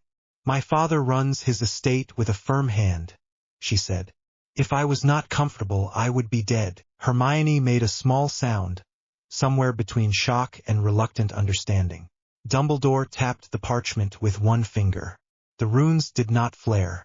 They sank a little deeper under his touch, as if recognizing another layer of authority. I will not forbid this, he said. I will ask for one thing. Harry sat up. Name it, he said. If and when the minister arrives waving this about, Dumbledore said. You let me handle him. You do not leap in front of curses. You do not declare sovereignty over the school in the middle of the Great Hall. You do not duel him. Harry opened his mouth, closed it. You know me too well, he said. I know you well enough to predict certain impulses, Dumbledore said. Harry, I need you free. If I am removed, you must stay to hold what we have built. You cannot do that if you are in chains next to my own. The thought of Fudge clapping him in irons made Harry's stomach twist, partly with fear, partly with anger. He swallowed. I will not start that fight, he said at last. If they come for my friends, I will end it however I have to. But I will not give them a clean excuse. Dumbledore nodded. That is all I can ask, he said. Hermione glanced between them. So we go ahead, she said. Yes, Dumbledore said. Go ahead. Build your army. Teach each other to stand. When the ministry comes to tear it down, we will show them that there is more to Hogwarts than rules on a wall. He handed the parchment back. And for what it is worth, he added. Your spell work is excellent. Hermione flushed with pride. Daphne smirked. Harry tucked the sheet into his bag, fingers careful on the edges. As they left the office, the stone staircase turned slowly under their feet. You know this is mad, Hermione said in a low voice. Yes, Harry said. And we are doing it anyway, she said. Yes, he said again. Daphne bumped her shoulder against his. Welcome to politics, she murmured. The room of requirement was already full when they got there. Benches lined one wall. Targets had been pushed aside for the night. Instead, there was a space cleared around the table in the middle, where the parchment would go. People talked in low voices. The news about the new decree had spread. Quidditch captains looked like they might chew the boards off the stands. A couple of younger students hovered near the door, unsure if they should stay. Harry stepped up to the front. Hermione stood on his right again. Daphne on his left. Right, Harry said. Before we start hexing each other, we deal with paperwork. Groans. Angelina jabbed a thumb toward the ceiling. That toad is not stopping practices, she said. If she bans Quidditch, I am chaining myself to the broom shed. You might want a warmer coat for that, Fred said. Harry held up a hand. She can ban clubs on paper, he said. She can even ban Quidditch for a while if she wants to make a lot of enemies. She cannot stop us from existing. What she can do is use any list she finds to hurt you. He pulled out the parchment and held it up so they could all see the heading. There is a new decree, he said. She wants every group to register with her. If she catches one that is not, she has the power to expel people. She will try to make an example. So we do something she does not expect. We give her a list that lies to her. He laid the parchment on the table. Hermione put an ink bottle down beside it and a quill that was clearly not cursed. This is the sign-up sheet for Dumbledore's army, Hermione said, raising her voice, which is a terrible name and we really should change it later. For now it works. We have put protections on it. If Umbridge gets hold of this, she will not see what we see. She will see something else. Harry will explain the boring details later if you care. For now, all you need to know is that signing this tells the room you are part of us. Cho stepped forward, dark hair falling over one shoulder. So if she does find it, she said, does she see our names at all? One, Harry said. Mine, Cho frowned. That is not fair, she said. He shrugged. I am already at the top of her list, he said. Nothing we write will change that. Susan's voice came from the middle. Is this going to put my aunt in trouble? She asked. If Umbridge sees I am involved, she might go after her in the ministry. Hermione shook her head. The charm scrambles everyone else, she said. It will look like a list of study buddies for remedial defense, supervised by Professor Flitwick. Boring. Legal. Not worth attention. Fred leaned on George's shoulder. You sure it will work? He said. No, Hermione said. The room went silent. Then she smiled, thin and fierce. But I trust my work, she added. And I trust Harry and Daphne to break anything that tries to hurt you. Daphne raised an eyebrow. No pressure, she said. Ginny stepped forward and picked up the quill. Her hand was steady. I am sick of waiting for grown-ups who are pretending nothing is wrong, she said. If there is a risk, I would rather take it with people actually doing something. She wrote her name, Ginny Weasley. The ink glowed for a second, then sank into the parchment. The border runes flickered and settled. Neville came next. I am tired of being rubbish in danger, he said quietly. If this helps me not freeze next time someone points a wand at me, I am in. He signed. The parchment accepted him. The line formed after that. Some moved with easy confidence. Fred and George scribbled their names with a flourish, almost pushing each other out of the way. Others came slower, biting their lips, looking at their friends first. Cho hesitated for a second, then wrote her name in tidy strokes. Michael Corner watched her and followed. Hufflepuffs came in a clump. Justin, Hannah, Ernie, all careful. Susan waited till last, then signed with a small nod to herself.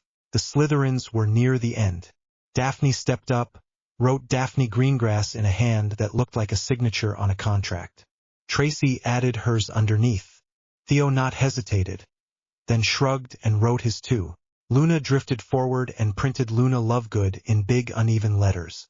Under occupation she added something that might have said Cloud Herder. Hermione pinched the bridge of her nose but did not comment. When everyone who wanted to had signed, Harry picked the parchment up. Last chance to back out, he said. No one will curse you for walking away. You will still be my classmate. You will still be welcome at practice if you change your mind later. No one moved. The room hummed. A pleased note under the floor. All right, Harry said. Then let us make sure that if they ever come for us, they find something that bites back. Planting the bait took 3 days. Daphne insisted it needed to feel natural. Suspiciously quick discoveries make paranoid people more paranoid, she said. We want her smug, not alert. So the parchment spent one evening tucked in Harry's bag. One evening in Hermione's trunk. One evening pinned inside Daphne's sleeve while she went about her day. The charm sank deeper each time it soaked up the magic of different owners. The room approved.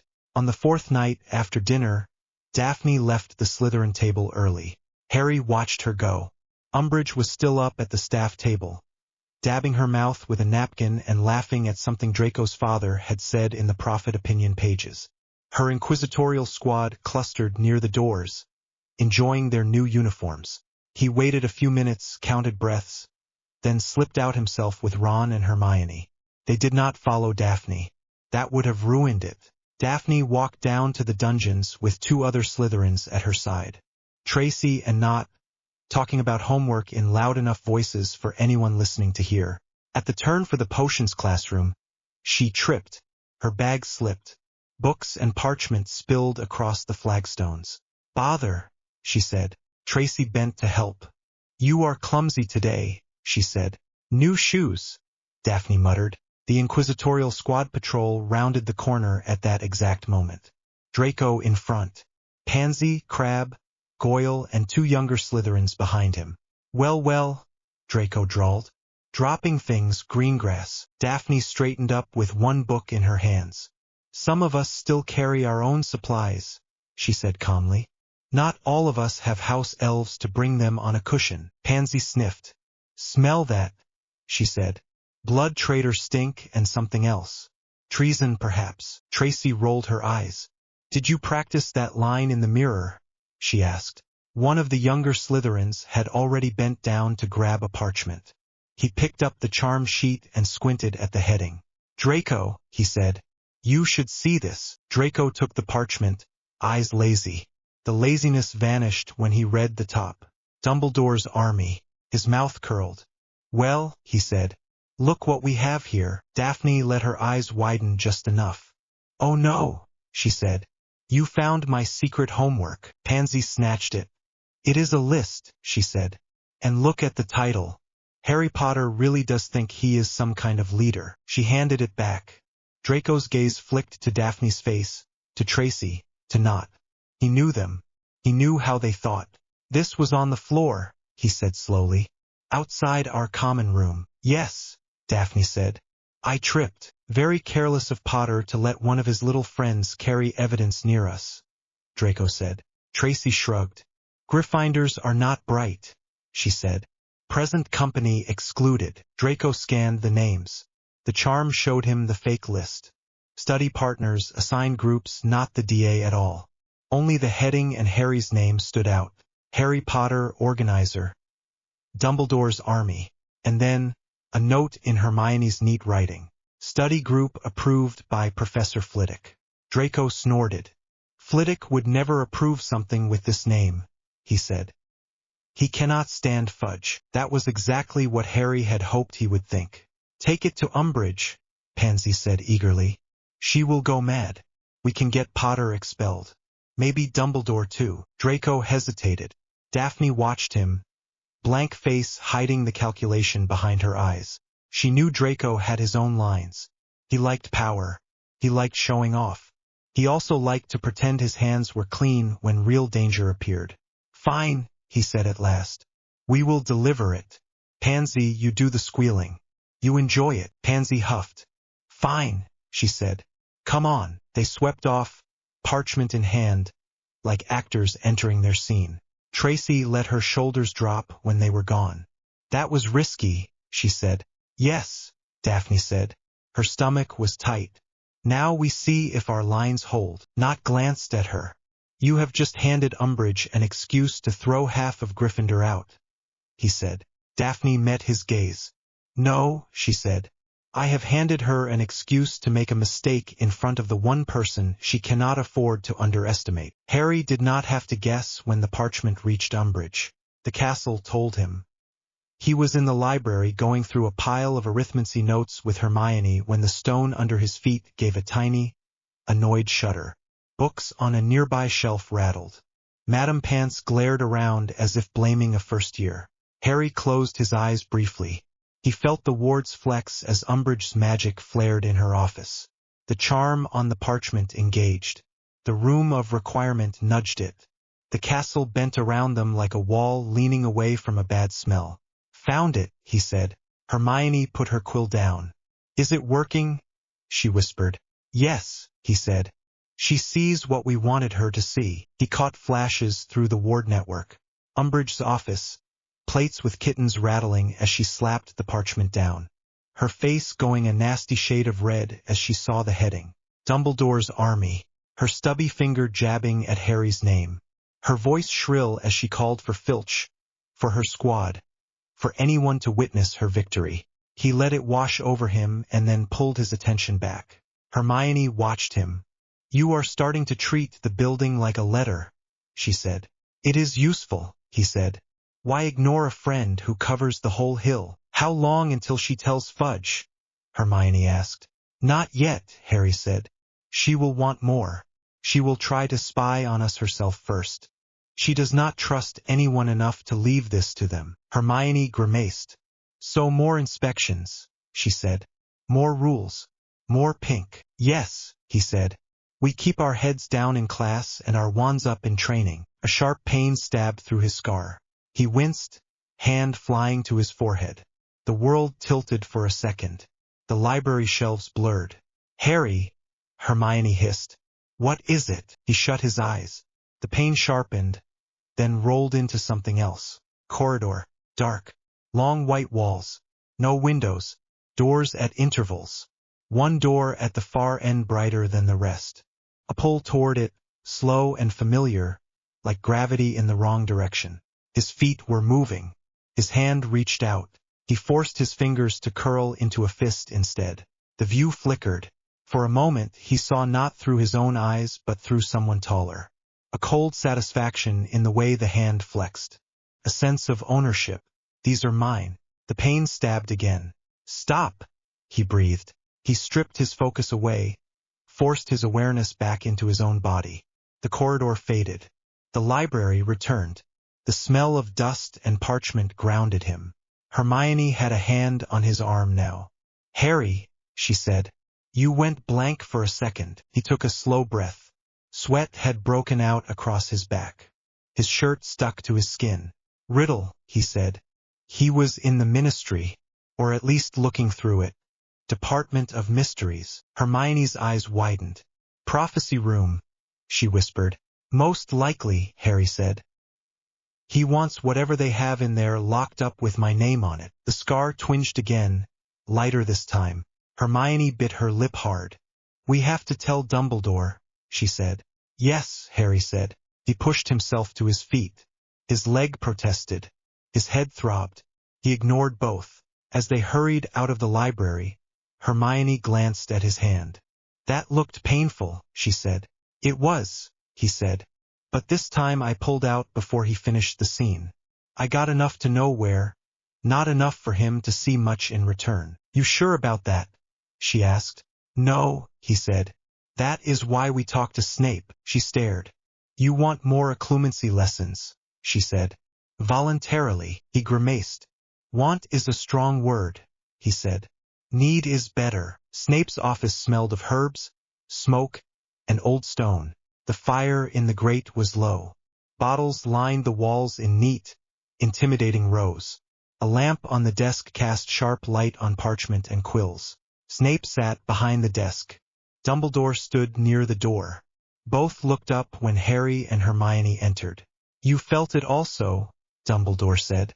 Harry nodded. He was in the Department of Mysteries, he said. At least in his mind. Snape's eyes narrowed. Describe it, he said. Corridor, Harry said. White. No windows.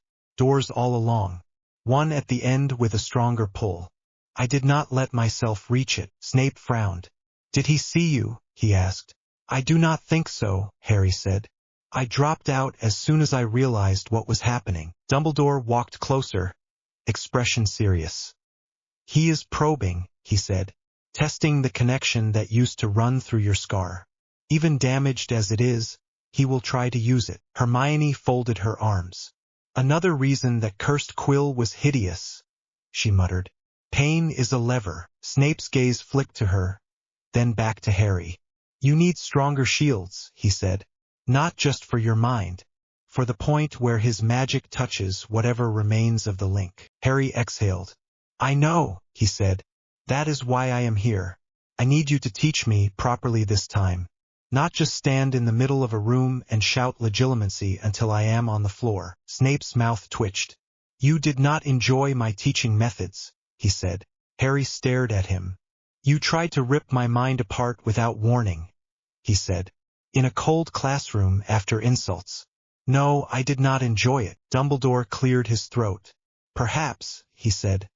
We can agree that circumstances were not ideal. Snape's jaw tightened. Fine, he said. New arrangement. You come here. No one else knows why. Officially, you are serving detention for poor potion work. Hermione rolled her eyes. No one will question that, she said. Snape ignored her. We will work on mental discipline, he said. Not flashy shields. Structure. Order. You will learn to decide what doors are open and what stay shut. I already do some of that, Harry said. In a crude way, Snape said. You let him in at the graveyard on purpose. That is not a wall. That is playing with a window. Harry opened his mouth to argue. Closed it. The man was not wrong. Fine, he said. But I will not turn my mind into a brick. There are things in there I want to keep moving. Snape gave him a look that could have stripped paint. You sound like him when you say that, he said. The other him or the Dark Lord? Harry asked. Snape's lips thinned. Both, he said. Dumbledore raised a hand. Enough, he said softly. We do not have the luxury of old arguments. Severus, can you teach him what he needs without breaking him? Snape's gaze held Harry's. If he listens, he said. Harry met his eyes straight on. If you stop using insults as a training method, he said. Silence hung for a moment. Then Snape gave the smallest possible nod. Agreed, he said. Once a week. Here. We begin tomorrow. Hermione shifted her weight. If he sees something in there, she said. Riddle, not you. What then? Then we adjust, Snape said. That is why we do this now. Before he realizes your mind is no longer his casual corridor. Harry felt the scar twinge again. Lighter now. Tomorrow, he said. Fine. Dumbledore laid a hand on his shoulder as they turned to go. You are walking a narrow line, Harry, he said quietly. Between watching your enemy and becoming his mirror. Harry looked at his bandaged hand. The faded words under the cloth stood out in memory. I must not tell lies. I know, he said. That is why I keep people around who kick me when I get too full of myself. Hermione snorted. You are welcome, she said. Snape muttered something about saints and fools. Harry stepped out into the corridor, head aching, chest tight, but with a plan. Umbridge was plotting with her parchment. Fudge would not be far behind. Voldemort was probing the walls of the Department of Mysteries and his own cracking immortality. Inside the castle, students were learning to move and shield and think as a unit. The board was crowded. Good, Harry thought. More pieces for me to move. He headed toward the 7th floor, where the room would already be shaping itself to his next chaos lesson. While far below, in her office full of kittens, Dolores Umbridge smiled over a sheet of parchment that finally seemed to prove everything she wanted to believe. Snape did not wait for Harry to knock. The door to the dungeon office swung open the second his fist raised. The handle pulled from his fingers and the smell of herbs and cold stone rolled out like a wave. Enter, Snape called. Harry stepped inside. The door clicked shut behind him. Hermione had wanted to come and demand to sit in the corner and take notes. Harry had said no. There were already too many people inside his head. Snape sat at his desk, quill put aside, hands folded. No cauldron tonight. No students lined up for detentions. Just the two of them and shelves of bottled things that looked like they would happily eat through bone. This is not a lesson in spell work, Snape said without greeting. You will not raise your wand once. Sit. Harry sat in the straight-back chair across from the desk. It was not comfortable. That was probably on purpose. Last time we tried this, Harry said. You went straight for the sledgehammer approach. Snape's mouth tightened. Last time, he said. We were days from the Dark Lord reclaiming a body, and the headmaster wished to keep you ignorant. He thought you would be overwhelmed by information. Or by my charming company. Harry snorted. He was half right, he said. A ghost of dry amusement flickered in Snape's eyes and vanished. We try again, Snape said. Different method. You will still hate it. As long as it works, Harry said. Snape rose and came around the desk. He stopped a step away, close enough that Harry could see the faint shadows under his eyes, and the line of an old scar at his throat that the collar never hid completely. Close your eyes, Snape said. Breathe. I will not strike without warning. For now. Harry shut his eyes. The chair creaked as he shifted. He took a breath in, counted to 4, let it out. Again. Your mind as it stands, Snape said quietly, is a corridor with too many open doors. Riddle knows that path. He built some of it himself when he touched your scar. You cannot simply wall everything off. That would crush what makes you you. Instead, you build better doors. And one room that is yours alone. Harry's mouth twitched. You want me to build a castle, he said. Snape ignored the tone. Call it what you like, he said. You already think in structures. Wards, circles, cages. Apply the same discipline inside. Harry let his awareness dip inward. He had done this before. Focused on the vault inside his mind where the fragment sat in the crystal cage. The difference now was that he did it with someone standing over his shoulder. Describe what you see, Snape said. Stone, Harry said slowly. Walls, arches, the cage in the center. It is clearer than last time. He could feel the vault that mirrored the one in the real world. Runes along the floor, the hum of the fragment, all of it wrapped in a pattern that felt like both old magic and foreign technology. Doom and Hogwarts in one shape. Good, Snape said. Now, the rest of your thoughts are outside this room. We build a gate, not a crack in the wall. A gate you can open and shut. Harry frowned. The link to him runs through the scar, he said. Through the top of the vault. Then you reinforce that point, Snape said. Imagine the scar as a door in the ceiling. Right now it is a ragged hole. You patch it with whatever you trust. Metal, wood, fire. Pick one. Metal. The answer came without thinking. He pictured a disc of dark steel set into the stone above the cage. Lines of runes etched into it. Not the twisting language of the Dark Lord but the spare, sharp figures he had learned from Doom's memories. Circuit paths and spell chains combined. The scar burned faintly on his forehead in answer, as if it recognized the image. Focus, Snape said. Breathe. Do not rush. Harry grounded himself in the feeling of the chair under him. The damp chill of the dungeon air. Snape's quiet breathing across from him. Then he turned back inward. He imagined the disc sliding into place, sealing the weak point. Not closing it forever. Just putting a door where there had been a jagged gap. The pain in his scar sharpened, then eased. The hum of the fragment steadied. Better, Snape said. He sounded surprised. You respond quickly. Practice, Harry murmured. I have been patching things together since I was 5. Now, Snape said. We test the door. Harry opened his eyes. Snape's wand was already raised. Ready, Snape said. Do it, Harry said. Legilimens. The word hit like cold water. Images rushed up.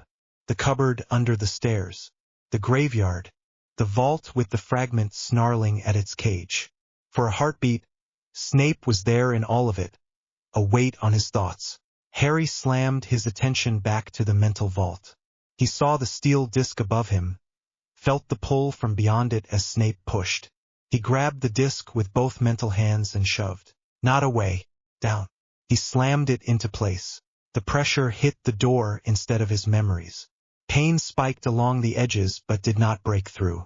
The fragment hissed, reacting to the touch of foreign magic. But the cage held. The pressure eased. Harry opened his eyes again, chest tight. Sweat stood out on his forehead. Snape lowered his wand. His own breath was a little fast. Again, Snape said. Good to see you care about my comfort, Harry muttered. Snape gave him a flat look. You are the one who insists on poking at the Dark Lord's soul, he said. This is the price.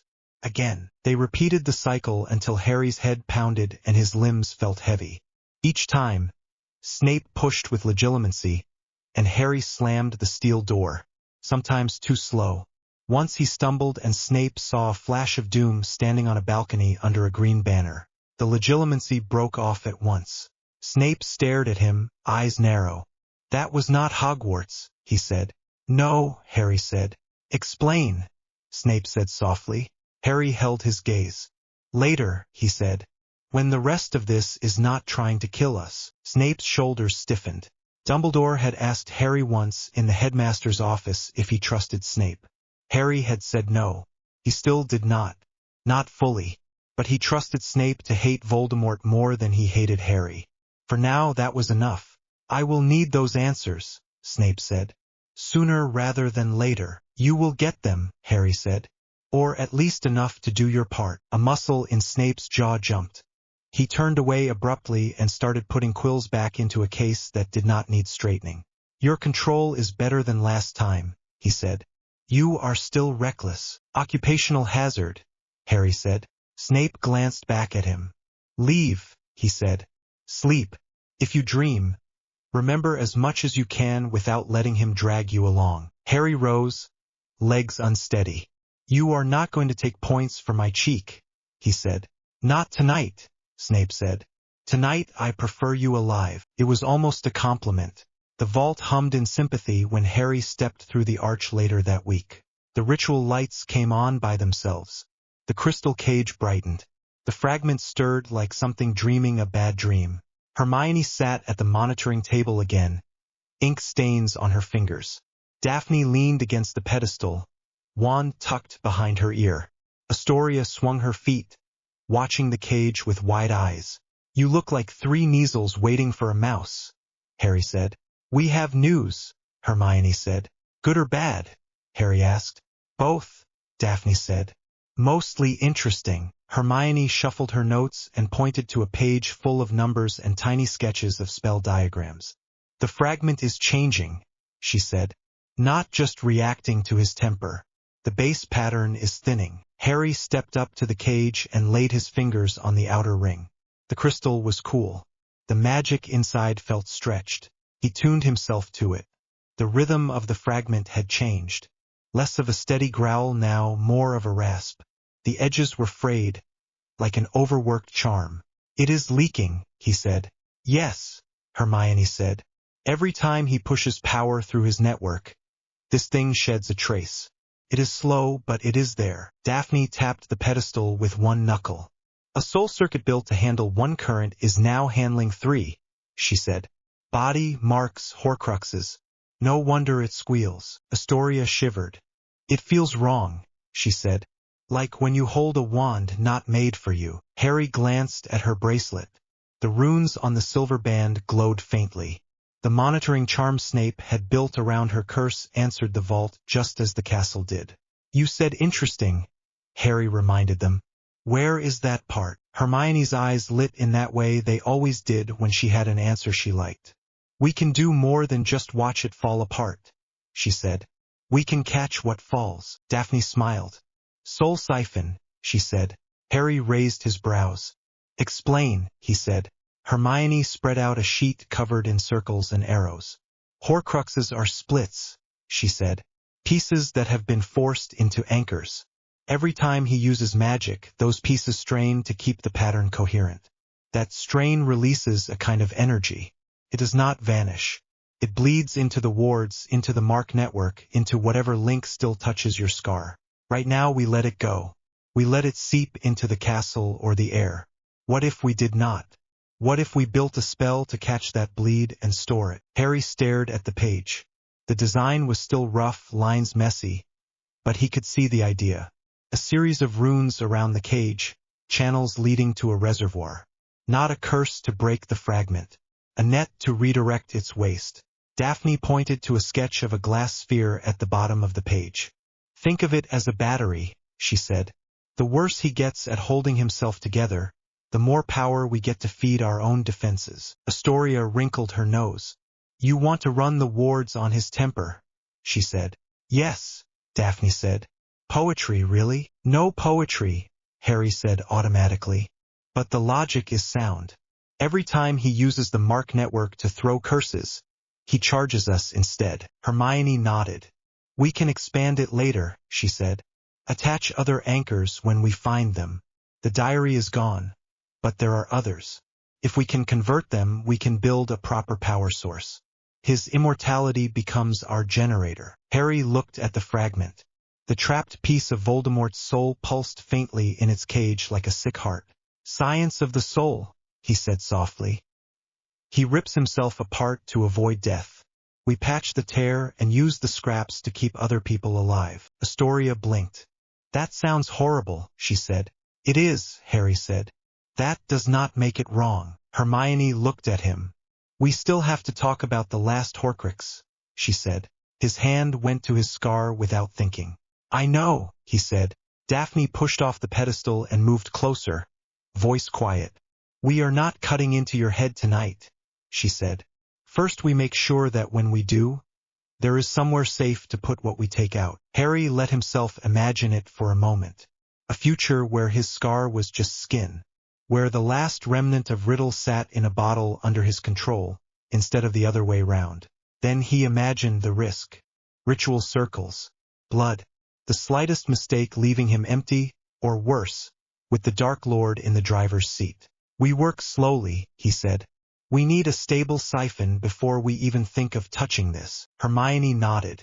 Dumbledore agrees, she said.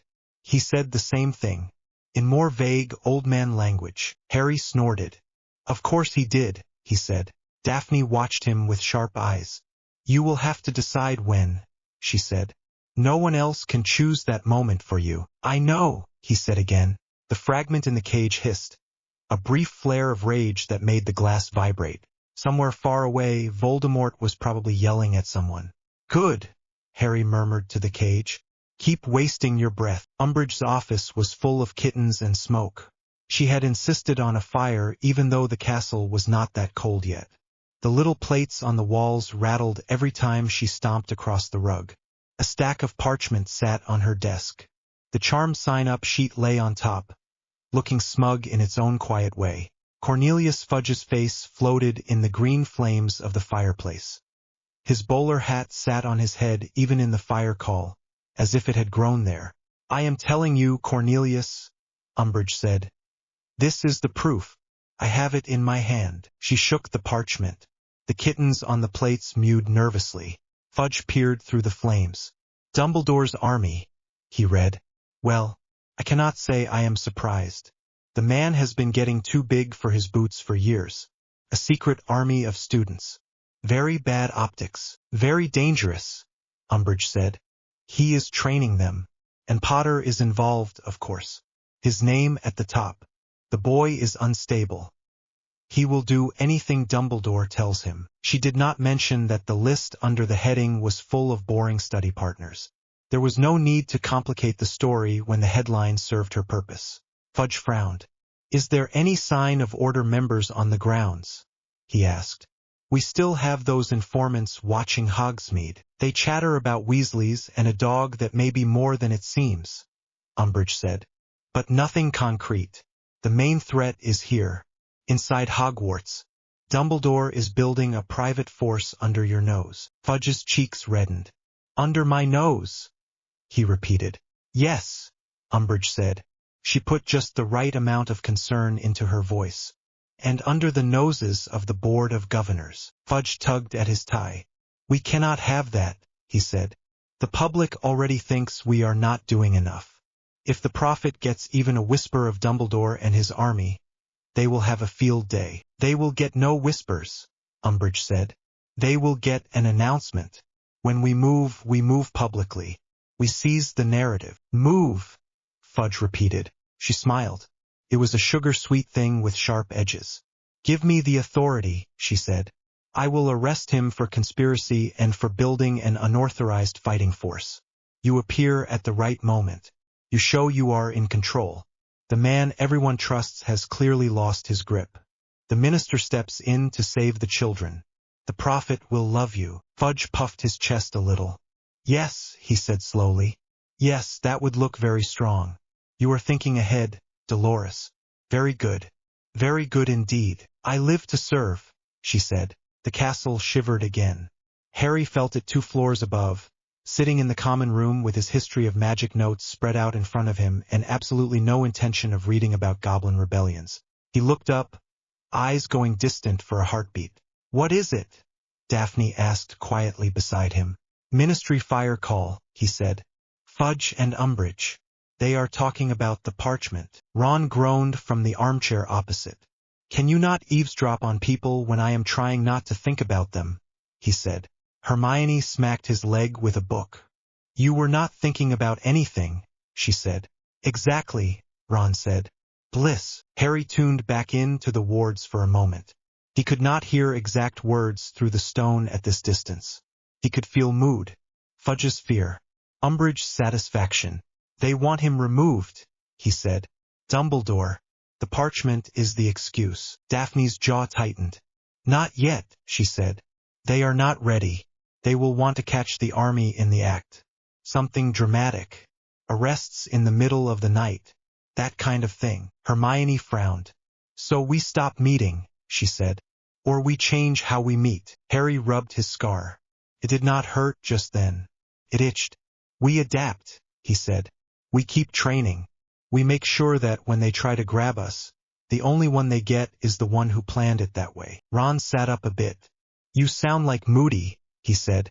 Constant vigilance, Harry said. Only with fewer shouted insults. Ginny dropped into a seat on the arm of Ron's chair. George says the twins can get some of their more interesting products mailed in from the shop, she said. Not to hex Umbridge directly, yet, but to set a mood. Hermione pinched the bridge of her nose. Please tell me you are not building a prank campaign on top of a war plan, she said. Auxiliary operations, Daphne said calmly. Distraction squad. Moral support. Exploding custard. Ron brightened. Now that, he said, is a unit I understand. The next occlumency session hurt less. That did not make it easy. Harry learned to build not just one door but several. He imagined corridors branching off the main vault, each ending in a room.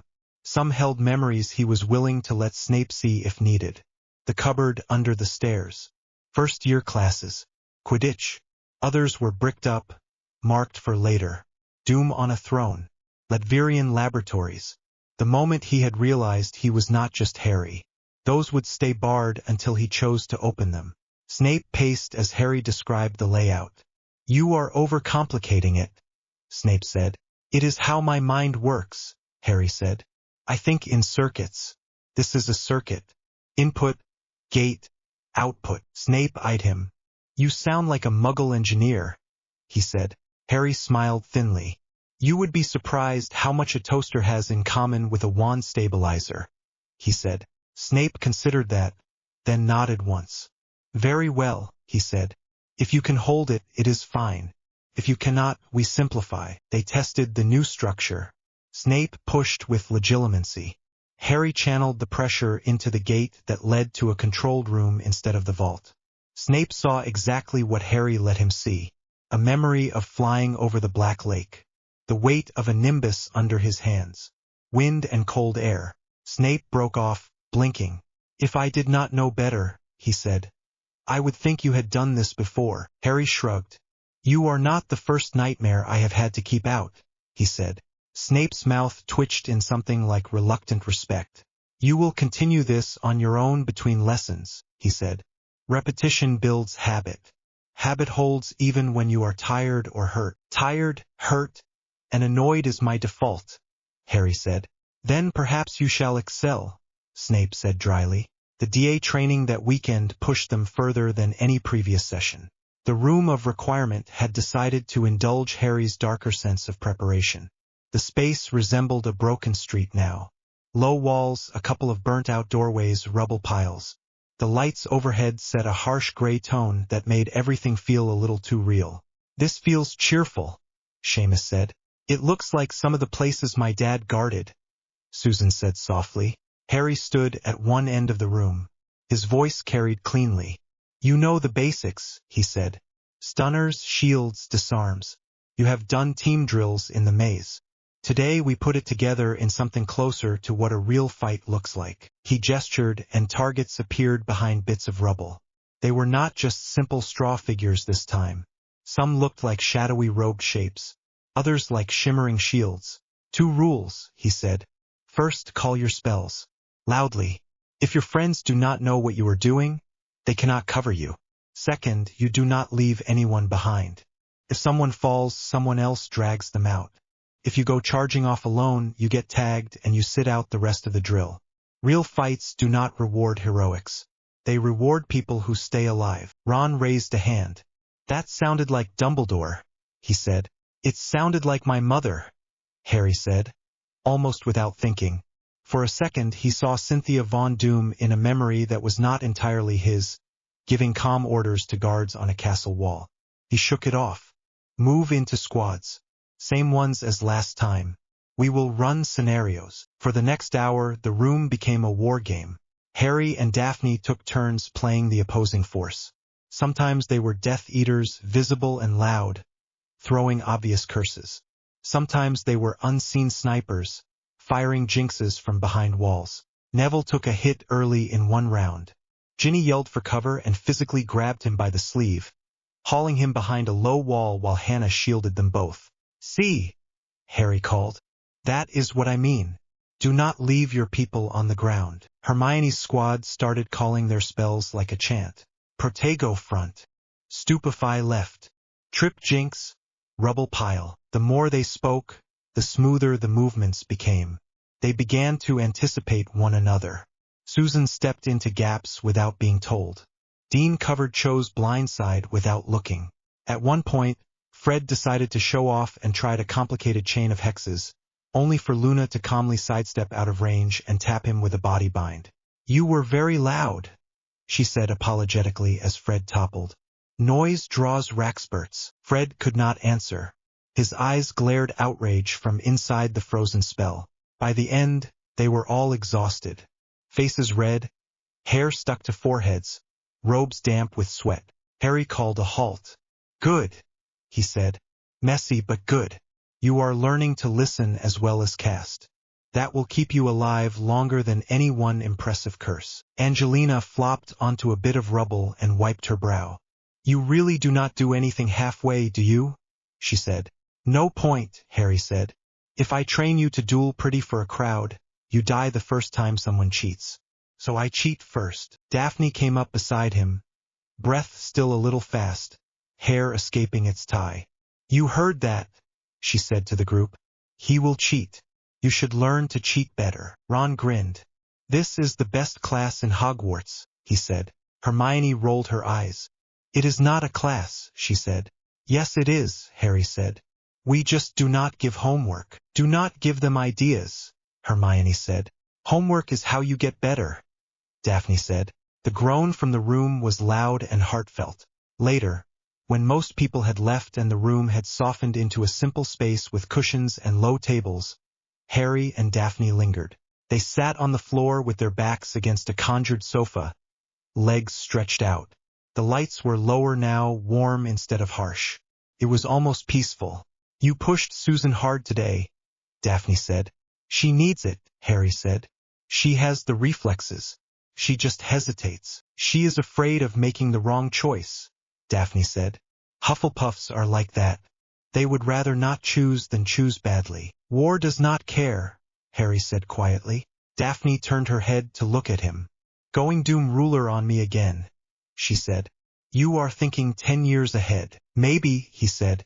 "You know this ends with me sitting somewhere and telling other people what to do." "You say that like it is a bad thing," she said.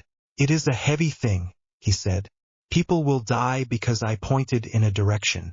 That is not a hobby." She watched his profile for a moment. "You are already doing it," she said. "You point.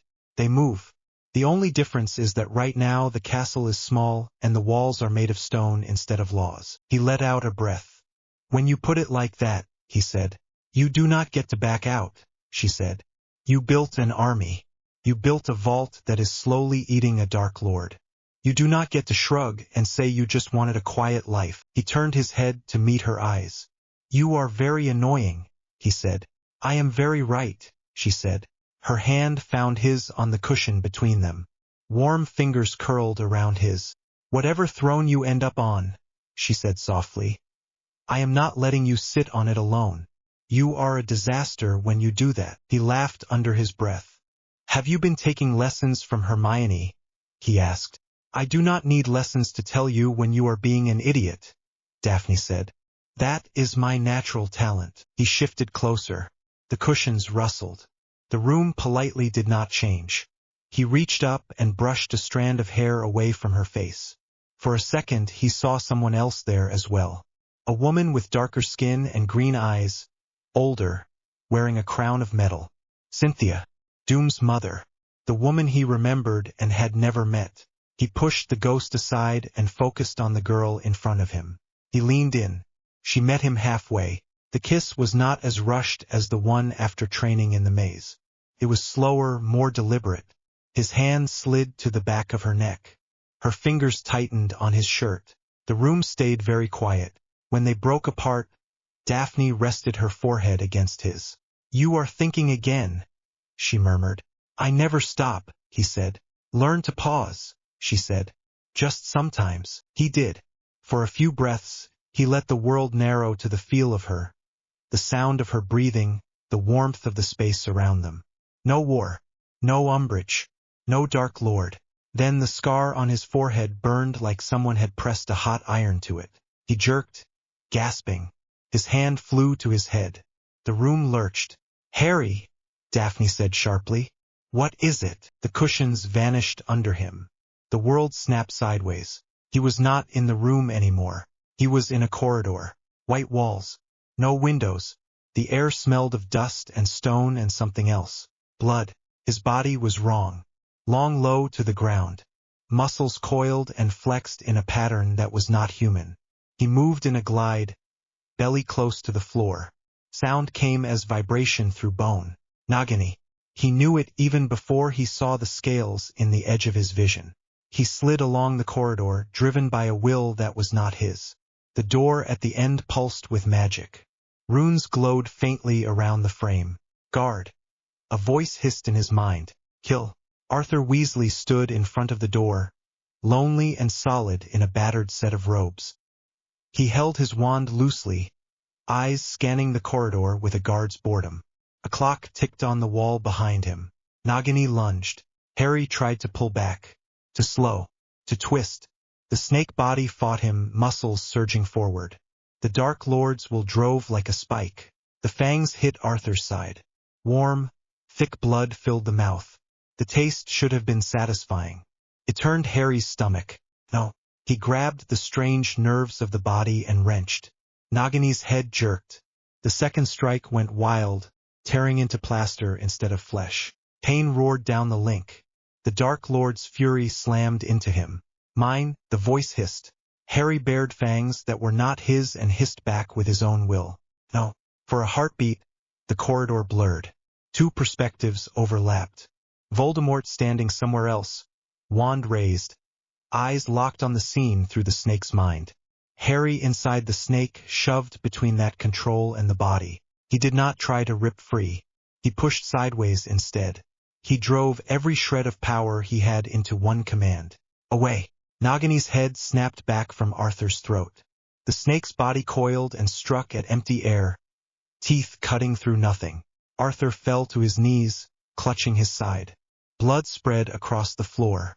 Voldemort screamed. The sound was not in Harry's ears. It was inside his skull.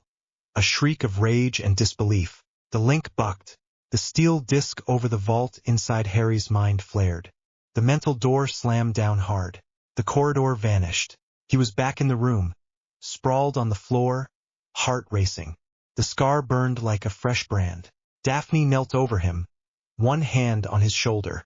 Hermione and Ron were suddenly there too, faces white. The room had pulled them in when Harry had dropped. "Harry," Hermione said, "what did you see?" He pushed himself up. His hands shook. The taste of blood that was not his still coated his tongue. "Arthur," he said. His voice sounded wrong in his own ears. "In the ministry, the corridor from my dreams. A snake. Nagini. She bit him." Ron went very still. "My dad," he said. "Yes," Harry said quickly. "She bit him, but I made her stop, pulled her away. He is hurt, but he is not dead. Not yet." Daphne's fingers dug into his shoulder. "You fought him inside the link," she said. "Yes," Harry said. "He tried to use the snake. I rode along and shoved her off target." Hermione's eyes were wide. "You could have been trapped," she said. "I was not," he said. "We do the panic later. Right now we go to Dumbledore." Ron was already on his feet. "If something happens to him," he said in a flat voice Harry had never heard from him, "I do not care what plans anyone has. I am going to kill that snake myself." "Get in line," Harry said. The room opened a door straight onto the corridor outside the headmaster's office. It never did that unless it agreed someone needed to be there fast. They ran. The gargoyle jumped aside before Harry could even shout the password. The stairs carried them up to the office door. Harry banged his fist against it. "Professor," he said, "open up. Now." The door swung inward. Dumbledore stood inside, wand already in his hand, eyes sharp. Snape was behind him. So was McGonagall. Fawkes perched on his stand, alert. "What is it?" Dumbledore asked. Harry forced the words out. "Arthur Weasley," he said. "In the Ministry, Department of Mysteries corridor. Nagini attacked him. I saw it through her eyes. Pushed her away. He is still alive for now, but he is bleeding badly." The room froze for a fraction of a second. Then it exploded into motion. "Severus," Dumbledore said. "Alert Molly. Get her to Grimmauld Place. Tell her nothing until she is there. Minerva, wake the Weasley children who are not already here and bring them. I will go to the Ministry." "Fawkes!" The phoenix spread his wings. Fire flared. Dumbledore gripped Harry's bandaged hand. For a second Harry thought the headmaster was going to take him along. Instead, Dumbledore squeezed once and let go. "Stay here," Dumbledore said. "Protect the others. I will bring him back if I can." Before Harry could answer, Dumbledore seized Fawkes' tail. Fire swallowed them both. They vanished. Snape swept past, cloak snapping. "Weasley children first," he said to McGonagall. "Inform no one else on the way. Keep Umbridge out of this." He shot Harry a look. "Keep your mind shut," he snapped. "If the Dark Lord tries to look back through you right now, he gets nothing." Harry nodded, jaw tight. The office felt suddenly smaller without Dumbledore in it. The silver instruments hummed. The portraits on the walls muttered to each other. Ron sank into a chair like his legs had stopped working. Ginny burst in a minute later with McGonagall. Her eyes went straight to Harry. "What happened?" she demanded. "Dad is hurt," Ron said. "Snake in the Ministry."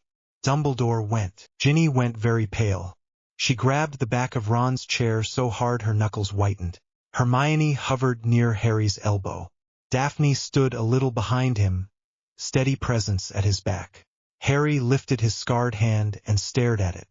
The words Umbridge had carved into his skin months ago seemed thin compared to the hot pulse under them now.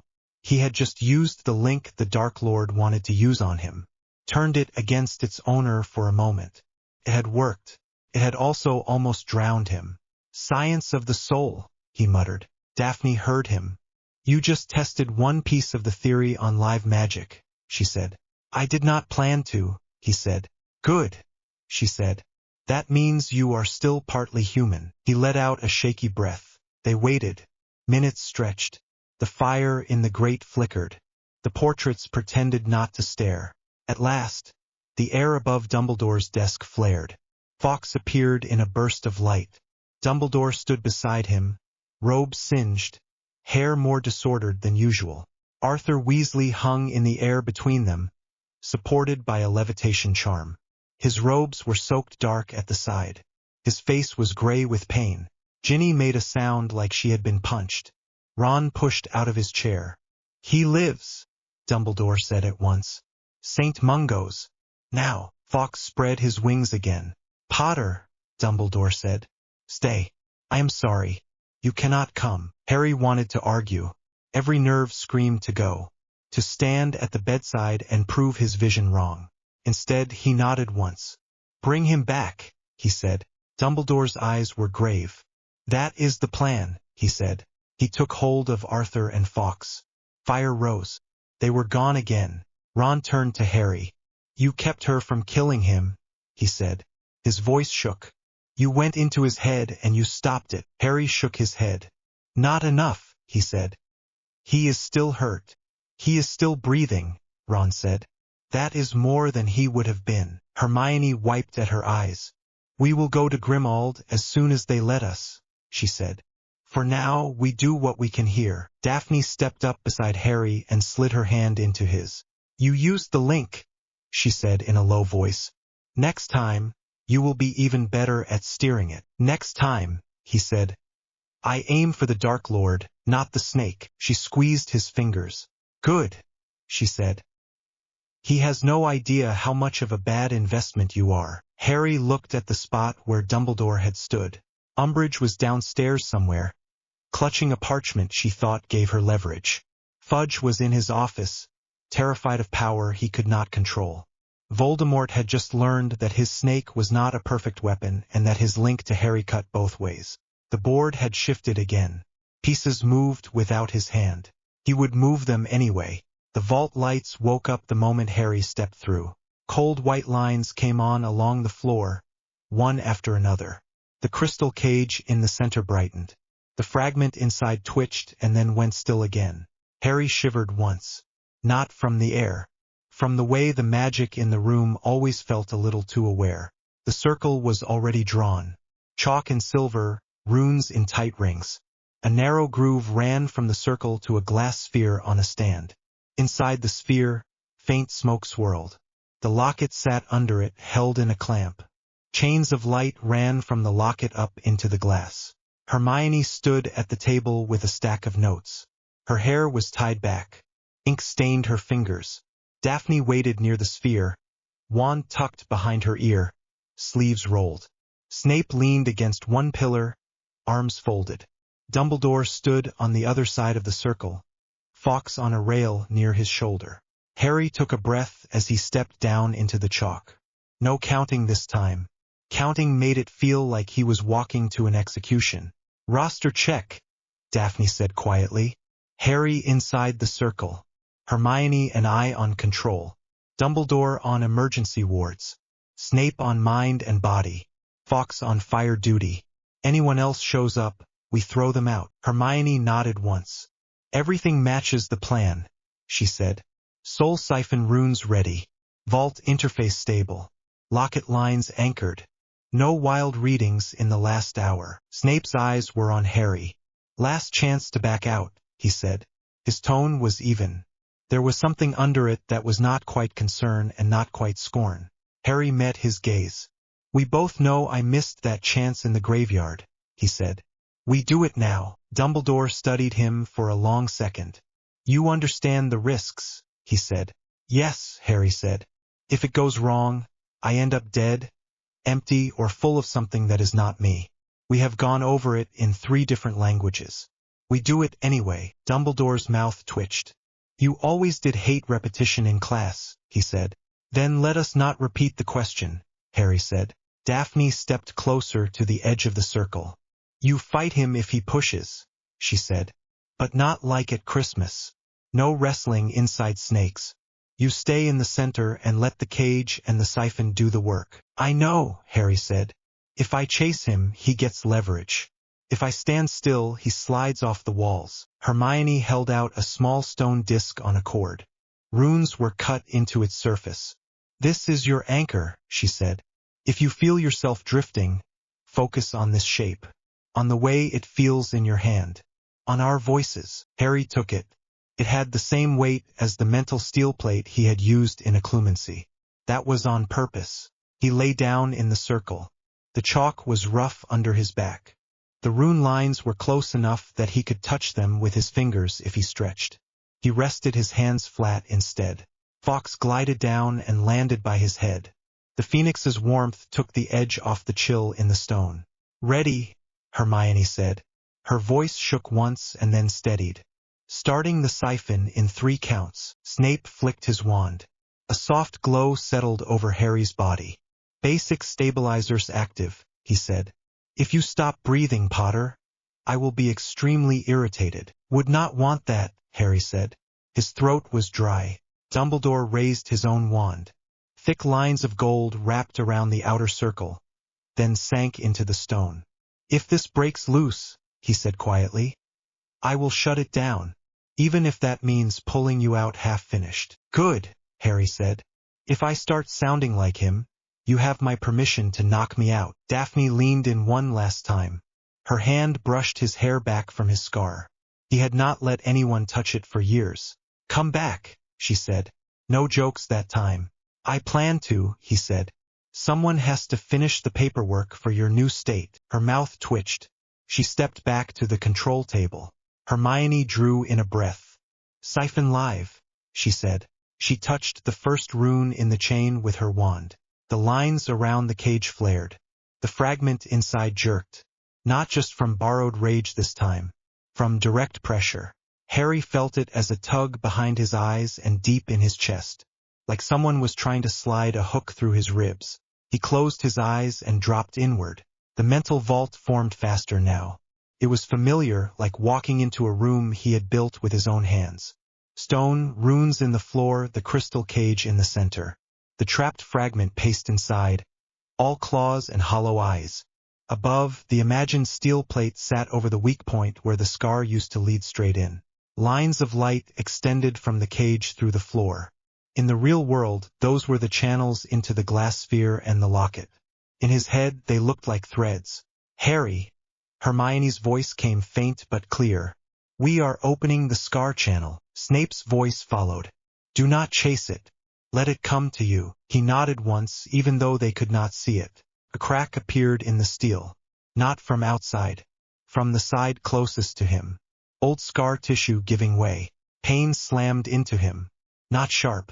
Heavy. As if someone had pressed hot iron into his skin and then kept their hand there. His forehead burned. His teeth clenched. The fragment in the cage shrieked. The sound shook the vault. For years, a piece of riddle had lived in that scar like a splinter. Half asleep, half awake, tied to the larger soul and the network of anchors. Now the siphon was dragging it out. It did not want to go. Images slammed into him. The orphanage, the basilisk, the graveyard, the snake attack. Moments where the link had flared. Times when the fragment had stirred and reached. Harry grabbed the stone disc in his hand and focused on that instead. On the weight. On the slight roughness of the carved runes. "Stay," he told himself. To the fragment he said nothing. Nothing it deserved to hear. The crack widened. A smear of black smoke pushed through. Tried to slide back into the scar. The siphon pulled it sideways instead. Down toward the cage. The trapped piece threw itself at it like a wild animal at a gate. They collided. For a second, Harry saw both of them clearly. The one that had ridden in his head, thin and hungry. The one that had been caged since the graveyard, swollen and angry. Both parts of someone else. They tried to claw past him to get at each other. He stepped back and let the cage do its work. The bars closed around both shapes at once. The combined fragment roared. The runes in the vault floor blazed. Outside, the glass sphere filled with smoke that turned from gray to deep red and then to a color that did not belong in nature. The locket chains lit up. The siphon drank. Harry's scar burned brighter. Then, just as suddenly, the pain broke. He gasped. The rush of cold that followed was almost as bad. Felt like the moment after a fever breaks. Sweat, shivering, weakness. "Scar reading," Hermione called. Her voice sounded thin and distant. "The residue is dropping. Binding pattern is collapsing." Snape's voice cut in sharper. "Potter, respond." Harry opened his eyes in the vault and then in the real room at the same time. He saw two images at once. The stone and the chalk. The cage and the glass sphere. "I am here," he said. His throat hurt. "Still me." Snape bent over him in the physical room, face pale under the usual sneer. "Pain level," he said. "High," Harry said. "Manageable." "Scars," Hermione said. "The old rune lines in the mark network are adjusting. The connection to him is weaker. Very weak." Harry reached up and touched his forehead. The skin was tender. For the first time since he could remember, it did not feel like something pressed from the inside. It just felt like skin over bone. He almost sobbed with relief. He pushed that down. "No time. Not yet." Dumbledore stepped closer. His eyes were bright, his voice steady. "How much remains?" he asked. Hermione checked her readings again. "Trace echoes only," she said. "Less than 1% of what was there before. The main mass is in the siphon now." Fawkes made a soft sound and dropped a single tear onto the scar. Coolness soaked in. The tenderness eased. Harry closed his eyes briefly. "Thank you," he whispered. Daphne left the control table and knelt by the circle. She did not touch him yet. There were still thin lines of raw magic around the runes. "Tell me something Harry would say," she said. He blinked. "What?" he asked. "You heard me," she said. "Tell me something only you would say.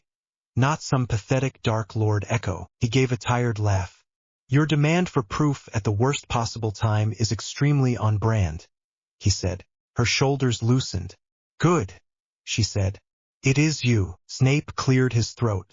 "We will need to run deeper checks," he said. "But the primary objective is complete. The parasite is out of the host." "Do not call me a host," Harry muttered. "Stop making yourself into a vessel for cursed nonsense." "Then," Snape said. Hermione's hands were shaking as she turned more pages. "The siphon battery is nearly full," she said. "Between this and the other anchors we have drained, we have more raw power than anything short of a small star." Dumbledore's mouth tightened at that. "Mind your metaphors," he said. "Power of that scale has never played well with human minds." Harry pushed himself up on his elbows. The circle fought to keep him down. Snape eased the stabilizing spells and let him sit. "I do not plan to drink it," Harry said. "I plan to put it in the walls." Daphne's eyes lit. "The dome," she said. He nodded. "He built a network to make himself hard to kill. We turned it into a generator. Hogwarts is going to run on his fear for the rest of its life." Dumbledore studied him. There was pride there.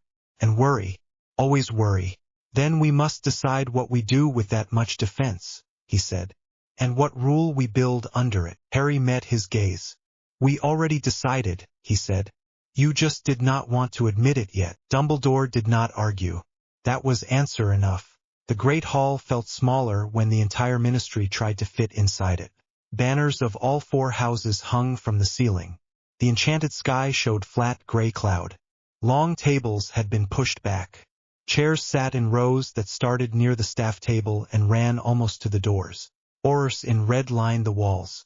Members of the Wisengamot filled the front ranks, purple robes neat for once. Behind them, professors sat in a tight group. Students filled the rest of the space, whispering under their breath. Harry stood at the far end, near the staff table, hands clasped behind his back. Daphne at his right shoulder. Hermione a step behind on his left. Ron and Ginny with the Weasleys a little further down. Snape in the shadows, half hidden by one of the carved pillars. Dumbledore in the high chair in the center, Fawkes above him. At the front of the crowd, Rufus Scrimgeour stood with a small knot of aides. His mane of hair looked even more like a lion in the hall light. He held his wand the way a tired soldier held a sword.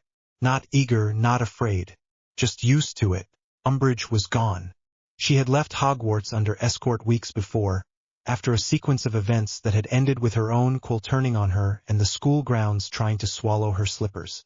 Fudge had fallen with her. The Prophet had done what it always did and changed sides overnight. Scrimgeour had taken the job.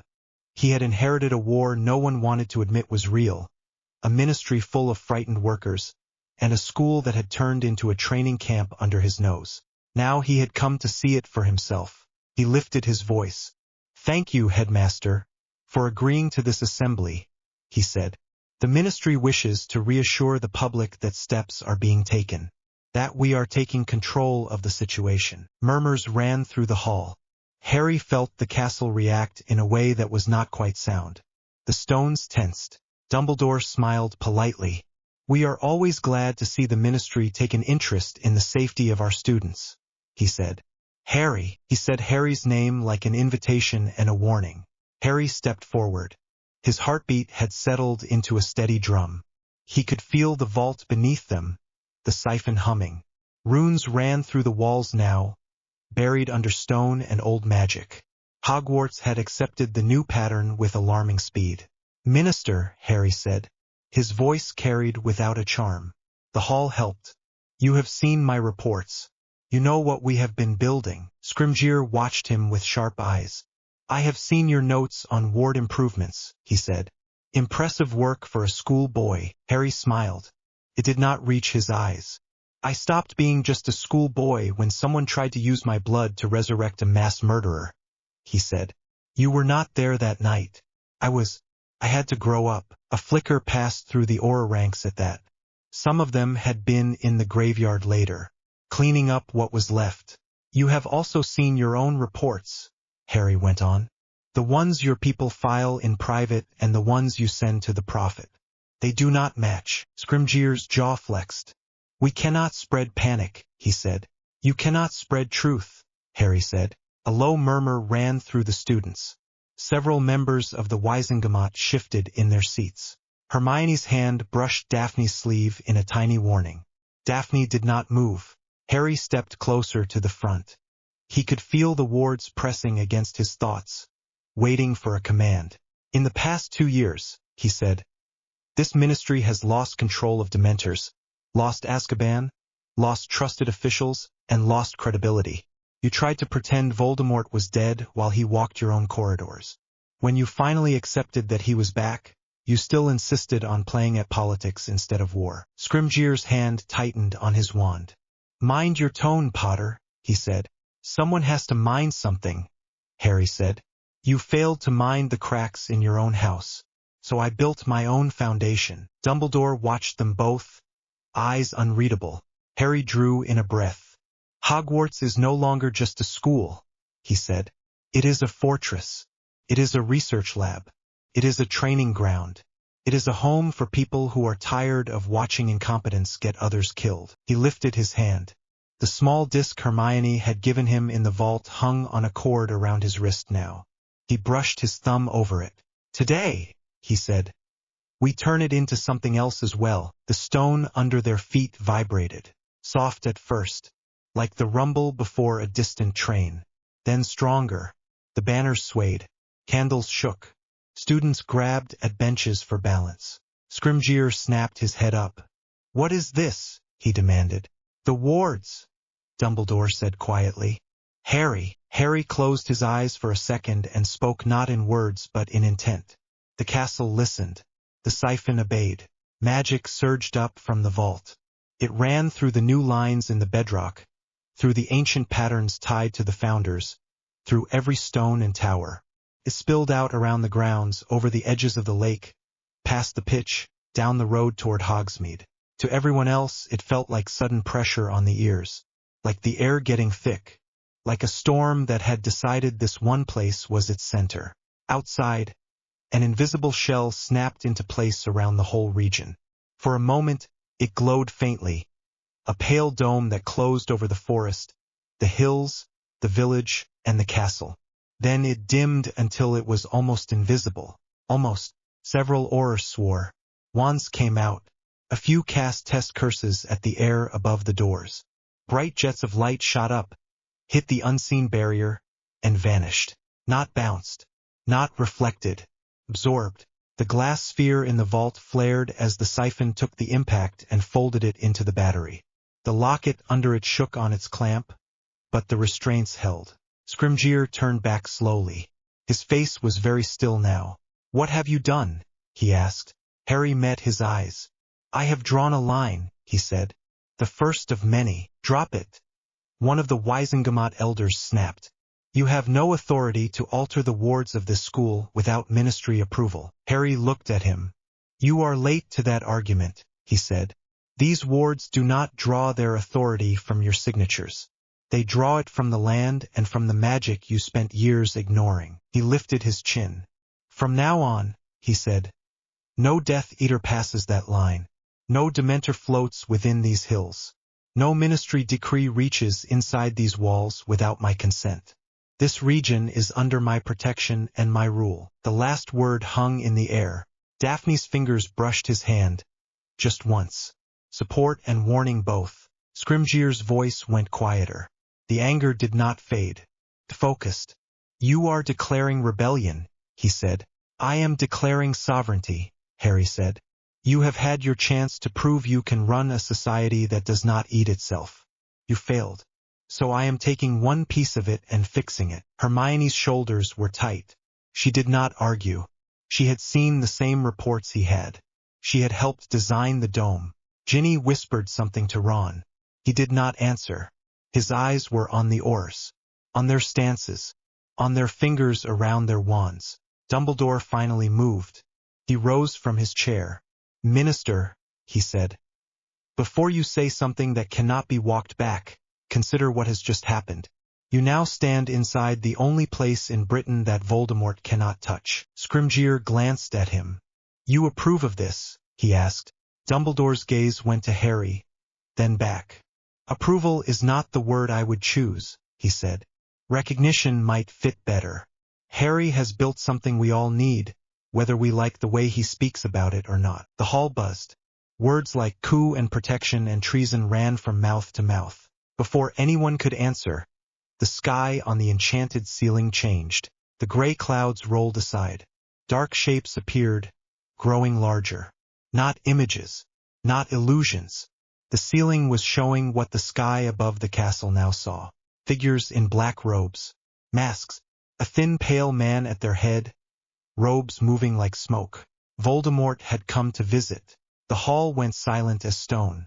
Harry felt the wards twitch as they met that familiar pressure. The dome held. It drank the first probing curse the Dark Lord threw at it. The siphon thrummed. Scrimgeour swore under his breath. "We have to apparate Aurors outside," he snapped to his aides. "We cannot be trapped in here like cattle." "You cannot apparate through the wards," Hermione said, voice tight. "Even before the dome sighed along jumps from here needed special points. Now it is impossible. That is the point. So we sit and watch," a Wizengamot which said, outraged. "No," Harry said. "We stand and let him exhaust himself." He reached out through the new network. He could feel Voldemort like a familiar itch, pressed against the outer skin of the dome. The Dark Lord stabbed spells at the barrier, killing curses, cutting charms, twisting curses with old names. Every one of them hit and vanished. The glass sphere in the vault blazed so bright that the lines on its surface were hard to look at. The battery drank. The Horcrux anchors tied into the siphon flared in response. The cup hidden in the vault, the ring, the locket, the fragment in the cage. All of them dragged at the other end of the chain. Voldemort frowned. Harry felt it as much as saw it. The Dark Lord could sense his own magic feeding something else. He pushed harder. "Idiot," Daphne murmured. "Keep screaming into the pillow." Harry stepped forward until he could stand directly under the enchanted sky. He closed his eyes and focused on the link that was left. Not through the scar now, through the thin lines left over from years of forced connection, tied into the fragment now trapped in their battery. He pushed a thought along it. Not a word. A feeling. Stop. Voldemort jerked in the sky view. His wand faltered for a second. His red eyes scanned the castle. "Potter!" His voice hissed across the wards. Every person in the hall heard it. Magic carried it through stone. Harry opened his eyes. "Tom," he said. Scrimgeour flinched at the casual name. A few of the pureblood elders went pale. Voldemort bared his teeth. "You think you can hide behind a shell," he said. "I will crack it. I will drag your body out by the throat myself." He raised his wand again and fired a killing curse that made the air outside the dome ripple. The spell hit the barrier and vanished like all the others. The siphon screamed with joy. For a moment, Harry almost felt sorry for it. It was a hungry thing. Inside the vault, the fragment in the cage flared and then dimmed as yet more of the larger soul's power ripped through it. Harry saw something else then, not through his own eyes, through the weakness in the network. Voldemort's outline flickered. The anchors that had propped him up for years were working against him now. Every time he tried to pull strength from them, the siphon stole part of it. The structure of his soul was starting to fray. He had built himself like a web. They were tearing out the supports one by one. "Keep going," Harry said quietly. Daphne looked at him. "You want him to empty the tank," she said. "Yes," Harry said. "We end this properly." Dumbledore watched the sky with a grim set to his mouth. "You are draining him," he said softly. "I wondered what you would do with the battery." Scrimgeour swallowed. His earlier anger had shifted into something like horrified respect. "This was your plan all along," he said to Harry. "Yes," Harry said. This is the part where he realizes he is not dealing with a school club. Outside, Voldemort roared and sent a wave of fire at the dome. It washed over the barrier and slid down in harmless sparks.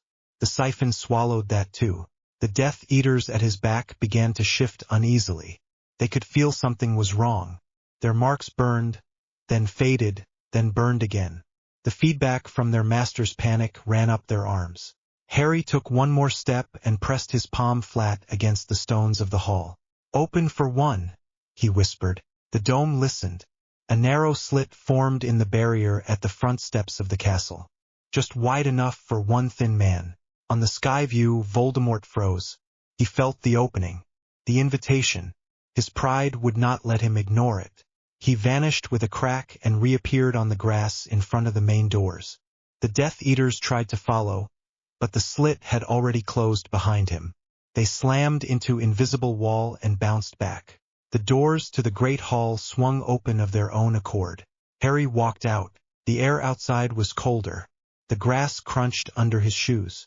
The sky above looked lower from this side of the dome, as if the shell was pressing the clouds down.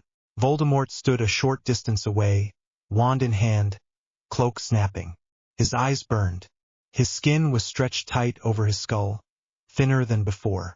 "You have made a foolish choice, child," he said. "I am not your child," Harry said. "You lost any right to that when you stuffed pieces of yourself into everything you could find without even checking what it was doing to the structure." Voldemort sneered. "You think you understand my work," he said. "You are an ignorant boy pretending to play with forces beyond you." Harry stepped down the stone steps. His heart beat steady. His hands did not shake. The fear that had lived in the back of his mind for years was there, but smaller now, contained. "I understand enough to break it," he said. "Look at yourself, Tom. Every curse you throw right now drains your anchors instead of feeding them." Voldemort flicked his wand. A cutting curse screamed toward Harry. Harry did not raise his wand. The dome did the work. The spell hit the inner skin of the shell and fizzled. The siphon sang. Voldemort blinked. His hand spasmed. "You feel it," Harry said. "Every time you reach for what you think is your immortality, you are pouring yourself into my walls. You are not a god. You are a battery that does not know it is running out." Voldemort snarled and fired another killing curse. The same thing happened. Spell gone. Power gone. No effect. Sweat broke out along his pale hairline. "You will die," he hissed. "Even if I fall, my followers will tear this place apart. They will burn it to the ground." "No," Harry said. "They will bounce off my dome or be collected by the ministry while they are still confused. You built your entire plan on people being more afraid of you than they are of anything else. Today they will see you fail. After that, they will fear the new thing." Voldemort laughed, but there was a crack in it. "You mean yourself," he said. "Yes," Harry said. He did not bother to deny it. He stopped at the last step. They were only a few paces apart now. Voldemort raised his wand again, hand shaking. Harry finally lifted his own wand. Not to cast, to drop it. The wood hit the stone with a small sound. Inside the hall, Hermione swore out loud. Daphne's hand clenched around the railing. "You do not need that anymore," Harry said. "You of all people should appreciate that tools can be replaced when they are inefficient." Voldemort stared. "What are you doing?" he said. "Finishing this," Harry said. He walked forward, slow and steady. No shield, no visible spell. The dome watched. The siphon hummed. Voldemort tried once more. His wand spat a curse that flickered and died before it even reached the shell. The wood cracked in his hand. A thin line ran along its length. For the first time since Harry had seen him return, Voldemort looked afraid. It was not theatrical. It was small, tight, deep. The fear of someone who had just realized his calculations were wrong. Harry stepped close enough to see every line in the pale face.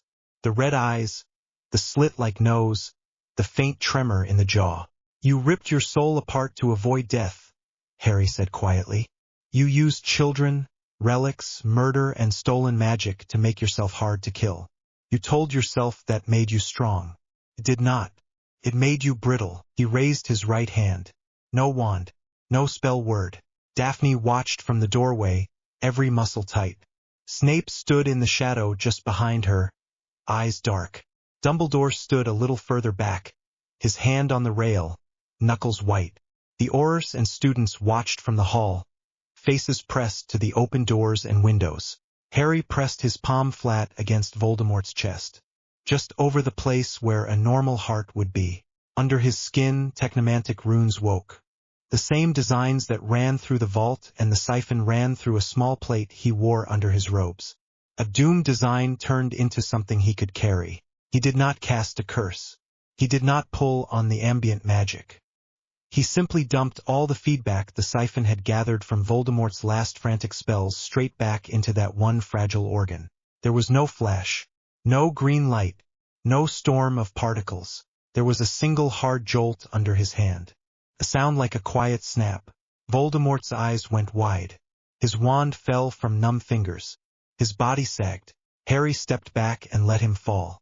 The Dark Lord hit the stone and stayed there. No twitch, no breath, no whisper of smoke. Just a pale, thin man in black robes who would never move again. The world did not end. The clouds did not part. Nothing dramatic happened, except that every Death Eater outside the dome screamed as their marks burned hot and then went cold. The connection broke. The brand on their skin turned from black to dull scar tissue. Inside the hall, several people clutched their own arms as they felt the echo. Snape's face tightened for a brief second and then smoothed.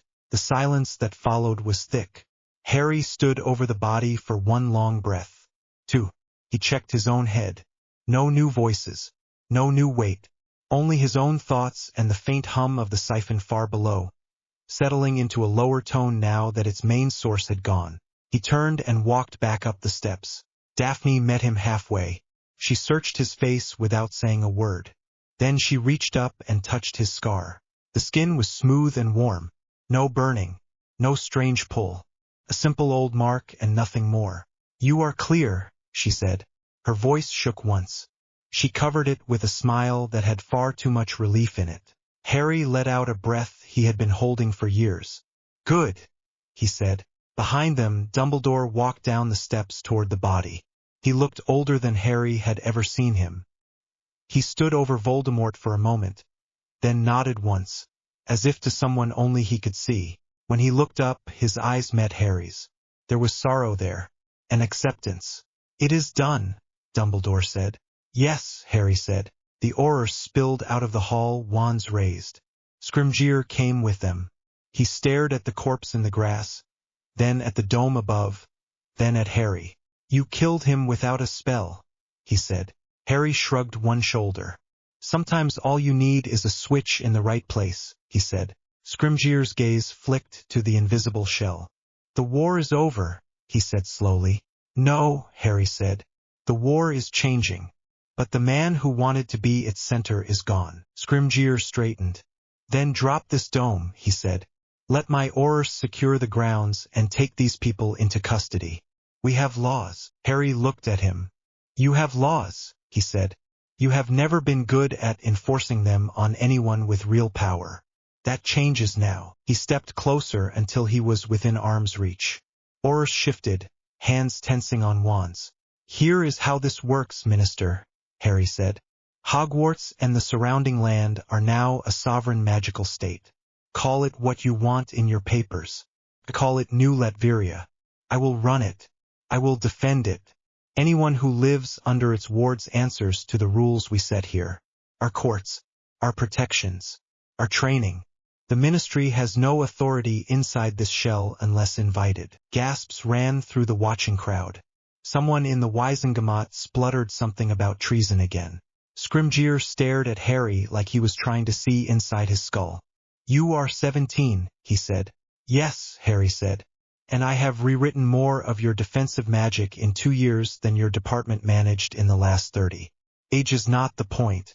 Competence is." Dumbledore spoke before the minister could answer. "Rufus," he said quietly, "you can fight this and lose, or you can adapt. The people in this hall have just watched the boy you see in front of you execute the Dark Lord while your Aurors stood behind a line. They know where power sits now. You can treat that as a threat or you can treat it as an asset. One of the older witches in purple rose on shaking legs. If he keeps the Death Eaters out, she said. If he keeps Dementors away from my grandchildren, I do not care what he calls himself. Others muttered agreement. Some looked furious. Some looked thoughtful. Scrimgeour looked at the line of students and teachers behind Harry, at the staff who had trained under the new regime, at the Aurors who had seen too many failures and now watched someone who had just delivered a clean result. He let out a slow breath. You will cooperate with the ministry outside your walls, he said. It was not quite a question. Yes, Harry said. We will share research when it does not compromise our safety. We will respond to real threats when we can. We will not let you command us like school prefects.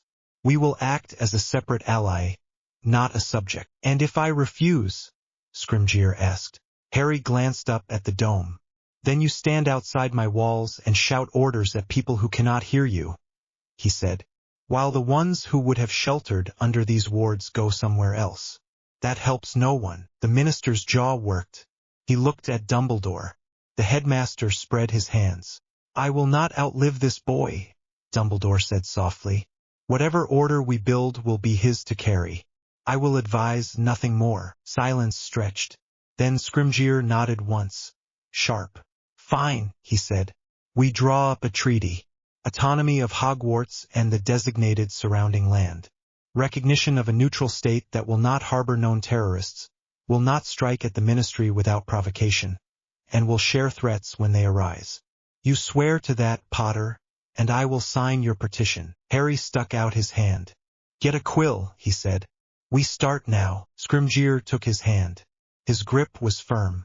This time his anger was still there, but it had shifted into something else. A wary respect. The hall behind them erupted in noise. Relief, fear, excitement, arguments that would last for years. The dome stayed up. The siphon hummed. The body in the grass lay still. The Dark Lord was dead. The game had changed. Weeks later, the great hall looked different again. The house banners still hung, but there was a new one above the staff table. A simple design. A circle of metal on a dark field. No crest animals. No Latin motto. Just a hard, clean shape. The high chair in the center had been replaced with a broad, straight-backed seat of dark wood and steel. Dumbledore had stepped aside from it with quiet ceremony and a faint smile that did not quite hide how much it cost him. He still sat at the staff table, still taught when he wished, but he did not take the center any longer. Harry sat in the new seat, not slouched, not stiff, alert. He wore normal robes, not some absurd crown. The only sign of rank was the simple silver band on his right hand that linked him to the wards. Daphne stood at his right, not behind him, beside him. Her own ring matched his. Hermione sat at a table covered in scrolls where old-school ledgers used to be. She was already building a law code. She glared at anyone who tried to dump petty complaints on Harry's lap instead of going through proper channels. Snape had not changed much. He still glared at students. He still marked Potion's essays with cruel honesty. He also stood at Harry's left when foreign visitors came through the doors. His presence a quiet reminder that this new order understood both light and dark. Ginny drilled younger students on spell chains in the afternoons. Ron worked with Angelina and the twins on a formal defense training program that used jokes, brooms, and chaos as part of the curriculum. McGonagall ruled the timetable with an iron stare. Outside the dome, the ministry rebuilt itself. Trials were held. Some Death Eaters went to cells. Some claimed Imperius and walked free. The usual dance. They did not cross the line around Hogwarts without permission. Once, Scrimgeour came in person again. He sat across the table from Harry in a smaller room off the hall. He looked tired. Less like a lion, more like a man who had spent too many nights reading casualty lists. You know, he said grudgingly, this might be the only real victory I get to see in this job. Harry sipped his tea. You can have more, he said, if you stop trying to do everything with the same blunt tools. Scrimgeour snorted. Spoken like a boy who was never paid to be a blunt tool, he said. Harry shrugged. I was the boy who lived for 15 years, he said. I know what it feels like to be used as a symbol. I am done with that. Symbols do nothing without structure behind them. When the minister left, he did so under his own power and with a formal escort. No one tried to arrest anyone. No one tried to dictate timetables. People inside the dome slept without the mark of a dementor in their dreams. They knew the man who had tried to kill their children lay in an unmarked grave under wards that would never let him rise again. It was not perfect. No order ever was. There were arguments over rules and duties. There were neighbors who feared what it meant to live under walls built by a teenager with the soul of a monarch. But the trains ran. The wards held.